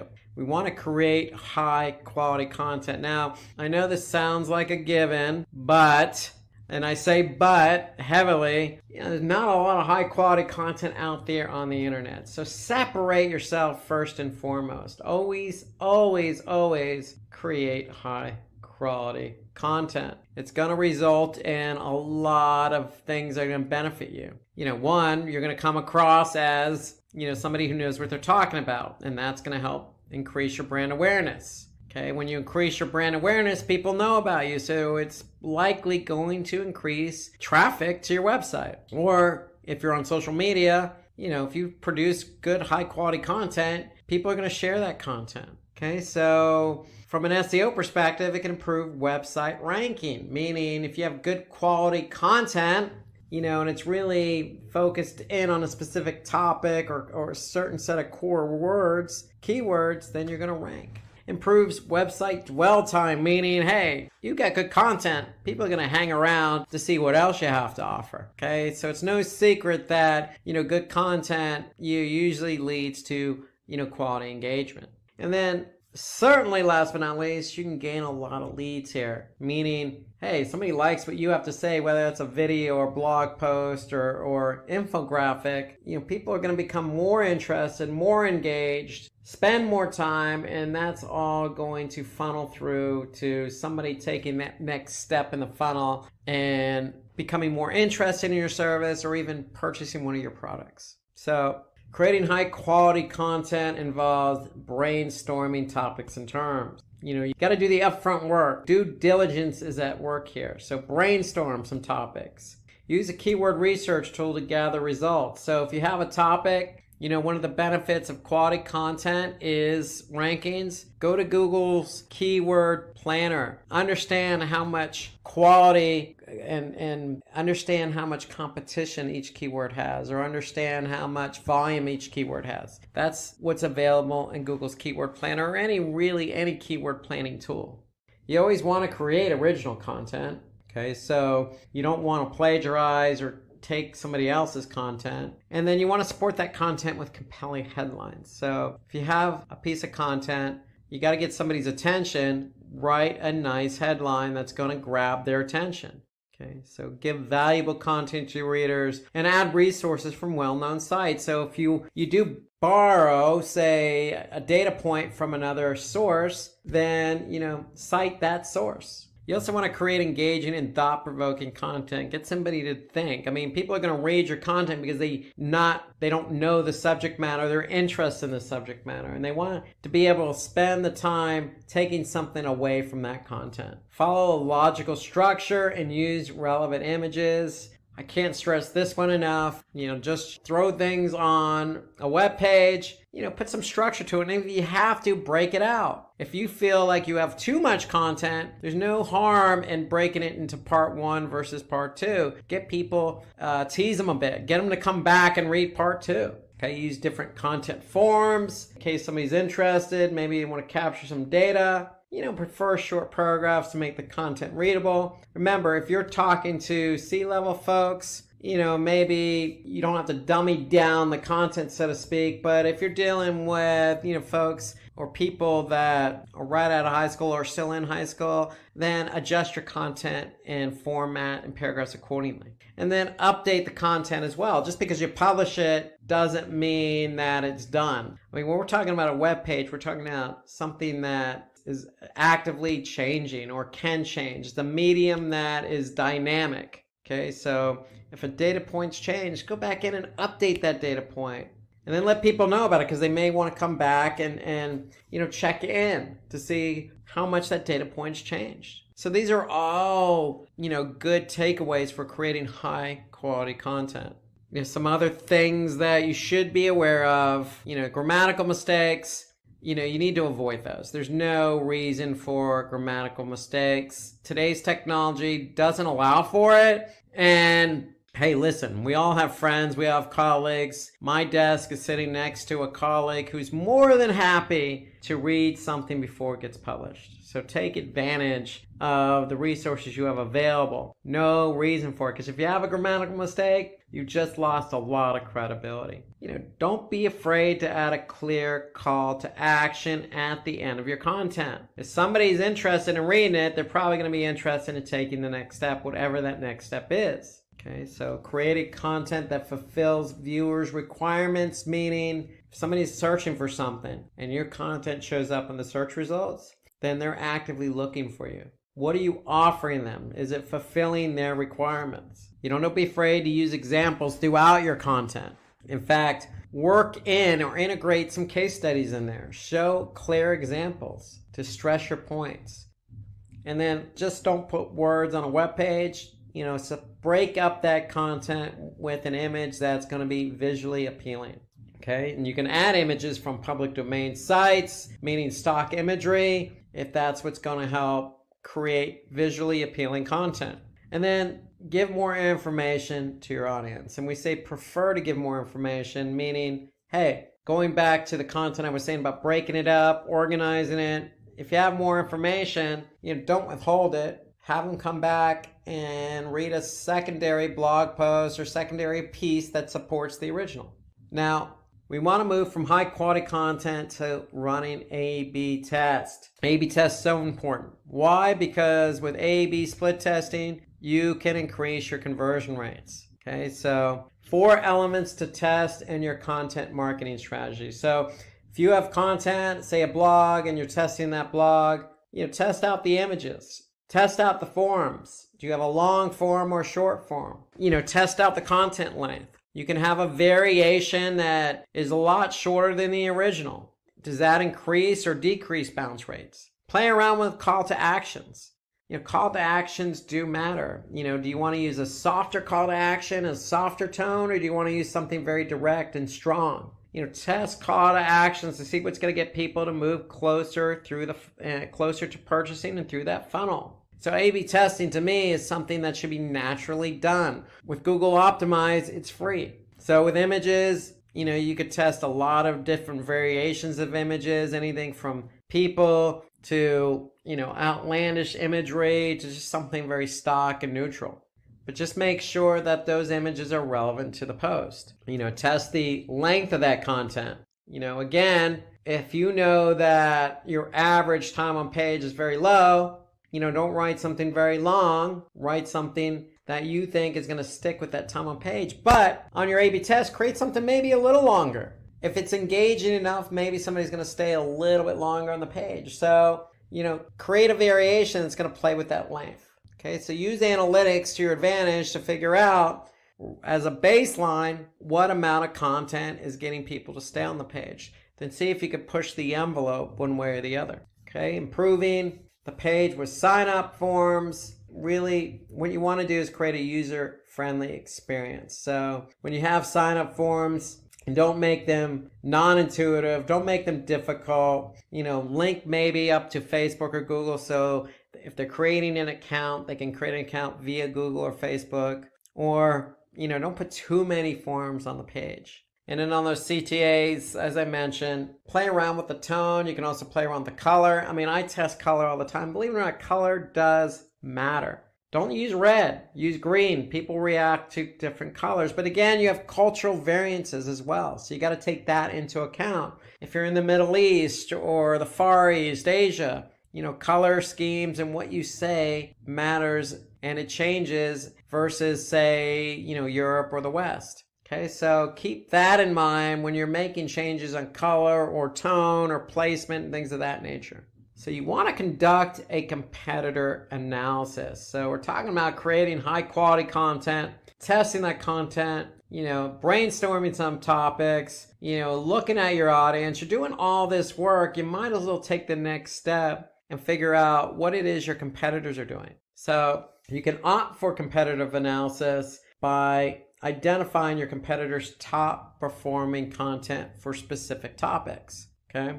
And so really what we're trying to do here is improve our conversion rates. So what are your competitors doing? What are their baselines? We can maybe up that ante. That data is also available in Google Analytics. So you can look at benchmarking reports in Google Analytics to get some form or fashion. You can also go to Facebook and look at your competitors' Facebook pages and see what's performing in terms of engagement.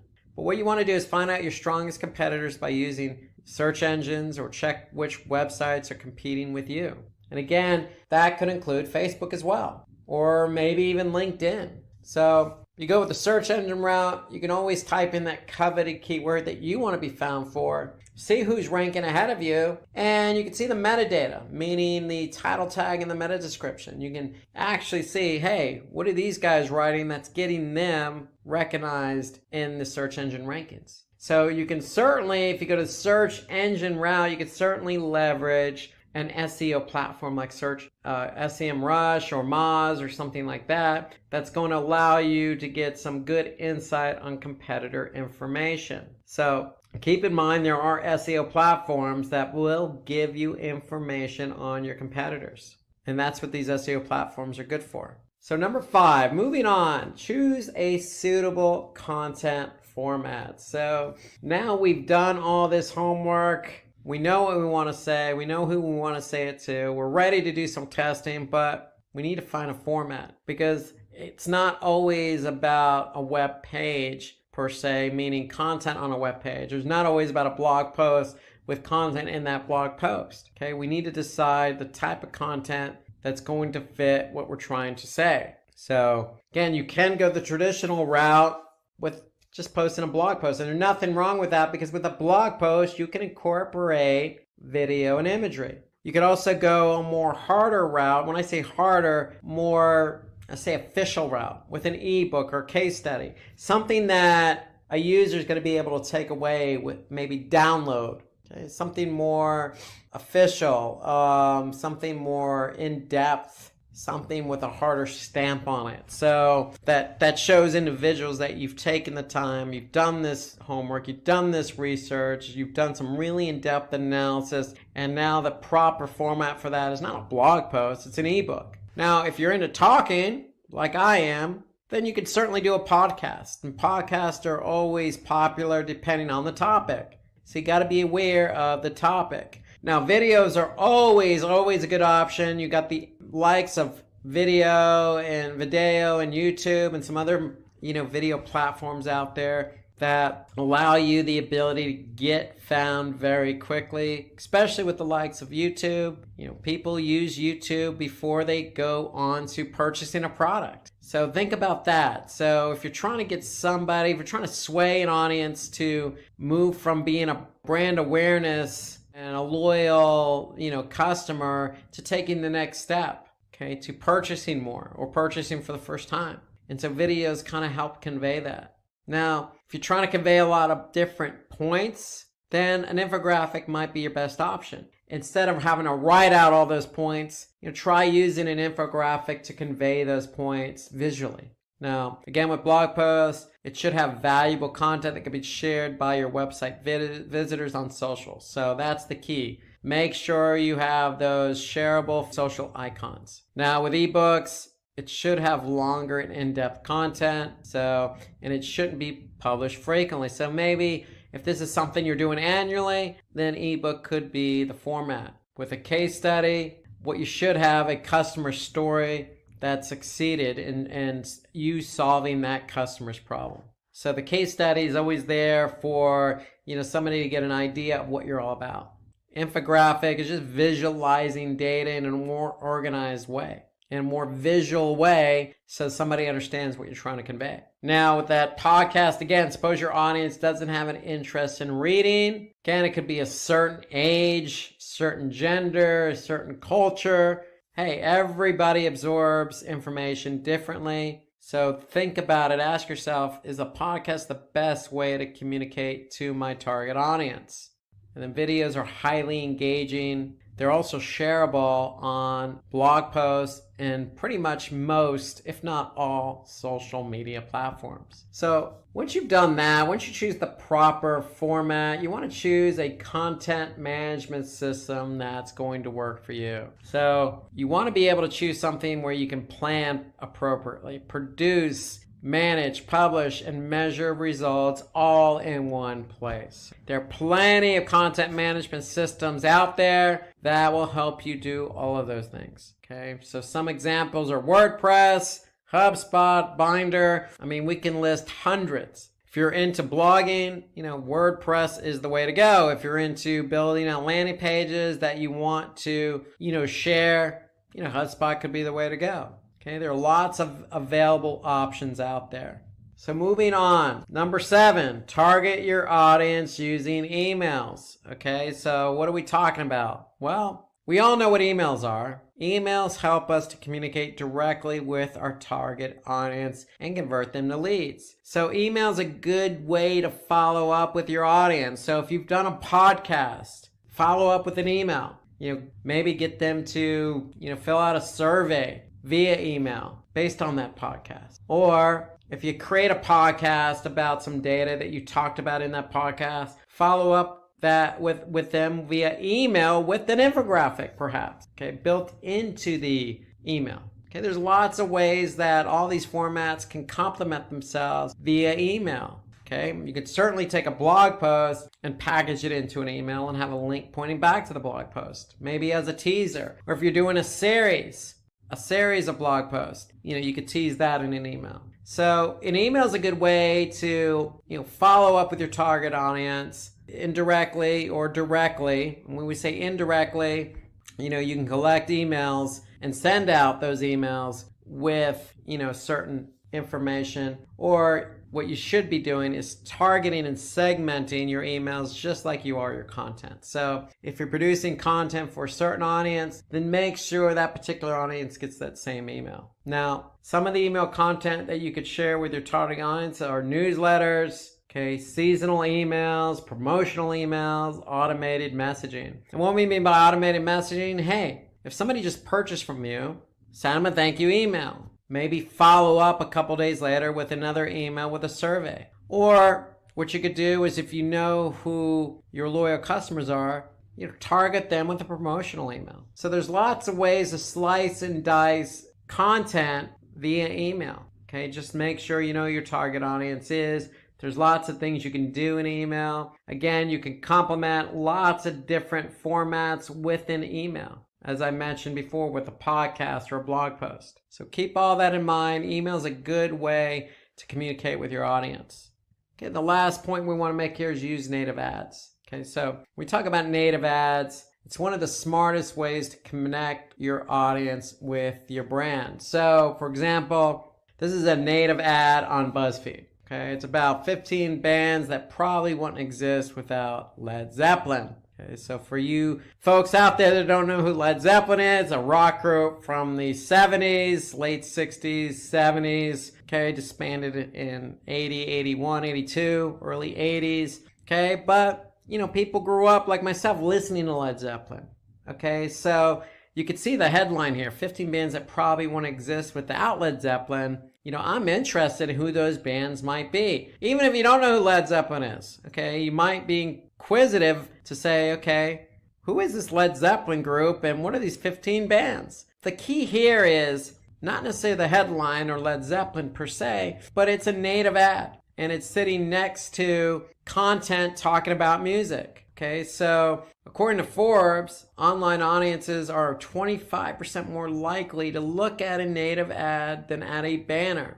And so that native ad, in this case, we're talking about music, needs to be sitting or accompanied alongside content talking about, in this case, music. You know, it would help if it was rock music, just music in general might get enough to pique people's interest. Okay, so if you're going to create content, you know, align that content with something that's, you know, naturally going to fit. And that's why we call them native ads, because they're native to the content that they're associated with. So finally, after all that's said and done, when all you've done is create good content, follow up via emails, targeting your audience, and associating that content with, you know, content natively, then you can always measure your content performance. So this is my favorite part of it all. You go in analytics, go into Facebook Insights, you know, you want to go in and check out how that content's performing.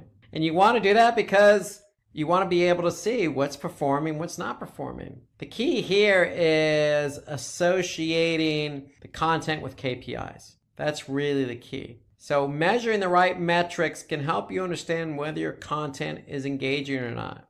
So again, measuring the right metrics. Okay, so when we're talking about a video, you're not necessarily going to look at page views, you're going to look at video views. So, you know, some of these basic metrics of users and sessions and page views, bounce rate, you know, dwell time, that's all great, but you just need to make sure that you're aligning the right metric with the right asset. So for example, if you have a case study in an ebook, you want to make sure that you're measuring how many downloads the ebook or the case study received. Again, with the video, you want to measure video views. Now, if you're packaging up emails and sending them out to your target audience, you want to make sure you look at open rates and click rates. Okay, so a lot of things you can be looking at. So make sure you choose the right metrics because there's hundreds and hundreds of metrics to choose from. So just be aware of all the different metrics that are available. You know, if you're in it for search, okay, how much traffic getting from search? Where are you ranking? So there are a lot of things you need to think about. So think about the content that you're producing and think about how you want to be able to measure that content. So let's go back over our checklist here. So what you could do is create an editorial calendar. In fact, I would highly suggest you create an editorial calendar in order to keep track of all the content you've done over a period of time. Are you making your content worth reading? That means, are you checking the results of that content? What we just went over, measuring the content. Is it worth reading? Have a column set up in that editorial calendar. You know, performing or not performing. If it's not performing, don't do it again. Okay, curate your content. Okay, you always want to, you know, make sure you're reusing or using or adding to the content that you've created. Guest post on influential blogger websites. You want to add statistics, numbers, and quotes to your content. Make it engaging. Make it look like you've done your homework. You could share all your content, not just on social media, but, you know, platforms like SlideShare. Now, you can share it on all social media platforms. I'd highly recommend it. And again, you can even repurpose it as a blog post. So if it's a podcast, then, you know, you can recite that podcast in the form of a blog. Okay, so get some testimonials that support some of your content. Again, create a podcast, you could send out an email with a survey or trying to solicit some testimonials. Or if you post something on Facebook, you know, leverage the feedback you get from Facebook in the form of a testimonial. Okay, and then you want to promote your blog post for maximum success, and a lot of that means SEO. So make sure you do your due diligence and get the right keywords in that blog post. Okay, so you can create personas for different user audiences. Okay, so remember, it's all about tone. Okay, so if you're going to create a blog post, make sure your tone is aligned with that right audience, whether that be young, middle-aged, or older. Are you choosing the right type of content? Okay, you'll know based on the results. Okay, you want to add H1 and H2 tags on your web pages. Why? Because when we're talking about content, we're talking about organizing the content. And H1 and H2s help you organize the content appropriately. Customize the metadata. Metadata is title tag and meta tag descriptions and even alt tags. Okay, all of that is for search. So you want your content to show up in search, whether that's video, infographic, or blog post. All of it can be shown in search results. So make sure you write a good title and make sure you write a good meta description, because that's what people are going to see when they search. Okay, so you want to create a detailed summary and title. And again, that goes along with the title tag and meta description. And then you want to make it easy for the audience to ask questions and comment on your blog. So don't be afraid, like I'm going to do right now in this video, is if I'm missing anything from this checklist, feel free to comment. Hey, I've written my fair share of content, but I could be talking to an audience that is just as qualified as I am, and they may have some tips. So feel free to comment underneath this video. Now, don't be afraid to ask, just like I just did. People are always willing to provide constructive feedback. So don't be afraid to ask for it and make it easy. So to me, every blog post needs to have some form of a comment box, because blog posts are out there to solicit engagement. Now let's recap everything we talked about, because we certainly covered a lot, and there's a lot to cover when it comes to content marketing. So 1, know your audience. Again, you can lean on Google Analytics, demographic data, whether it be age or gender. You can do the same with Facebook and Twitter and LinkedIn. Every platform has some data you could take away. Create high quality content. When I mean high quality content, brainstorm some topics. Has it already been written to death about? Or is this unique? Don't write something your competitors are writing. Okay, don't copy what your competitors have written. Organize your content. Support it with good imagery. All of these are tips to creating high quality content. Okay, when you create that content, think about running some A/B tests. Run some variations and switch out the image, switch out the call to action, see what's going to get people to react and engage with the content. Conduct competitor analysis, so lean on the Facebooks of the world to see what your competitors are posting, see what's engaging for them.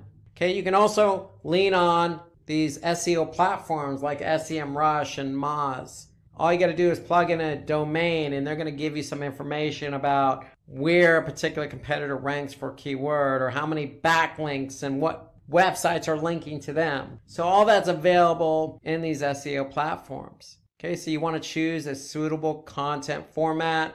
We listed a few, from ebooks to case studies to podcasts to infographics to blog posts to videos. It's up to you what you think is best for your audience. Just keep in mind you need to be able to measure it. And so that's the important thing. If it doesn't work the first time out, then you might want to consider changing out the content format. Choose a content management system. Plenty out there. WordPress is a good one if you're going to be a blogger. Okay, blogging allows you to, post, optimize that blog post. You could have the ability to share that blog post across social platforms, and you can also have that blog post show up in search engine results. So you can't do any of that without a good content management system. So you want to target your audience using emails. Okay, so email is a good way to, again, further communicate with that particular segmented audience. And again, you could use it to send out promotional emails to loyal followers. Or you can use systematic emails to send an email, a thank you email to somebody who purchases, and then another follow-up email. And again, you can repurpose some of the content you've done in another format in the form of an email. So, if you created a video put that video in the form of an email and send it out to your audience to make sure they're not missing out on that video you just created. So lots of ways to use email. Take advantage of email. It's your ally here. Okay, use native ads. Okay, don't be afraid to put that content and pair it with some other content on another website. It's been proven. People are going to engage in an ad that they see based on the content they're currently reading. Because the ad, if it's native, it's going to be similar in nature to the content they're currently engaged in. And then measure your content performance. I can't say this enough. Make sure you're leveraging Google Analytics. Okay, with Google Analytics or Facebook Insights or Twitter or LinkedIn or any other platform you're running on, they're going to have data on what you've posted. So take advantage of it. Align your KPIs. So if it's an ebook or case study, don't measure just traffic. Measure how many people are actually downloading them. Okay, if it's a video, how many people like the video? How many people are commenting? How many people are sharing the video? How many people are subscribing to your playlist based on that video content? Okay, so these are all things you can measure. Okay, so every platform from WordPress to YouTube to Reddit has some form of analytics associated with it. Today we're going to talk about how to get traffic to your website. So thank you for joining, and let's get started. So let's imagine you're setting up your own website.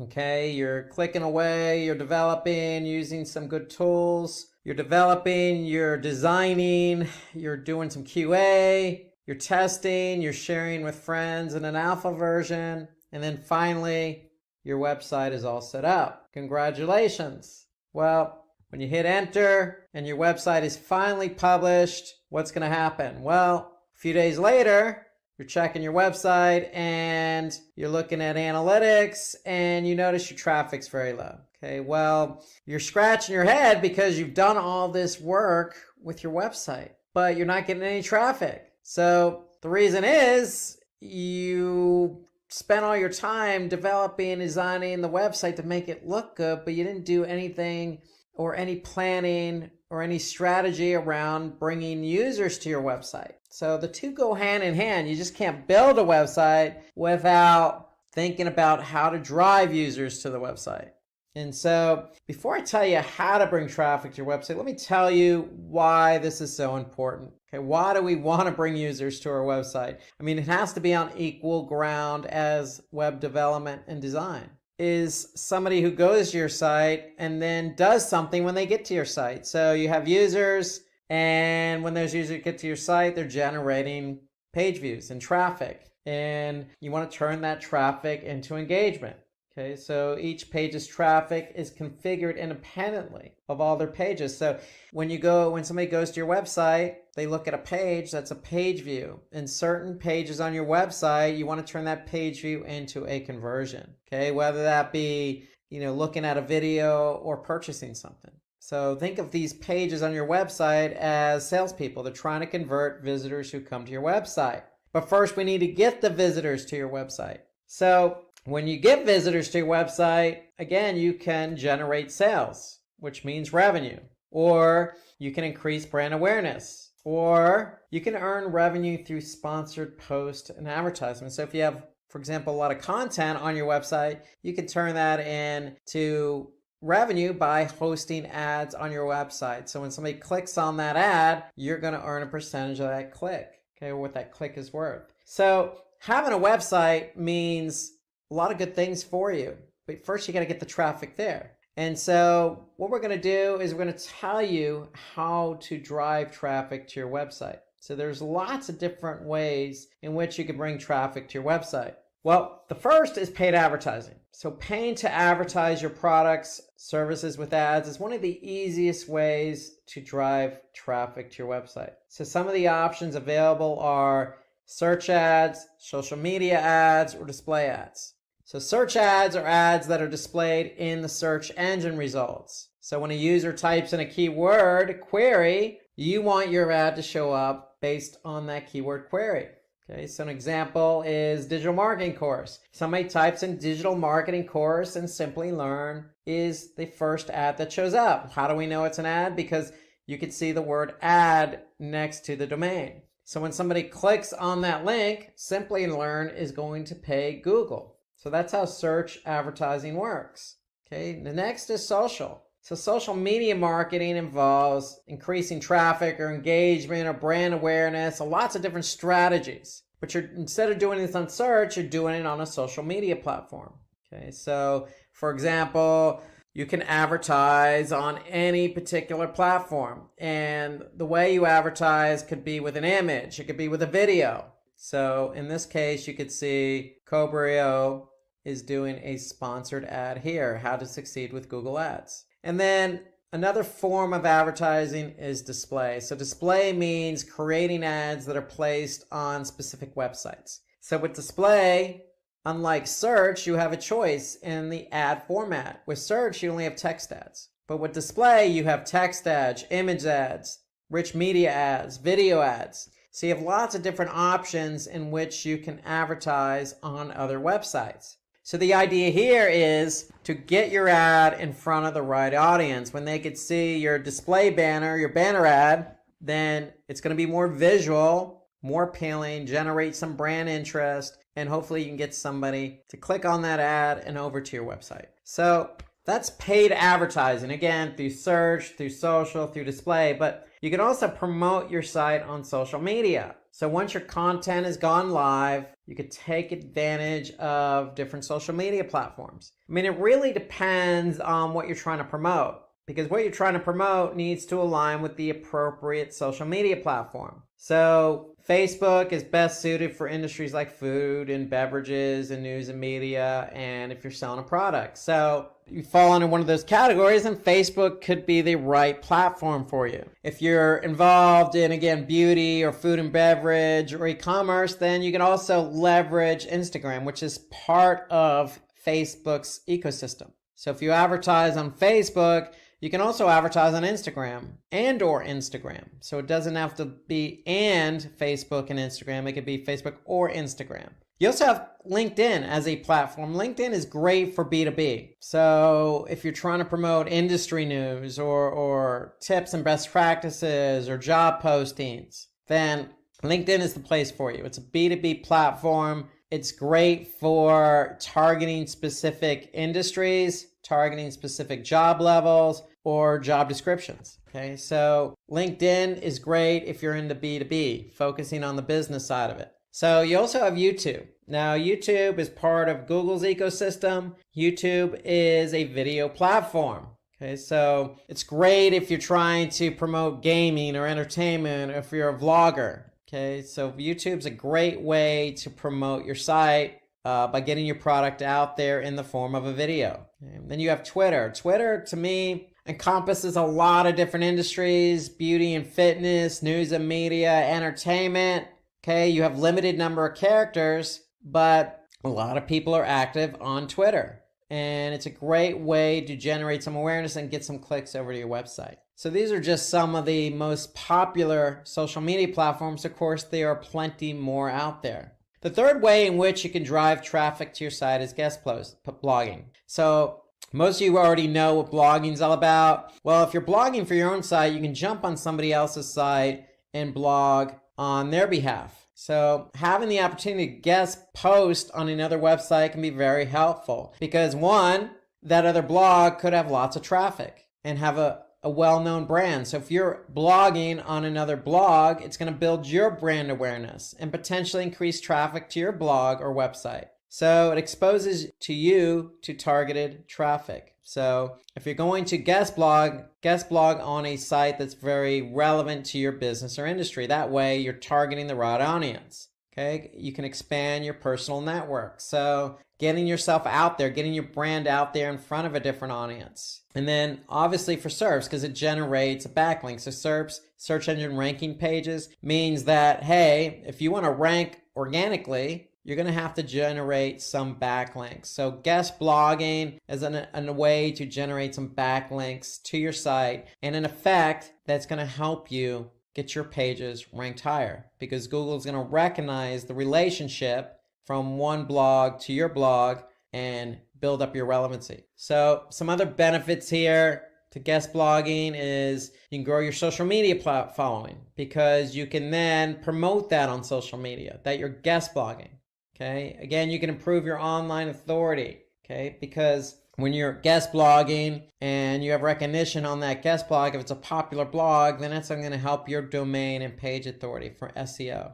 And then the end result is going to improve your backlink score. So there are a lot of benefits to guest blogging. To me, at the end of the day, it's just about reaching out to your audience, using another platform to do that in the form of a blog. And the results of that is going to mean more brand awareness for you and turning that traffic from that other blog into qualified leads. So you can also interview industry thought leaders. So that's another way, an interesting way to generate traffic to your site. So reaching out to thought leaders for interviews, okay, could generate some credibility for you and the other person. So it's reciprocal. So it means that you're active in the industry that you're in, and it allows you to engage with other leaders in the industry. And the indirect net result of that could be increased traffic, because if you do the interview and you record it, or if it's via video, then you can obviously post it on other platforms. And that could in turn drive traffic to your website. Obviously, just like guest blogging, it's going to increase your reach. So getting yourself out there. If nobody knows who your brand is, and they know who the thought leaders are, and they see you interviewing the thought leaders, then that's going to put you in front of these people. And so it's going to increase your reach. Another way to drive traffic to your website is just to make sure your website's responsive. And what do we mean by responsive? Well, we mean, does it work on multiple devices? Specifically mobile. So depending on the device, your website hides, shows, shrinks, enlarges, or moves content so that it conforms to the browser that person's looking at on your for your website. So if somebody's looking on mobile at your website, you want to make sure that your website adjusts accordingly. So you want to be able to, test to make sure it's responsive. And so is content arranged based on importance? Okay, does it work across different browsers on different devices? And do the images, text, and everything else align just like it does on desktop? So there are plenty of tools out there on the web. All you need to do is just do a search for, check my website for responsiveness. So you can use plenty of tools to check to see if your website is responsive towards multiple devices. Why is that important? Because if somebody goes to your website via mobile and your site doesn't align properly, or the content's all stretched out and somebody has to maneuver their browser just to see your website, then chances are they're not going to come back. Chances are they're not going to convert. Okay, so you want to be able to revise your device browser combinations. You want to make sure that everything works accordingly. You want to be able to test those fonts, make sure they look good. And then you also want to make sure that people can navigate. So if they're on mobile, are they going to navigate just as easy as they can on desktop? And if you have any pop-ups, you want to probably make sure they're removed. So that way when somebody's looking at your website, they're not getting interfered with on mobile. And then of course you want to make sure that these pages load.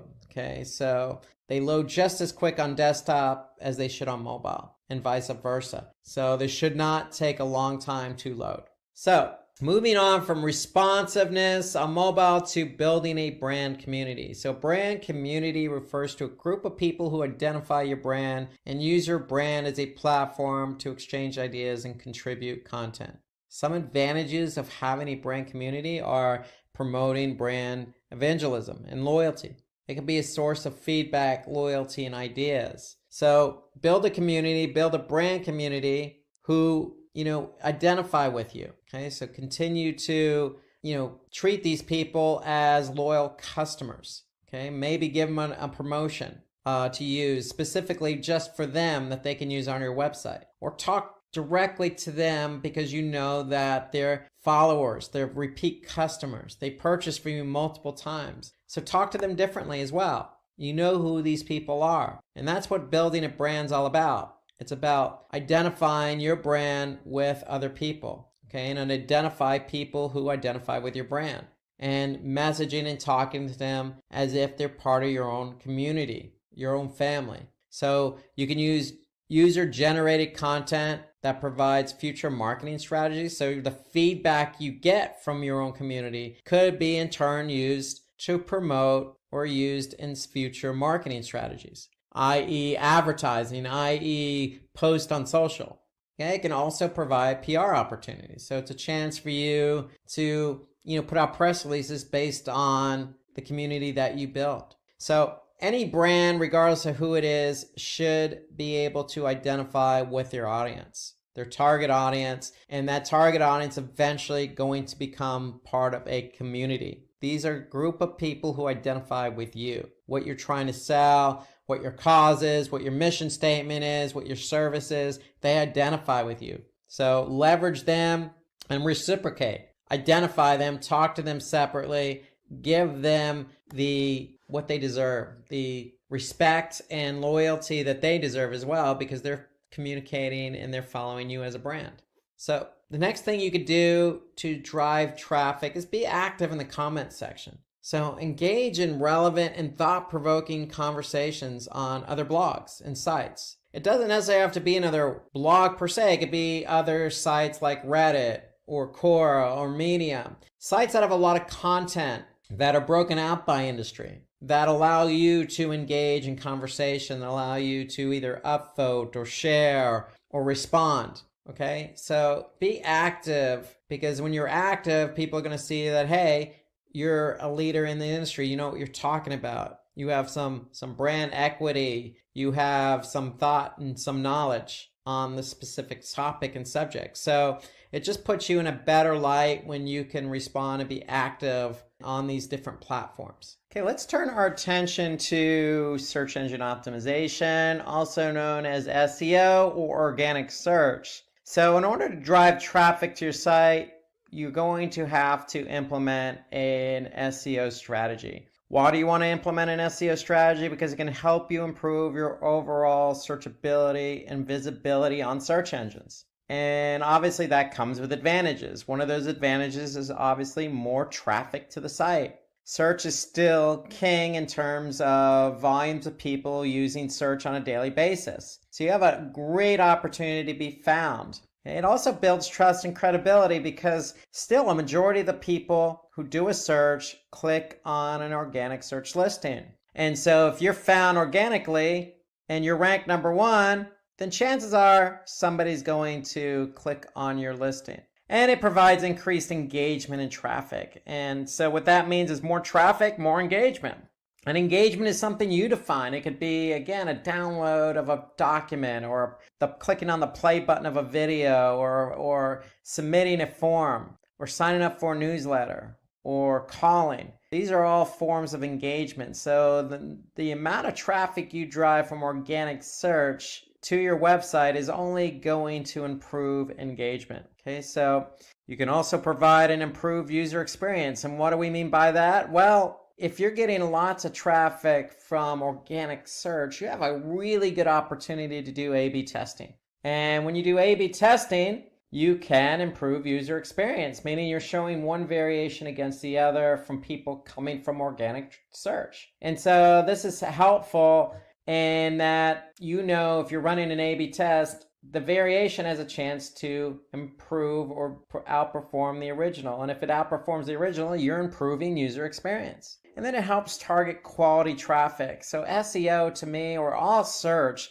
is the only medium in which you're meeting somebody halfway. You're addressing what they're looking for. So if somebody's looking for a pair of red women's Nike shoes, the 2019 model, and you have that particular product to offer, well, you have a chance of showing up via organic search. Somebody types in, women's red Nike shoes, size whatever, at the year 2019 model, then of course they're going to likely click on your listing, because you have what they're looking for. And that goes with any keyword, any industry, any business, any segment, any type of product you're selling. So again, you have a chance to really be visible for what people are looking for. And so that's the beauty of search engine optimization. You have a really good opportunity here to meet people halfway, to drive quality traffic, to get them to enjoy a good user experience, all the while generating engagement. And along with SEO, we want to be able to build backlinks. So SEO is a two-pronged approach, meaning you have two strategies in one, on page and off page. And so off page involves backlinking. So backlinks are just links that direct users from other websites to your own website. So with that, inherently, it's going to drive traffic, qualified traffic to your website. Because if somebody's on a relevant website that's linking to yours, and they click on that link and go to your website, it's likely going to be qualified, meaning they're going to be relevant. And so backlinking, because it's an off-page strategy. Why is it an off-page SEO strategy? Because if Google crawls that other site that has a link to you, then that's going to give you credit, because Google will say, hey, this site's getting some links from some relevant sites. We must think they're relevant, and therefore we're going to trust this site. So by Google trusting your site, it's going to improve your organic ranking. And with the organic rankings being improved, meaning it's going to mean faster indexing. So what does that mean? So you want to be indexed by the search engines. And so the quicker Google can find your pages, even if it's on somebody else's site, then that means they're going to follow that link, go to that page on your site, and take that page back to their servers to be indexed. Okay, so the quicker you can get indexed, the quicker you can get found. And then it helps with referral traffic. So again, we noticed that our efforts are on SEO, organic search, but if you're getting traffic from another website, hey, that still counts. That's referral traffic. Okay, so that's a side advantage to having backlinks, is good traffic from other sites. Okay, so those are inherently some of the reasons to do backlinking. Okay, never hurts. I mean, there's brand awareness reasons to being on other sites as well. There's industry leadership, meaning if you post content on Reddit, okay, you're coming across as an industry leader, but yet generating a backlink, which helps with SEO and referral traffic. So there's a lot of benefits to building backlinks. And the opposite of backlinks are internal links. So you want to do internal linking, and that just means connecting one page on your site to another. And why is that beneficial? Because it can help direct visitors to other pages they wouldn't normally otherwise find via your navigation. So if you're active on a blog, don't be afraid to include multiple internal links. You want to move people through your site. You want the flow of traffic to go from one page to another to another. And so when you do internal linking, just like with backlinks, it's going to improve the indexing of your website. Google's going to follow those links and index those pages. And Google does give credits from an SEO perspective, from an internal linking perspective. So if one page is linked to another and that page has really good relevance in the eyes of Google, then the other page is probably going to benefit from that. The other reason you want to do internal linking, again, you want to move people from your one page of your site to the other. And when you do that, it's going to reduce bounce rates. So bounce rate is simply the rate at which people land on a page and then leave. So if I have 100 people land on my home page and only one person went to another page and the other 99 left the site, then that's a 99% bounce rate. So by putting internal links in place, you're helping people move from one page to the other and thus reducing the bounce rate.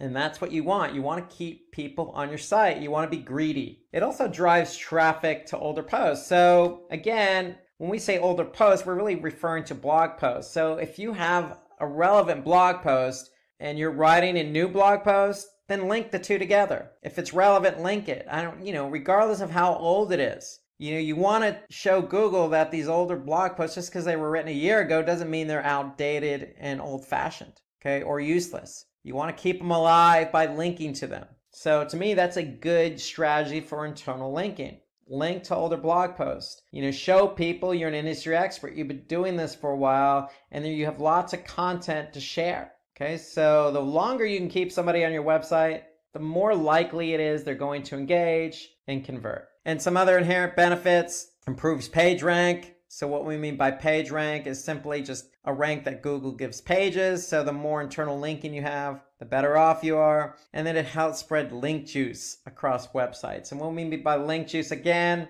just like backlinking, it builds relevancy. So just keep all these inherent benefits in mind to internal linking. The end result is keeping the flow of traffic on your site, and all these other benefits will fall into place. Okay, so another way in which you can really hone in on traffic to your website is long tail keywords.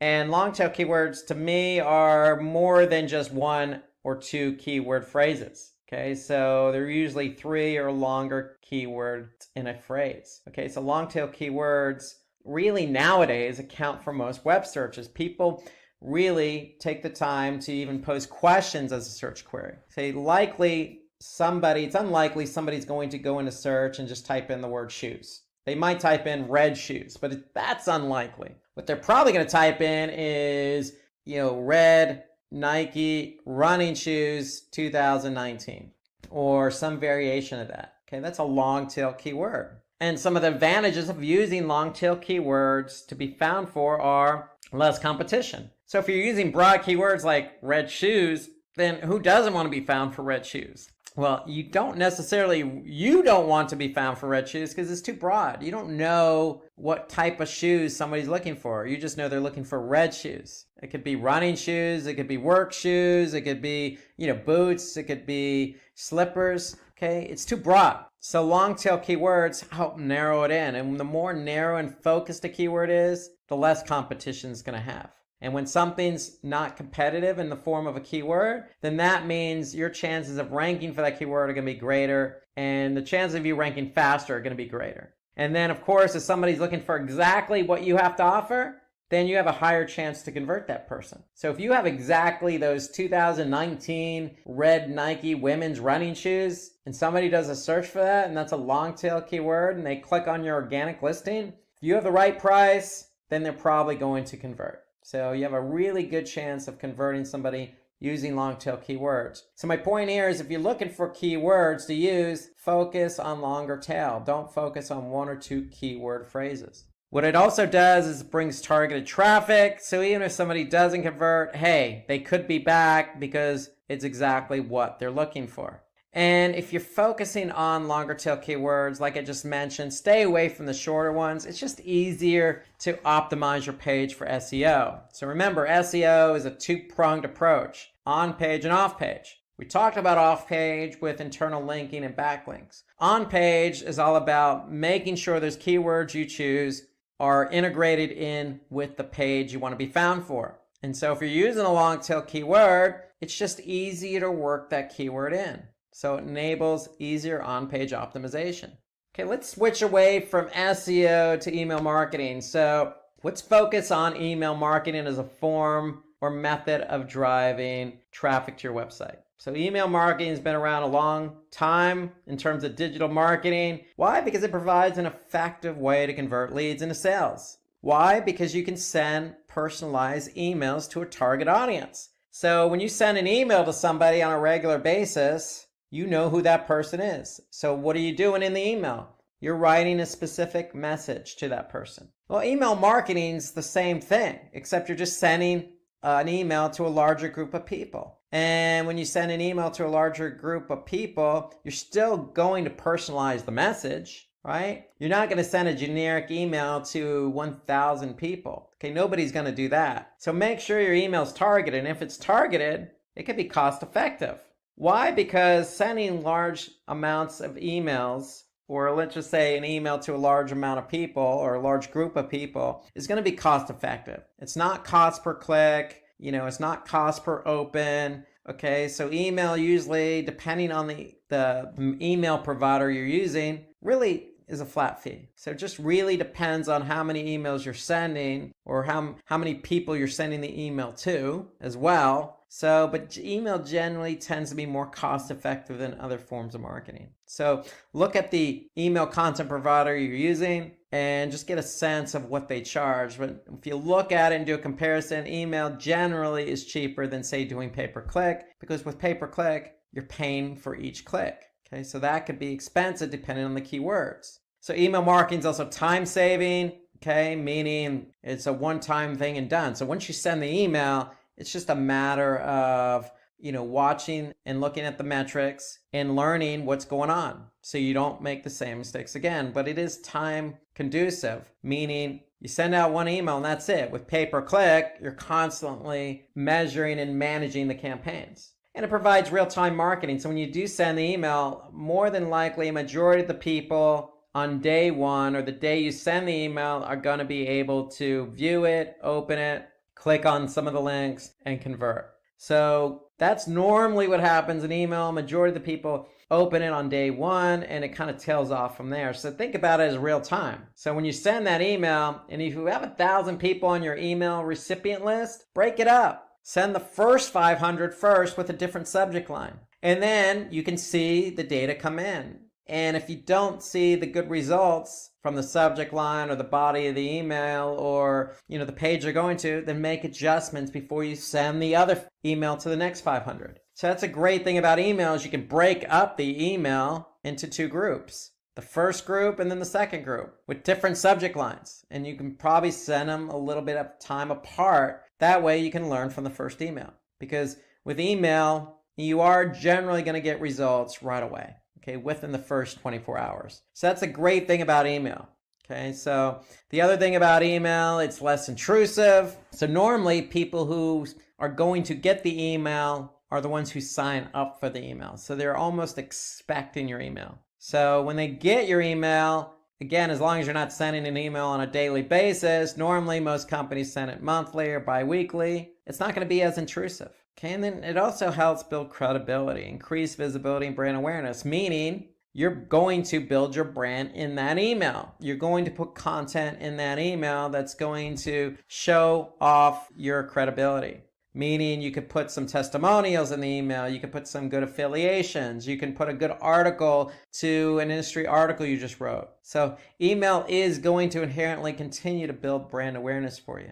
Okay, and it's an easy way to track ROI. So if you're e-commerce, it's pretty clear. You send the email, somebody opens it, clicks on it, checks out and purchases something. It's easily trackable because you could track it right from that email. So one thing I want to say there is just if you do send an email, make sure you're tracking that campaign. And you want to be able to use an analytics program like Google Analytics. Okay, if you use Google Analytics, you're going to be able to track when you send the email, who clicks on it, and who converts. So you want to be able to measure an ROI for these emails, and you can. And that's the beauty of email marketing. Okay, let's move away from email marketing to webinars. So webinars, great method for effective social media promotion. It's a great way to bring traffic to your website. So why do we recommend webinars? Well, because it provides direct contact within your target group.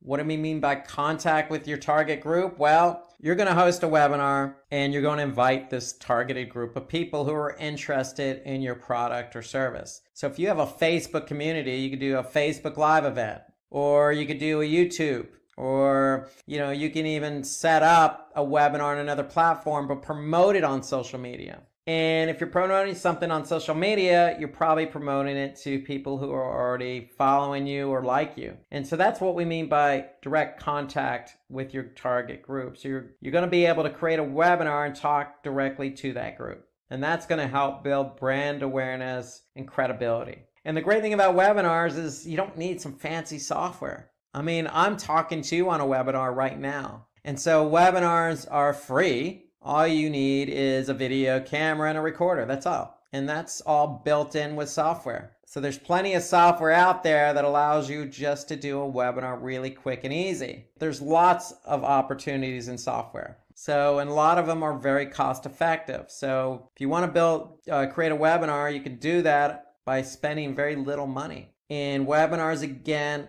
allow you to talk to your targeted group, your community, maybe prospective clients. It helps build credibility and, in effect, drive traffic to your website. And when somebody does attend a webinar, they're likely going to be highly engaged because you're inviting them, they're going to opt into the webinar. And the great thing about webinars is even if they don't attend the webinar the day you have it, it's going to be recorded. So they can always go back and watch it. So whoever watches the webinar is going to be engaged because it's going to be a topic they're interested in. And then users are likely to become prospective customers. So having a webinar, talking about something inherently interesting to maybe a larger group of people, you can promote that on social media and potentially get prospective customers to sign up and watch the webinar. And if you do, they're going to be engaged and then take the next step. Oh, I like what this person has to say. They seem to be credible. I like their personality. I like their brand. I like their product. I'm going to go check out their website. Okay, so webinars allow you to kind of pull in more people as well as just your community, because you can promote the webinar and you can promote it in advance, and you can leverage social media for that. Okay, so something related to webinars is incorporating video content. So videos have been proven to be a really good way to attract new visitors. And it makes your website very engaging when you have videos on your website as well. So if you create video, you have an opportunity to post it on various video platforms like YouTube or Vimeo. Okay, there's plenty of video platforms out there, or just embedded in a blog post, or embedded in a Facebook post, or a tweet. Okay, so you can do a lot with video. And having video on your site is going to increase engagement. Okay, when you increase engagement, good things happen. That's going to lead to increased conversions and sales, or ROI, or just like we mentioned, the webinar can help build trust with your audience. So even that webinar you could post on your website. So you want people to engage by watching this video. If they watch the video, they're going to gain trust in you because you're talking directly to that person, that user, that audience, that visitor to your website. And when you can build trust, it's going to increase engagement. And that's the beauty of video. Unlike text or imagery, videos really do engage with the audience. And so the more video you can do, the better off you are, because again, you can leverage social to draw attention to your brand and product and service. And then you can have that video on your website to increase engagement, which in turn increases conversions and sales and improves the ROI. So always think video. There's plenty of video software out there that you can leverage. And the great thing about video too is, hey, most people are using mobile phones these days, smartphones. And so video works just as well on mobile as it does on desktop. So keep that in mind. Video is going to be engaging regardless of what device somebody uses. And then of course, if they're watching the video on Facebook or YouTube, then chances are they're going to share that particular video, which is going to bode well for your brand and traffic. Okay, so video, if somebody likes a video, it's very easy to share video, especially from a mobile phone. So YouTube just makes it so easy to share or like or subscribe to a channel. It becomes that much easier. Things can go viral,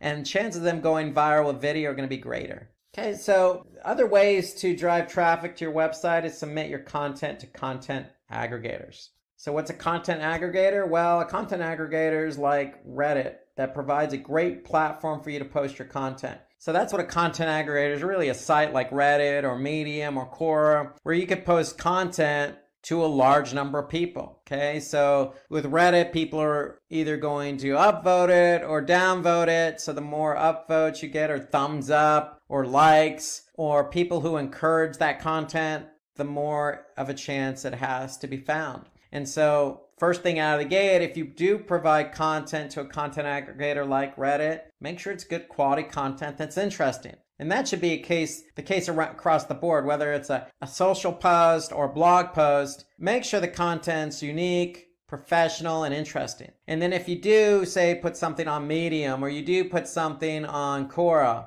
and it is professional and interesting and thought-provoking, then people are going to react to it. And then that, again, could lead to traffic. But even if it doesn't lead to traffic, it helps build brand awareness. So if you have content, just like videos, leverage it. Put the content out there. Okay? And when you put content out there, it's only going to, especially if it's good content, it's going to put you in a good light. So don't be afraid to share your content on the likes of Reddit or Medium or Quora or some of these other content aggregator websites, because good things are only going to happen. And again, referral traffic, SEO, brand awareness, conversions. So all these are inherent benefits of just sharing your content. Okay, and then finally, we want to learn from analytics. Okay, so what do I mean learning from analytics? So there are plenty of analytics platforms out there. One of the most popular is Google Analytics. So you want to make sure you're tracking traffic on your site with Google Analytics. So all you have to do is just go to Google Analytics via search, sign up, add the analytics code to your website, and voila, they're doing all the heavy lifting. They're going to track traffic coming to your website. And not only are they going to track traffic, but they're going to tell you how that traffic engaged. And so the benefits of it, Google Analytics, is, hey, you could figure out where users are coming from. Are they coming from that email campaign that I sent out to 1,000 people? Are they coming from YouTube based on that video I posted? Or are they coming from Reddit based on the content I just posted there? Or are they coming from organic search? So Google Analytics can help us understand how much traffic we're getting from organic search. So it'll help us measure our SEO efforts. And then with Google Analytics, you could segment. So we could segment by mobile, we can segment by desktop, returning user, new user, by campaign, by page, by language, by city, by region. I mean, there's so many ways in which to segment your audience. And segmenting simply is breaking up the entire group of people who come to your website into different segments based on what you want to see. So if you want to look at, females between the ages of 18 to 24 who come from mobile via organic search, that's a segment. And you can look at that information in analytics. If that's your target audience, then you could see how they're performing. Okay, so there are a lot of benefits to Google Analytics. Definitely want to take advantage of segmenting in Google Analytics. You could look at your competition. So there's a benchmarking report. The great thing about Google Analytics, you can also look at content and how your content's performing once somebody lands on your website.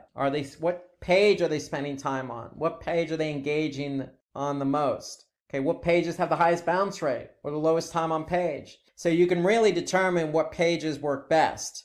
And then, of course, the end result in analyzing all this data is you want to be able to fine-tune your website. So take advantage of the data that Google Analytics or any other analytics platform is giving you by learning. Once you learn what's going on with your website, you can make adjustments to your website to improve user experience.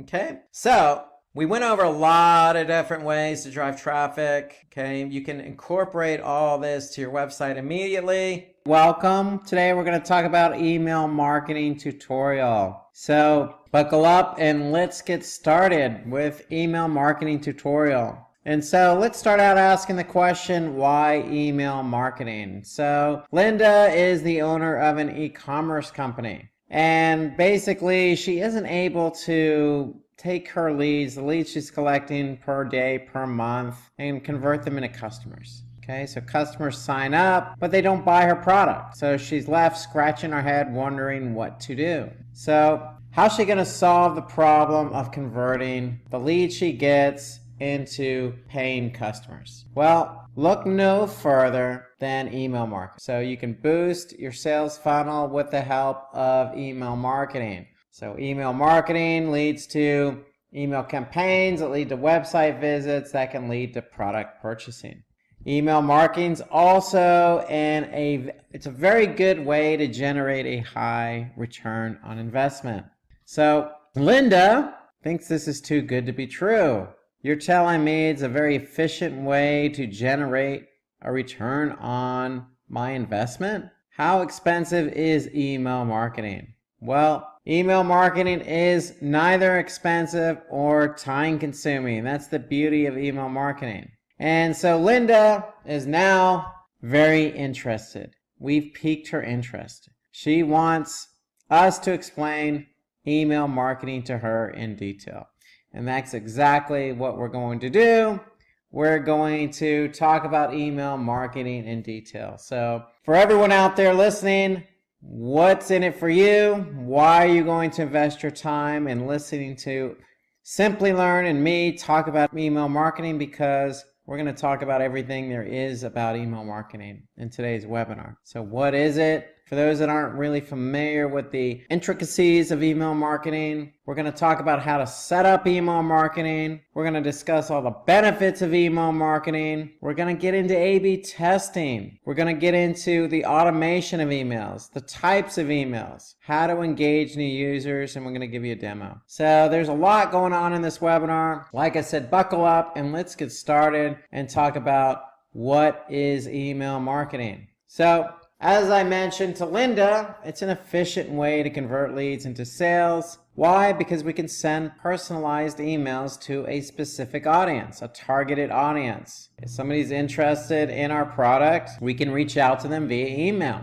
It can also be used to remarket pre-qualified leads. So anybody who's pre-qualified, we can go ahead and communicate with them as well. So email marketing is very effective at different stages in the funnel. Okay, so when I say funnel, customer life cycle. So we have awareness, consideration, purchase, retention, and advocacy. Okay, so let's talk about each one of these parts of the funnel or customer life cycle, if you will. So let's start with awareness at the very top. So email marketing allows customers to recognize their problems, after which you can educate them on how your brand can solve them. Okay, just like any other marketing channel, somebody's looking for something, a need of something, we can come to the rescue. In this case, we're going to come to the rescue with email, and we can go ahead and educate them on what their need is and how we can collaborate with them, help them, educate them, solve their problems with our product. Okay, so that's what email is going to do. We're going to communicate with them via email, and we're going to bring awareness to the problem by solving the problem. That's what email is good for. Okay, good for generating awareness for our brand.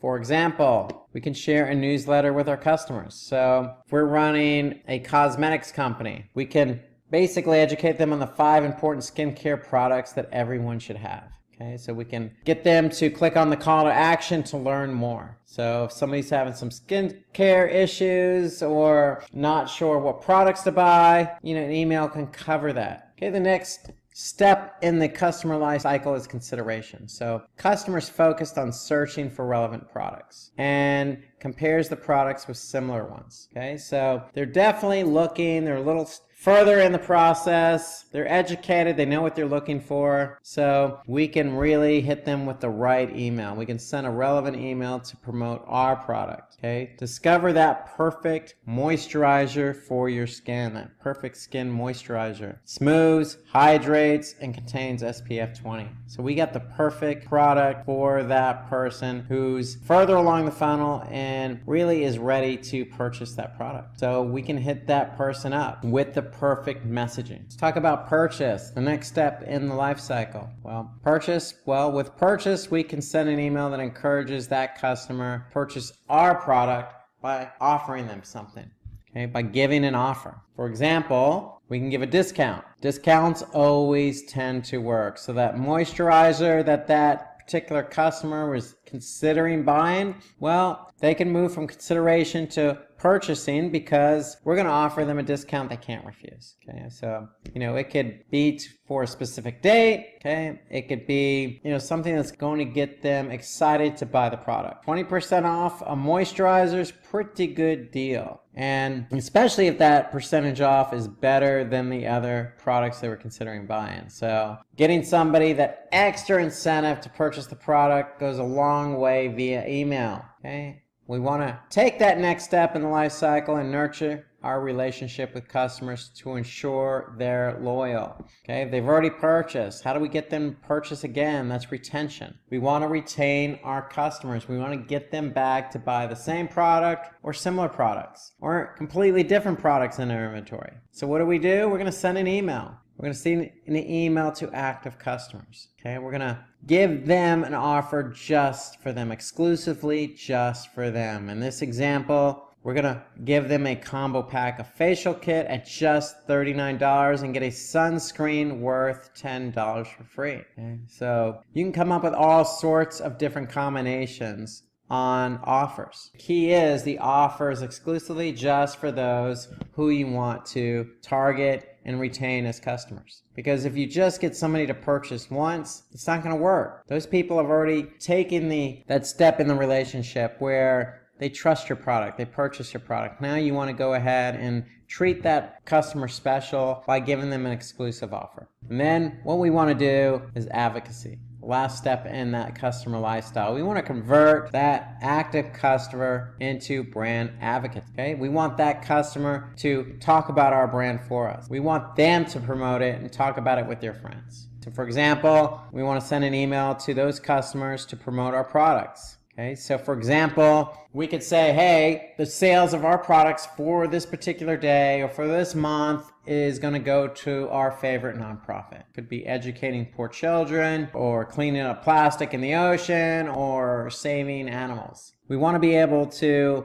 get them to speak on our behalf and say, look, guys, this is a really good company. You know, they're offering me products exclusively. They've offered me discounts in the past. They have good products. They have a lot of different products. And on top of all that, they help. They help the environment. They help the needy. Okay, they care. And so we can go ahead and provide a call to action for these customers that are loyal to our brand and have them share the email with their friends to spread the word on, you know, what we're trying to accomplish for our nonprofit, or if anything, just get them to promote it. Maybe give them a discount for every friend that they get to buy our product. Okay, it doesn't have to necessarily be, you know, just sharing with friends. It can be that extra incentive of giving them a discount if they do share with friends and their friends buy. Okay, so this is the customer life cycle and examples of different emails that you can use at every step along the way in the life cycle. So let's talk about the benefits of email marketing. So what are some of the benefits? Well, we've already mentioned to Linda that it's cost effective. It's time saving, real-time marketing, less intrusive, builds credibility, increases visibility and brand awareness, and it's an easy way to track ROI. These are all the benefits for email marketing. We're going to go talk about some of these now. So basically, when we talk about cost effective, you know, some email marketing platforms charge based on the number of users who you send the email to. Time saving, well, you saw how quick it took me to set up that email campaign. The key is figuring out who you want to send it to. When we talk about real-time marketing, you know, we're sending this email out basically in real time, trying to meet our customers' needs at the right time. It's less intrusive because we can customize the emails. Okay, we can, as you saw, I can put first name in there to make it more personal. So when something's more personal, it's less intrusive, especially if it's a segment that already knows your brand. Okay, builds credibility. Hey, we gain credibility when we offer exclusive offers to repeat customers, or, you know, try and build advocacy by working with nonprofits. Okay, it increases visibility and brand awareness. Why? Because, you know, we could send our email out to a large group of people, and that's a good way to generate brand awareness. And as you saw, we can easily measure, you know, not only open rates, click rates, but ROI. So how many people from that email went on and purchased? So we can measure that. It's very easy to measure email. Today we're going to talk about affiliate marketing. So let's jump right into it and take a look inside an office environment right now. We have Chuck here. Chuck's doing a little bit of pacing. John walks in the office. Hey man, what's with all the pacing? Everything all right? Chuck responded, hey, I'm just worried that I might have exhausted every way we can advertise our product. I mean, I've done SEO, I've done paid search, I've done email, I've done social. Man, nothing's working. I gotta come up with something new ASAP. Well, John responds, hey, don't worry. I think I've got your solution for you, man. Hang tight, relax, take a load off. Here's my solution: affiliate marketing. First off, before you ask the question, what's affiliate marketing? Let's talk about why we need affiliate marketing. So let's dig into affiliate marketing. So John's just taking over now, and he's gonna let Chuck know everything there is to know about affiliate marketing. So the first question John answers for Chuck: what is affiliate marketing? So affiliate marketing is a form of digital marketing that involves a merchant. It involves a merchant paying commissions to a website or other entities. So if I'm selling a product, basically somebody else sells that product for me, I'm going to pay that person a commission for selling my product. It's that simple. That's what affiliate marketing is. Okay, so basically what these merchants are doing, or other entities, they're advertising your product. So they're advertising your product with a referral. So they're passing on their own customers to you so that they can buy your product.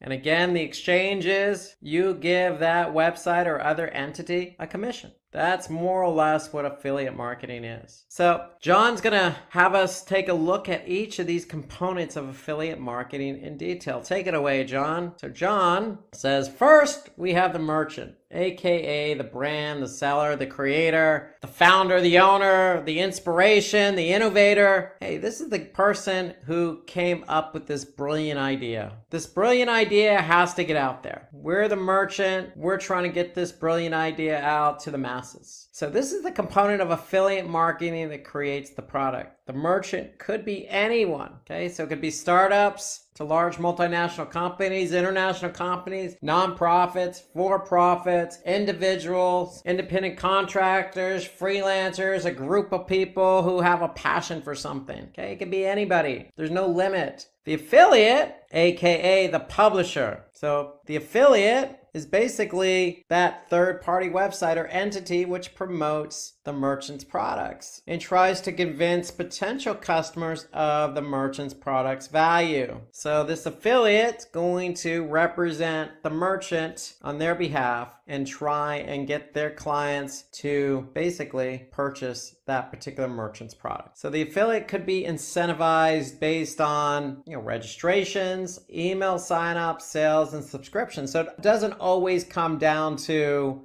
sales. If I'm just trying to get, build my email list, then hey, I can incentivize that affiliate to push email signups. If I'm got this big, offline, promotion that I'm doing at this particular mall and I want to get people there, well, I can get an affiliate and incentivize that affiliate to drive and help me drive registrations for this event. So it doesn't always have to be sales per se. So in effect, you, the merchant, and the affiliate work out some type of commission deal based on what you're incentivizing. So the relationship between the affiliate and the merchant is made possible with the help of an affiliate network. So that's the third component here. We need somebody to bring the two together. That merchant who has this brilliant idea and the affiliate who has potential customers that could potentially drive registrations, sales, signups, etc. to the merchant. So the affiliate network is the one who brings the two together. So the affiliate network, in effect, acts as the middleman, the person in between the merchants and affiliates. It allows merchants to find and collaborate with not just any affiliate, but the affiliate best suited for their particular brand and product, because you want to find somebody who is going to be passionate, who's relevant, who has your prospective customers in mind, because they're the ones that are going to help those prospective customers purchase your product. So that's what the affiliate network does. It helps bring the merchants and affiliates together so that the affiliate can help advertise and sell on behalf of the merchant. So with the affiliate network, merchants can use tools for tracking and reporting and processing payments for affiliates. So really that affiliate network is the glue that holds it all together. They're not just one to introduce a merchant and affiliate. They offer it all. So as a merchant, you want to be able to manage your affiliates. So you're not going to have one affiliate, you're going to have multiple affiliates. So you want to be able to use the appropriate tools available to you in the affiliate network to see and track how sales are going.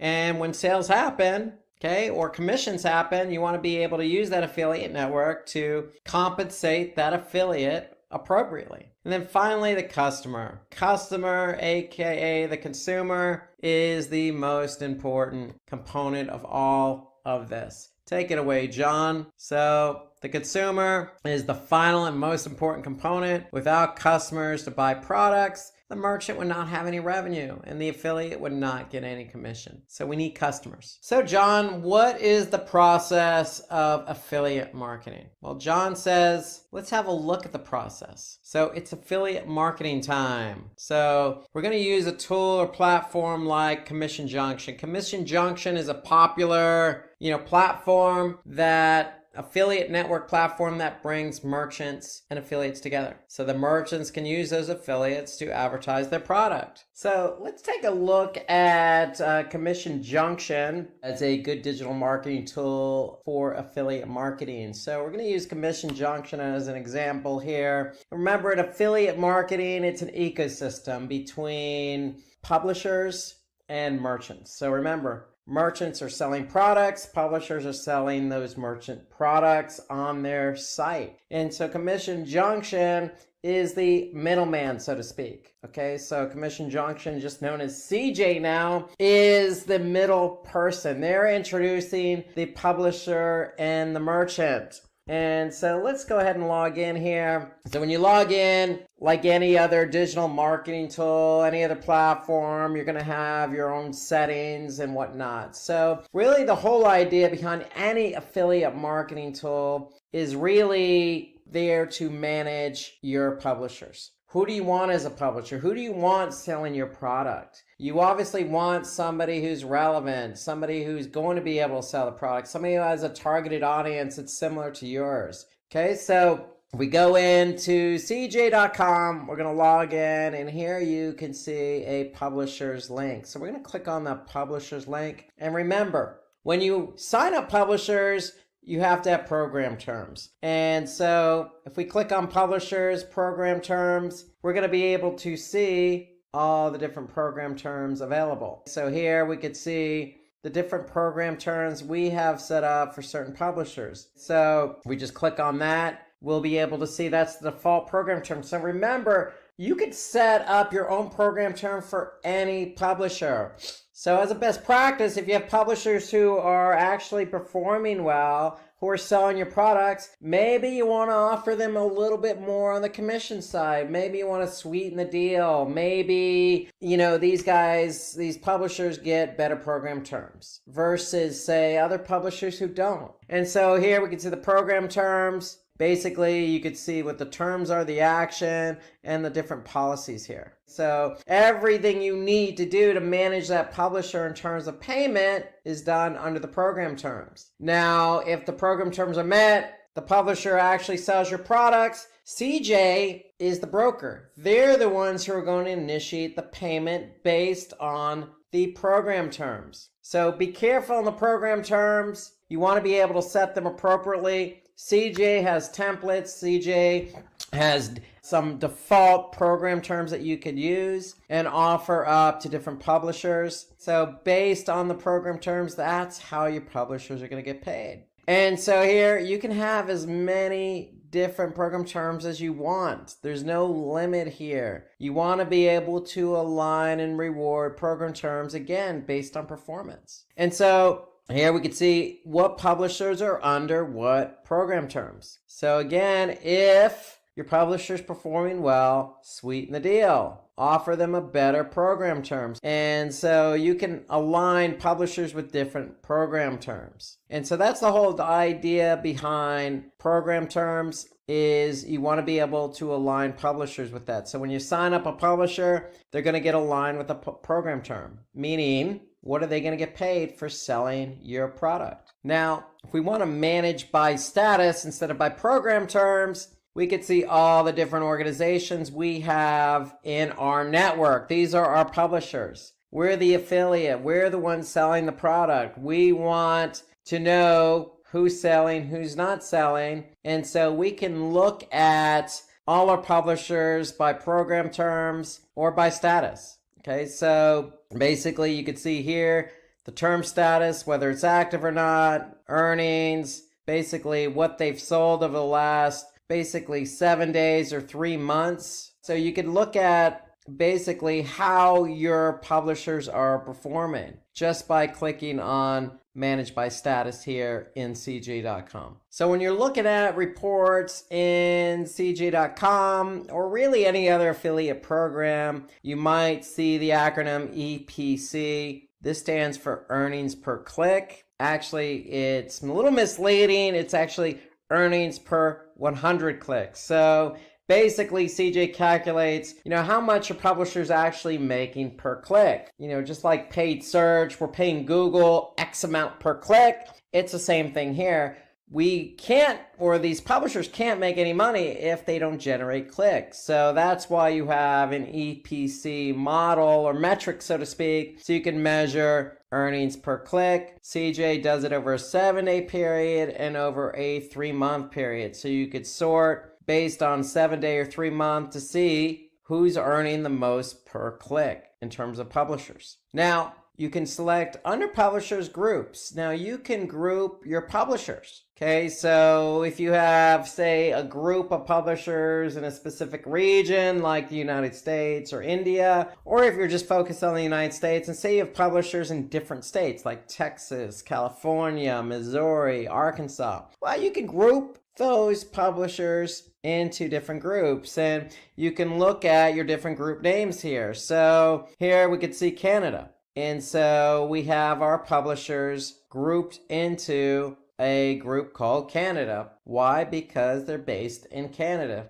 Makes sense. So you want to be able to organize your publishers, because the whole idea behind affiliate marketing, CJ, is you want to be able to get the best publishers available for your network. And so as you get more publishers for your network, you'll be able to basically start grouping them where it makes sense. Now, the example I gave you is by geography. You could do by geography, or you could do by publisher status, meaning my best performing publishers go into a group. If they're in a group, then they get aligned with a certain program term. So you could group your publishers any way you want, by status, meaning they're selling more, these are our best performing publishers, or by region, or, by promotion. I mean, how you group your publishers is totally up to you. However, take advantage of the option to create publisher groups, because the whole idea, again, I'm going to repeat it, is you want to get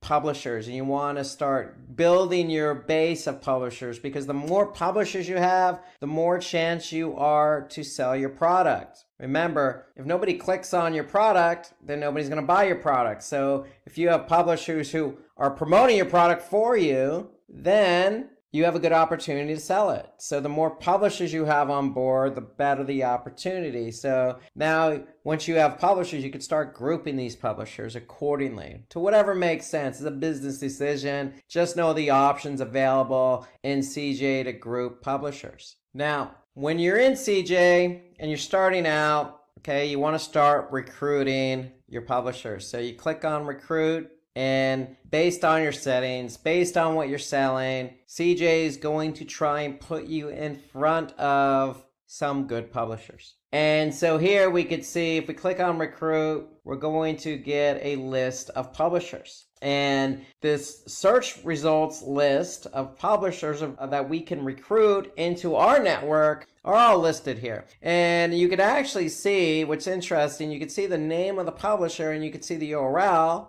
And then you could actually see if they're a good performer or not. So you could actually see their history as a publisher just by looking at their network earnings, and then also looking at their 7-day earnings per click or 3-month earnings per click. And so if a publisher has a very high earnings per click, EPC, then they're probably a good publisher, somebody you're probably going to be interested in. So if I see a publisher with, 3-month earnings per click of $105, then that means, hey, if that's my publisher, I'm paying $105 or $106 over 7 days.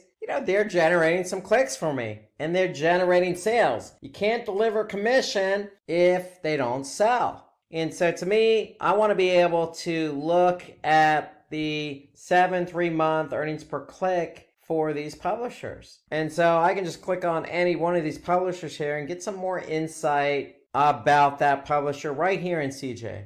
So here I could see the particular URL of the company, some other URLs that they have associated with them in CJ. I can see the category that they're in. Again, I can see the 3-month EPC. Here you can see description. Okay, you can see some other promotional methods that they use when promoting products. And you get some performance from this particular publisher just by pulling down the pull down menu here. I'm going to look at this year and see what their performance is. And while I'm waiting for that to load, I could see, hey, they're also in other countries as well. So I can get a good snapshot of a particular publisher by recruiting publishers, seeing what their performance is over a period of time, and potentially, recruiting that publisher to be part of my network? Because if they're part of my network, then hey, if they're selling products, if I'm selling products and I want my product on their site and they're doing a good job of selling other products, then I want them to be,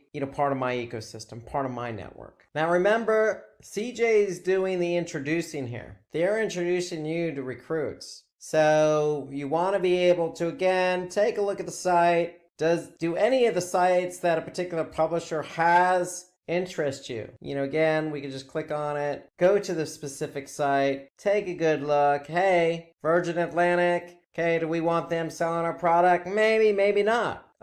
So you want to take a look at the website, make sure it's not spammy, make sure it aligns with your business goals, make sure it aligns with your product, your target audience. Remember, a lot of things you want to make sure the website aligns with because they're representing your brand. Okay, very important here, very important. And so that's what you want to be able to do. And you could do all that just by looking at the publisher detail in CJ. And then again, take a look at that earnings per click. If they're selling products for other merchants and they're doing a good job, maybe you want them selling your product as well. Okay, so you can also, sort by country. You can also do network earnings, and you can really filter here. So if we want, choose high network earners in a particular country, a particular state, we could definitely filter in on a particular type of publisher. Okay, so you want to be able to hone in on somebody that's aligned with your geography, or definitely you want to align with somebody who's a high network owner. Now when you get all your publishers set up, you're going to need to provide them with some good promotional material, some good banners, some, it could be text links, some messaging. Okay, so you're the one who's going to provide the publishers with the information they need. Now, as a best practice, remember, you can get on the phone with these publishers, have monthly calls or quarterly calls, see what they need. Reach out to them via email or reach out to them via the CJ platform. Figure out, hey, how's your banners working for you? Do you need new banners? So you want to be able to constantly, push new content out. And so if I click on links here and manage, I'll be able to see everything that I have available for my publishers to use. Okay, and then you can actually look at banners that have actually produced for you in terms of EPC, or if it's a specific promotion, okay, you could set that up here. So you're going to be able to see it here. You can see all the banners, you can see some text links in here. So all the, advertising that you want these publishers to have is going to be situated under links. And so you can see what the active ones are. You can look at archived. You can look at, again, text links, content links, or banners. And as a best practice, if I click on a banner, as a best practice, ideally what you want to do is use UTM tracking.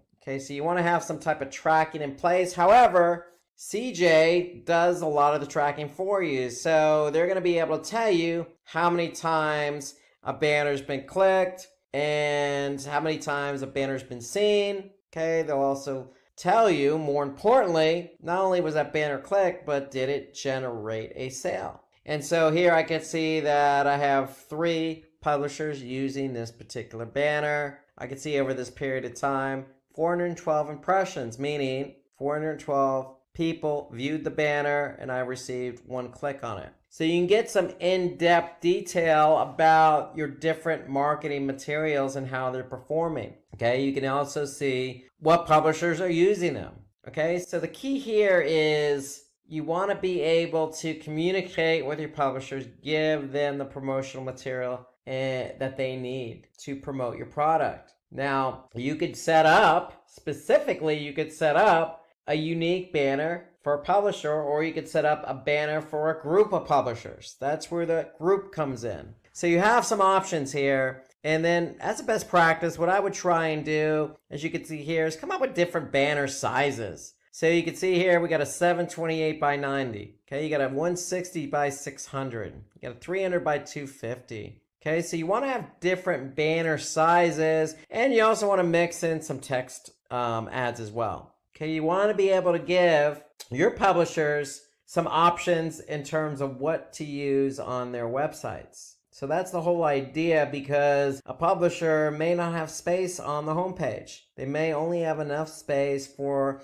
a text ad or a 300 by 250. So you want to be able to mix it up, and then also mix up the messaging as well. So you can have the same 300 250 banner, but you can have different messaging. Just like you see here, 300 by 250, got this messaging here, and we got a different set of messaging with the same banner size. So the more options you present for yourself, the more of an opportunity you have for the publisher to use that messaging, that banner, that text ad on their website, and then that gives you a better opportunity to get the click, get the conversion that you seek out. So that is links. So you want to be able to continue to push out different banners and text ads. Now, CJ also has a great feature in here. If you're selling a lot of products, you have a large inventory of products, you could actually upload a product feed to CJ. So you can see in this example, we don't, but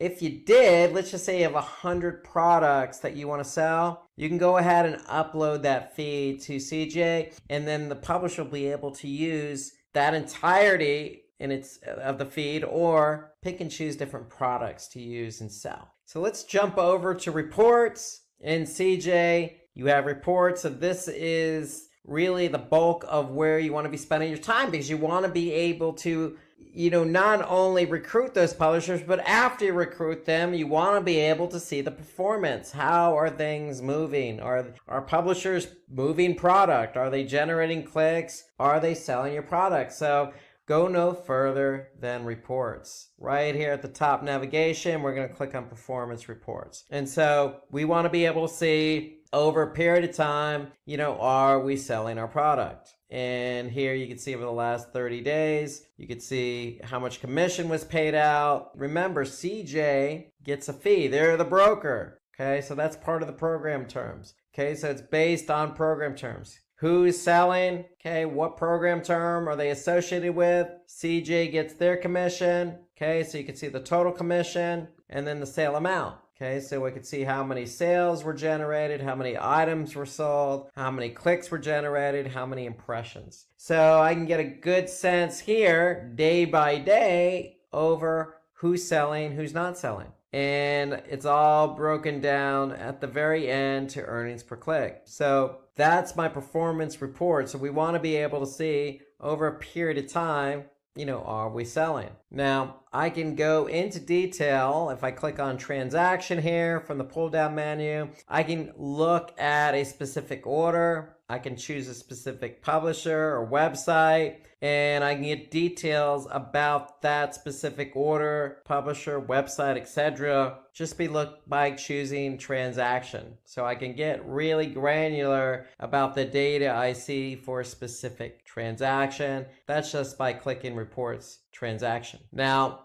you can also click on promo codes, and if you're running any promo codes for your publishers, you'll be able to see how many conversions those promo codes delivered and the total sale amount over the last 30 days. So building a network is all about recruiting the right publishers, giving them the materials they need, measuring the performance of the publishers, and then communicating. It's just so key. So CJ has a nice message center built in, so you can actually look at the messages you're getting from your publishers and turn around and communicate with them. So you can communicate seamlessly and efficiently right in CJ here. So I just clicked on mail, and we can see the messages we have. So you can also click on email campaigns, and if you have any email campaigns that you want to run, you can look at them right here in CJ. So CJ offers up some email campaigns, then we can see how many people we targeted,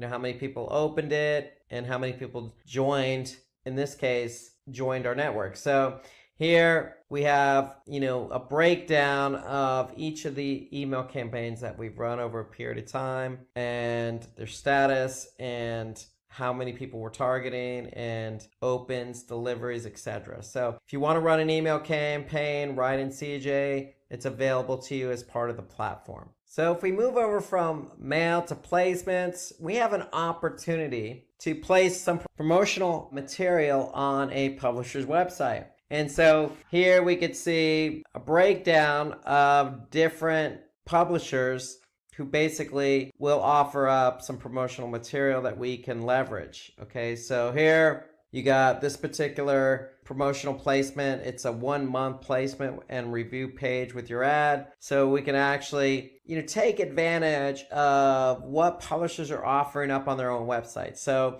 the whole idea here is if it's in a prime position on their website, then we can take advantage of that. So then what we want to be able to do is if we like what they're offering up, you can see, hey, this particular publisher saying, hey, I have a creative, the placement is a homepage banner or full page review. Provide an email with a copy of the ad that you'd like to be displayed, and we're going to email this person here. So if we want to take advantage of a specific promotional placement on a publisher's website, then we can do that just by clicking on placements, and we'll be able to see who's offering up what. Notice there's a fee involved, so it just gives you an opportunity to reward a publisher that's performing well for you, and if they turn around and offer you a better placement for a little bit more money, it might be worth it. So the whole idea is to take advantage of placements, because if your product isn't placed properly, then nobody's going to see it. If nobody sees it, then they're not going to click on it, and then you're not going to get sales. So that's the whole idea here, is take advantage of what publishers are offering up in terms of promotional opportunities. So CJ also has a pay per call model as well, pay model. So basically your pay per performance is based on calls. So basically the whole point here is, as CJ points out, you want to promote more high ticket and consultative products and services. You want to expand your reach and you want to get more qualified sales. Then you can offer up a pay per call. And the beauty here is CJ tracks the calls. So you will be able to see the actual phone number and calls. So instead of offering up, say, a banner with a click, you can offer up, promotional number and have CJ track the calls from the publisher. And that just opens up another opportunity for you to give your publishers an option to have people call. If they call, then great. It's another way for somebody to get in touch and purchase the product. So the pay-per-call method is available under CJ as well. So if we want to get more insights about how our program is performing, we just click on the insights. CJ is going to take us to this overview, this dashboard, if you will, with some really good data based on a time frame, okay? So we're comparing July of 19 through July of 2018. We're able to see revenue and commissions paid out and how many clicks, average order value. So there's kind of an overview dashboard, if you will, about how our overall program is performing. There are other similar tools and resources to include, Max Bounty, Trade Doubler, Amazon Associates. There's plenty of networks out there. You want to find a network where you're going to have affiliates that are going to be passionate and going to be relevant and have the prospective audience that you need to sell your product. So do your due diligence on the number of different platforms out there. Hey guys, welcome to this video. In this session, we'll be covering some of the most important marketing books for entrepreneurs. Digital marketing is a field that will probably never go out of style, and thanks to this, there's always going to be people searching for new innovations and techniques to make the process easier, which means that alongside courses, tutorials, and your own work experience, you will need a little more to bring about true innovation. That's where marketing book comes in. So, let's ask the most important question probably on your mind. Why should I be reading these books? The marketing books that we are going to talk about here and the marketing books in general are a collection of data and experiences from Goliaths within the industry. These books provide a window to the time period they were written in and help you understand how marketing is still in some ways extremely similar to how things were back then, albeit with more technology nowadays. You will also soon see that the books that we revere the most when it comes to marketing are the ones that were written in the period of the early 60s to 90s. An era where the lives we live now would have been impossible to imagine. That's what makes these books so special. The time period and some of the methods may have changed, but the concepts and rules covered in these books have stood the test of time and are timeless. Let's now start with number 12, Contagious by Jenna Berger. A New York Times bestseller, this book is perfect for someone looking to understand how to spread ideas, increase brand awareness, or even to grow their customer base. It goes on to explain why certain ideas, products, and stories get shared and grow in popularity, why only certain emails and videos get forwarded, and much more. Contagious also goes into detail about the 6 basic principles that contribute to content becoming viral or contagious, from products, initiatives, YouTube videos, and more. It also provides actionable and specific techniques to spread information, designing messages, and more. Now, let's talk about Jenna Berger. He's a marketing professor at the Wharton School at the University of Pennsylvania. He's an expert in concepts like word of mouth, how consumer behavior can be influenced, how stories, ideas, and products catch on, and much more. He's also been a keynote speaker in several prominent events and consults companies like Google, Apple, Nike, and more. Now, let's have a look at number 11, Hooked by Nirayal. This book, called A Critical Work in the Field of Psychological Marketing, is one that delves into how habit-forming products can be built. Years of analyzing startups have led Nir to understand the customers can be influenced. This led to the creation of the Hook model. This book talks about how the Hook model, which is a 4-step process, can enable companies to subtly encourage particular customer behavior. It also provides practical insights into how the hook can be used to create user habits that will get them further hooked onto your product. The book also provides steps to create such a product. Finally, the book also provides examples as to how companies like iPhone, Twitter, and Pinterest hook their users. Now, let's talk about Nirayal. Starting off his career in the gaming and advertising industry, Nir created different techniques through which he could motivate and manipulate users. He also helps create behaviors that can benefit users while educating people to build healthy habits. He is also an active angel investor in companies like Canva, Everbright, Kahoot, and more. Now, for number 10, we have The Conversion Code by Chris Smith. This book, recommended by digital marketing guru Neil Patel, is one that focuses on helping users to increase sales in this internet-driven era. It guides users on tips to perform online lead generation and inside sales. It also details the many ways companies can engage with their consumers, be it media, mobile apps, and blogs, and how to be effective at it. The book also focuses on leveraging the strengths of social media, apps, and blogs to capture more leads for less money. Like I mentioned earlier, the main focus in this book is to convert more internet leads into real-world prospects and sales appointments. Let's now talk about Chris Smith. He's a best-selling author and co-founder of a blog called Curator, which is a social media, digital marketing, and coaching company. His work has been featured in a number of major publications like Adweek and Forbes. He's also an in-demand keynote speaker and is often on real estate industry lists as one of the most influential people within the industry. Next up, number 9, Designing Brand Entity by Alina Wheeler.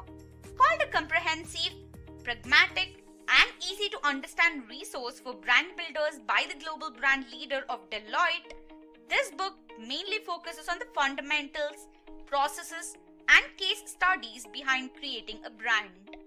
It covers more than 100 branding subjects, checklists, tools, and diagrams. The book also acts as a compendium for tools that can make the branding process a success and some of the best practices that will get you some inspiration. The book also has 50 case studies describing goals, processes, strategies, solutions, and results. Now, let's talk about the author Alina Wheeler. Alina Wheeler is a prominent speaker who guides teams with everything brand related, from brand fundamentals, processes, best practices, and much more. She's also been coaching business leaders and design consultancies and has worked with more than 100 companies within the private and public sector. Now, let's go to number 8. Get Scrappy by Nick Westergaard. Called a digital marketing bible by Publishers Weekly, this book helps smaller companies with lesser resources to develop powerhouse results. It also aims to help teams to think like underdogs and to leverage the right social networks and the appropriate digital marketing tools and to effectively reach people. It also focuses on integrating the marketing strategy across touchpoints for a unified brand experience, both online and off. Now let's talk about the author, Nick Westergaard.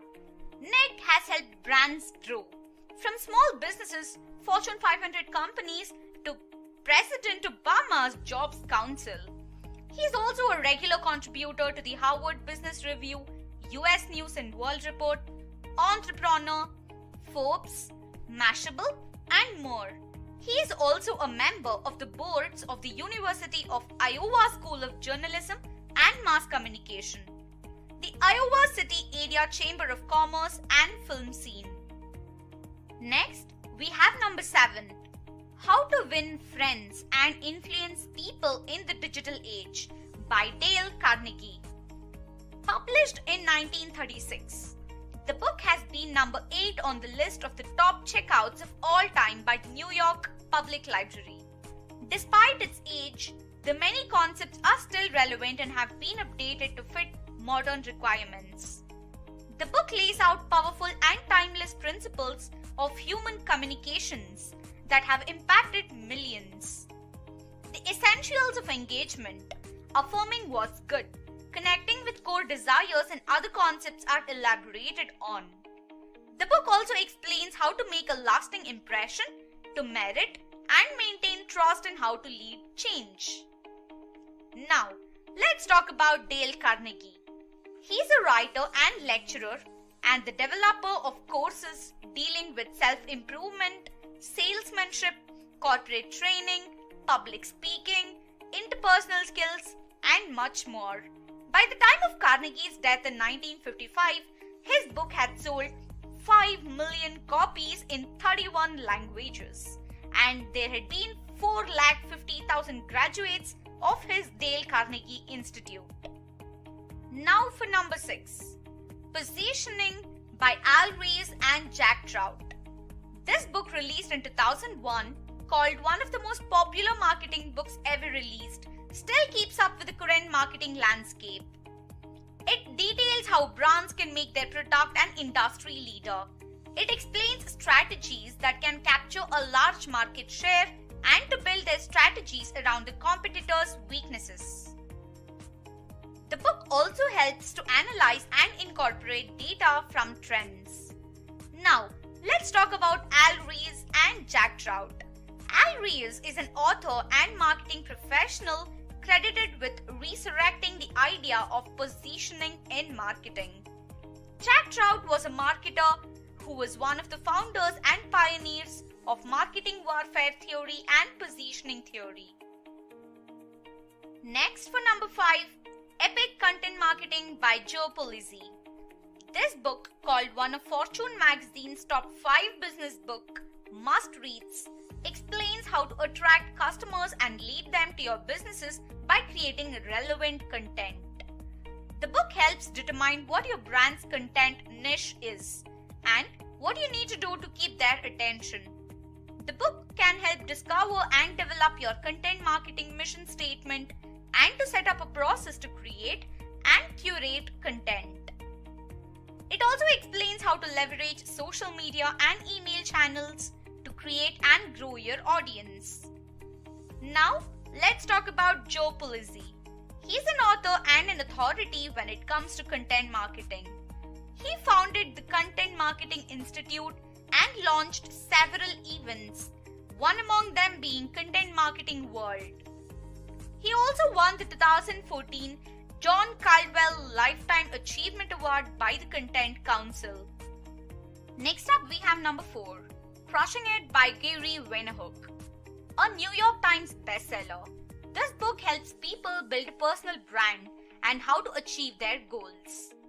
The book explains the many ways social media platforms can be taken advantage of by organizations to make a personal brand for themselves.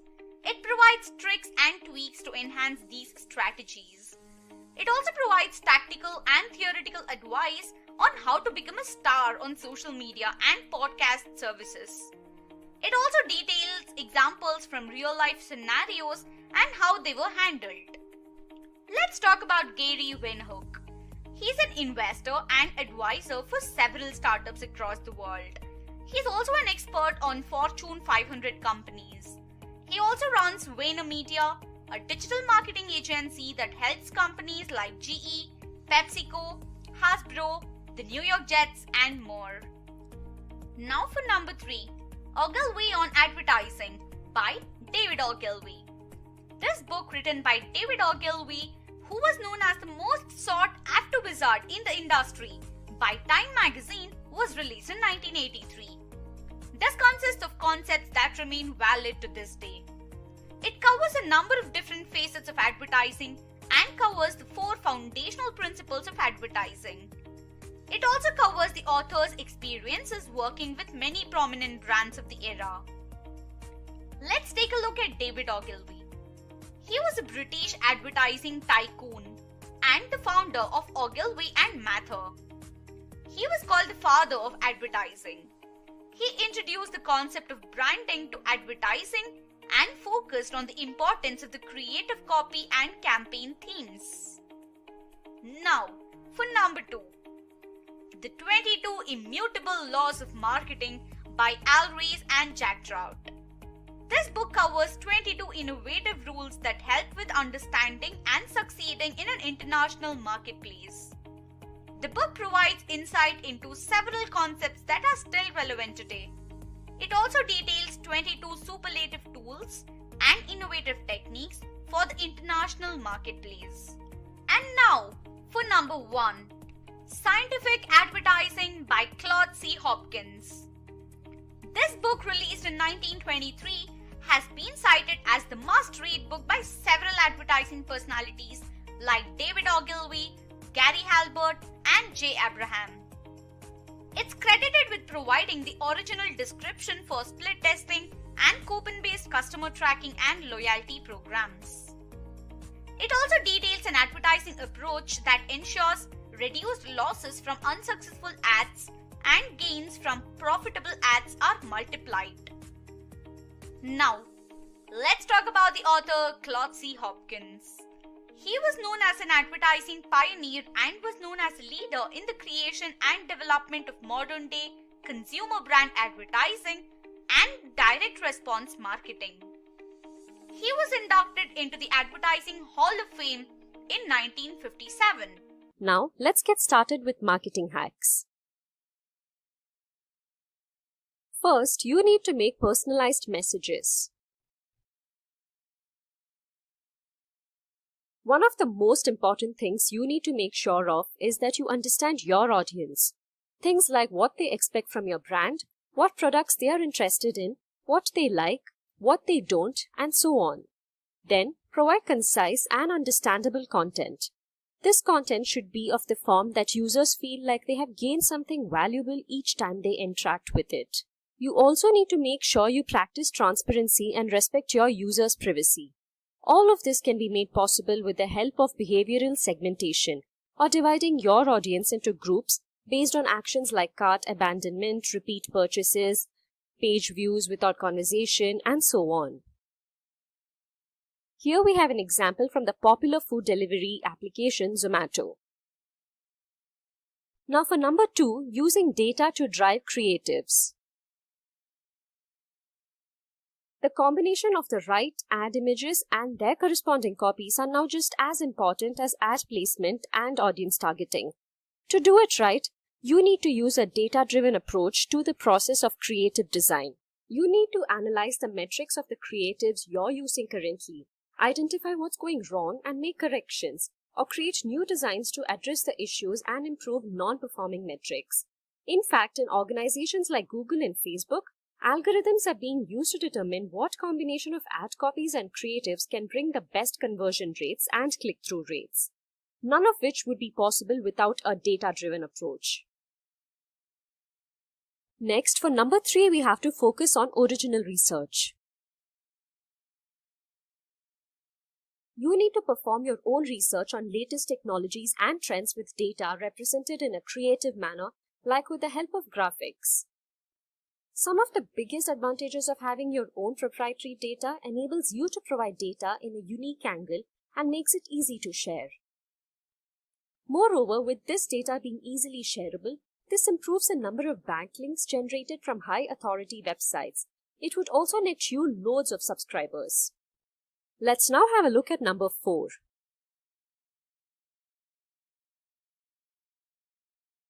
You need to update your content.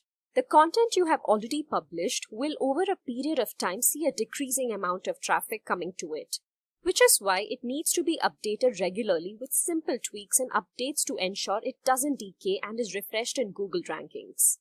Doing this is also significantly cheaper than creating a piece of content from scratch.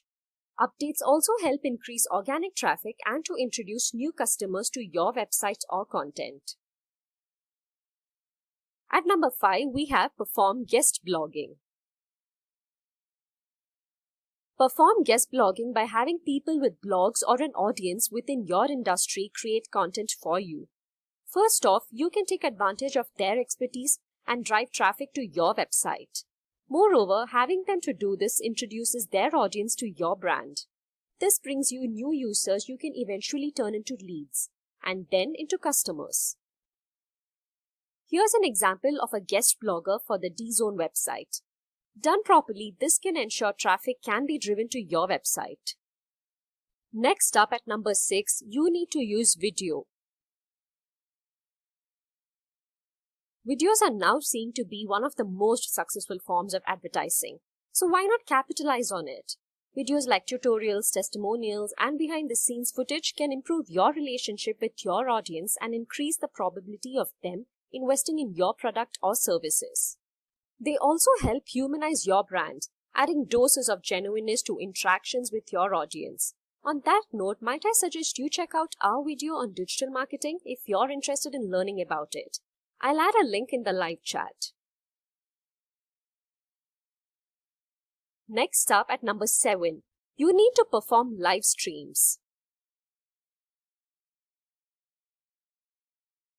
Live streams offer you a free form of content that doesn't take too long to create and gives significant amounts of authentic interactions with your audience. Moreover, live streams give you a greater number of impressions than the traditional types of content that you can post. Next up for number 8, making explainer videos. Videos that make complex concepts easier to understand can be of great help to your brand or website. For starters, your content gets a boost from Google thanks to its preference for video content. This content also improves SEO and marketing opportunities for your website. You can take this one step further and even create your own video series that you can put up on YouTube or other learning platforms. Now for number 9, hosting or joining podcasts. Podcasts give you a platform to interact with an audience that can return each week. You could join an existing podcast series or start your own. Each of these methods help improve traffic to your website and increase brand awareness. Involving yourself in established podcasts within the industry will draw audience interest to your brand or product. If the podcaster has a large audience, his or her trust in your brand will become the audience's trust in your brand. thus bringing you a brand new audience that can enjoy your content. Next up, number 10, focusing on local SEO.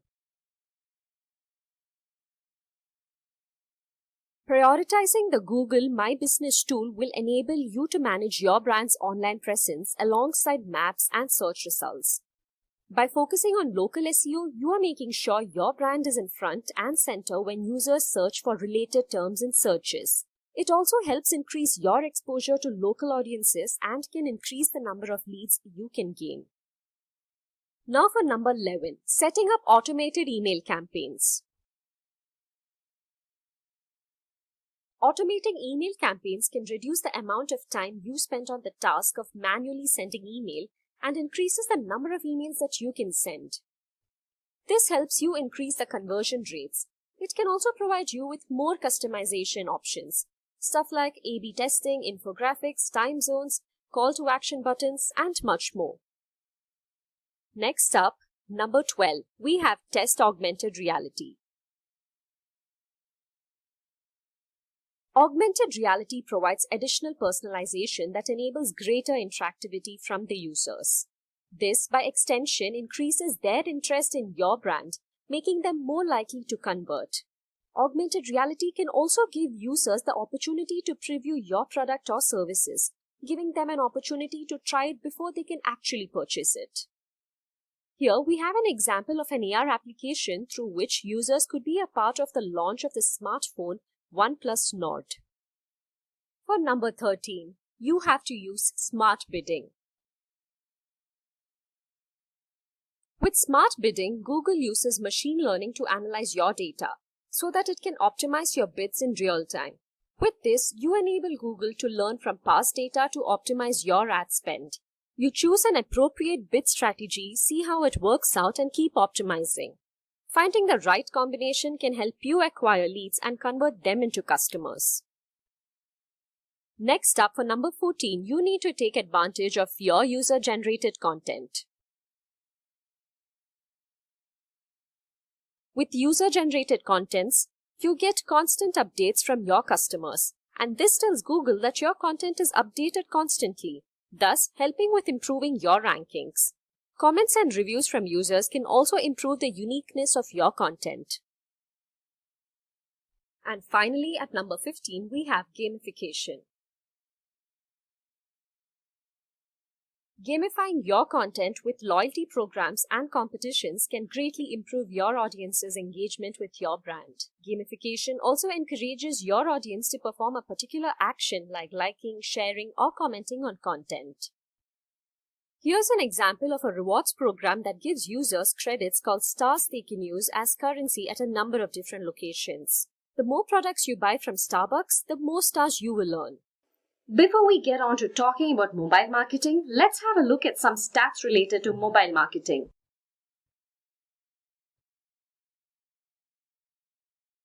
First off, mobile devices are used for over 40% of online transactions.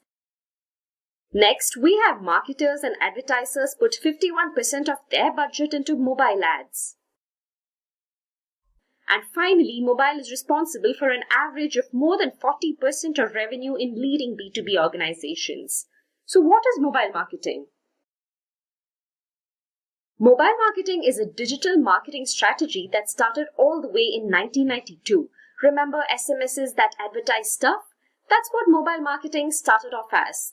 The main objective with mobile marketing is to advertise products and services to a target audience through multiple channels on smartphones, tablets, and other mobile devices. This is done through websites, emails, SMS, social media, in-app notifications, and other applications. So here are key concepts related to mobile marketing. First, we have focusing on the customer and personalized marketing. In mobile marketing, the primary focus is on the customer. Want them to increase brand loyalty? Give customers special offers or show them personalized ads based on their location and purchase history. Basically, by focusing on the customer, it gives them the feeling that the brand is directly interacting with them, and as a result, their loyalty towards the brand greatly increases. Next, we have identifying trends with data. By leveraging data, different trends can be identified.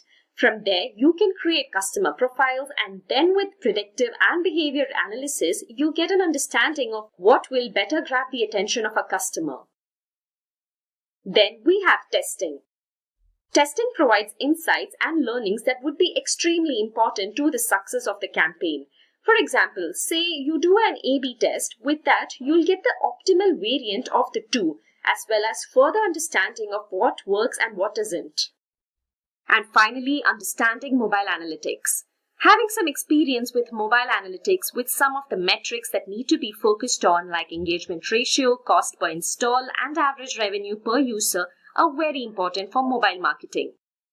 Experience with mobile analytics tools can also help with insights that would help future decisions and experiments. So if you're interested in getting certified in mobile marketing, you have options like Mobile App Marketing 2020, ASO, Advertising and Monetization by Udemy, and you also have Digital Marketing Specialist certification by Simplilearn. Now let's go to number 9, CRM or Customer Relationship Management. Here are some interesting stats. It is stated that towards the end of 2019, 86% of customers are willing to pay 25% more for better customer experience. Also, CRM marketing will be worth $73 billion in 2020. Finally, businesses that leverage CRM software see sales increase by 29%, sales productivity increase by 34%, and sales forecast accuracy increase by 42%. Now that we have looked into these stats, let's understand what CRM is all about. CRM is a technology with which an organization's relationships and interactions with existing or potential customers are managed. It's basically a collection of strategies, tools, and technologies, and CRMs aim to develop new customer relationships, retain them, or acquire new ones. Along with that, it also helps companies with sales, marketing, and service management. CRMs mainly store data like purchase history, personal information, and purchasing patterns. So here are a few areas to focus in CRM. First, we have data analytics. CRMs provide a number of different metrics that can be analyzed and whose results can be incorporated into forthcoming campaigns. Now, although what metric you focus on entirely depends on your requirements, here are some of the commonly used metrics. There's customer churn, which is basically customer attrition. There's NPS, which is a measure of how satisfied your customers are. There's customer retention cost and first contact resolution rate, which is the percentage of customer support tickets that get resolved at the first shot. Next, understanding how different CRM tools work. There are loads of options to choose from when it comes to CRMs. There's Salesforce, HubSpot CRM, Zoho CRM, Microsoft Dynamics, and much more. It is really important to have experienced at least the most commonly used ones, since each of them have their own nuances, advantages, and disadvantages. Now let's have a look at some of the certifications. We have options like Salesforce Administrator Certification Training Course by Simplilearn, Dynamics 365 by Microsoft, and finally HubSpot Academy Sales Professional Credential by HubSpot. So now let's go to number 8. At number 8, we have designing. Like usual, let's have a look at some of the stats. Did you know that 32% of marketers say visual images are the most important form of content for their business, with blogging in second? Well, 70% of companies invest in content marketing, which could include visual marketing strategies. So now let's take a closer look at designing. With designing, the objective is to communicate as well as promote the products or services the brand is advertising in a visually appealing manner. Designing goes hand in hand with a great copy though. Even if you had the best looking creative in your ad, it's possible it won't catch on if the copy accompanying it isn't good. You might wonder, what does designing have to do with digital marketing? Plenty, actually. If you have an understanding of designing yourself, in the scenario where graphic designers are unable to bring your idea to life, you could do it yourself, deciding for yourself what the content will convey. Not only that, you might be able to provide some insight in the designing of the creative for the ad. Next, let's have a look at key concepts of designing. Firstly, a basic understanding of design philosophies are necessary, which means you need to know about concepts like using attention grabbing and relevant images, the golden point rule, and much more. Then, there needs to be an understanding of tools like Adobe Photoshop and After Effects.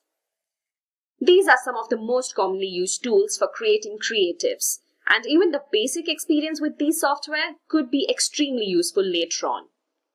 Now, let's have a look at some certifications. We have certifications like Graphic Design by Coursera, Introduction to Graphic Design by LinkedIn, and Fundamentals of Graphic Design again by Coursera.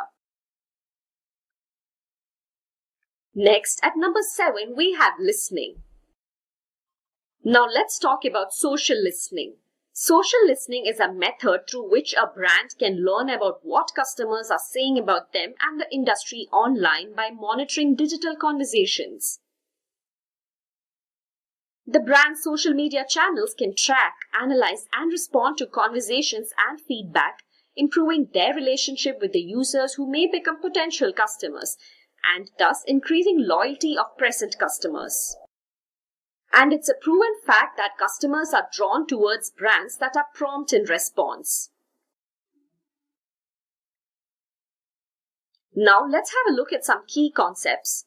Understanding how different social media platforms work. How is each platform different from the other? Where does most of your audience come from? Which platform is better suited for your content?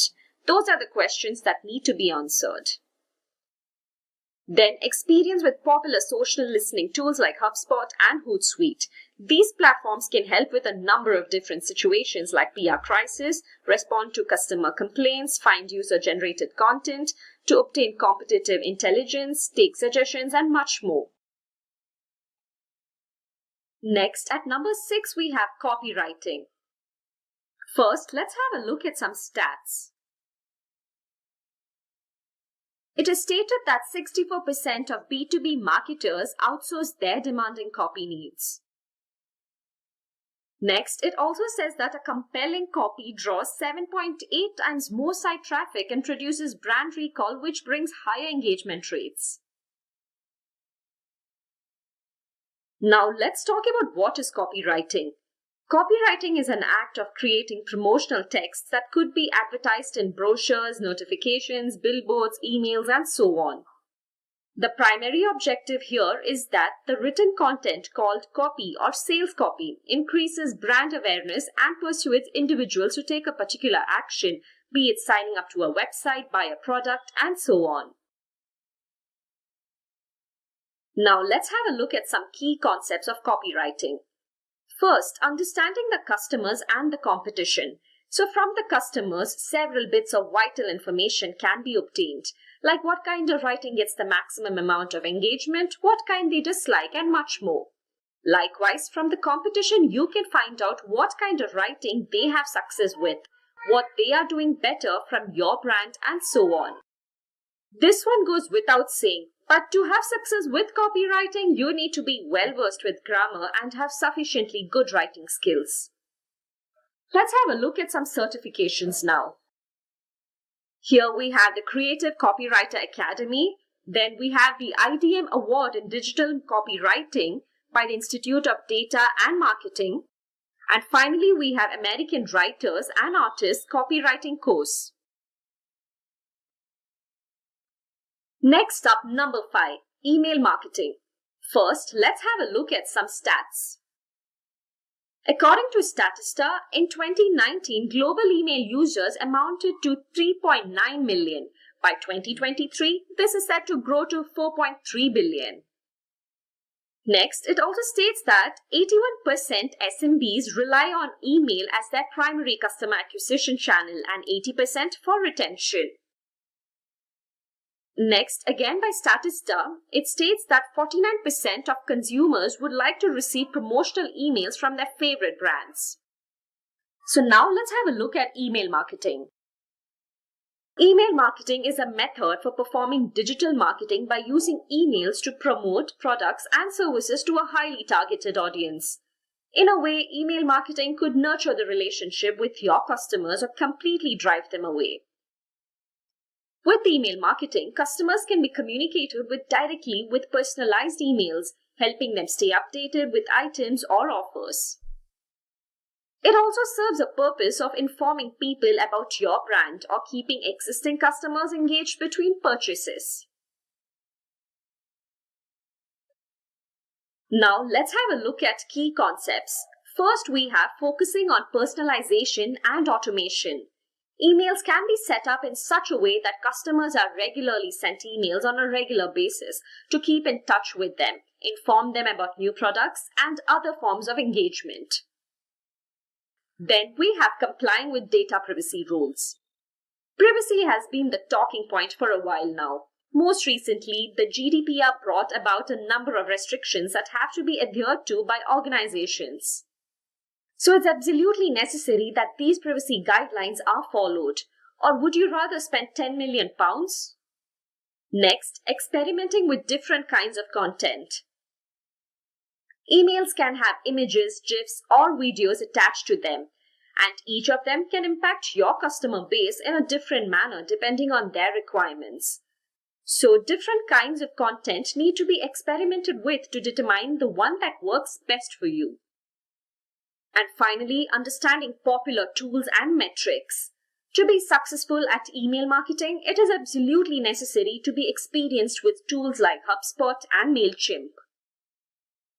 These platforms come with a number of features like contact segmenting, autoresponders, service and app integration, A/B testing, and much more.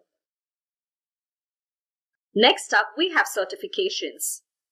Here we have certifications like HubSpot Academy Email Marketing by HubSpot, then Email and Affiliate Marketing Mastermind by Udemy, and finally Advanced Email Marketing Certification Training by Simplilearn. So now that we have reached midway, I have a question for you guys. What do you guys think is in the number 1 section? Let me know in the live chat. I'd like to know what you guys think. If you enjoy watching informative tech videos like this one, consider subscribing to Simplilearn's channel to stay up to date on the trending technologies and hit the bell icon to never miss an update in the future. Now back to number 4, social media marketing. Before we go in, let's have a look at some stats. According to Statista, nearly 50% of the world's population uses social media. 73% of marketers believe social media marketing has been somewhat effective or very effective for their business. Lastly, 90.4% of millennials, 77.5% of Generation X, and 48.2% of baby boomers are active social media users. So now let's have a look at social media marketing. Social media marketing involves the usage of social media platforms to build a brand, drive traffic to your website, and increase sales. This helps marketers achieve their marketing and branding goals by creating and sharing content on social media. Activities like text and image updates, video, and other content that can drive engagement. Social media marketing also enables marketers to perform paid advertising. With this, your brand's content like articles, videos, and images are exposed to a high-quality targeted audience.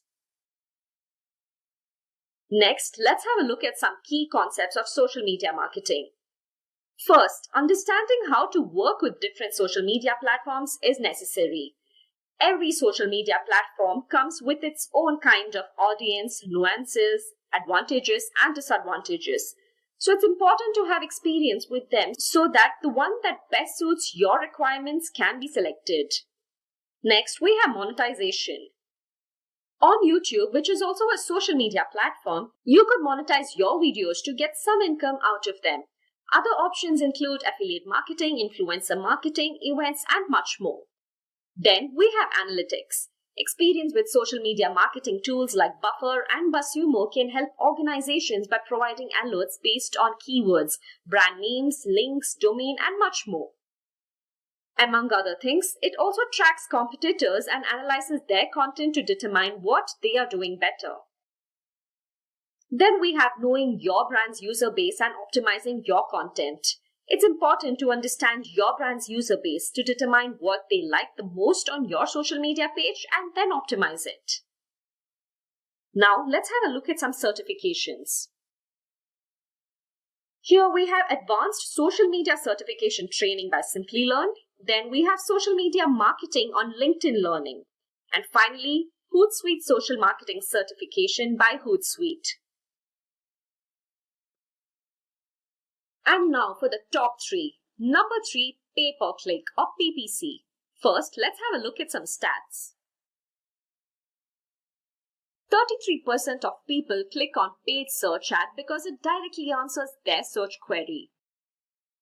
It also states that paid ads have a 11.38% CTR on Google.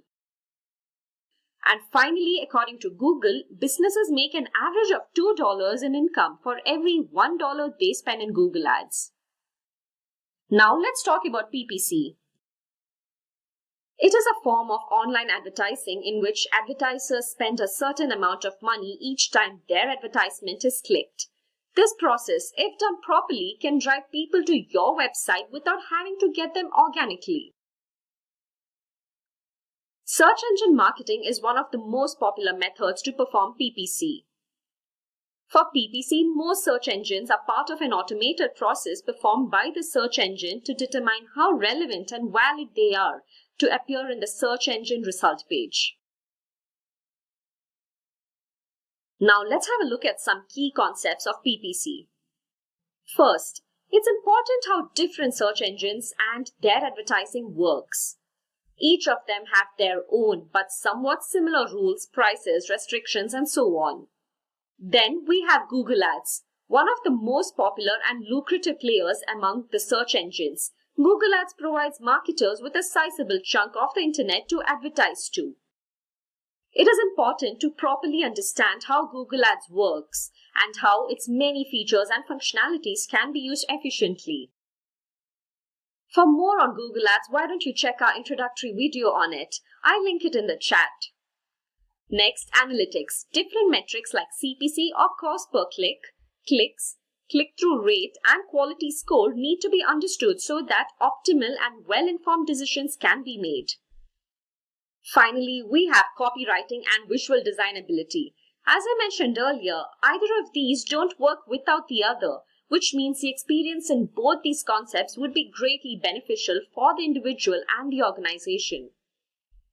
Now, let's have a look at some certifications. We have Google Ads certifications by Google, then Advanced Pay-per-Click PPC certification training by Simplilearn, and finally, we have Microsoft and Excellence program by Microsoft. Now for the top 2, search engine optimization. Let's first look at some stats.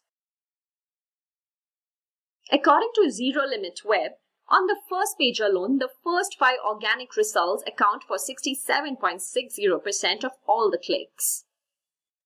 And according to Google, where to buy plus near me mobile queries have grown by over 200% in the past 2 years.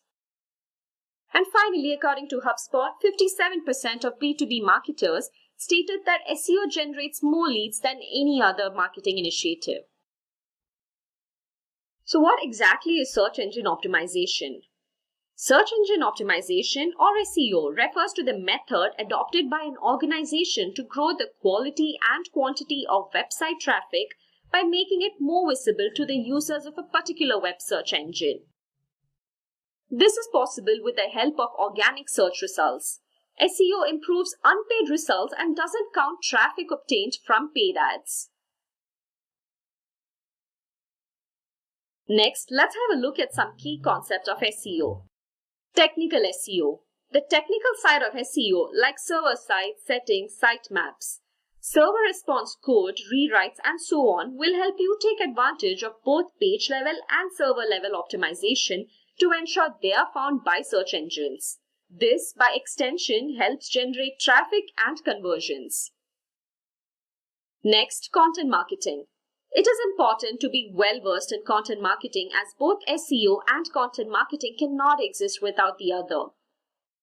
Content marketing provides high quality content and SEO provides the appropriate keywords that would help it get noticed by search engines. Next, link building. The process of search engine optimization can only be successful if there's a combination of both external link building and internal link optimization.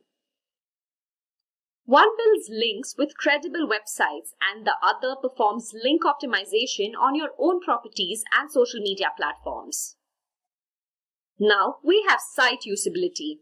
SEO must focus on good site usability. This is an indication of how objects are placed in your website and if the information provided is useful for the users.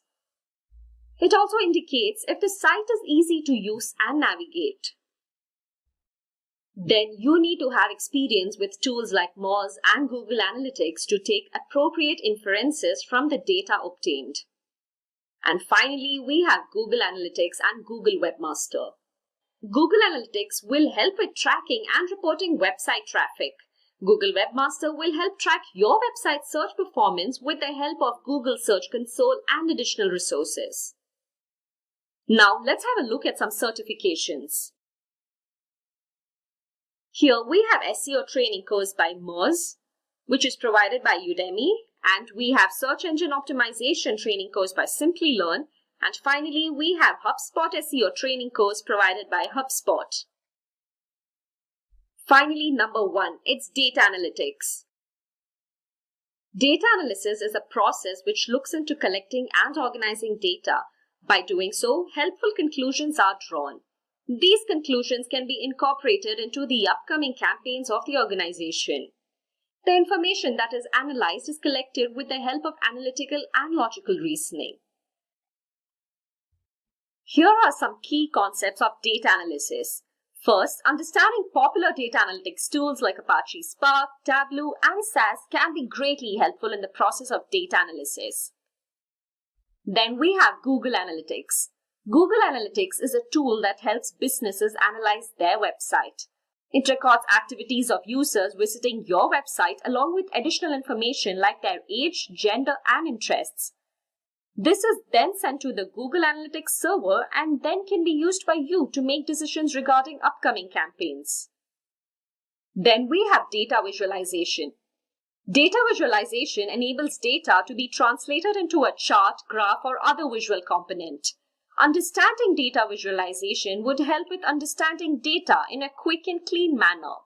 It enables brands to identify emergent trends and to respond to it quickly.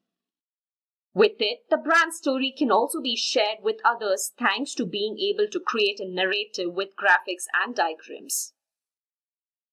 And finally, a clear understanding of data structures, fundamentals, and basic statistics can greatly ease the process of data analysis. Now let's have a look at some certifications. Here we have Introduction to Data Analytics for Business by Coursera. Then we have Data Analyst Masters Program by Simplilearn. And finally, we have MicroMasters Program in Marketing Analytics by edX. Hey guys, welcome to this video on digital marketing career, jobs, resume, salary, skills, roles and responsibilities. So, without further ado, let's jump right into it. The 21st century has given us many things to be thankful for. From technology to healthcare, our lives have greatly improved for the better. And many of these things wouldn't have been possible without the internet. Not counting about the several ways it has improved our lives, the internet has also made the life of marketers a whole lot easier. Earlier, unless you had lots of money or were very popular, your brand's popularity would be limited to your locality. But thanks to the internet, you can advertise your content to anyone, anywhere in the world. The whole world is now your marketplace.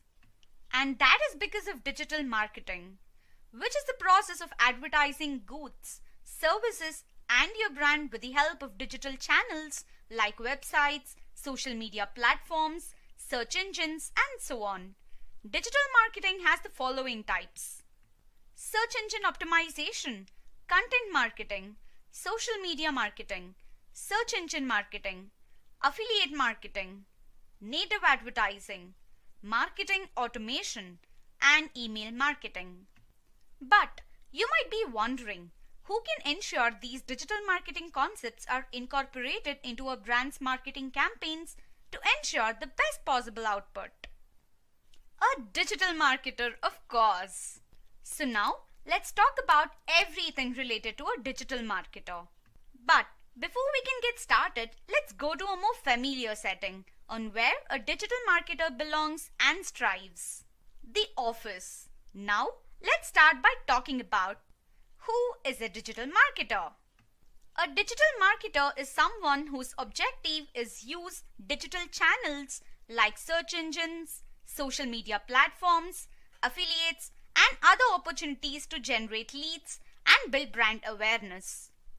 Everything the digital marketer is aimed at helping the brand grow.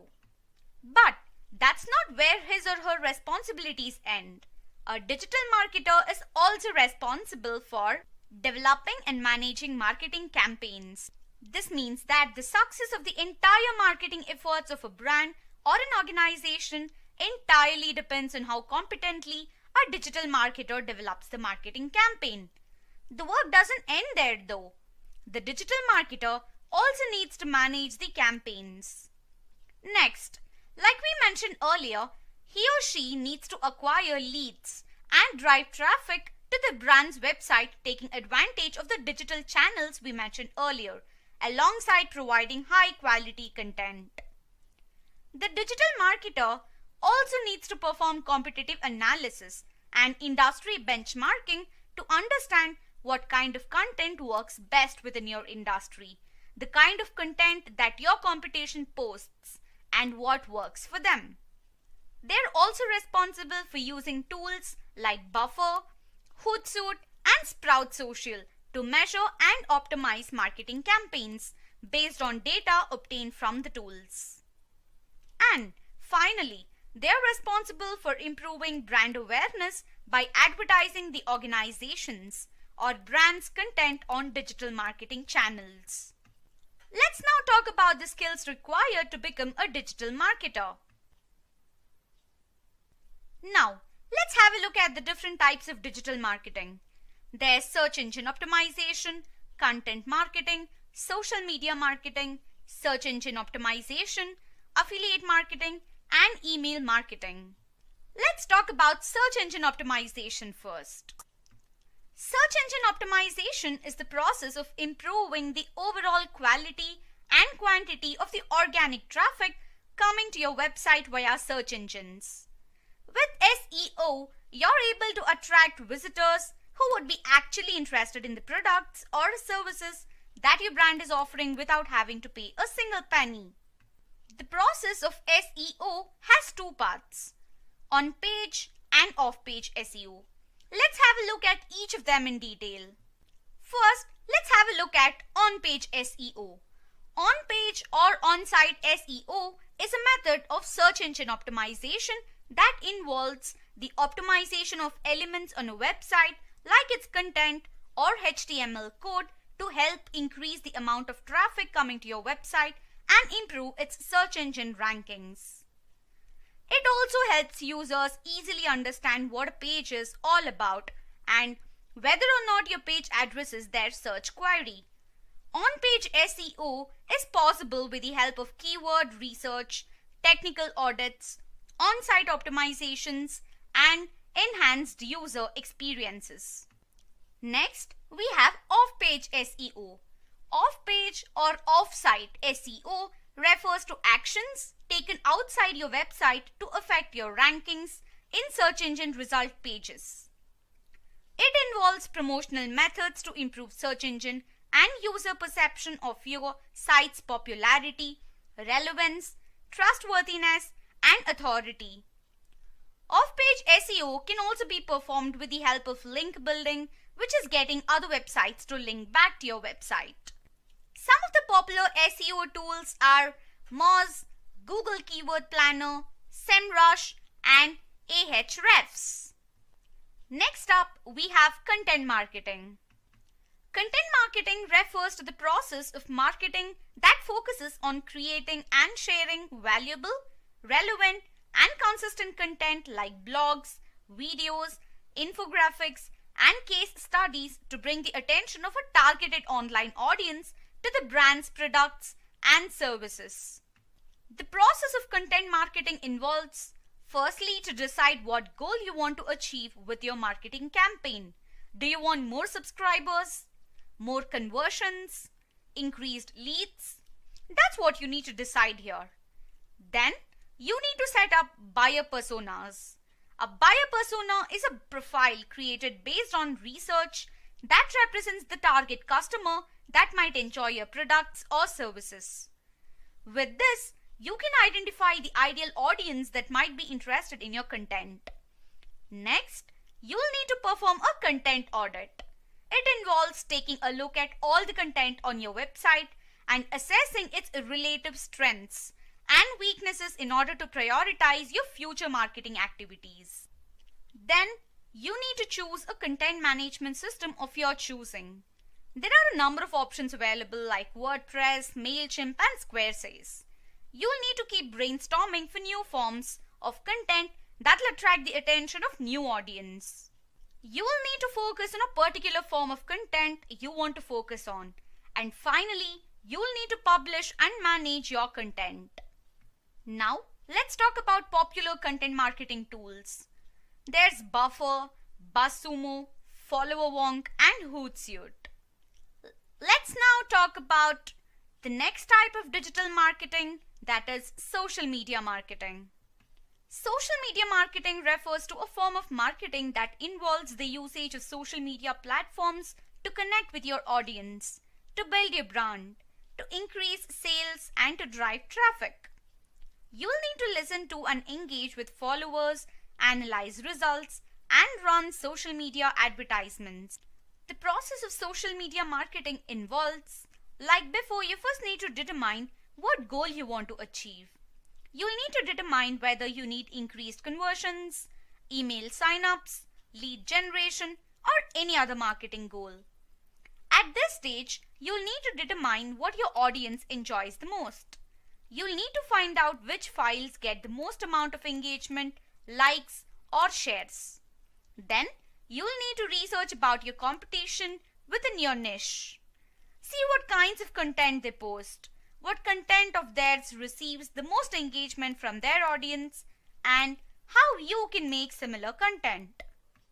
You will then need to perform a social media audit, through which you can analyze content on your social media profile and understand their strengths and weaknesses to determine what kinds of content you can post. Then, you will need to create an account on a social media platform of your choice, like LinkedIn, Facebook, Instagram, Twitter, or YouTube, and start creating marketing strategies on how to make the most out of them. You should also take into consideration other brands that have already established themselves in social media for inspiration. You can analyze what kind of content they post and how you can replicate the same. You will then need to create a social media calendar. These are spreadsheets or applications that will enable you to plan your social media posts in advance. You can plan when content will be shared, manage them, and track the deadlines. And finally, you will need to keep testing, evaluating, and making adjustments to your marketing campaigns to finally reach the sweet spot where you have a perfect social media marketing campaign. Here are some of the popular social media marketing tools. There is Hootsuite, TweetDeck, Sprout Social, and Buffer, just to name a few. Next up, let's have a look at search engine marketing. Search engine marketing, or SEM, is a marketing process that involves websites increasing the amount of traffic as well as their visibility on search engine result pages by taking advantage of paid advertising. Let's now take a look at the process of search engine marketing. First off, as usual, is to determine what goal you want to achieve with your SEM campaign. More leads, conversions, subscriptions, you decide.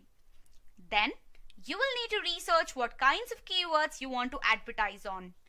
This is a really important decision that carries a lot of monetary weight, as choosing the wrong keywords may have your brand competing against larger ones. In a bidding battle, you have no chance of winning. You will then need to decide on what keywords you want to advertise, and then start bidding on them to ensure that a user sees your ad when they search for that particular keyword. You will need to set up a headline for your ad campaigns, as a well-written headline for your ad can make the difference between a potential customer coming to your website and buying your products and then being completely turned off by your brand. You will need to monitor your campaigns and measure how well you're doing so that you can make the appropriate adjustments. And finally, you will need to make sure you make regular optimizations and adjustments based on the data you've collected and retarget potential customers to renew their interest in your brand. Some popular search engine marketing tools are Google Ads, Facebook Ads Manager, AdRoll, and Binge Ads, just to name a few. Next up, let's take a look at affiliate marketing.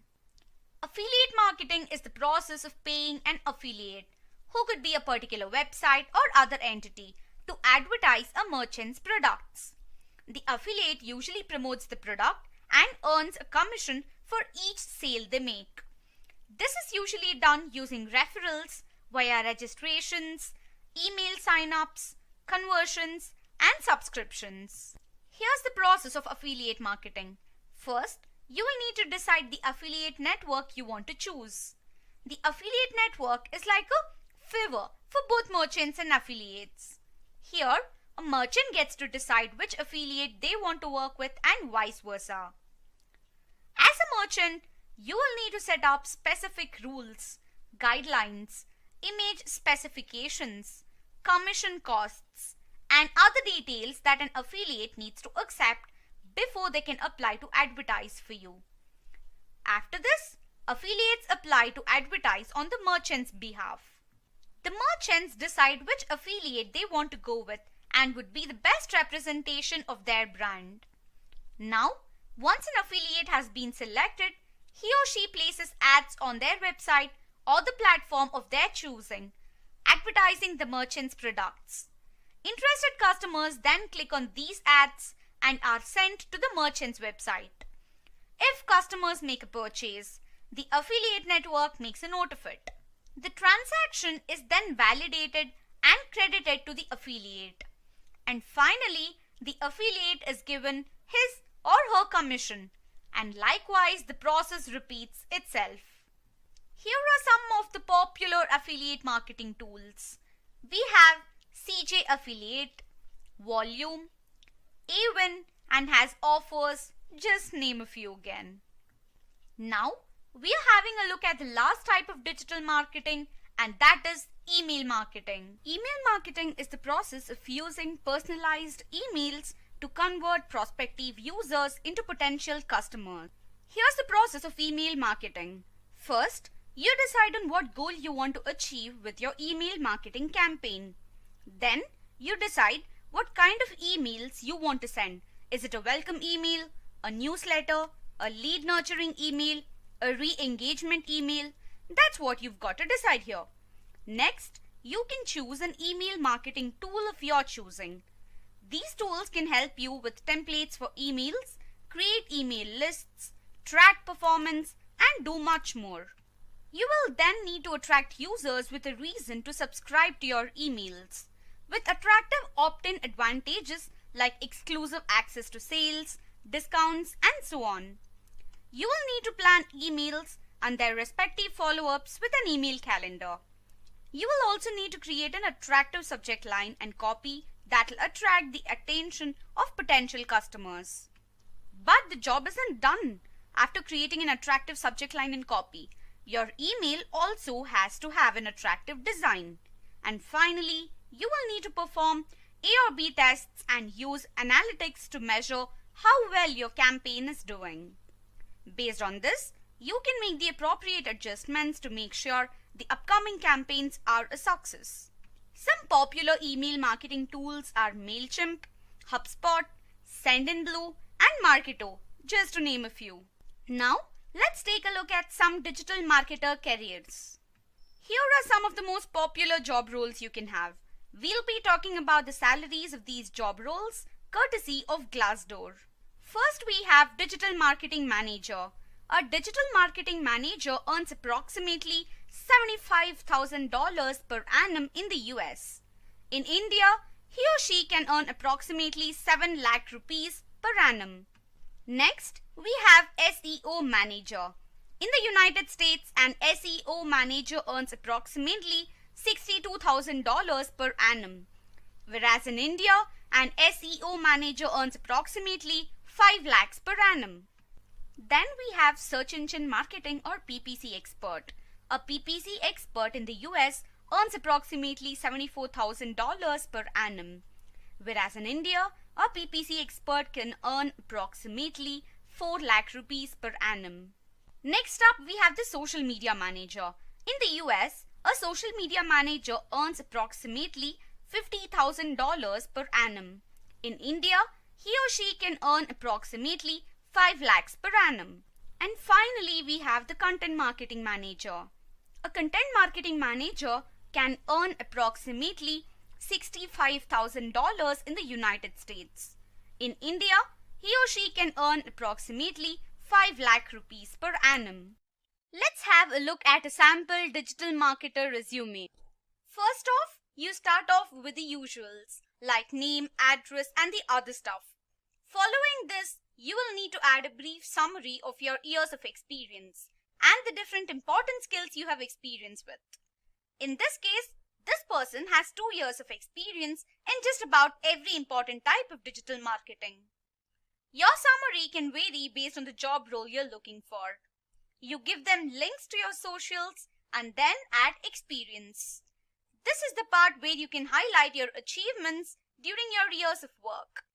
Here, you can see how this person has brought growth in just about every channel he's gotten into.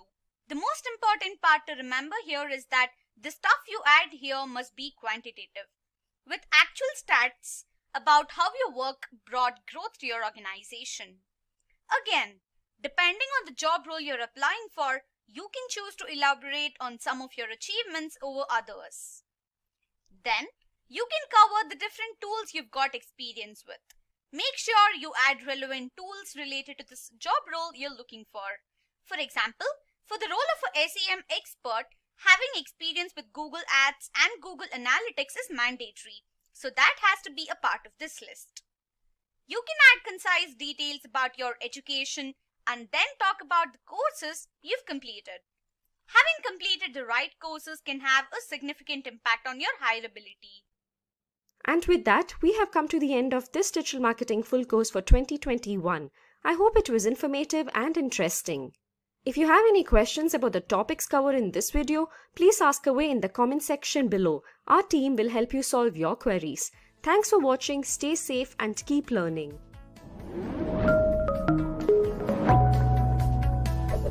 Hi there, if you like this video, subscribe to the Simplilearn YouTube channel and click here to watch similar videos. To nerd up and get certified, click here.